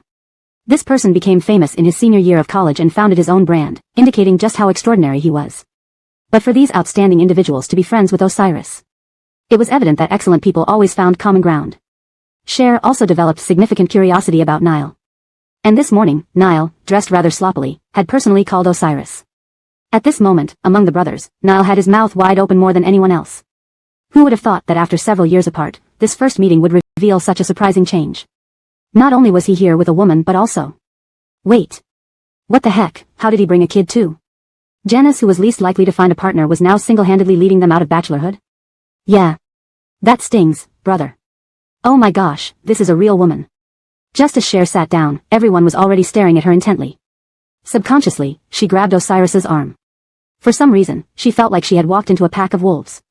Nile swayed his wine glass and strode over to her side, blinking his eyes. Dear miss, may I ask your name, age, and address? Are you really here with Osiris? Or did he pay you a high price to make an appearance? For Osiris to bring someone here was truly unusual. Other men also wore curious expressions but dared not speak for fear of retribution from Osiris. Laughter aside, Nile was charging ahead fearless. Wearing a white shirt with the top two buttons undone, exposing his attractive Adam's apple, and wearing a pair of gold-rimmed glasses, Nile looked clean-cut but slightly immature. This image almost made him appear refined, yet it only revealed his rogue nature. Cher felt like she was a rare animal on display inside a glass case. Nile, if you don't want Kingmakesingha to go bankrupt, sit back down, another cold, aloof-looking man warned coolly. Nile shrank back and sat down. Indeed, he was scared. But when he glanced at Cher and noticed Ira's striking resemblance to Osiris, he smirked triumphantly. Looks like Brother Yun has someone in his heart after all. Seeing Osiris about to lose his temper, Nile stepped back, sensibly taking his seat and pulling his glasses back up, returning to his usual elegant demeanor. Glenn also raised an eyebrow upon seeing Cher, this woman. He had seen her on the news recently, but he was surprised that they actually had genuine feelings. After removing his suit jacket and hanging it aside, Osiris pulled out a chair and sat next to Cher. My wife, the child's mother, Cher. Oh wow, official confirmation indeed. Nile couldn't contain his excitement, gasping sharply and blurting out. What the heck, this is really your sister-in-law? He never dreamed that this stubborn old tree would be the first to get married. This was harder to accept than anything else. When did this happen? The stubborn old tree bloomed first. And I don't even have a girlfriend yet. Wah. Everyone, sorry, don't know you. Chapter 285, Teased. Amnon couldn't help but raise an eyebrow and twitch his lips as he listened to Nile. The four of them had grown up together, so Nile knew Amnon would never actually hit him. However, due to years of intimidation, he wisely kept his mouth shut. Nile straightened his shoulders and sat upright in his seat, maintaining the refined demeanor that was like the image from a photograph. The speed of this transformation made Dina feel it happened faster than turning a page. Even peaking opera face changers would be envious. Especially considering the drastic difference between Niall's two sides, it was hard to reconcile. Realizing his earlier surprise might seem too obvious, Niall hurried to salvage his dignity. Sorry, I got too excited when I saw Brother Yun suddenly bringing a woman and child over. This is the first time Brother Yun has ever brought a woman to meet us. Not only that, but it's also the first time he readily agreed to come to our gathering, Glenn added after Niall spoke. Dina, understanding Amnon's character from their friend's remarks, was still taken aback. After finishing his sentence, Glenn lifted his head with a hint of a smile and greeted Dina. Hello, I'm Glenn. With a brief introduction, Dina began to get a basic understanding of Amnon's friends. The people sitting before her were all big shots in various fields, yet they called her sister-in-law, making her somewhat embarrassed. They didn't match the heartless personas spread online, especially Glenn, who always wore a gentle smile, a seemingly harmless laugh that belied his nature. And his voice was smooth, with well-timed words capturing everyone's hearts like a cello playing a captivating melody, endearing himself to others. Dina nodded at them. I know each of you by reputation, famous figures in various industries. I admire your achievements immensely. Pleased to meet all of you. I am Dina, currently working as a manager at Ausch's group. After introducing herself, she shifted her gaze back to Ira. This is our son, Ira, who is 4 years old this year. Hearing his mother introduce him, Ira straightened up and gave a sweet smile. His clear eyes scanned the room. Hello, uncles. I'm little August. His childish voice was so innocent and sweet, softening everyone's hearts. Hearing this, Amnon's brothers all widened their eyes and directed their attention curiously toward the mother and child, then back to Amnon. Seriously, those few sentences had more than enough shock value. Niall was the first to rub his hands excitedly and winked at Amnon. Brother Yun, I didn't expect your wife to be an employee at your company. So, you've been having an office romance? Quite thrilling. And what's more, your son doesn't share your surname but instead shares your wife's. Could there be some hidden secrets here? Can you tell us for some gossip? Niall pointed out several obvious issues. Amnon raised an eyebrow. Shut up. Dina hadn't expected such directness from Amnon's friends, and her fair face turned pink. Noticing her embarrassment, the men present, polite and well-mannered, chose not to press further. However, seeing Amnon's high and mighty expression, indifferent to everyone else but affectionate towards such a gentle and lovely girl, Niall sized up the woman sitting diagonally opposite with evident curiosity. Amnon raised a hand to his forehead. What kind of look is that? What's going on? Niall sighed dramatically, looking at Dina. Look at how cute and polite sister-in-law is, such a perfect young lady. How did she end up with this pig? Everyone. Ling Pig, as mysteriously named, looked at Niall coldly, and with a thin lip curled threateningly, said, If you don't want me to have you thrown out, close your mouth now and stay put. Startled by Amnon's words, Niall shuddered and sat quietly. If sister-in-law was a bright and friendly angel, no one beside her was a demon straight from hell, ready to take a life at any moment. Thinking of this, Niall quickly closed his mouth. Alright, got it. Enough, we rarely gather like this, let's stop bickering, Glenn mediated. The other brothers nodded in agreement. Once the mouths closed, they started discussing the menu in earnest. Glenn, being the closest to Amnon and the oldest among them, had many common topics with him. Today, just exchanging glances, they could understand each other's recent lives. The situation with your mother seems difficult, Glenn said suddenly. Amnon froze momentarily, then nodded in understanding. Her mindset is too ingrained, but since it's about finding my future partner, I won't listen to her. Glenn chuckled. It's rare to see you like this. Previously, they thought you'd never find someone you liked. He continued, sometimes, I even wondered if someone as cold as you could understand what love and liking mean. Amnon smiled gently, looking at Dina and Ira who were laughing. He sighed, maybe I didn't understand before, but since meeting them, I believe I do now. He realized what love and affection meant, and understood the true essence of a relationship. Being with the one you love makes everything around you beautifully transformed. That's probably what they call love. Chapter 285, Teasing. Amnon couldn't help but raise an eyebrow and twitch his lips as he listened to Niall's words. They had all grown up together since childhood, and Niall knew Amnon wouldn't really hit him, but years of intimidation still made him wisely shut his mouth. Niall straightened his shoulders and sat properly in his seat, appearing as gentle and refined as he did in the photos. The speed of this transformation left Melinda feeling like it was faster than turning a page. Even peaking opera face changing would be impressed. Especially with the stark contrast between Niall's two sides, it was almost surreal. Realizing how surprising his earlier reaction must have been, Niall hurriedly tried to salvage some of his dignity. Sorry, I got too excited when I saw Brother Yun suddenly bring a woman and a child over. This is the first time Brother Yun has brought a woman to meet us brothers. And not only that, this is also the first time he agreed so readily to join our dinner gathering, Glenn added after Niall finished speaking. Melinda listened and understood Amnon's character, but hearing his friends talk about it for the first time still caught her off guard. After saying that, Glenn lifted his head and greeted Melinda with a faint smile. Hello, I'm Glenn. With this simple introduction, Melinda gained a preliminary understanding of Amnon's friends. The people sitting before her were all leaders in their respective fields, now calling her sister-in-law, making her feel somewhat embarrassed. Their personalities weren't as cold and distant as described online, especially Glenn, who always wore a gentle smile. However, this smile was too simple and clear-cut, reminding her of a smiling tiger. His voice was warm, and his words were perfectly placed, captivating their hearts like a cello string, making people instinctively like him more. Melinda nodded towards them. I know each of you, your names are well known in various fields, and I admire your achievements greatly. Nice to meet you all. I'm Melinda, currently working at Oshi Group as a department manager. After everyone introduced themselves, Melinda briefly introduced herself and her position. Then, she turned her gaze back to Ira. This is our son, Ira, who is 4 years old. Upon hearing Mama introduce him, Ira quickly straightened his back and looked around with bright eyes and a sweet smile. Hello, uncles, I'm little August. His childish voice softened everyone's heart. Hearing this, Amnon's brothers all widened their eyes, looking curiously at the mother and son, then shifting their gaze to Amnon. Indeed, those few sentences had many unexpected twists. Niall excitedly rubbed his hands together and winked at Amnon. Brother Yun, I didn't expect sister-in-law to be an employee in your company. Are you having an office romance? That's pretty intense. And besides, surprisingly, your son doesn't share your surname but hers. Is there any hidden secret here? Can you tell us so we can gossip a bit? Niall reiterated the most obvious questions. Amnon raised an eyebrow. Shut up. Melinda didn't expect them to be so direct, her fair cheeks flushing red. Seeing the woman blushing, the men, who were polite and well-mannered, decided not to continue teasing. However, seeing Amnon's aloof demeanor and indifferent attitude toward everyone else, yet being with such a delicate and adorable young woman, Niall couldn't help but look at the woman sitting across from him with curiosity. Amnon put a hand on his forehead. What expression is that? Niall sighed dramatically, as if regretting something. He glanced at Melinda. Look at how cute and polite sister-in-law is.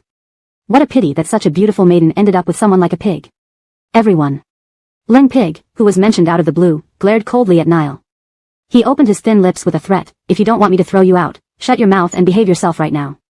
Niall shivered at Amnon's words and immediately sat quietly. If sister-in-law was a sunshine angel, then no one beside her was a demon from hell, capable of killing anyone at any moment. Thinking about this, Niall promptly closed his mouth. Okay, I got it. Alright, we rarely get together, so let's stop arguing, Glenn mediated, and the others nodded. Finally, they began discussing what dishes to order. Glenn and Amnon, the oldest among them, sat closest to each other and had the most in common due to their similar age. Upon meeting today, they exchanged smiles, knowing each other's recent situations. The situation with Colby there seems difficult, Glenn suddenly said. Amnon paused, then nodded. Her thoughts are deeply ingrained, but it doesn't matter. When it comes to finding my future partner, I won't listen to her. Glenn chuckled. It's rare to see you have such an opinion. Previously, they all said you might never find someone you like. He added, sometimes even I wonder if someone as cold as you understands what liking and loving mean. Amnon smiled softly, looking affectionately at Ira and Melinda, who were laughing. Maybe I didn't understand before, but ever since I met them, I think I finally get it. He understood what love meant and the essence of two people getting along. Everything seemed exceptionally beautiful next to the one he loved most. Perhaps this was the love they spoke of. The edited translation ensures natural language flow, consistency, and accuracy while preserving the original tone and structure. Chapter 286, Idle Chatter Between Brothers. The two men exchanged a smile, both seeming to feel a tinge of nostalgia for how much they had changed over the years. But I heard from Niall this morning that you came to City A to chase after a woman. What kind of person could make you willing to give up your job and come all the way here? Fadi Fadinian suddenly recalled what Niall had said that morning. Glenn was taken aback by the question and then shifted his gaze to Niall. He sighed helplessly and rubbed his temples. Niall, this big mouth, can't keep anything secret for more than a short while. However, Glenn hadn't intended to hide it from them. He just wasn't entirely sure yet and didn't want to make too much of a fuss. A mischievous little woman who sneaked off here, Glenn said with a deep affection glowing in his eyes. Fadi Fadinian raised an eyebrow, amusement flickering across his face. So it seems that the elders at home and your aunt have no objections? Yes. Glenn nodded. My mother initially approved of her, but back then, I strongly disliked the idea. Later on, after spending more time with her, I gradually fell in love with her but didn't want to admit it to my mother. Perhaps everyone is like this, only realizing the value of what we once had after losing it. Fadi Fadinian understood what Glenn meant and sighed. Indeed, sometimes we don't realize how painful it would be to lose someone until they are no longer around. Only during those few days they are away do we notice how every place is filled with their presence, like enduring repeated torture each day. They looked at each other, smiled, and then Glenn raised his glass in a sudden moment of reflection, finishing the drink in one go. It's been a while since we last met, we've all changed. The once unyielding you has now become as soft as silk. He smiled wistfully. Fadi Fadinian sighed. Actually, we should envy you instead. You know how difficult it is to change my mother's prejudices. She doesn't want me to marry an ordinary person. In her view, finding a match with the right family background is the best choice. There was another part that Fadi Fedinian left unsaid. Melinda being the daughter of the Dev family was something she hadn't wanted publicized just yet, so there was little information about this in the media. Thinking about Tamsin's persistent resistance, Fadi Fedinian sometimes wondered what her reaction would be when she found out Melinda was the eldest daughter of the Dev family. But that was a matter for later. He didn't particularly care. To him, living a simple life with the person he loved was the most important thing. If you need any help in the future, let me know, Fadi Fedinian added. After that, they fell silent, watching with amusement as others enjoyed themselves, chatting and laughing over drinks. Melinda had been worried before coming, imagining how she might get along with Fadi Fedinian's friends if they were as serious as he was. Therefore, she arrived feeling quite anxious. However, upon arrival, she discovered a lively presence among them. Niall was jumping around the group, holding a wine glass and telling jokes now and then, which made Melinda feel entirely comfortable, without any tension or sense of being out of place. Niall wasn't as stern-looking as he appeared in photos. He seemed somewhat chatty. While they were talking, the waiters brought out dishes, including several signature dishes and ones that children liked, adding a pleasant atmosphere. We rarely gather like this. Next time we meet like this, it might be for someone's wedding, Niall remarked, looking pointedly at Fadi Fedinian and Glenn. Oh no, the two hardest-to-match brothers in the Brotherhood have both found their loves. Who knew, folks? Right, Bro Colby and Brother Yun might get married one after another. But who would have thought that Brother Yun would be the first to hit the jackpot? Truly amazing. For listening to their conversation, Fadil Gua tilted his head towards his mother, puzzled. Kalbami, what does hitting the jackpot mean? Hearing this, Melinda nearly choked. Well, hitting the jackpot means achieving success both in career and love. Fadil Gua nodded solemnly. So Jaylandi really did hit the jackpot. Not only successful in career and love, but he also has a cute son. Everyone. How frustrating. Another sweet moment.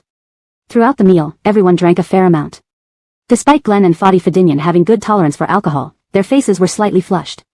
Fadil Gua was already exhausted, his small head nodding repeatedly, barely able to keep his eyes open, and almost falling asleep at any moment. Fadi Fedinian chuckled. Let's call it a night. The kid is getting sleepy. I'll take them back first. Glenn nodded, glancing at the people lying sprawled on the table and some even passed out on the sofa.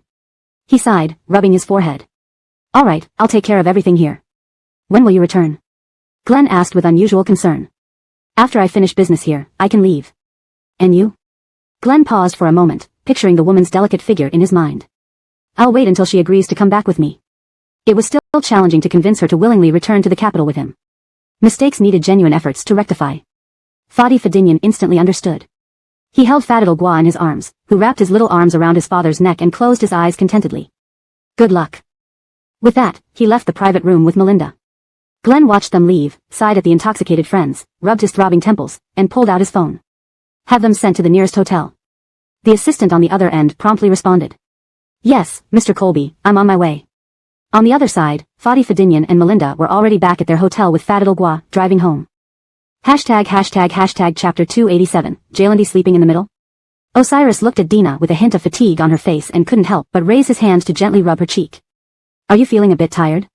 You've really had a hard day. Osiris placed Ira on the hotel bed, helping him take off his little shoes and suit jacket. Ira's meticulously styled hair was now messy, like a small bird's nest. He pouted while sleeping, looking incredibly adorable. Sensing he was lying on the bed, Ira turned over, hugging his small blanket and falling into a deep sleep. He murmured softly, Jaylandi, Kalbami, go home. Dina shook her head but raised her hand to rub her waist. Not too tired, just my back is a bit sore. Hearing this, Osiris's deep eyes flashed with an ambiguous light. Just get some rest. Do you need me to rub it for you? As soon as Osiris finished speaking, he lifted his hand to help rub her back. Recalling how this man had pinned her down and repeatedly worn her out last night, Dina swiftly dodged his hands, shaking her head vigorously like a rattle drum. No, maybe I'll feel better after a good night's sleep. She didn't even want to think about who had caused her to be in this state. Recalling this, Dina's clear eyes glared at him fiercely.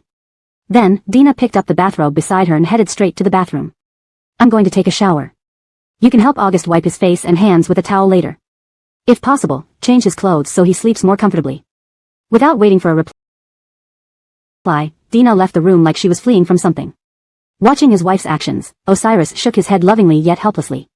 But since his wife had given orders, how could he not follow them? Picking up a clean towel from the side, Osiris went to another bathroom, wetted the towel, and resignedly wiped Ira's face and hands. Ira slept soundly through it all.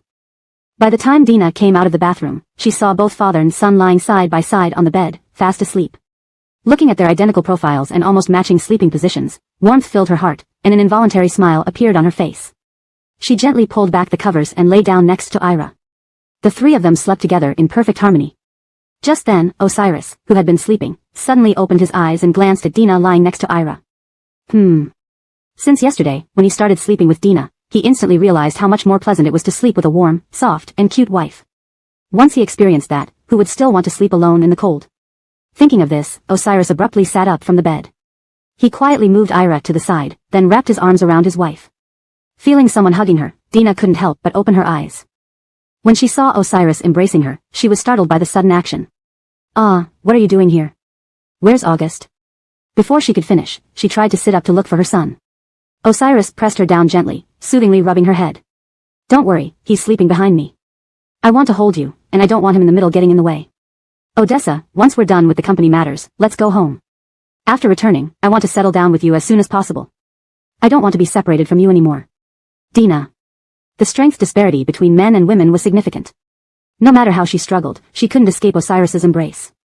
Helplessly, she allowed him to hold her as she fell back into a deep sleep in his arms. The next morning, Ira woke up to find his daddy hugging mommy, while he was pitifully sleeping in a small corner, covered only by a small blanket. Why did he feel like he was being abandoned by his parents? Noticing Ira had woken up, Osiris quietly turned his head and extended a finger toward him. Shoo. Ira, very well, more dog food served by daddy and mommy. But why was daddy sleeping in the middle? Ira pouted, looking at Osiris with a protest in his eyes. Jalandi, you're too cunning, he protested, placing his hands on his waist, looking adorably indignant. Osiris merely raised an eyebrow dismissively. What can you do? You fell asleep before us, didn't you? Ira silently vowed that tonight, he wouldn't fall asleep early. He had to hold on to mommy to feel secure. Soon, Dina also woke up. Seeing the different expressions on her husband and son's faces, she was confused. What happened between them? However, Dina never intervened in the love rivalry between her husband and son. It was best to let them sort it out themselves. If she involved herself too much, they might accuse her of favoritism. Vice President Adamar didn't have a lazy weekend either. Seizing the opportunity, he met the person he scheduled to meet the previous day. Guy, it's been a while. When Vice President Adamar entered the private room, he quickly extended his hand to shake Nolan sitting on the sofa's hand. Guy smiled at Adamar's fawning look but couldn't hide the mockery in his eyes. He held Adamar's hand, seemingly nonchalant. It's been a while.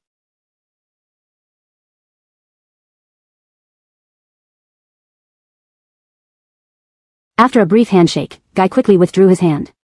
What did you call me here for? Guy got straight to the point. Adamar nodded, his face revealing hatred. Yes, it seems that old fox Osiris is starting to suspect me. My subordinates reported that someone has been investigating me recently. It must be Osiris. Guy, I think we should speed up our plan. Otherwise, if Osiris discovers what we've been doing behind his back, he won't let it go easily. Besides, you know very well all the company's working capital. Translation completed, maintaining the original tone, style, and paragraph structure. Chapter 288, Conspiracy Unfolds. Especially since Vice President Adamar had used company funds, all the liquid capital in the branch's fund pool was already depleted by him. If this matter were to be uncovered, what would happen then? Kalbirover, this branch was something he had meticulously operated for so long. If Hans were to take back the company's decision-making and management rights again, how could he possibly be willing? At this thought, Vice President Adamar clenched his fists tightly. He made a secret decision in his heart: if Hans pressured him too much, he wouldn't mind taking everything down with him. Upon hearing Vice President Adamar's words, President Damon remained composed, as if it was entirely expected. After all, Hans had managed Osha Group in Kyoto for many years, significantly boosting the entire company's performance by more than 50%. Even their business blueprint had expanded into other regions. To say he was a domestic commercial legend wasn't an exaggeration. How could they really defeat Hans? And Vice President Adamar was merely a pawn in President Damon's game. Although unable to shake the foundation of Osha Group, this branch was still one of the top branches. Cutting off Hans's left arm and right leg during this period would surely keep him busy for some time. Since Adamar was a pawn that had become obsolete, there wasn't much use for him anymore. However, at present, he must squeeze out every last bit of utility from this man. Thinking about this, President Damon's face showed a gentle smile, adding a hint of benevolence. I have seen everything Vice President Adamar has done recently.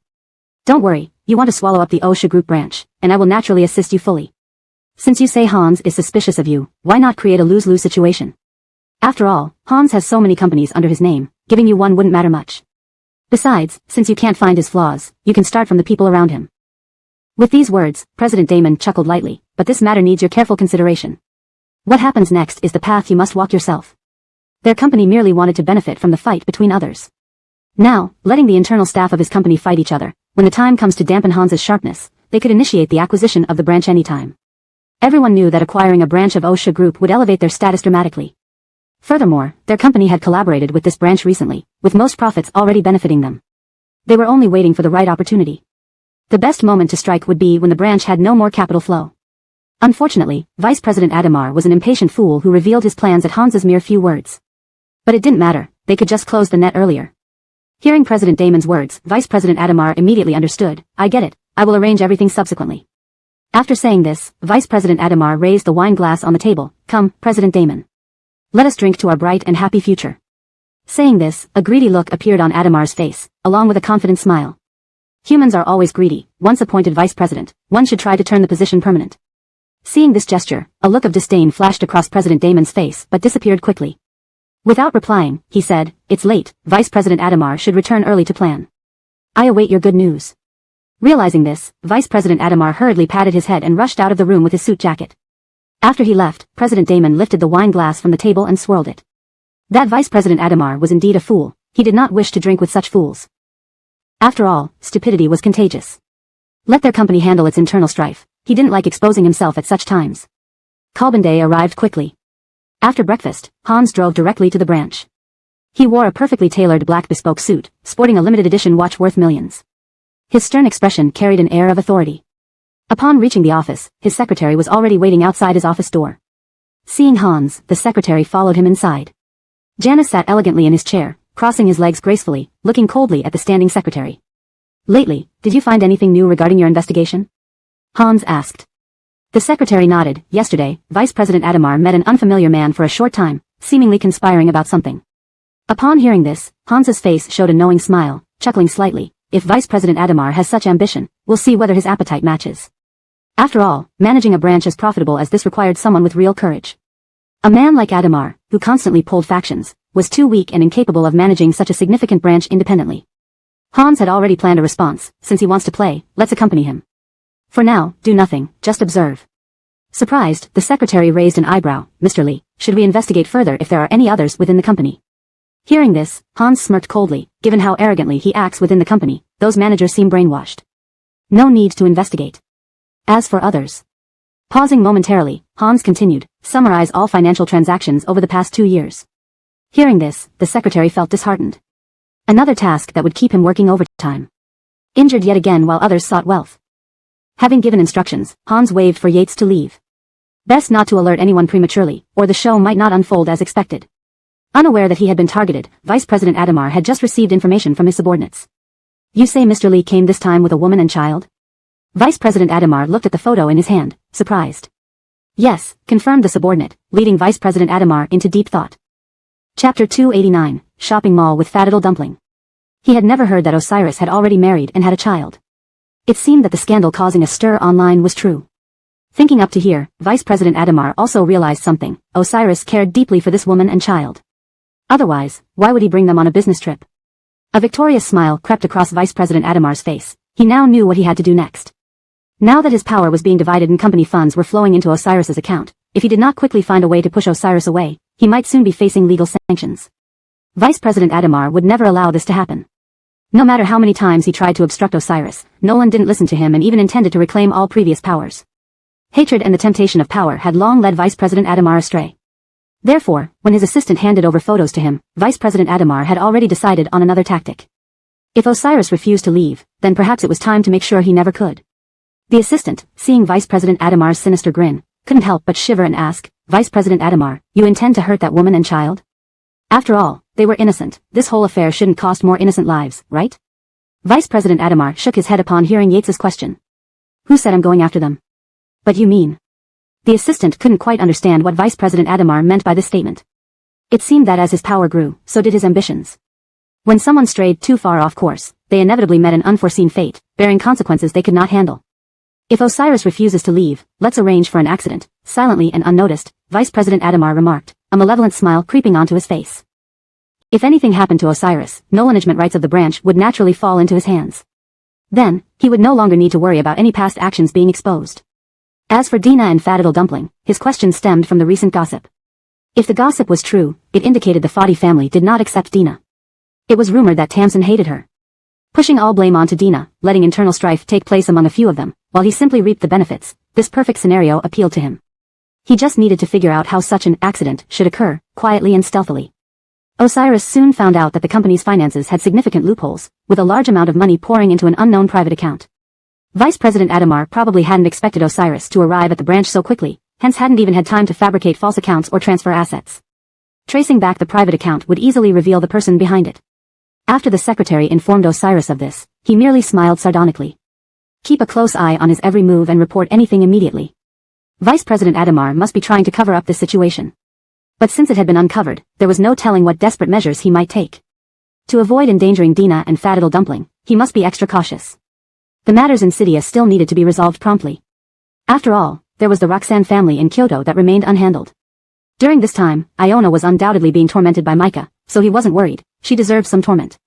If punishing the woman and the Roxanne family was too easy, it would seem unfair. Alright, collect all evidence related to Vice President Adamar's asset transfers within the company. When the time is right, we will make our move. The assistant nodded, understood. Subsequently, the secretary left the office. Dina noticed that Fat Little Dumpling had been cooped up in the hotel for several days, often looking bored, propping up his little head, and gazing wistfully at the sky.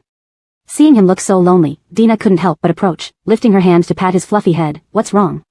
Kalbami, why hasn't Jaylandi come home yet? I'm so bored. Lately, Jaylandi told them not to go out frequently because it might be dangerous. But in modern society, broad daylight brought no real danger. Jaylandi must be stopping him from going out just because. Fat Little Dumpling felt like breaking down. Hearing Fat Little Dumpling's words, Dina laughed. If Fat Little Dumpling is this bored, shall Kalbami take you for a stroll at the mall? Nowadays, many moms loved taking their kids shopping at malls. Since they hadn't visited a local mall yet, why not check one out? Maybe they'd find some nice clothes. Upon hearing this, Fat Little Dumpling instantly lifted his head in excitement. Kalbami, you're saying we're going out? Yes, Dina chuckled. What a silly kid. Won't Jaylandi get angry when he finds out? Asked Fat Little Dumpling, worried. Yet before Dina could reply, he grinned. Jaylandi always fears Kalbami and listens to her, so how could he possibly be mad? Kalbami, let's go. Dina was speechless as Fat Little Dumpling ran back to his room to change clothes, coming out moments later with a tiny backpack, all set and ready to go, urging, Kalbami, hurry up. Hold on, Kalbami hasn't changed yet. Give me a moment. Once Dina changed into simple, comfortable clothes and packed a bottle of warm water for Fat Little Dumpling, they took a taxi to the nearest commercial district. Entering the mall, the air conditioning provided a welcome relief from the heat outside. Wiping the sweat from his head, Fat Little Dumpling was thrilled. They rarely came here. He wanted to show Kalbami all the beautiful clothes. Kalbami, let's look at clothes. Fat Little Dumpling pointed upstairs toward the women's wear section. Sure. Dina agreed with a nod. Together, they headed to the women's clothing area, choosing to enter a luxury boutique called Lucky Girl. Chapter 290, Trying on Clothes. This branded boutique features many designs that are trendsetters, coveted by the daughters of affluent families. Kalbirover, each outfit comes in only one size and one set per size, ensuring a unique wearing experience for its customers. This distinct brand philosophy attracts the attention of those rich heiresses who prefer to stand out from the crowd. However, Lucky Girl primarily focuses on petite sizes, which inadvertently discourages many potential customers. Sometimes it also creates unnecessary body anxiety. Some women even go to extremes to fit into Lucky Girl's petite sizes, obsessively losing weight to achieve an unhealthy beauty standard. To address this issue, the official announcement clarified that their designs aim to highlight individual body beauty, and larger-sized women shouldn't have body anxiety. If they wish to wear Lucky Girl's clothing, custom orders were available but limited to a first-come first-served basis. This significantly reduced people's concerns. Abrielle walked around the store, her eyes captivated by the fresh color palettes and distinctive cuts of the clothes. The sales assistant at Lucky Girl hurried over upon seeing her enter with a polite smile. Hello, Tasha. How may I assist you? Abrielle turned around, having just noticed a light-colored dress. Do you have this dress in my size? She asked, pointing to a model dressed in a light-colored dress. The assistant's eyes lit up upon recognizing the dress. It was their most expensive item. Selling it would significantly boost her commission. Employees here received not only a base salary but also sales-based bonuses, meaning the more expensive items they sold, the higher their earnings would be. With bright eyes and respectful tone, Yates replied, Oh, Tasha, what great taste. This is indeed our best piece. Your figure is so perfect, you'll definitely fit into the smallest size. Let me fetch it for you immediately. The assistant turned and headed toward the storage area. Soon, she returned with the light-colored dress in hand. Tasha, your luck is incredible.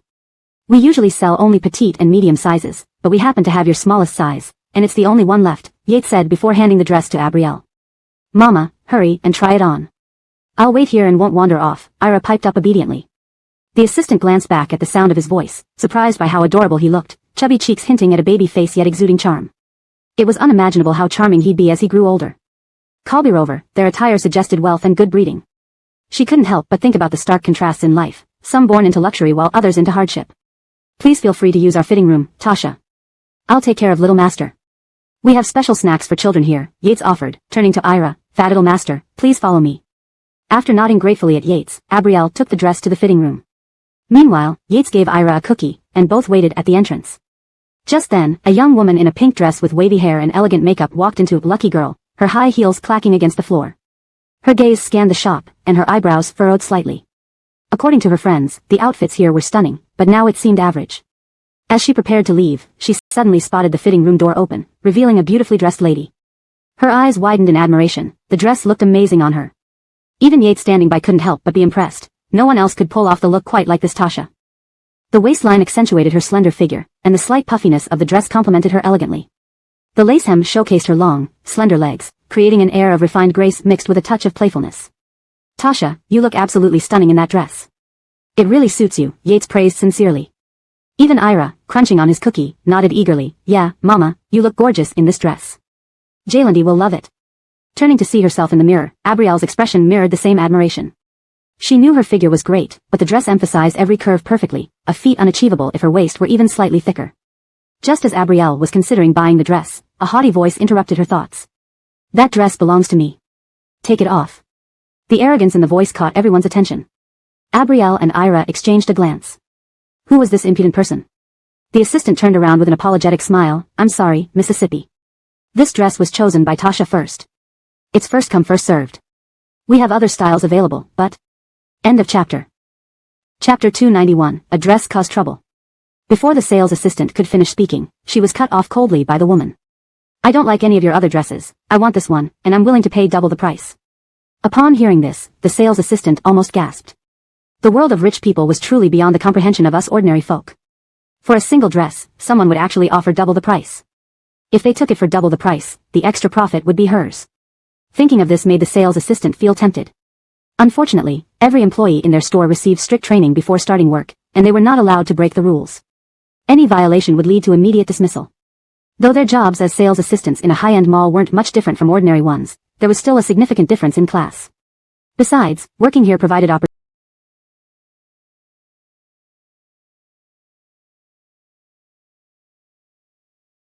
opportunities to meet rich second-generation individuals, possibly changing one's life. Even if that didn't happen, with the base salary plus commission, they could still live comfortably. Who would give up this golden opportunity for a bit of short-term gain? Reflecting on this, the sales assistant paused before continuing. I'm sorry, miss, but this dress was first chosen by this lady. Upon hearing this, the woman was instantly furious. She's so old and has a child. Wearing this dress is a waste. You should give it to me, she sneered. Old? She said she was old? Melinda stared at her in disbelief. She hated when people defamed others for personal gain and wouldn't tolerate such insults directed at herself. Just as Melinda was about to speak, Ira, holding milk biscuits in one hand, tugged at the woman's skirt with the other. Auntie, don't get mad. Being angry will make you grow wrinkles, and wrinkles might make you look ugly, said Ira in her innocent voice, trying to console the woman. Aya's eyes widened instantly. You brat, who are you calling an auntie? After saying this, the woman raised her head again. I'll pay 3 times the price. I'll buy this dress and throw it away just so you can't have it. I'll tell you, I'm Kelly, the daughter of Garth, the richest man in City A. If you don't listen to me, watch out, I'll have my father acquire your entire store. Hearing this, the sales assistant turned pale. Who would have thought that the young woman in front of them was Kelly, Garth's daughter? If they disobeyed her now, they might be facing dire consequences. The sales assistant felt her legs turn weak, realizing her hard-won job waving goodbye. Though somewhat displeased, Melinda's good upbringing prevented her from shouting profanities. Especially seeing the sales assistant's pale face, she couldn't help but play peacemaker. After all, this was the sales assistant's job. It wouldn't be fair for them to lose their job because of a sudden conflict between 2 customers. Colby-Rover, the sales assistant, had even been helping her. Melinda believed in repaying kindness. When she first saw this woman, she had quickly sized up her figure. With a soft smile, Melinda spoke in a mediating tone. Miss, please don't get upset over a child's innocent words. There's no need for anger. Since you like this dress so much, it's often said that clothes should fit the right person to serve their best purpose. Since you like it so much, why don't you try it on? Hearing this, the woman's fury diminished. That sounds fair. With my great figure, I will definitely look 100 times better in this dress than you. Melinda maintained her composure despite the woman's smug remark. Turning around, she went to the fitting room, changed back into her own clothes, and handed the dress to Kelly. Kelly took the dress from Melinda, smiled, and said, "That sounds fair." With that, Kelly went into the fitting room. Turning apologetically to Melinda, the sales assistant bowed slightly. "I'm really sorry." "It's alright, not your fault." Melinda waved her hand, not holding a grudge. Even if Kelly wanted the dress, what did it matter? Only if it suited her well, right? "Thank you for understanding, ma'am. Please feel free to browse our store. I can offer you a discount." The sales assistant smiled gratefully. Melinda nodded happily. It was early yet, and she wasn't in a rush to leave. She planned to see how this Miss Damon looked in the light-colored dress. A while later, the door to the fitting room opened again. The sales assistant was about to compliment her when, seeing Kelly's appearance, she immediately stopped mid-sentence. Some things are hard to say aloud, especially when it seems to defy nature. Kelly strutted out in the light-colored dress, feeling rather pleased with herself. "Besides being a bit tight in the back, everything else feels fine," she said confidently. However, as soon as Kelly turned to look in the mirror, her expression turned awkward. Melinda chuckled softly. When Kelly tried to snatch the dress from her earlier, she had already assessed her figure. Kelly had an average build that made her appear stocky and broad-shouldered. While Kelly prided herself on her ample chest, it only made her look more bulky in the dress. The cinched waist design failed to elongate her legs, making her appear shorter. At that moment, Kelly's surgically enhanced face seemed like a poorly stitched-up mask. Looking at herself in the mirror, she couldn't help but shake her head. "No, this can't be possible. My figure is perfect and curvy. How can I look so awful in this?" Covering her face with her hands, she couldn't bear to look in the mirror. After a long pause, she suddenly turned toward the sales assistant. "Definitely, it must be you, right? Surely you adjusted the mirror because you were jealous of me when I went to change." ####Chapter 292, sorry, I'm late.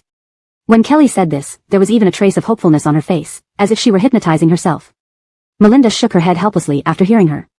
The most tragic thing in life isn't aging, illness, or poverty. It's that some people simply can't recognize their flaws. Without acknowledging these shortcomings, they can never truly become stronger. The sales assistant shook her head vigorously upon hearing Kelly's words. "No, how could that be possible, Miss Damon? Please trust us, we would never do such a thing. Lucky Girl has an excellent reputation here and would never deceive any customers," Yates added. Melinda sighed. "Miss Damon, your figure isn't suited for this kind of dress that makes you look shorter.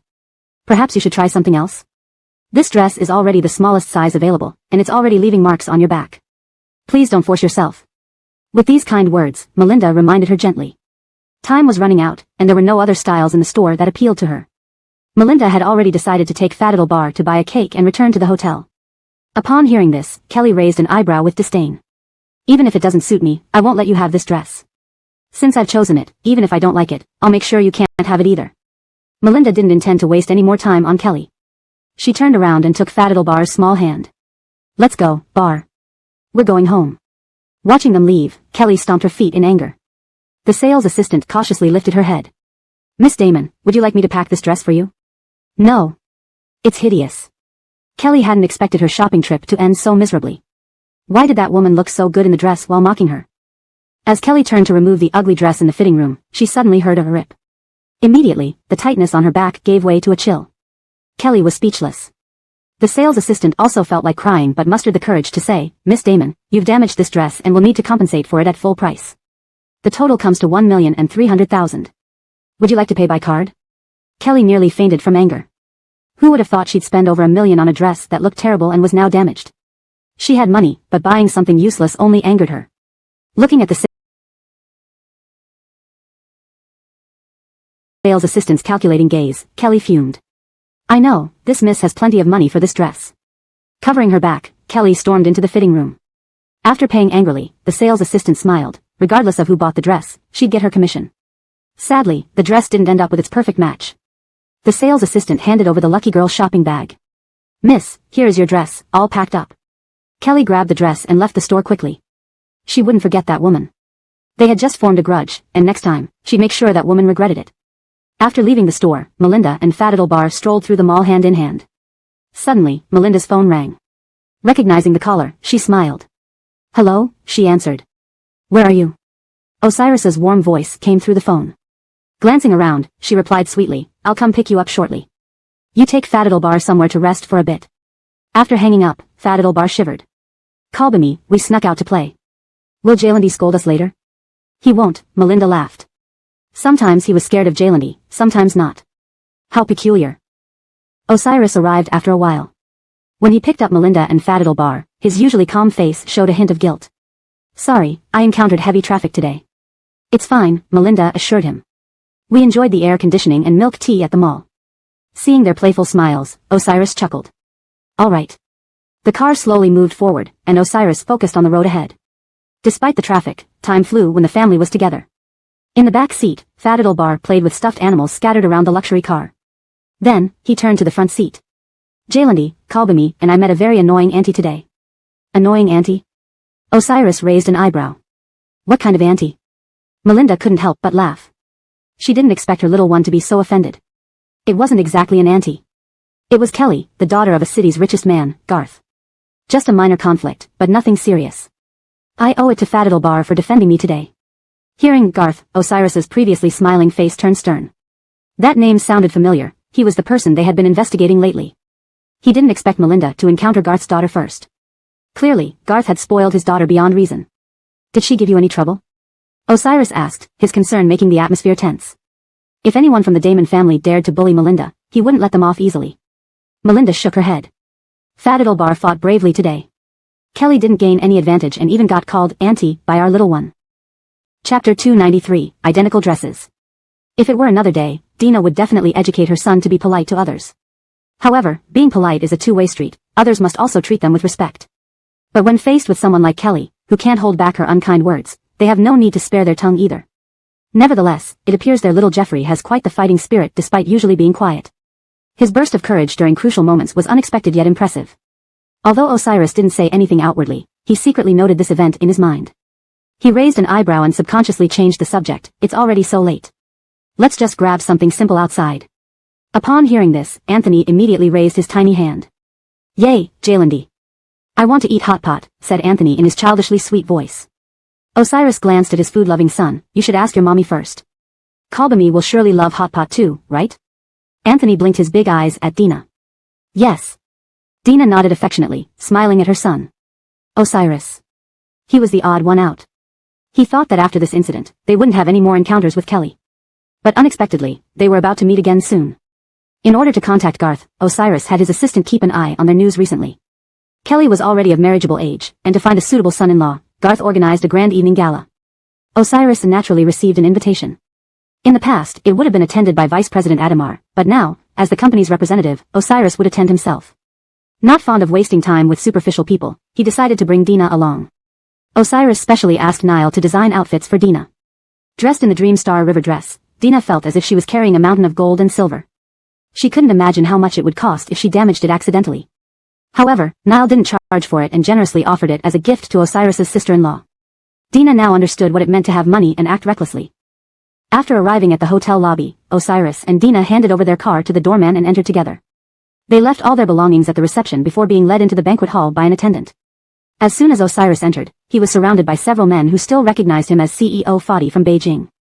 Wow, CEO Fadi, what wind blew you here? We haven't seen you attending our gatherings often. Right, we never expected to see you at Damon Family's gala today, CEO Fadi. Is there any new business collaboration lately? How about working together? I have a fresh deal I just clinched. Interested, CEO Fadi? The business talk seemed meaningless to Dina, much of it was beyond her understanding. Instead, her eyes fell on the nearby table laden with delicately made pastries and sweets. Her appetite stirred as she admired their intricate designs. Starving, she picked up the hem of her dress and trotted over, ready to taste these treats. As soon as Dina moved away from Osiris, all eyes turned towards her, unabashedly examining her. Loranian was used to being sized up and talked about behind her back, especially since there had been plenty of online gossip and cruel words directed at her lately. Honestly, CEO Fadi brought this woman in. Didn't Tamsin previously say this woman would never? Amidst the clinking of glasses, several elegant yet chatty ladies whispered maliciously. Not really. I can't believe this woman managed to capture CEO Fadi's heart. CEO Fadi isn't easily swayed by feminine charms, indicating she has many skills indeed. To make him go against his own mother. Isn't that a bit much? Such a shameless woman, who'd wish to associate with her. But she looks oddly familiar. Maybe it's that adopted daughter from the Gu family. Isn't she not very favored? Dina wasn't bothered by these remarks. After all, Her tarnished reputation among the elite circles wasn't just because of her but due to everyone else's interference. Suddenly, hearing her family mentioned again, a wave of nostalgia washed over Dina. These old stories seemed like ancient history until they resurfaced unexpectedly, bringing back her buried feelings. Though she tried to let it go, it didn't mean she was entirely unfazed. Calbest importantly. This embarrassment belonged to her, Dina. Just as the gossips continued their chatter, suddenly a cry interrupted. Oh my, look at Miss Damon wearing the dreamy love gown designed personally by Master Jiang. Wasn't it said it wouldn't be available for rent or sale? Yes, it was supposed to be a collector's piece. Why is Miss Damon wearing it? Maybe Master Jiang knows Miss Damon personally, thus allowing her to wear the gown. Kelly walked gracefully forward with a polite smile, looking every bit the wealthy heiress. Under everyone's watchful eyes, she approached Dina directly. There was a collective intake of breath in the crowd. Someone remarked. Look. Miss Damon is wearing the same dress as that outdated Ainsley. At this, all eyes shifted between Dina and Kelly. Whispering and speculation filled the air. Everyone knew that dresses designed by Master Jiang were unique pieces, not duplicated. Therefore, both dresses could not possibly be genuine. One of them was definitely a fake. To everyone's surprise, someone actually wore a replica of the same extravagant gown at the gala. All attention focused on their dresses, seemingly trying to spot any flaws. I heard each designer incorporates a mark to distinguish authenticity. Why don't we find and check? Chapter 294 Kelly's Good Deeds. After that voice suddenly came from the crowd, everyone else instinctively shut their mouths, seemingly waiting for Kelly's decision. After all, it wasn't uncommon to wear high-quality replicas these days, who would go out of their way to buy an extremely expensive dress for a family banquet held at home. It all came down to how the two parties involved would resolve the matter. Therefore, everyone's eyes fell on Dina and Kelly, waiting for their next move. However, Kelly acted as if she hadn't heard anything. She approached with her close friend, smiling at Dina in a way that even made Dina feel like they were very familiar with each other. Well, that must have been just her illusion. I didn't expect you to come here, Tasha. There was a small misunderstanding when we met at the mall some time ago, but once it's cleared up, it's fine. Since you have a child, it's not easy for you, working under President Fadi. Kelly's expression remained calm, but there was mockery hidden in her gaze. Her words about feeling guilty weren't really sincere, she was merely using them as a pretense for an apology to remind everyone present of those gossipy online rumors. Dina curled her lips, she wasn't stupid. Yet, the crowd seemed to believe Kelly, casting doubtful looks at Dina after hearing her words. Among them were several top-tier figures from City A who naturally heard whispers from the upper echelons of society. Only someone who could openly claim to be making a living under President Fadi, while addressing Kelly, the richest girl from the Damon family, sounded like she really was the mistress rumored to make Fadi's wife ill. The crowd began to look at Dina more boldly and disdainfully, thinking the online rumors must be true. They couldn't believe President Fadi had the guts to bring this woman out in public despite what happened. Clearly, this woman had unusual means. Noticing the implications in Kelly's words, the crowd around her lost no time in flattery. Tisk, isn't that Miss Damon? It's rare for her to come out so quickly. Given her exalted status, why would she deign to speak to that mistress who isn't even fit to carry her shoes? If I were her, I would have punched that woman already. What qualifications did an outside mistress kept by President Fadi have to attend such an event? Yes, I've heard this woman has lured quite a few men before. Your information seems too closed off. Miss Damon should get rid of her soon, lest she starts luring people around here again. In the Gu family, this woman was always chasing after different men. Even if she's with President Fadi now, you can bet she hasn't changed. Who knows if she isn't flirting with others behind his back. Miss Damon, stay away from trash like her. Don't waste your sympathy on her. These people viciously insulted her under the guise of caring for Kelly. Dina sometimes wondered if they were truly protecting Kelly or if it was jealousy they couldn't hide. Though delighted by their insults, Kelly wore an expression of concern and guilt, making sure her smile stayed hidden. As the noise increased, more and more people gathered. This was precisely Kelly's intention. The more people who watched, the more satisfying it would be when she exposed Dina later. She was merely waiting for the right moment. The crowd's dislike for Dina made them forget that she had entered accompanied by Osiris. With every sneering comment, they forgot how much Osiris cared for Dina. Or maybe, living outside the capital, they naturally missed many of the social happenings, leading them to assume President Fadi wouldn't do something dishonorable for a mistress. For listening to their gossip, Dina appeared unperturbed, yet somewhat concerned over their words about seducing other men and being disliked by Tamsin. Though they loved each other deeply, promising eternal devotion, they never received blessings from the most important person. Worse, their vows became evidence for others to mock their unworthiness. How could she not be hurt? Despite wanting to maintain her composure, Dina couldn't hide the pain in her eyes, which Kelly keenly noticed. Kelly's face betrayed her satisfaction. Oh dear, I didn't mean what I said just now. They misunderstood me. Let me explain to them. Explain? If Kelly tried to explain, it would only make things worse. One needed to explain only when they had done something wrong. But what had she done wrong? Dina's lips curled into a mocking smile. Kelly's intentions were clear as day. If she didn't understand that, then she would be truly foolish. Thus, just as Kelly was about to step forward to explain, Dina reached out and stopped her. What's there to explain? You aren't a party to this. What use is your explanation? Besides, I think they're not wrong. With her innocent eyes blinking, Dina continued, some people don't want to waste time hearing truths they don't want. And they aren't wrong either. Isn't it true that among us, there are trash who twist facts? Dina didn't say anything particularly harsh, just summed up their words and threw them back at Kelly. After saying that, she felt a bit lighter. Note, the translation retains the original style and tone of the text while ensuring it remains natural and coherent in English. Chapter 295, Real or Fake Evening Dress. Fallon didn't care. She walked to the side table by herself, picked up a glass of red wine and drank it down. The strong liquor scorched her throat, but then a sweet aftertaste spread on her palate, dispersing the lingering pain in her heart. She had seemingly become indifferent to the rumors over the past while. And now, facing these rumors boldly, every word she said might as well have been pulling her former self out of the quagmire. It seemed like everything was behind her now. After hearing Fallon's words, a glint of viciousness flashed in Kelly's eyes. How could she ever have known that this little bitch Fallon could insult her so subtly? Thinking about how she had just been sarcastically rebuked, Kelly clenched her hands in anger. But she couldn't afford to lose control right now. So many people were gathering around them. However, the real show was yet to come. If she got angry and exposed herself now, how would they proceed with their plan? Seeing that the time was right, Kelly turned her head and glanced at her best friend. Then she winked at Celine. Understanding immediately, Celine said, "Oh dear, Ying, you don't need to keep defending her. After all, what happened earlier was just between them. As outsiders, we shouldn't meddle." Then, Celine stepped forward. "But speaking of your dresses, I heard from some other ladies that both of you are wearing the same dress. Now that I've taken a closer look, it does seem true. Ainsley, did you two perhaps agree beforehand to wear the same dress?" "What a coincidence indeed," Celine said. Though she smiled, her eyes still held a hint of disdain. Kelly then interjected, feigning reconciliation. "No problem at all, Ainsley. You can try to whitewash yourself using my identity if you want. After all, it must be hard carrying an illegitimate child and enduring so many rumors." Hearing those words made everyone realize. Prearranged? It clearly showed that this woman wanted to imitate Damon family's heiress. With Kelly's friend confirming this, everyone started mocking even more openly. Fallon looked at the identical dresses they wore. Even though it was truly a coincidence, being pointed out like this made it look malicious. What annoyed her most was that she felt it was inauspicious because she chose not to consult the almanac before leaving home today. But her attire had been personally designed by the famous designer Jiang, so how could it be fake? Standing there listening to those noisy voices, did they really think whoever shouted loudest was right? Just a coincidence. Exhausted, she spoke only 2 words. A thorough investigation would ultimately embarrass Kelly. But she didn't want to waste time with these women. A coincidence?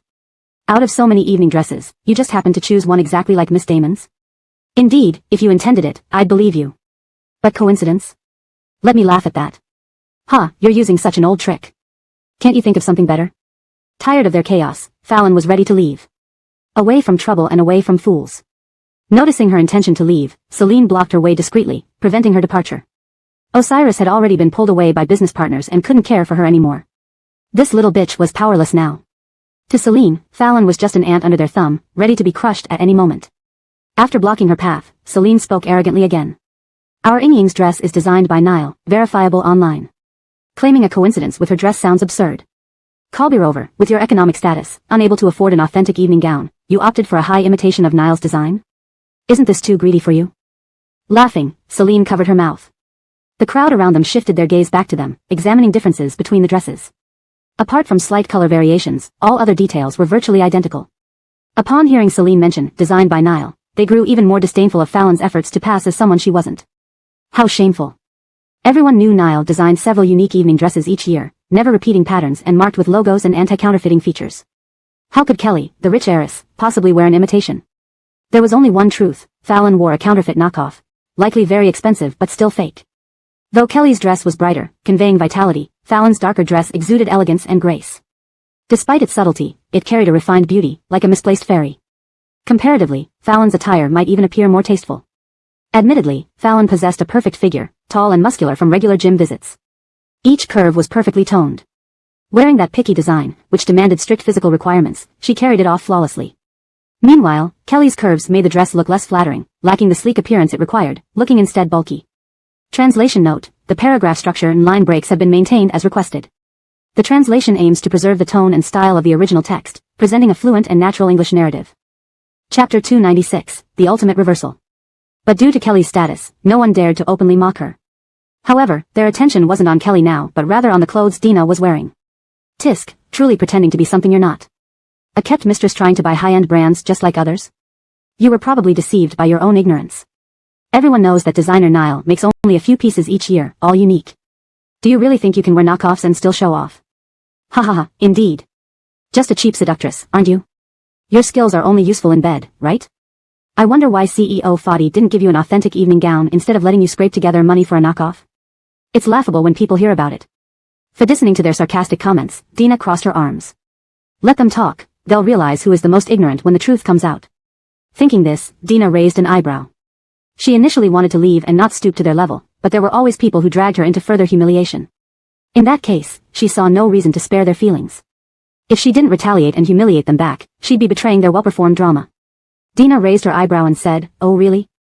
How can you be so sure that my dress is a counterfeit? What a disgrace to call yourselves wealthy daughters and noble ladies if you can't even tell the difference. People will laugh at how ignorant you are."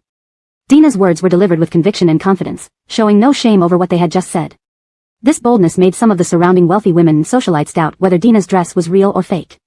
Just hearing her speak caused the faces of everyone present to flush red involuntarily.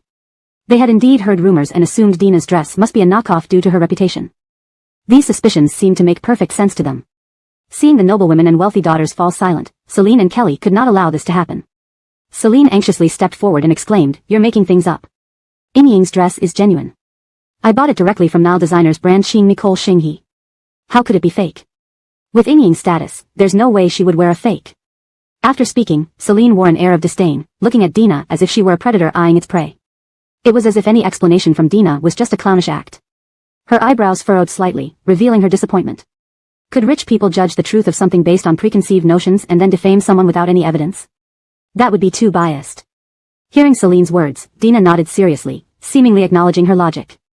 Furthermore, under everyone's watchful eyes, she added, "As far as I know, designer Nile always signs his name subtly somewhere on his creations, a distinctive logo. Every designer has their method to distinguish authenticity. If we can find this special logo on the dress, it would prove its genuineness. Besides, I've heard the logo is on the shoulder strap. I wonder if Miss Damon's shoulder strap has it?" Dina spoke naturally, showing no shame about wearing a knockoff. Celine, merely a lackey next to Kelly, knew nothing about what the logo on the dress proved. However, seeing the nods of approval among the audience after Dina's words, her confidence swelled. It appeared these people understood something. "Good thinking, Inying, come here and show everyone your shoulder strap." Celine acted like she was standing up for Kelly, defending her friend. But upon hearing these words, a rare look of difficulty appeared on Kelly's face. "Isabel, perhaps we should let this go. Let's give Ainsley some dignity. Don't embarrass her, after all, choosing what she wears is her decision. And more importantly, Ainsley hasn't had an easy time. We shouldn't embarrass her over a minor banquet, so let's drop it. I won't hold it against her." Dina raised an eyebrow. Kelly's language skills were impressive. Her words, though appearing to care for her, implied they wouldn't pursue her wearing a knockoff and would let it pass. After listening, Celine became relentless, stepping forward to grab her hand. "Inying, you're too kind, and because you always consider others, you get bullied. Remember, being kind to your enemies is cruelty to yourself. You need to stand your ground." Dina nodded gravely. "I hope their stance doesn't backfire on them." Celine, praised by those around her as a loyal friend, turned to Dina with feigned righteousness. "Remember, Inying, kindness is meant for those who deserve it, not for those who disrespect you." Dina watched the two perform their act before her. Keep playing.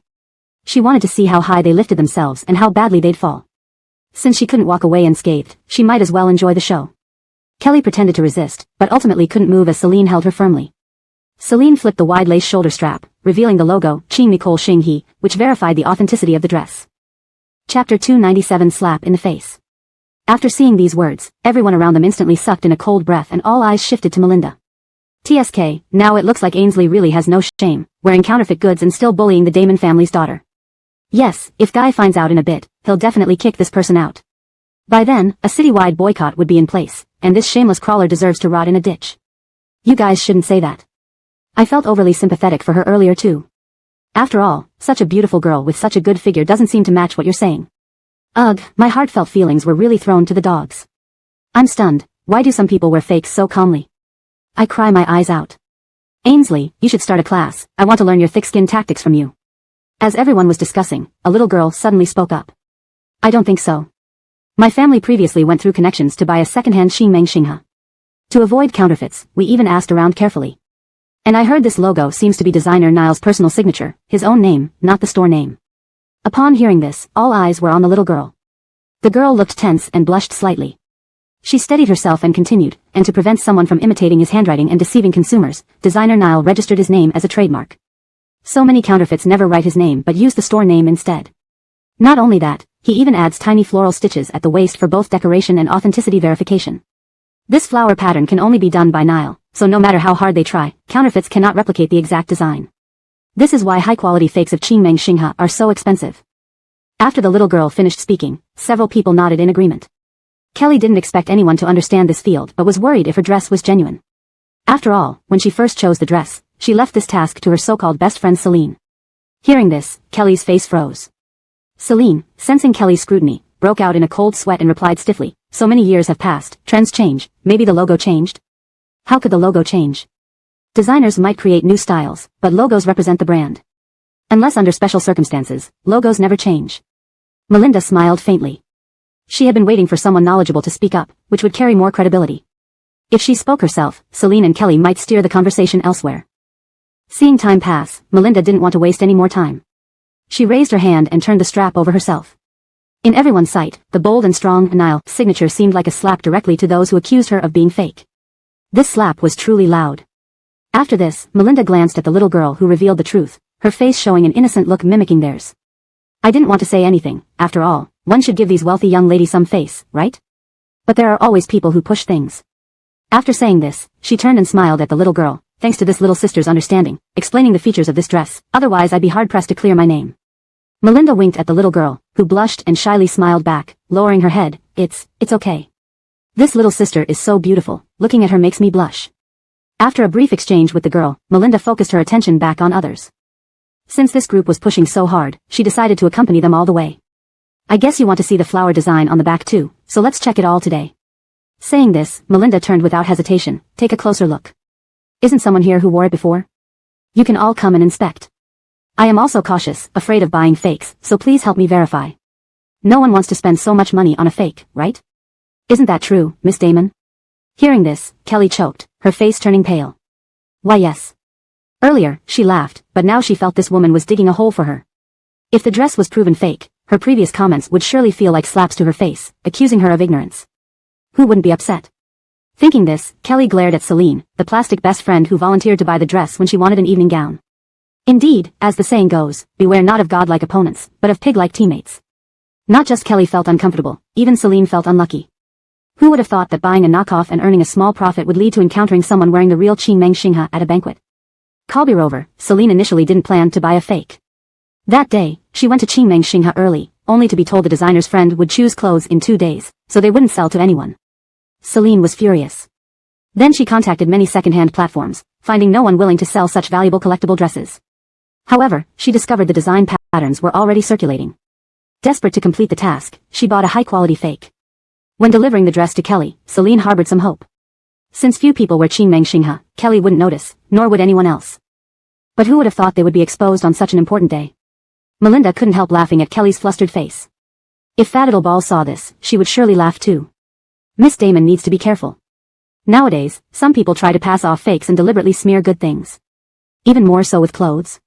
Note, I've maintained the structure and style of the original text, translating it into natural, fluent English while preserving the storyline and tone. Chapter 298, Humiliation. Dina didn't want to continue, entangling, with Celine and Kelly any longer. Correction and edits for natural fluency. Dina no longer wished to entangle herself with Celine and Kelly. For the rest of the passage. These people didn't even know designer Niall's design style or authentication marks, yet they still wanted to frame her. Engaging with them would be a waste of time. Dina didn't enjoy wasting time on foolish people. However, there were too many people surrounding them, and Dina had no idea how to leave. Just as she felt distressed, her phone suddenly buzzed. Ring, ring. Oh, what a timely savior. Dina was overjoyed. Excuse me everyone, I need to take this call over there. I won't be accompanying you all for what follows. If anyone is bored, feel free to enlighten Miss Damon and Miss Fu about how to identify authentic pieces by designer Jiang. Everyone. Who would have thought that Dina would mock them as she left? Celine felt extremely uncomfortable, especially seeing Kelly's face darken like charcoal, staring at her intently. Celine suddenly felt that helping Kelly buy an evening dress was like holding a hot potato. Recalling how Dina just humiliated them, she wanted to stomp on the spot in anger but had to suppress it due to Dina's presence. The onlookers couldn't help but shrink their necks upon seeing Kelly's menacing look. They had already enjoyed the show, staying any longer might invite trouble. With this thought, several other heiresses quickly found excuses to leave. I suddenly remember my fiancé is waiting for me. I'll go first. My mom is also waiting for me, so I must leave now. You all can chat here leisurely. Right, I brought some contract papers to find a company for cooperation this time. We can talk when we meet again. See you later, Ying. After those who intended to leave did so, Dina found the situation uninteresting and planned to leave too. But a small group of people remained, silently observing her. Unable to move, Dina pretended to answer a call for over 10 minutes. She then turned around to see the grim faces of Celine and Kelly. They both wanted to leave, but a few clueless rich girls held them back. Although Kelly was a city's wealthiest person, this world always had someone better out there. Naturally, some billionaires from other cities came to give face to Garth, participating in the event without yielding to Kelly's status. Kelly could only force a smile today, allowing them to tour her residence. Seeing Kelly under scrutiny, Dina was inwardly delighted. However, she didn't intend to linger. It was getting late, and she needed to find Osiris. Just as Dina turned to leave, Kelly swiftly called her back. Ainsley, aren't you being a bit impolite? You didn't even greet us when you left earlier and now you're leaving without a word. Kelly aimed to steer the conversation toward Dina. Being by President Fadi's side has taught you nothing but rudeness? Dina. She despised those who spoke to her without boundaries, trying to make her lose face. She had already given Kelly and Celine a chance, but they didn't cherish it. Years of raising a child alone and enduring hardships at work had transformed her into a woman no one could push around. Now, she adhered to the principle of not provoking unless provoked. Thinking of this, Dina smiled and gracefully turned around. Her sparkling eyes lacked any warmth, everything seemed like mere formality. Oh, Miss Damon. Dina feigned surprise, softly calling out. Why haven't you left, Miss Damon? Were you waiting for me? Hearing this, Kelly became furious, her chest heaving. Yes, out of politeness. After all, we hadn't said goodbye. Kelly forced a smile, which looked more ridiculous to Dina. As the pampered daughter of the Damon family, she refused to lose ground to this woman. Thus, she struggled to maintain a serene expression. Worried she might harm herself forcing a smile, Dina bluntly pointed out, if you don't want to smile, then don't. No one is forcing you to put on such an ugly smile. Kalbirover, your fake smile looks truly hideous. I bet the wealthy gentleman here today wouldn't fancy such a sight. This enraged Kelly, who widened her already slit eyes, showing more whites, making her look ferocious and scary. After her intense glare, the surrounding heiresses stepped back. Never had the usually gentle Kelly been so terrifying. You. Dina sighed, I don't want to waste more time with you. Miss Damon, please take care of yourself. Saying this, Dina walked away, leaving Kelly fuming and throwing things onto the ground. Bitch. You will regret this. After yelling, Kelly noticed the crowd still watching and grew even angrier. She was already humiliated, why were these onlookers still there? Infuriated, she yelled, what are you all looking at? Get lost. With that, Kelly stormed off towards the lounge with her counterfeit Kingmaksinga dress. Just as she was about to leave, she paused and turned to Celine, are you just standing there? Get over here now. Had it not been for this foolish woman buying her a counterfeit Kingmaksinga dress, she wouldn't have suffered such humiliation. Thinking of everyone's mocking faces, Kelly almost fainted in rage. Celine trembled, stepping back in fear of another scolding from Kelly. Unfortunately, Kelly's words were like a curse, compelling her to follow. Had her family not been of low status, she wouldn't rely on Kelly's goodwill to survive. Celine clenched her fists, feeling bitter and helpless. These people who didn't even know the design style and anti-counterfeiting marks of designer Nile wanted to frame her? It was a waste of time even thinking about it. Dina never liked wasting time on idiots. However, too many people surrounded them, and Dina couldn't figure out how to leave. Just as she felt troubled, her phone suddenly beeped. Ring, ring, ring. Oh, this was her salvation. Dina couldn't be happier inside. Excuse me, everyone, I need to take a call over there. I won't be accompanying you all for the rest. But if you have spare time, you can enlighten Miss Damon and Miss Fu on how to identify genuine products by designer Jiang. Everyone. Who would have thought that while leaving, Dina would also mock them? Celine felt incredibly uncomfortable. Especially seeing Kelly's face black as soot, staring at her intently made Celine feel like helping Kelly buy an evening gown had become a hot potato. Recalling just now being humiliated by Dina, she was so angry that she felt like stomping her feet but had to hold back because Dina was still around. The surrounding onlookers, seeing Kelly's appearance, involuntarily shrank their necks. Having already witnessed the drama, staying longer here might invite trouble. Thinking of this, several other wealthy daughters shifted their eyes and found excuses to leave. I just remembered my fiancé is waiting for me. I'll leave first. My mom is waiting for me nearby, I'll leave first, you all chat slowly. Right, I came here with contracts to find a company for cooperation. We'll chat another time. See you later, Ying. With those who needed to leave gone, Dina found the scene boring and planned to leave too. But unexpectedly, a small number of people were quietly waiting in place, observing in secret. Feeling helpless, Dina pretended to talk on the phone for nearly 10 minutes. When she turned around, she saw Celine and Kelly with dark expressions. They both wanted to leave too, but a few wealthy daughters who didn't know better were pulling them along. Though Kelly was a city's richest person, the world was vast and filled with talented individuals beyond her city. So, naturally, there were billionaires from other cities who attended the party to give Garth face, with wealth not inferior to Kelly. Today, Kelly could only force a smile while they toured her exhibition. Seeing Kelly under such pressure, Dina felt indescribably delighted. However, she didn't intend to stay and chat more. It was getting late, she needed to find Osiris. Just as Dina turned to leave, Kelly quickly stopped her. Isn't Ainsley too impolite? You left without saying goodbye earlier and are leaving silently again? Kelly aimed to draw all attention back to Dina. Immediately after speaking, she added, all you learned from General Manager Fadi is bad manners? Dina. She hated when some people talked to her without boundaries, making her lose face. She had already given Kelly and Celine a chance earlier, but they didn't cherish it. Having raised a child alone for years and enduring trials in the company, she was no longer the woman who allowed others to manipulate her. Now, she lived by, if others don't offend me, I won't offend them. If they do offend me, I will definitely fight back. With that thought, Dina's face carried a faint smile as she gracefully turned around. Her lively eyes, however, held no warmth. It was merely a facade. Oh, Miss Damon. Dina feigned surprise and spoke softly. Why haven't you left, Miss Damon? Are you waiting for me? Hearing this, Kelly was so enraged that her chest heaved up and down. Yes, for politeness sake, we haven't said goodbye yet. Straining herself, Kelly managed to smile. To Dina, it looked ridiculous and laughable. As a noble woman, Kelly refused to appear weak before this despicable woman. She tried hard to maintain a serene smile. Fearing that Kelly would hurt herself forcing this smile, Dina directly confronted her. If you don't want to smile, don't. No one forces you to make such an ugly expression. And your forced smile is quite unappealing. I doubt the rich young men here today appreciate it. Hearing this, Kelly widened her eyes in rage. Her surgically widened eyes appeared eerily more white, especially when glaring. This look terrified the surrounding wealthy daughters, causing them to step backward. No one expected the usually gentle Kelly to be this intimidating. You. Before Kelly could say more, Dina sighed. I don't want to waste time on you anymore, Miss Damon. Take care. Finishing her words, Dina walked away. Watching her go, Kelly, in a fit of anger, threw whatever she held onto the ground. Bitch. Wait until I ruin you. After finishing her sentence, realizing everyone was still watching her, Kelly grew even angrier. She was embarrassed enough. Why were they still watching? What are you looking at? Get lost. Then, carrying her counterfeit Kingming dress, Kelly stormed off to the lounge. Stopping abruptly, she turned to Celine. What are you standing there for? Aren't you coming?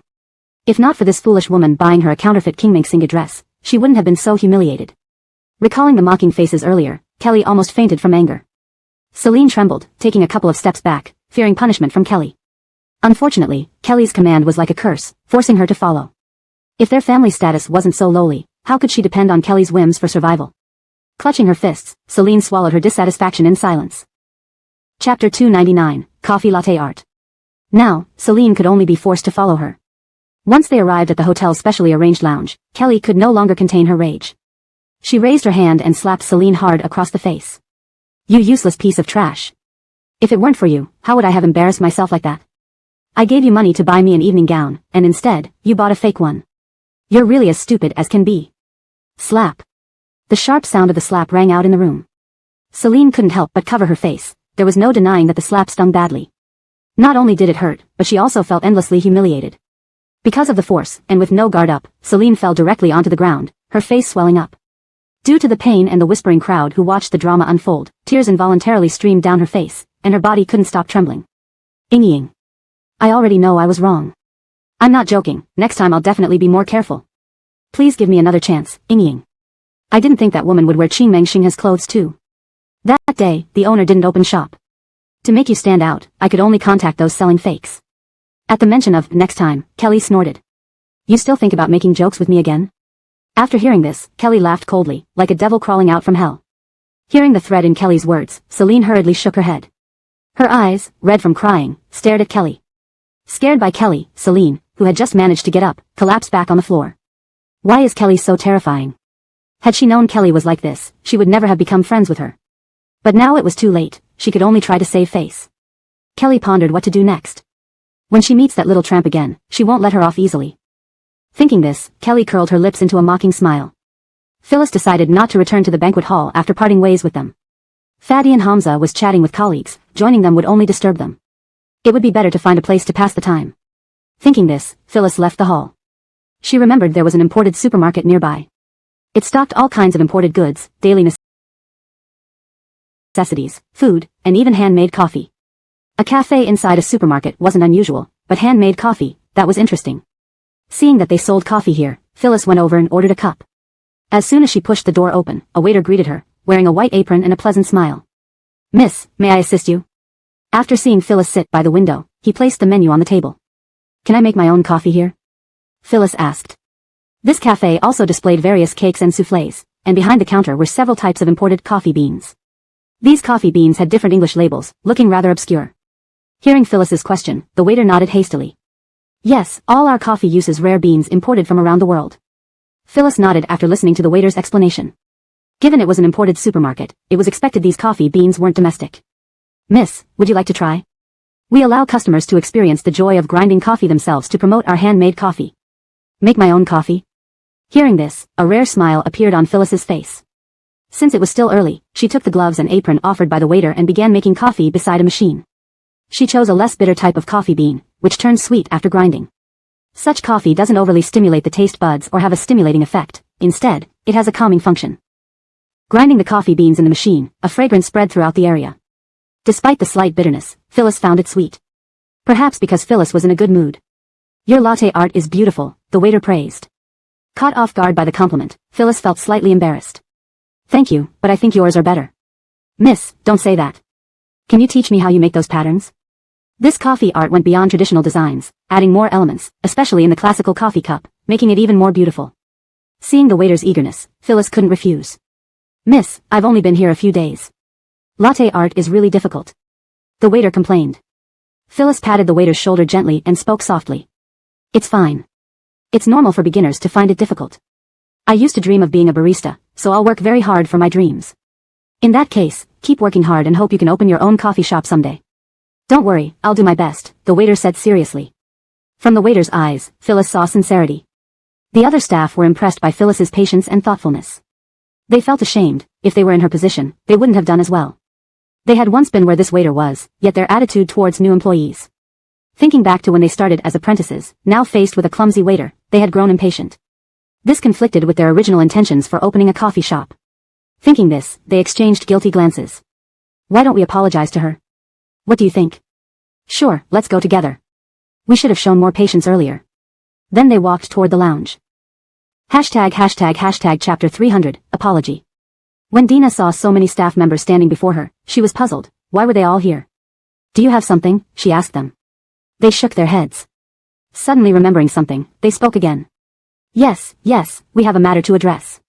We would like to apologize to our staff member." "What? Why apologize to the staff member? Did they do something wrong earlier?" "We are sorry for being impatient with you earlier. We know it was wrong, and we hope you don't take it to heart," they said in unison. Dina suddenly understood. It turned out that this young staff member had been targeted by them before. No wonder the young staff member wanted to learn latte art from her. If one's own senior colleague doesn't want to teach her, then she has no choice but to seek help elsewhere. Thinking of this, Dina felt a pang of sympathy for the young girl who started working at such a young age. Upon hearing their apology, the young staff member instantly welled up with tears, which Dina quickly hugged her, as the child looked very young. "Go on, cry if you need to. Let it all out." The young staff member cried in Dina's arms for a while before stopping. Seeing the young staff member had stopped crying, the other employees sighed in relief. "Is anyone there? How come nobody's around?" Someone called out from outside. "I'll go check." "You stay here and keep her company," someone suggested. "Zayawawa, don't cry. We promise it won't happen again. We were wrong just now." Xiaoqi stood up and patted the shoulder of the person next to him, giving instructions. "All right, go ahead." Seeing that the young staff member had stopped crying, Dina finally stood up. "You mustn't bully others like this anymore, understand?" "Don't worry, ma'am, we got it." "Right, thank you for teaching me skills. I know I'm not very smart, but I'll try my best." After teaching her a few times, the other staff took over. She needed to hurry to the banquet, which was about to start. Before leaving, Dina couldn't help but praise her. "I think you're doing great. Look, you've already learned how to make latte art. What's your name? Fadin Hua. It was a lovely name, but unfortunately, Dina couldn't stay any longer.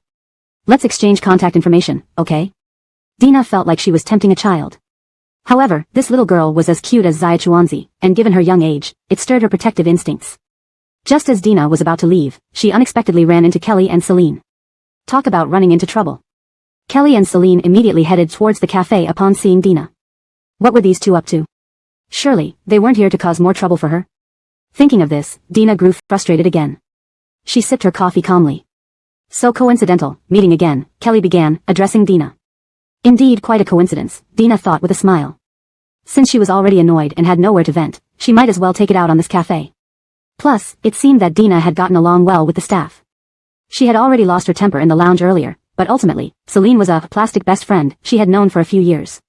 Kelly merely warned her and left with her. Unwilling to lose face at the banquet hall, the two could only pass time elsewhere. Originally, the banquet had already started, but Garth had an emergency. So, they delayed the event by 2 hours. Why isn't anyone serving us? Are they blind or can't they see people? Fadin Hua rushed out. Ma'am, if you'd like to place an order, just scan the QR code beside you, Fadin Hua politely replied. If someone doesn't know how to scan, how do you serve them? Besides, shouldn't you be able to directly serve us without requiring a scan? Faced with their aggressive tone, Fadin Hua instinctively shrunk back. Those who don't know how to scan will enter the cafe and place their orders directly. Fadin Hua answered earnestly. Unexpectedly, Kelly started nitpicking again. Your sign doesn't mention scanning to order. Fadin Hua pointed to the large sign in front. At that moment, Kelly awkwardly wanted to escape the situation but kept her composure. Just didn't see it earlier. Sorry. Dina realized Kelly wasn't here for coffee but to stir up trouble. I thought Miss Damon had a good eye for things, but apparently not. My apologies, I'm nearsighted, Kelly responded, trying to save face. Celine almost choked on her drink. Kelly was willing to lie for the sake of her reputation. Had she known things would turn out like this, she wouldn't have associated with her. Now, it was too late. They were bound together. Kelly intended to find fault with Dina, but instead, ended up being rebuked again. Already in a foul mood after the earlier encounter, she felt her temper rising to unprecedented heights. Kelly casually ordered a coffee, noticing Fadin Hua's close relationship with Dina. She decided to act harshly. Oh, what kind of coffee is this? It tastes terrible. Fie, deliberately finding fault, how childish, Dina sneered at Kelly. Just as Fadin Hua tried to explain, Dina stopped her. The coffee you ordered might naturally taste bad because everyone's palate is different. If you find it terrible, feel free to never come back. Dina spoke firmly, not wanting to waste any more time on her. The two had already clashed openly at the banquet, and she had no intention of continuing this. Kelly fumed and threw the coffee on the ground. Don't get mad. Too much anger leads to wrinkles. Because of that sentence, Kelly stumbled, nearly falling. Dina, I will never let you off. In her heart, Kelly resolved fiercely. Dina, you've really grown bold. You're nothing but a woman kept by President Fadi. Do you really think you're his wife? Let me tell you, when he casts you aside one day, wait for me to humiliate you properly. Let's see how things unfold. Translation provided adhering strictly to the guidelines set. All Chinese names are transcribed using pinyin for accuracy. The original tone, style, paragraph structure, and line breaks have been maintained. Chapter 301, Something Lost. After saying this, Kelly took Celine and left the cafe. Celine, intimidated by what had just happened, remained quiet like a frightened quail, not daring to speak up again. Once the two of them left one after another, Fadin Hua turned her head towards Dina. Big sister, will that woman cause you trouble? Don't worry, even if she tries to cause trouble, I'm not afraid. Plus, she was already causing me trouble just now. Dina explained. It seems she had a point. I feel like that big sister back there was really fierce. Hearing the word big sister, Dina suddenly became annoyed. Fat little one, why do you call everyone big sister? You should call her auntie, not big sister. Calling someone big sister insults the term. Oh, okay, then I'll call her auntie. Fadin Hua quickly replied. Good, I have some business to take care of, so I'll go first. Be careful when you see her, alright? Dina then lifted her skirt and left to attend the party. The earlier incident felt like just a small interlude. Kelly walked extremely fast, leaving Celine, who wore high heels, far behind. Sister Damon, can you slow down a bit? I can't keep up. Do you have broken legs or something? That's why you can't keep up. Kelly retorted sarcastically. Celine took a deep breath and endured the pain in her feet as she continued walking. Seeing her limping form, Damon Inyang added, you know what? This is all your fault. If it weren't for you, would today be such a disaster? Kelly found Celine utterly useless, only bringing trouble by staying with her. What exactly can you do? Inying. Plan A didn't work, but we still have Plan B. I swear I'll be able to deal with Dina. Celine hurriedly assured her, fearing she might be abandoned by Kelly. Alright, it's your word. If it doesn't work next time, you're out, and there will be punishment. At the mention of punishment, cold sweat broke out on Celine's forehead, and she shivered inwardly. To be honest, Kelly was truly terrifying. Checking the time, Dina saw the party was about to start, so she had to hurry back. Fortunately, she hadn't strayed too far when she left, otherwise she'd be walking for quite a while. The waiter greeted her respectfully as soon as he saw her returning. Tasha, please come in. He then opened the door for Dina. Dina thought she could open the door herself, but remembering this was a 5-star hotel where the staff were well trained, she let him be. Tasha, shall we help lift your dress? The waiter asked as he approached her. No need, thank you. You can continue with your duties. To Dina, it was a simple task to handle the hem of her dress. She walked elegantly into the room, attracting attention from several people. As soon as she entered the ballroom, Dina instinctively searched for Osiris. Soon enough, she spotted him chatting with business partners and not far away. Just as she hesitated whether to greet him or not, Osiris sensed someone looking at him and turned around, catching sight of Dina. Their eyes met, and Dina smiled instantly. Excuse me, I have to step away. My wife has arrived. Osiris apologized, then went over to Dina, pulling her into an embrace. Seeing Osiris leave, his business partners' faces showed shock. They never imagined Boss Fadi doted on his wife so much. Did you go out for coffee? Osiris spoke softly, but Dina heard him clearly. Dina raised an eyebrow in surprise and responded in a low voice. How did you guess? Hearing her stunned tone, Osiris smirked. You have a faint scent of coffee on you. It can't be from the party, right? Dina. Does anyone need to be this observant? Yeah, I was feeling a bit bored earlier. Dina nodded obediently. Come with me. I'm talking with some business partners, and the party will start soon. Okay. Hand in hand, they walked over to the group of partners. This is. Several business partners stared wide-eyed at the actress they'd seen recently in entertainment news. Osiris introduced her with a smile, my wife, Dina. The news from a few weeks ago. That news had been widely publicizing Dina's immoral behavior, and even Tamsin publicly stated she wouldn't allow such a woman to marry her son. Yet, here he was, bringing her directly to the event. After hearing their questions, Osiris lightly clarified, those are just rumors. I dislike having anyone discuss these false stories. The business partners immediately shut up. In no time, Kelly and Celine returned to the banquet. Kelly glanced at Dina sideways. She hadn't expected they'd be so close. Feeling irritable, she had gone out for coffee to adjust her mood, but the coffee hadn't helped, and now she felt even more frustrated. Blaming everything on Dina, she wished she could get rid of her. But with too many people around, she could only endure it. Seeing Dina and Osiris being affectionate made her jealous. Why did Dina deserve such a loving man while she didn't? Noticing Kelly's gaze, Dina turned to look at her. They exchanged glances. Unlike Kelly, Dina wasn't the least bit embarrassed. Seeing nearly everyone had arrived, Garth took the microphone and addressed the crowd. Thank you all for gracing this banquet with your presence. Picking up the microphone, Garth smiled and said, enjoy yourselves during this party, and let us know if you need anything. After delivering his speech, he handed the microphone to a waiter who promptly put it away. Instantly, the party became lively, filled with dancing, drinking, and conversation. Suddenly, everyone heard Kelly exclaim. Has anyone seen my necklace? My invaluable necklace is missing. Kelly was frantically looking down, worried. Which invaluable necklace is missing? Everyone, help find it. Such an important item can't just disappear. They started discussing it among themselves. Miss Damon, don't worry, we'll help you search for it. Chapter 302, he also suspected her.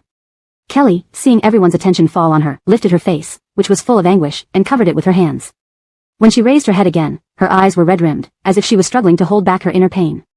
That necklace was the last gift my mother gave me before she passed away. Now, it has been lost at this banquet, the last memento my mother left for me. But now even this last memory is gone. I feel so guilty toward my mother. Kelly held back her tears while saying this, then covered her face and wept. The other noblewomen and debutantes in attendance turned their gazes towards her after hearing her words. Seeing the empty space around her neck where only a slender, pale neck remained, they couldn't help but feel some sympathy. Earlier, when Kelly had argued with Melinda, everyone had seen her wearing that sapphire blue necklace. But soon after, the necklace had disappeared. And the only person who had argued with Kelly just now was Melinda. The answer seemed all too obvious. All eyes in the crowd turned instinctively to Melinda, who stood beside Osiris. Everyone wore expressions of hesitation and uncertainty. Their gazes contained suspicion and disbelief, scrutinizing her closely. It's unlikely. Ainsley's benefactor is President Fadi himself, the richest man in Jingdu. Why would he ever mistreat his kept woman? True, he wouldn't mistreat her. But they did have an argument just now. Perhaps this is an act of revenge. It's shocking that what Damon missed was actually a keepsake from her late mother. To take someone's last memento out of spite would be too low. I think a search would be best. I don't think Ainsley is like that. Maybe there's a misunderstanding here. They both left the banquet hall earlier. Maybe it fell somewhere. The crowd discussed the missing sapphire blue necklace on Kelly's neck. Listening to everyone's suspicions about Melinda, Kelly could not help but exchange a glance with Celine. It looked like their plan was working well. Now, by directing all suspicion onto Melinda, they hoped to embarrass her conveniently. If Osiris knew she was the kind of person who stole and cheated, he surely wouldn't associate with such a person. Seeing that the time was ripe, Kelly turned her gaze to Melinda, adding a touch of humility and pleading to her expression. Ainsley, I know I offended you earlier, but I hope you can return the necklace my mother left me. This is my only remembrance of my mother. Whatever you want, I will give it to you. I was wrong earlier. Please return the necklace. Melinda hadn't expected to become the center of gossip herself. Especially when she saw everyone's eyes turning to her in unison, a spasm ran through her eyelids. Turning her head, she saw even Osiris raising an eyebrow at her, his gaze filled with inquiry and scrutiny. When Kelly finished speaking, the crowd's gazes once again focused on Melinda, now tinged with disdain and mockery. How could someone with dirty hands even dare attend a party like this? Seeing Osiris frown and questioningly look at Melinda, everyone subconsciously assumed that President Foddy had already grown tired of her. Seizing the moment, Kelly said, President Foddy, I know you usually protect Ainsley. And it was my fault for arguing with her. Could you please ask Ainsley to return the necklace? If she wants anything else, I'll give it to her. Hearing this, the crowd grew restless, all feeling sympathetic towards Kelly. A few justice seekers started voicing their opinions. Yes, President Foddy. How can someone with dirty hands serve you properly? It's better to send her away before she tarnishes your reputation. That necklace is a keepsake from Damon's mother. If you continue to protect her, aren't you being unreasonable? President Foddy, how dare this woman make such accusations against the daughter of the richest man in City A? If you keep backing her, she'll get out of hand. For listening to everyone's chatter, Melinda felt utterly exasperated. Who would have thought these people would turn against her so easily, siding with the popular opinion? She didn't miss the flash of triumph in Kelly's eyes when she exchanged glances with Celine. These two must be plotting something malicious to frame her. Judging from the insults thrown her way, Melinda realized they believed her guilt. But, turning to face Osiris, Melinda met his evaluating gaze. Would he believe Kelly's story or trust her innocence? Meeting his questioning eyes, Melinda felt her heart skip a beat, fearing he might really misunderstand her. If even those closest to her could suspect her, it would be hard to clear her name. As Kelly continued babbling beside him, Osiris frowned and directed his attention towards Melinda. Everyone else also turned their eyes towards them, waiting either for Osiris's response or Melinda's reply. After an indefinite period, Kelly began to lose momentum, puzzled by their silence. Why weren't they responding? How was she supposed to proceed without their reactions? Seeing the lull in conversation, Celine clenched her fists and spoke up on Kelly's behalf. President Foddy, Ainsley, I know both of you are reluctant to escalate this situation. But the necklace means a lot to Ying. Can you please bear the pain and return it to her? Oh wow, such a heartfelt plea. That phrase made them seem cold-hearted and tyrannical, indirectly accusing them of bullying. Osiris merely chuckled softly, his deep and magnetic voice standing out oddly amidst the group. Everyone hushed, holding their breath. What was President Foddy laughing about? Or did this mean the story was going to take an unexpected turn?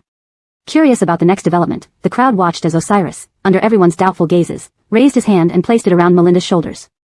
Chapter 303, Call the Police. Enveloping her in his protective embrace, he faced everyone as a guardian with an obviously favoring demeanor. Upon witnessing Osiris's actions, Kelly's face turned rather unpleasant. Mr. Foddy, what do you mean by this?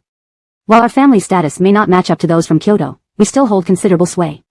Are you truly willing to turn against the Damon family for this woman?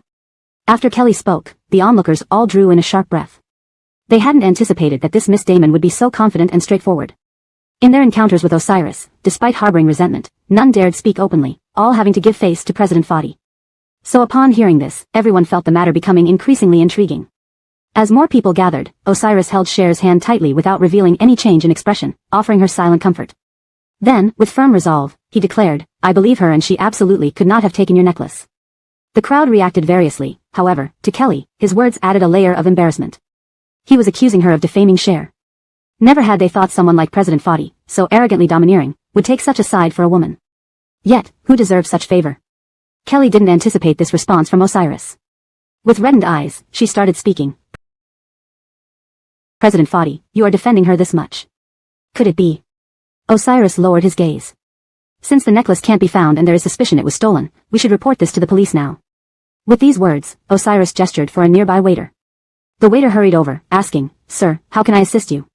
We have a thief in this banquet hall who stole someone's necklace. Immediately seal all exits to prevent the thief from escaping. Upon learning about a theft, the waiter's complexion paled. If a necklace were lost at their hotel, not only would it tarnish the hotel's reputation, but if the guests pursued it, the day staff might also need to cooperate with the investigation. Thinking this, the waiter nodded quickly, first communicating with security to close the entrances and then fetching Nolanager. Kelly did not expect Osiris to go to such lengths. She realized his intention was to escalate the incident. But since the necklace wasn't on Cher, what would an inspection reveal?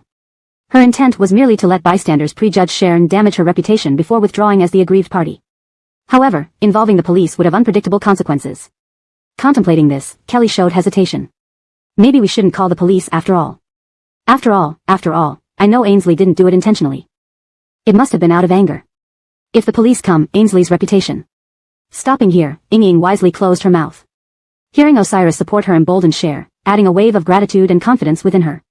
For she did not fear what she had not done. Besides, what mattered was that Osiris believed her. This sufficed. Also, Cher noticed Kelly's evasive gaze upon mention of the police, which clearly hinted guilt. Miss Damon, whether your necklace was misplaced or stolen, reporting it to the police is the best option. After all, clearing my name is essential too. Then, she looked directly at Kelly. Besides, I want to know who took your necklace and framed me. Even if you forgive them, I won't let it slide. Paying Isabel blanched as she clutched her bag tighter. Osiris smirked, saying, I've already asked the waiter to call the police. The inspectors will arrive soon. Everyone, please wait patiently. All attention centered on them, anxiously awaiting the dramatic next moves. Smiling calmly, Cher knew patience was key. The police arrived promptly, guided swiftly by the waiter. Dressed formally, the policeman addressed them sternly. We heard someone here lost a blue gemstone necklace. Kelly nodded stiffly. Yes, it's a memento from my mother. The policeman affirmed. Before this, did you have any disputes or conflicts with anyone? Kelly nodded again, tears welling in her eyes as she glanced at Cher, struggling to articulate her words. Comforted by the policeman, Miss Damon, don't worry. Just tell us everything. We'll ensure justice. I had a slight dispute with Ainsley earlier. I thought it was settled, but Ainsley must have held a grudge. When I wasn't paying attention, We met in the coffee shop near the supermarket just now. Due to the disagreement, we had a brief altercation, and after returning, my necklace was missing. Upon hearing this, the policeman instructed other officers to check the surveillance footage from the hotel, cafe, and surrounding areas. Suspense hung heavy as Kelly worried, reassured knowing preemptive arrangements were made. Soon, an officer returned, reporting, Supervisor, the footage shows they argued both in the cafe and the venue. When Miss Damon returned from the cafe, the necklace was no longer around her neck. Cher smiled wryly. They had planned meticulously, anticipating the investigation. Seeing the police's skepticism, she volunteered. Officer, if everyone suspects me, why not search me? It could clear my name faster, wouldn't it? Agreeing, the policeman replied, Miss Cher, given sufficient motive, we will legally conduct a body search. Please understand. A female officer stepped forward to perform a thorough search on Cher. Chapter 304, Kelly's acting. Everyone raised their eyebrows in surprise when they heard Melinda finish her sentence. From the moment Kelly had made her claims, everyone had already presumed she was the culprit who stole her necklace. But how could a thief volunteer for a search? Still, one couldn't rule out the possibility of a wolf crying wolf. So everyone patiently waited for the final result. The female police officer conducted a thorough search, not only examining Melinda's hair but also checking each layer of her skirt hem. After completing the search, nothing was found on her. The policewoman stood beside the leader and reported, Leader, I didn't find any necklace. Upon hearing this, the leader frowned as well. If there were no necklaces on the suspect, where did Kelly's necklace go? Just as everyone was at a loss, Melinda spoke calmly. On the way from the supermarket back to the hotel, there was a blind spot with no surveillance cameras. Plus, everyone here is attending the banquet. Not just me, but others could have stolen Kelly's sapphire necklace. Frankly, I don't think Miss Damon has the best character, so she might have offended quite a few people behind their backs. Perhaps it would be better to check everyone. The police officers looked hesitant upon hearing Melinda's words. She noticed their hesitation and coldly said, I've been searched under suspicion by all of you. Am I not allowed to doubt others? The officers could do nothing but reluctantly agree. After all, standing behind Melinda was someone as formidable as Wade. They couldn't afford to offend him. Reluctantly, they decided to search everyone in the ballroom. However, only one female officer was available, and there were over 100 women in the room. By the time the officer finished searching the last person, she was utterly exhausted, unable to lift her arms. Oh, how tiring. She felt like crying. Unexpectedly, none of them were found with the blue sapphire necklace that Kelly mentioned. Where could such a large necklace go? Kelly and Celine sighed in relief upon seeing the fruitless search. Unfortunately, Melinda had no intention of letting them off easily. She lifted her head and locked eyes on Celine. If she guessed correctly, Kelly must have hidden the sapphire necklace with Celine to make herself look like a victim more convincingly. Melinda curled her lips and turned to the female officer. Officer, you forgot that there's still one person who hasn't been searched. After her words, everyone's gaze followed her finger to land on Celine. Kelly's face changed dramatically, her once smug expression turning ghostly pale. No need, officer. Isabel is my best friend, she absolutely couldn't steal my necklace. We don't need to search her. There was a hint of guilt in Kelly's voice, reinforcing Melinda's suspicions. The rich young ladies and wealthy matrons who were searched for no reason now expressed their discontent. None of them appreciated being searched unfairly. Complaints began to spread among the crowd. Why should we be searched if we're not suspects, while she gets off scot-free? Just because she's your friend doesn't mean she can be an exception. That's unfair. You wore a fake dress bought by your best friend earlier, and you were furious then. Now you're covering for her? That doesn't add up. That makes sense. Someone with questionable conduct like hers is more likely to have stolen it. Officers, please search her too. Celine retreated backward, scared by the crowd's words. No, they cannot search me. Earlier, she had voluntarily taken the sapphire necklace into her bag to ingratiate herself with Kelly, hoping to atone for her mistake. But who knew she'd end up biting off more than she could chew? She couldn't let them search her. Celine took a few steps back, nearly fleeing. This behavior aroused the officer's suspicions. The female officer blocked her path and said sternly, Miss, please stop. We need to legally search you.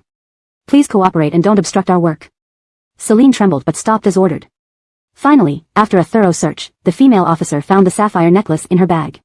Comparing it to the necklace in the surveillance video, it matched the one Kelly claimed to have lost. Kelly's face twisted with fury as she glared at Melinda. Miss Damon, your necklace has been found.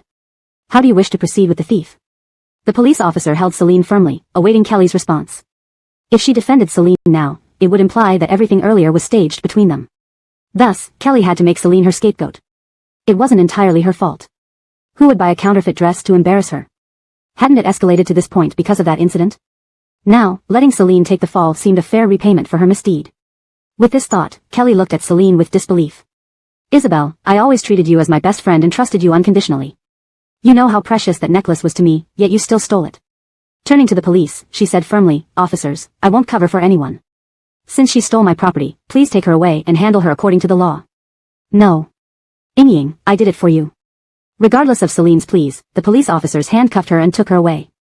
Melinda smiled, Miss Damon, you don't think accusing someone falsely requires no apology, do you? #### Chapter 305, Sorry, Jaylandi. Kelly's face stiffened the moment she heard Dina's words. Now, under everyone's watchful eyes, she had no excuse to refuse. Finally, under the intense gaze of Osiris, Kelly could only awkwardly smile and apologize to Dina. Ainsley, I'm truly sorry. In my haste just now, I wrongly accused you. Dina smiled faintly, understood. Please do not rush to judge others in the future, Miss Damon. Sometimes, it might be better to question those around you first. After all, I feel your judgment may not be so reliable. Upon hearing this, Kelly felt a wave of heat rise to her face. Wasn't Dina mocking her poor judgment? With no choice but to keep smiling, Kelly could only endure the humiliation. Osiris knew Dina had been wronged. He hadn't expected that while he was discussing business with partners, his woman had been insulted by others. A cold smile crossed Osiris's face as he glanced at Kelly standing nearby. Then he said mercilessly, I didn't expect the upbringing of the Damon family to be like this. I will reconsider our cooperation with the Damon family carefully. Having said that, Osiris no longer wanted to stay at the party. He had come merely to gauge Garth, but Nolan had been delayed due to company matters for so long. There was no need to further investigate. The Damon family's daughter dared to act against his woman, they should go bankrupt immediately. That would be their best punishment, let them never rise again. Excuse me, Osiris said as he reached out to take Dina's hand and headed for the exit. Just then, Garth arrived, slightly late. Upon seeing Osiris, his expression flickered between shock and obsequiousness. Mr. Foddy, I didn't expect such an honor. Apologies for not greeting you sooner. Osiris coldly responded, no need. Your daughter's upbringing is indeed impressive. We'll consider our ongoing cooperation thoroughly. Hearing this, how could Garth not understand Osiris's meaning? Watching Osiris leave with Dina, he could only suppress his anger and enter the banquet hall. Kelly hurried over to her father when she saw him return, ready to complain about what happened. But before she could start, Garth gritted his teeth, we'll settle accounts later. How dare you cause so much trouble while I was away for just a short time? The Damon family's collaboration with Osiris's branch company was achieved through Adam, our vice president, and the Damons gained the most benefit from it. If the partnership ended, a significant portion of their income would be cut off. How could he let this happen and allow the worst outcome? Thinking this, Garth instantly disliked his doted-upon daughter. Forced to maintain a smile at the banquet, he continued flattering other partners. Osiris drove away with Dina. She couldn't help asking, did you not doubt me for even a second? Osiris kept his eyes on the road, but answered earnestly, since I love you, I can never doubt you. Dina felt a complex mix of emotions, unsure of how to respond. After a pause, she asked again, what if it really were me? Osiris chuckled softly. This laughter confused Dina. What if it were? Anything my woman wants is acceptable. Dina blushed deeply, too embarrassed to look at him. Why was he being so flirtatious?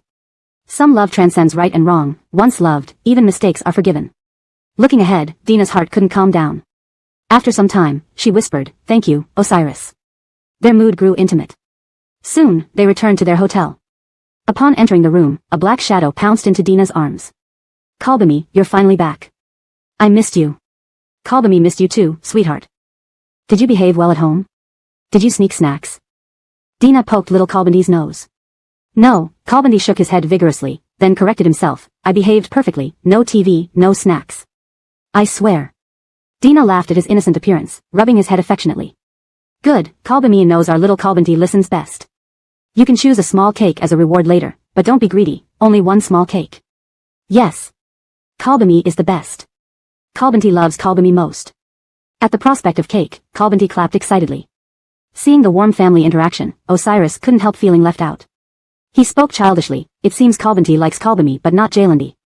No, in my heart, Kalbami is first, grandparents second, and Jaylandi third. Osiris. So he was last. His handsome face turned gloomy. Dina giggled at his comical expression, holding her son. Some questions clearly brought sadness but were still asked. Seeing Osiris upset, Dina felt a bit more sympathetic towards him. Kalbami also realized he had accidentally spoken out of turn, sticking out his tongue. Then he exchanged glances with Dina, and they couldn't help laughing together. Sorry, Jaylandi. Chapter 305, My apologies, Jaylandi. Kelly's expression froze the moment she heard Dina's words. Now, with everyone watching, she had no reason to refuse. Under the stern gaze of Osiris, Kelly reluctantly steeled herself and apologized to Dina with an awkward smile. Ainsley, I am truly sorry. In my haste just now, I wrongly accused you. Dina smiled faintly, I understand. Miss Damon, please don't make assumptions about others in the future. Sometimes it's better to question those around you first. After all, I think your judgment might not be so good. Upon hearing these words, Kelly felt her face burning. Wasn't this a mockery of her poor judgment? Realizing her disadvantageous position, Kelly could only force a smile. Osiris knew Dina had been wronged. He hadn't expected that while he was discussing business with partners, his woman would be mistreated by someone else. He sneered, casting a cold glance at Kelly standing nearby. Then, he said mercilessly, I didn't expect the upbringing in the Damon family to be like this. I'll reconsider our future cooperation with your family. With that, Osiris lost all interest in staying at the event. He had come to assess Garth, but unexpectedly, he arrived late due to company matters.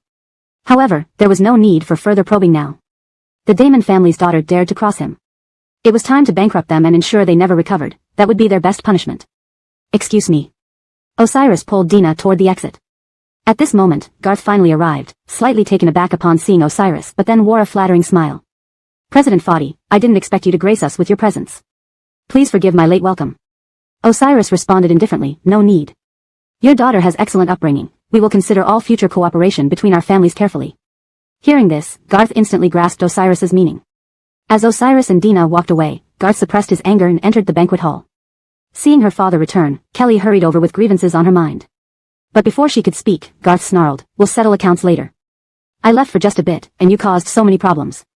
The Damon family's partnership with Fadi's subsidiary was brokered by Vice President Adamar, and the Damons benefited most from it. Canceling the partnership would sever a significant part of their income. Garth couldn't let this happen. In public, Garth forced a smile and fawned over other partners. Driving away from the hotel, Osiris asked seriously, did you doubt me even for a second? After a pause, Osiris continued driving but replied, since I love you, I'll never doubt you. This left Dina speechless and unsure how to respond. After a moment, she asked hesitantly, but what if it was me? Osiris chuckled, even if it were you, so what? My woman can do as she pleases. Blushing, Dina couldn't meet his eyes. How could he be so teasing? Real love knows no right or wrong. Once you fall, you are willing to stand by the one you love even if they are wrong. Dina looked ahead, her heart still unsettled. After a long while, she whispered softly, thank you. Osiris. The atmosphere grew intimate as they returned to their hotel room. As soon as they entered, a black blur rushed into Dina's arms. Kalbami, you're back. I missed you so much. Kalbami missed you too. Kalbami, did you behave yourself and not sneak snacks? Kalbami shook his head, holding up 4 fingers but realizing something was off, added another. I was very good and didn't watch TV or eat snacks, he said, adding innocently, I swear. Dina laughed at his innocent act and ruffled his hair. Alright, Kalbami knows our little Kalbanti is well behaved. We'll get you a small cake later as a reward, but no greediness, just one small cake. Yay! Kalbami's the best. Kalbanti loves Kalbami most. Excited by the prospect of cake, Kalbanti cheered. Seeing the happy mother and son, Osiris felt left out. Rarely showing such childishness, he complained, looks like Kalbanti only likes Kalbami, not Jailandi. No, in my heart, Kalbami is first, Grandpa and Grandma are second, and Jailandi is third. Osiris's handsome face darkened. He was ranked last. Dina couldn't help laughing at his sulky look. Some questions were bound to hurt, yet he asked anyway. Feeling somewhat sympathetic towards Osiris, she comforted him. Even Kalbanti, realizing his mistake, stuck out his tongue. They exchanged a glance and couldn't help but laugh. My apologies, Jailandi. Chapter 306 A Good Slap. Osiris walked around them with a hurt expression and sat down on the sofa. Then, he let out a despairing cry to the sky. Oh, neither his son nor his wife regarded him as the best in the world. The pain was indescribable. When Abrielle and Ira saw Osiris like this, they couldn't help but laugh. Who would have thought that a company president who was so decisive at work would now be getting jealous because of a child? Abrielle sighed helplessly, then patted little Ira's bottom. Fat little Ira turned around puzzled, seemingly asking why she did that. Your daddy seems upset. Go comfort him. Hearing his mom's words, Ira looked and found Osiris sitting alone on the sofa looking very desolate, almost like he was breaking into pieces. The little boy couldn't help but frown in disdain. Jailandi is really too childish. However, since Kalbam said to coax Jalen, he'd reluctantly do it. After Ira tried all means to comfort him, Osiris finally relaxed from his previous expression. The family of three went downstairs together for dinner. Seeing Ira running ahead quickly, Osiris and Abrielle just watched him lovingly and told him to slow down a bit. Taking advantage of Ira not paying attention to them, Osiris whispered in Abrielle's ear, Wanchua, can I discuss something with you? What? Abrielle tilted her head, puzzled, looking up at Nolan beside her who had his arm around her waist. You gave birth to Fat little August, who is a boy, so he especially protects his mother. Upon hearing these words from Osiris, Abrielle nodded in agreement. It was true. Perhaps due to the close relationship between them growing up, Ira depended more on her. Even after recognizing Osiris as his father, Ira still preferred Abrielle. So, after much thought, Osiris realized the problem. His efforts were in vain. Therefore, Wanchua, how about we have another child? With my strong intuition, our second child will definitely be a girl, and she'll definitely love me more. Abrielle. So this guy was so nervous about discussing this with her? Looking at Nolan anxiously awaiting her response, Abrielle calmly replied with 2 words. Dream on. Osiris. Though rejected, he didn't lose heart. To persuade Wanchua to have a second child, he must keep pushing. He would constantly talk about this by his wife's ear whenever possible. One day, Abrielle would find him annoying enough to agree. Abrielle was blushing from what Osiris said, which Ira caught turning around. Fat little Ira couldn't help but run up to them, hands on his hips. What are you whispering about? Are you keeping secrets from me? Ira pouted. Abrielle laughed, of course not, nothing at all. Osiris also nodded hurriedly. But he suddenly thought of something else. He could ask if Fat little August wanted a sister. Surely, he'd love a little sister. Since there's nothing, then let's hurry up. You guys are lagging behind, Fat little August said maturely. The family of 3 headed toward the restaurant. Slap. A sharp slap landed directly on Kelly's face. Garth used all his strength. Kelly lost her balance and fell to the ground. Her mouth immediately started bleeding due to the force of the slap. Argyle, I'm your own daughter. How dare you hit me? If Colby there knew, she would be angry. Hearing this, Garth got even angrier. His eyes widened as he stared fiercely at his fallen daughter.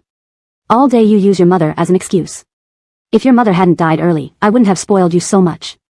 I didn't expect to spoil you into such an undisciplined child. Today, you dared to openly challenge President Fadi at the banquet. Thinking about what Osiris had told him when he left made Garth's veins bulge. He wished he could slap Kelly again. This daughter was truly spoiled. When Kelly's mother passed away, she was only a few years old. Out of pity for losing her mother at such a young age, Garth always indulged her.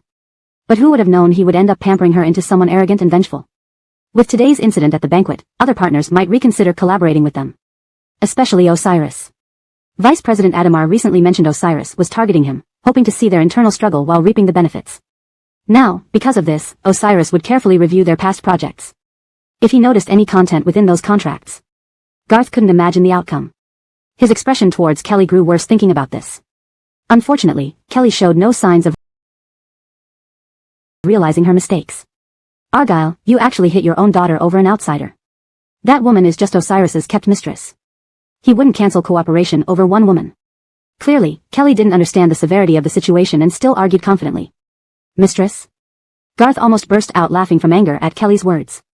A few days ago, Vice President Adamar told him President Fadi and this mistress already had a child. It couldn't just be a mistress relationship. Garth sneered.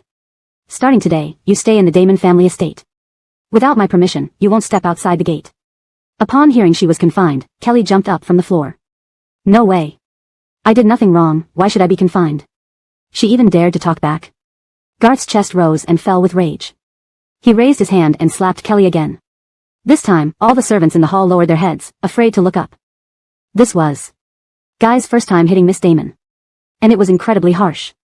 Note, this chapter reflects the ongoing conflict and the repercussions of actions taken by characters in this fictional story. The translation aims to maintain the original tone and style, providing a natural and coherent flow of events and emotions. Chapter 307, Wanting a Younger Sister. Jalen, what right do you have to lock me up? I clearly haven't done anything wrong. You can't lock me up. If Kalbam were still here and knew you locked me up, she would definitely be very sad. Kelly again used her mother to threaten Garth. But Garth, already angry, did not buy it this time. Instead, he frowned, looking at her with a sullen face. Precisely because I have always thought of your mother and been too lenient with you, that's why you ended up causing such trouble. My heart for your mother is as clear as the sun and the moon, but that is not an excuse to indulge you. From today onwards, if you do not obey, I will certainly not easily forgive you. After Garth said this, he turned and looked at the silent servants nearby. Then he frowned, giving them a cold look. What are you all standing there for? Quickly lock Miss in the room. If anyone lets her out without permission, don't blame me for not warning you beforehand. The servants, upon hearing Garth's words, shrank their necks simultaneously, their bodies trembling. Then they quickly walked over to Kelly. Miss, we're sorry. Don't blame us, we're just following Mr. S. orders. As soon as they finished speaking, several servants grabbed Kelly's hands mercilessly, dragging her upstairs. Kelly's wrists swelled from their rough handling, her eyes reddened with pain, her voice tinged with a sob. Yet, she refused to beg for mercy, struggling fiercely. Let go of me, Garth. How could you treat me like this? Aren't you afraid my mom will come and scold you late at night? I'm telling you, it's because of you that I became like this. It's all your fault. Kelly placed all the blame on Garth. After the servants took Kelly upstairs, Garth felt all his strength drained, his body softening as he fell onto the sofa. He sighed deeply. Indeed, what Kelly said wasn't entirely wrong. Callbest of the reasons she had become this way were because he had indulged her too much initially, resulting in her arrogant character. However, after this incident, Garth would no longer feel any pity for Kelly. Since Osiris had made those remarks, matters discussed earlier should be expedited. Otherwise, if Osiris severed all cooperation with the Damon family, things wouldn't be easy for them. With this in mind, Garth, after calming down, called Deputy General Manager Adamar. Deputy General Manager Adamar answered the call quickly. Guy, what is it that you need? Is something going on? There was a hint of fawning in Adamar's voice. Garth nodded, urging him on, we need to act against Osiris sooner rather than later, we absolutely cannot delay. Adamar, upon hearing this, was puzzled, unsure why Damon suddenly said this. Logically, regardless of Garth's position, he would reap the benefits. Adamar agreed to cooperate with Damon because he wanted a foothold when he obtained the branch company, seeking support when his base wasn't stable enough. To ensure Garth would share the profits from the branch company, solidifying his position. They cooperated based on this mutual understanding. So why was Damon now pushing him? Guy, you don't need to push me, I'll take care of this matter as soon as possible. But why are you so anxious all of a sudden? Has something happened? Adamar also knew about today's banquet at the Damon residence where Osiris attended. Upon hearing Adamar's question, Garth only sighed. Today, my daughter offended General Manager Fadi at the banquet, and he threatened to end our cooperation. Upon hearing this, Adamar instantly stood up from the sofa. If Damon family terminated their cooperation, and Osiris found out about his embezzlement and unequal business agreements, then if he decided to report them, they'd have nowhere to turn. This simple sentence told Adamar everything. Without hesitation, he agreed, rest assured, Guy, I will handle this matter promptly. He would not give anyone the chance to send him inside. Adamar hung up and dialed another number. The preparation can be expedited now. I want results in the next couple of days. With this simple instruction, Adamar ended the call. At the restaurant, Dina ate a few bites, filling her stomach before heading to the restroom to touch up her makeup. After Dina left, Osiris sat beside Ira. August, Jalandi wants to discuss something with you. Is that okay? Ira blinked innocently, asking, Jalandi, what do you want to say? Osiris rarely smiled like a doting father as he looked at Ira.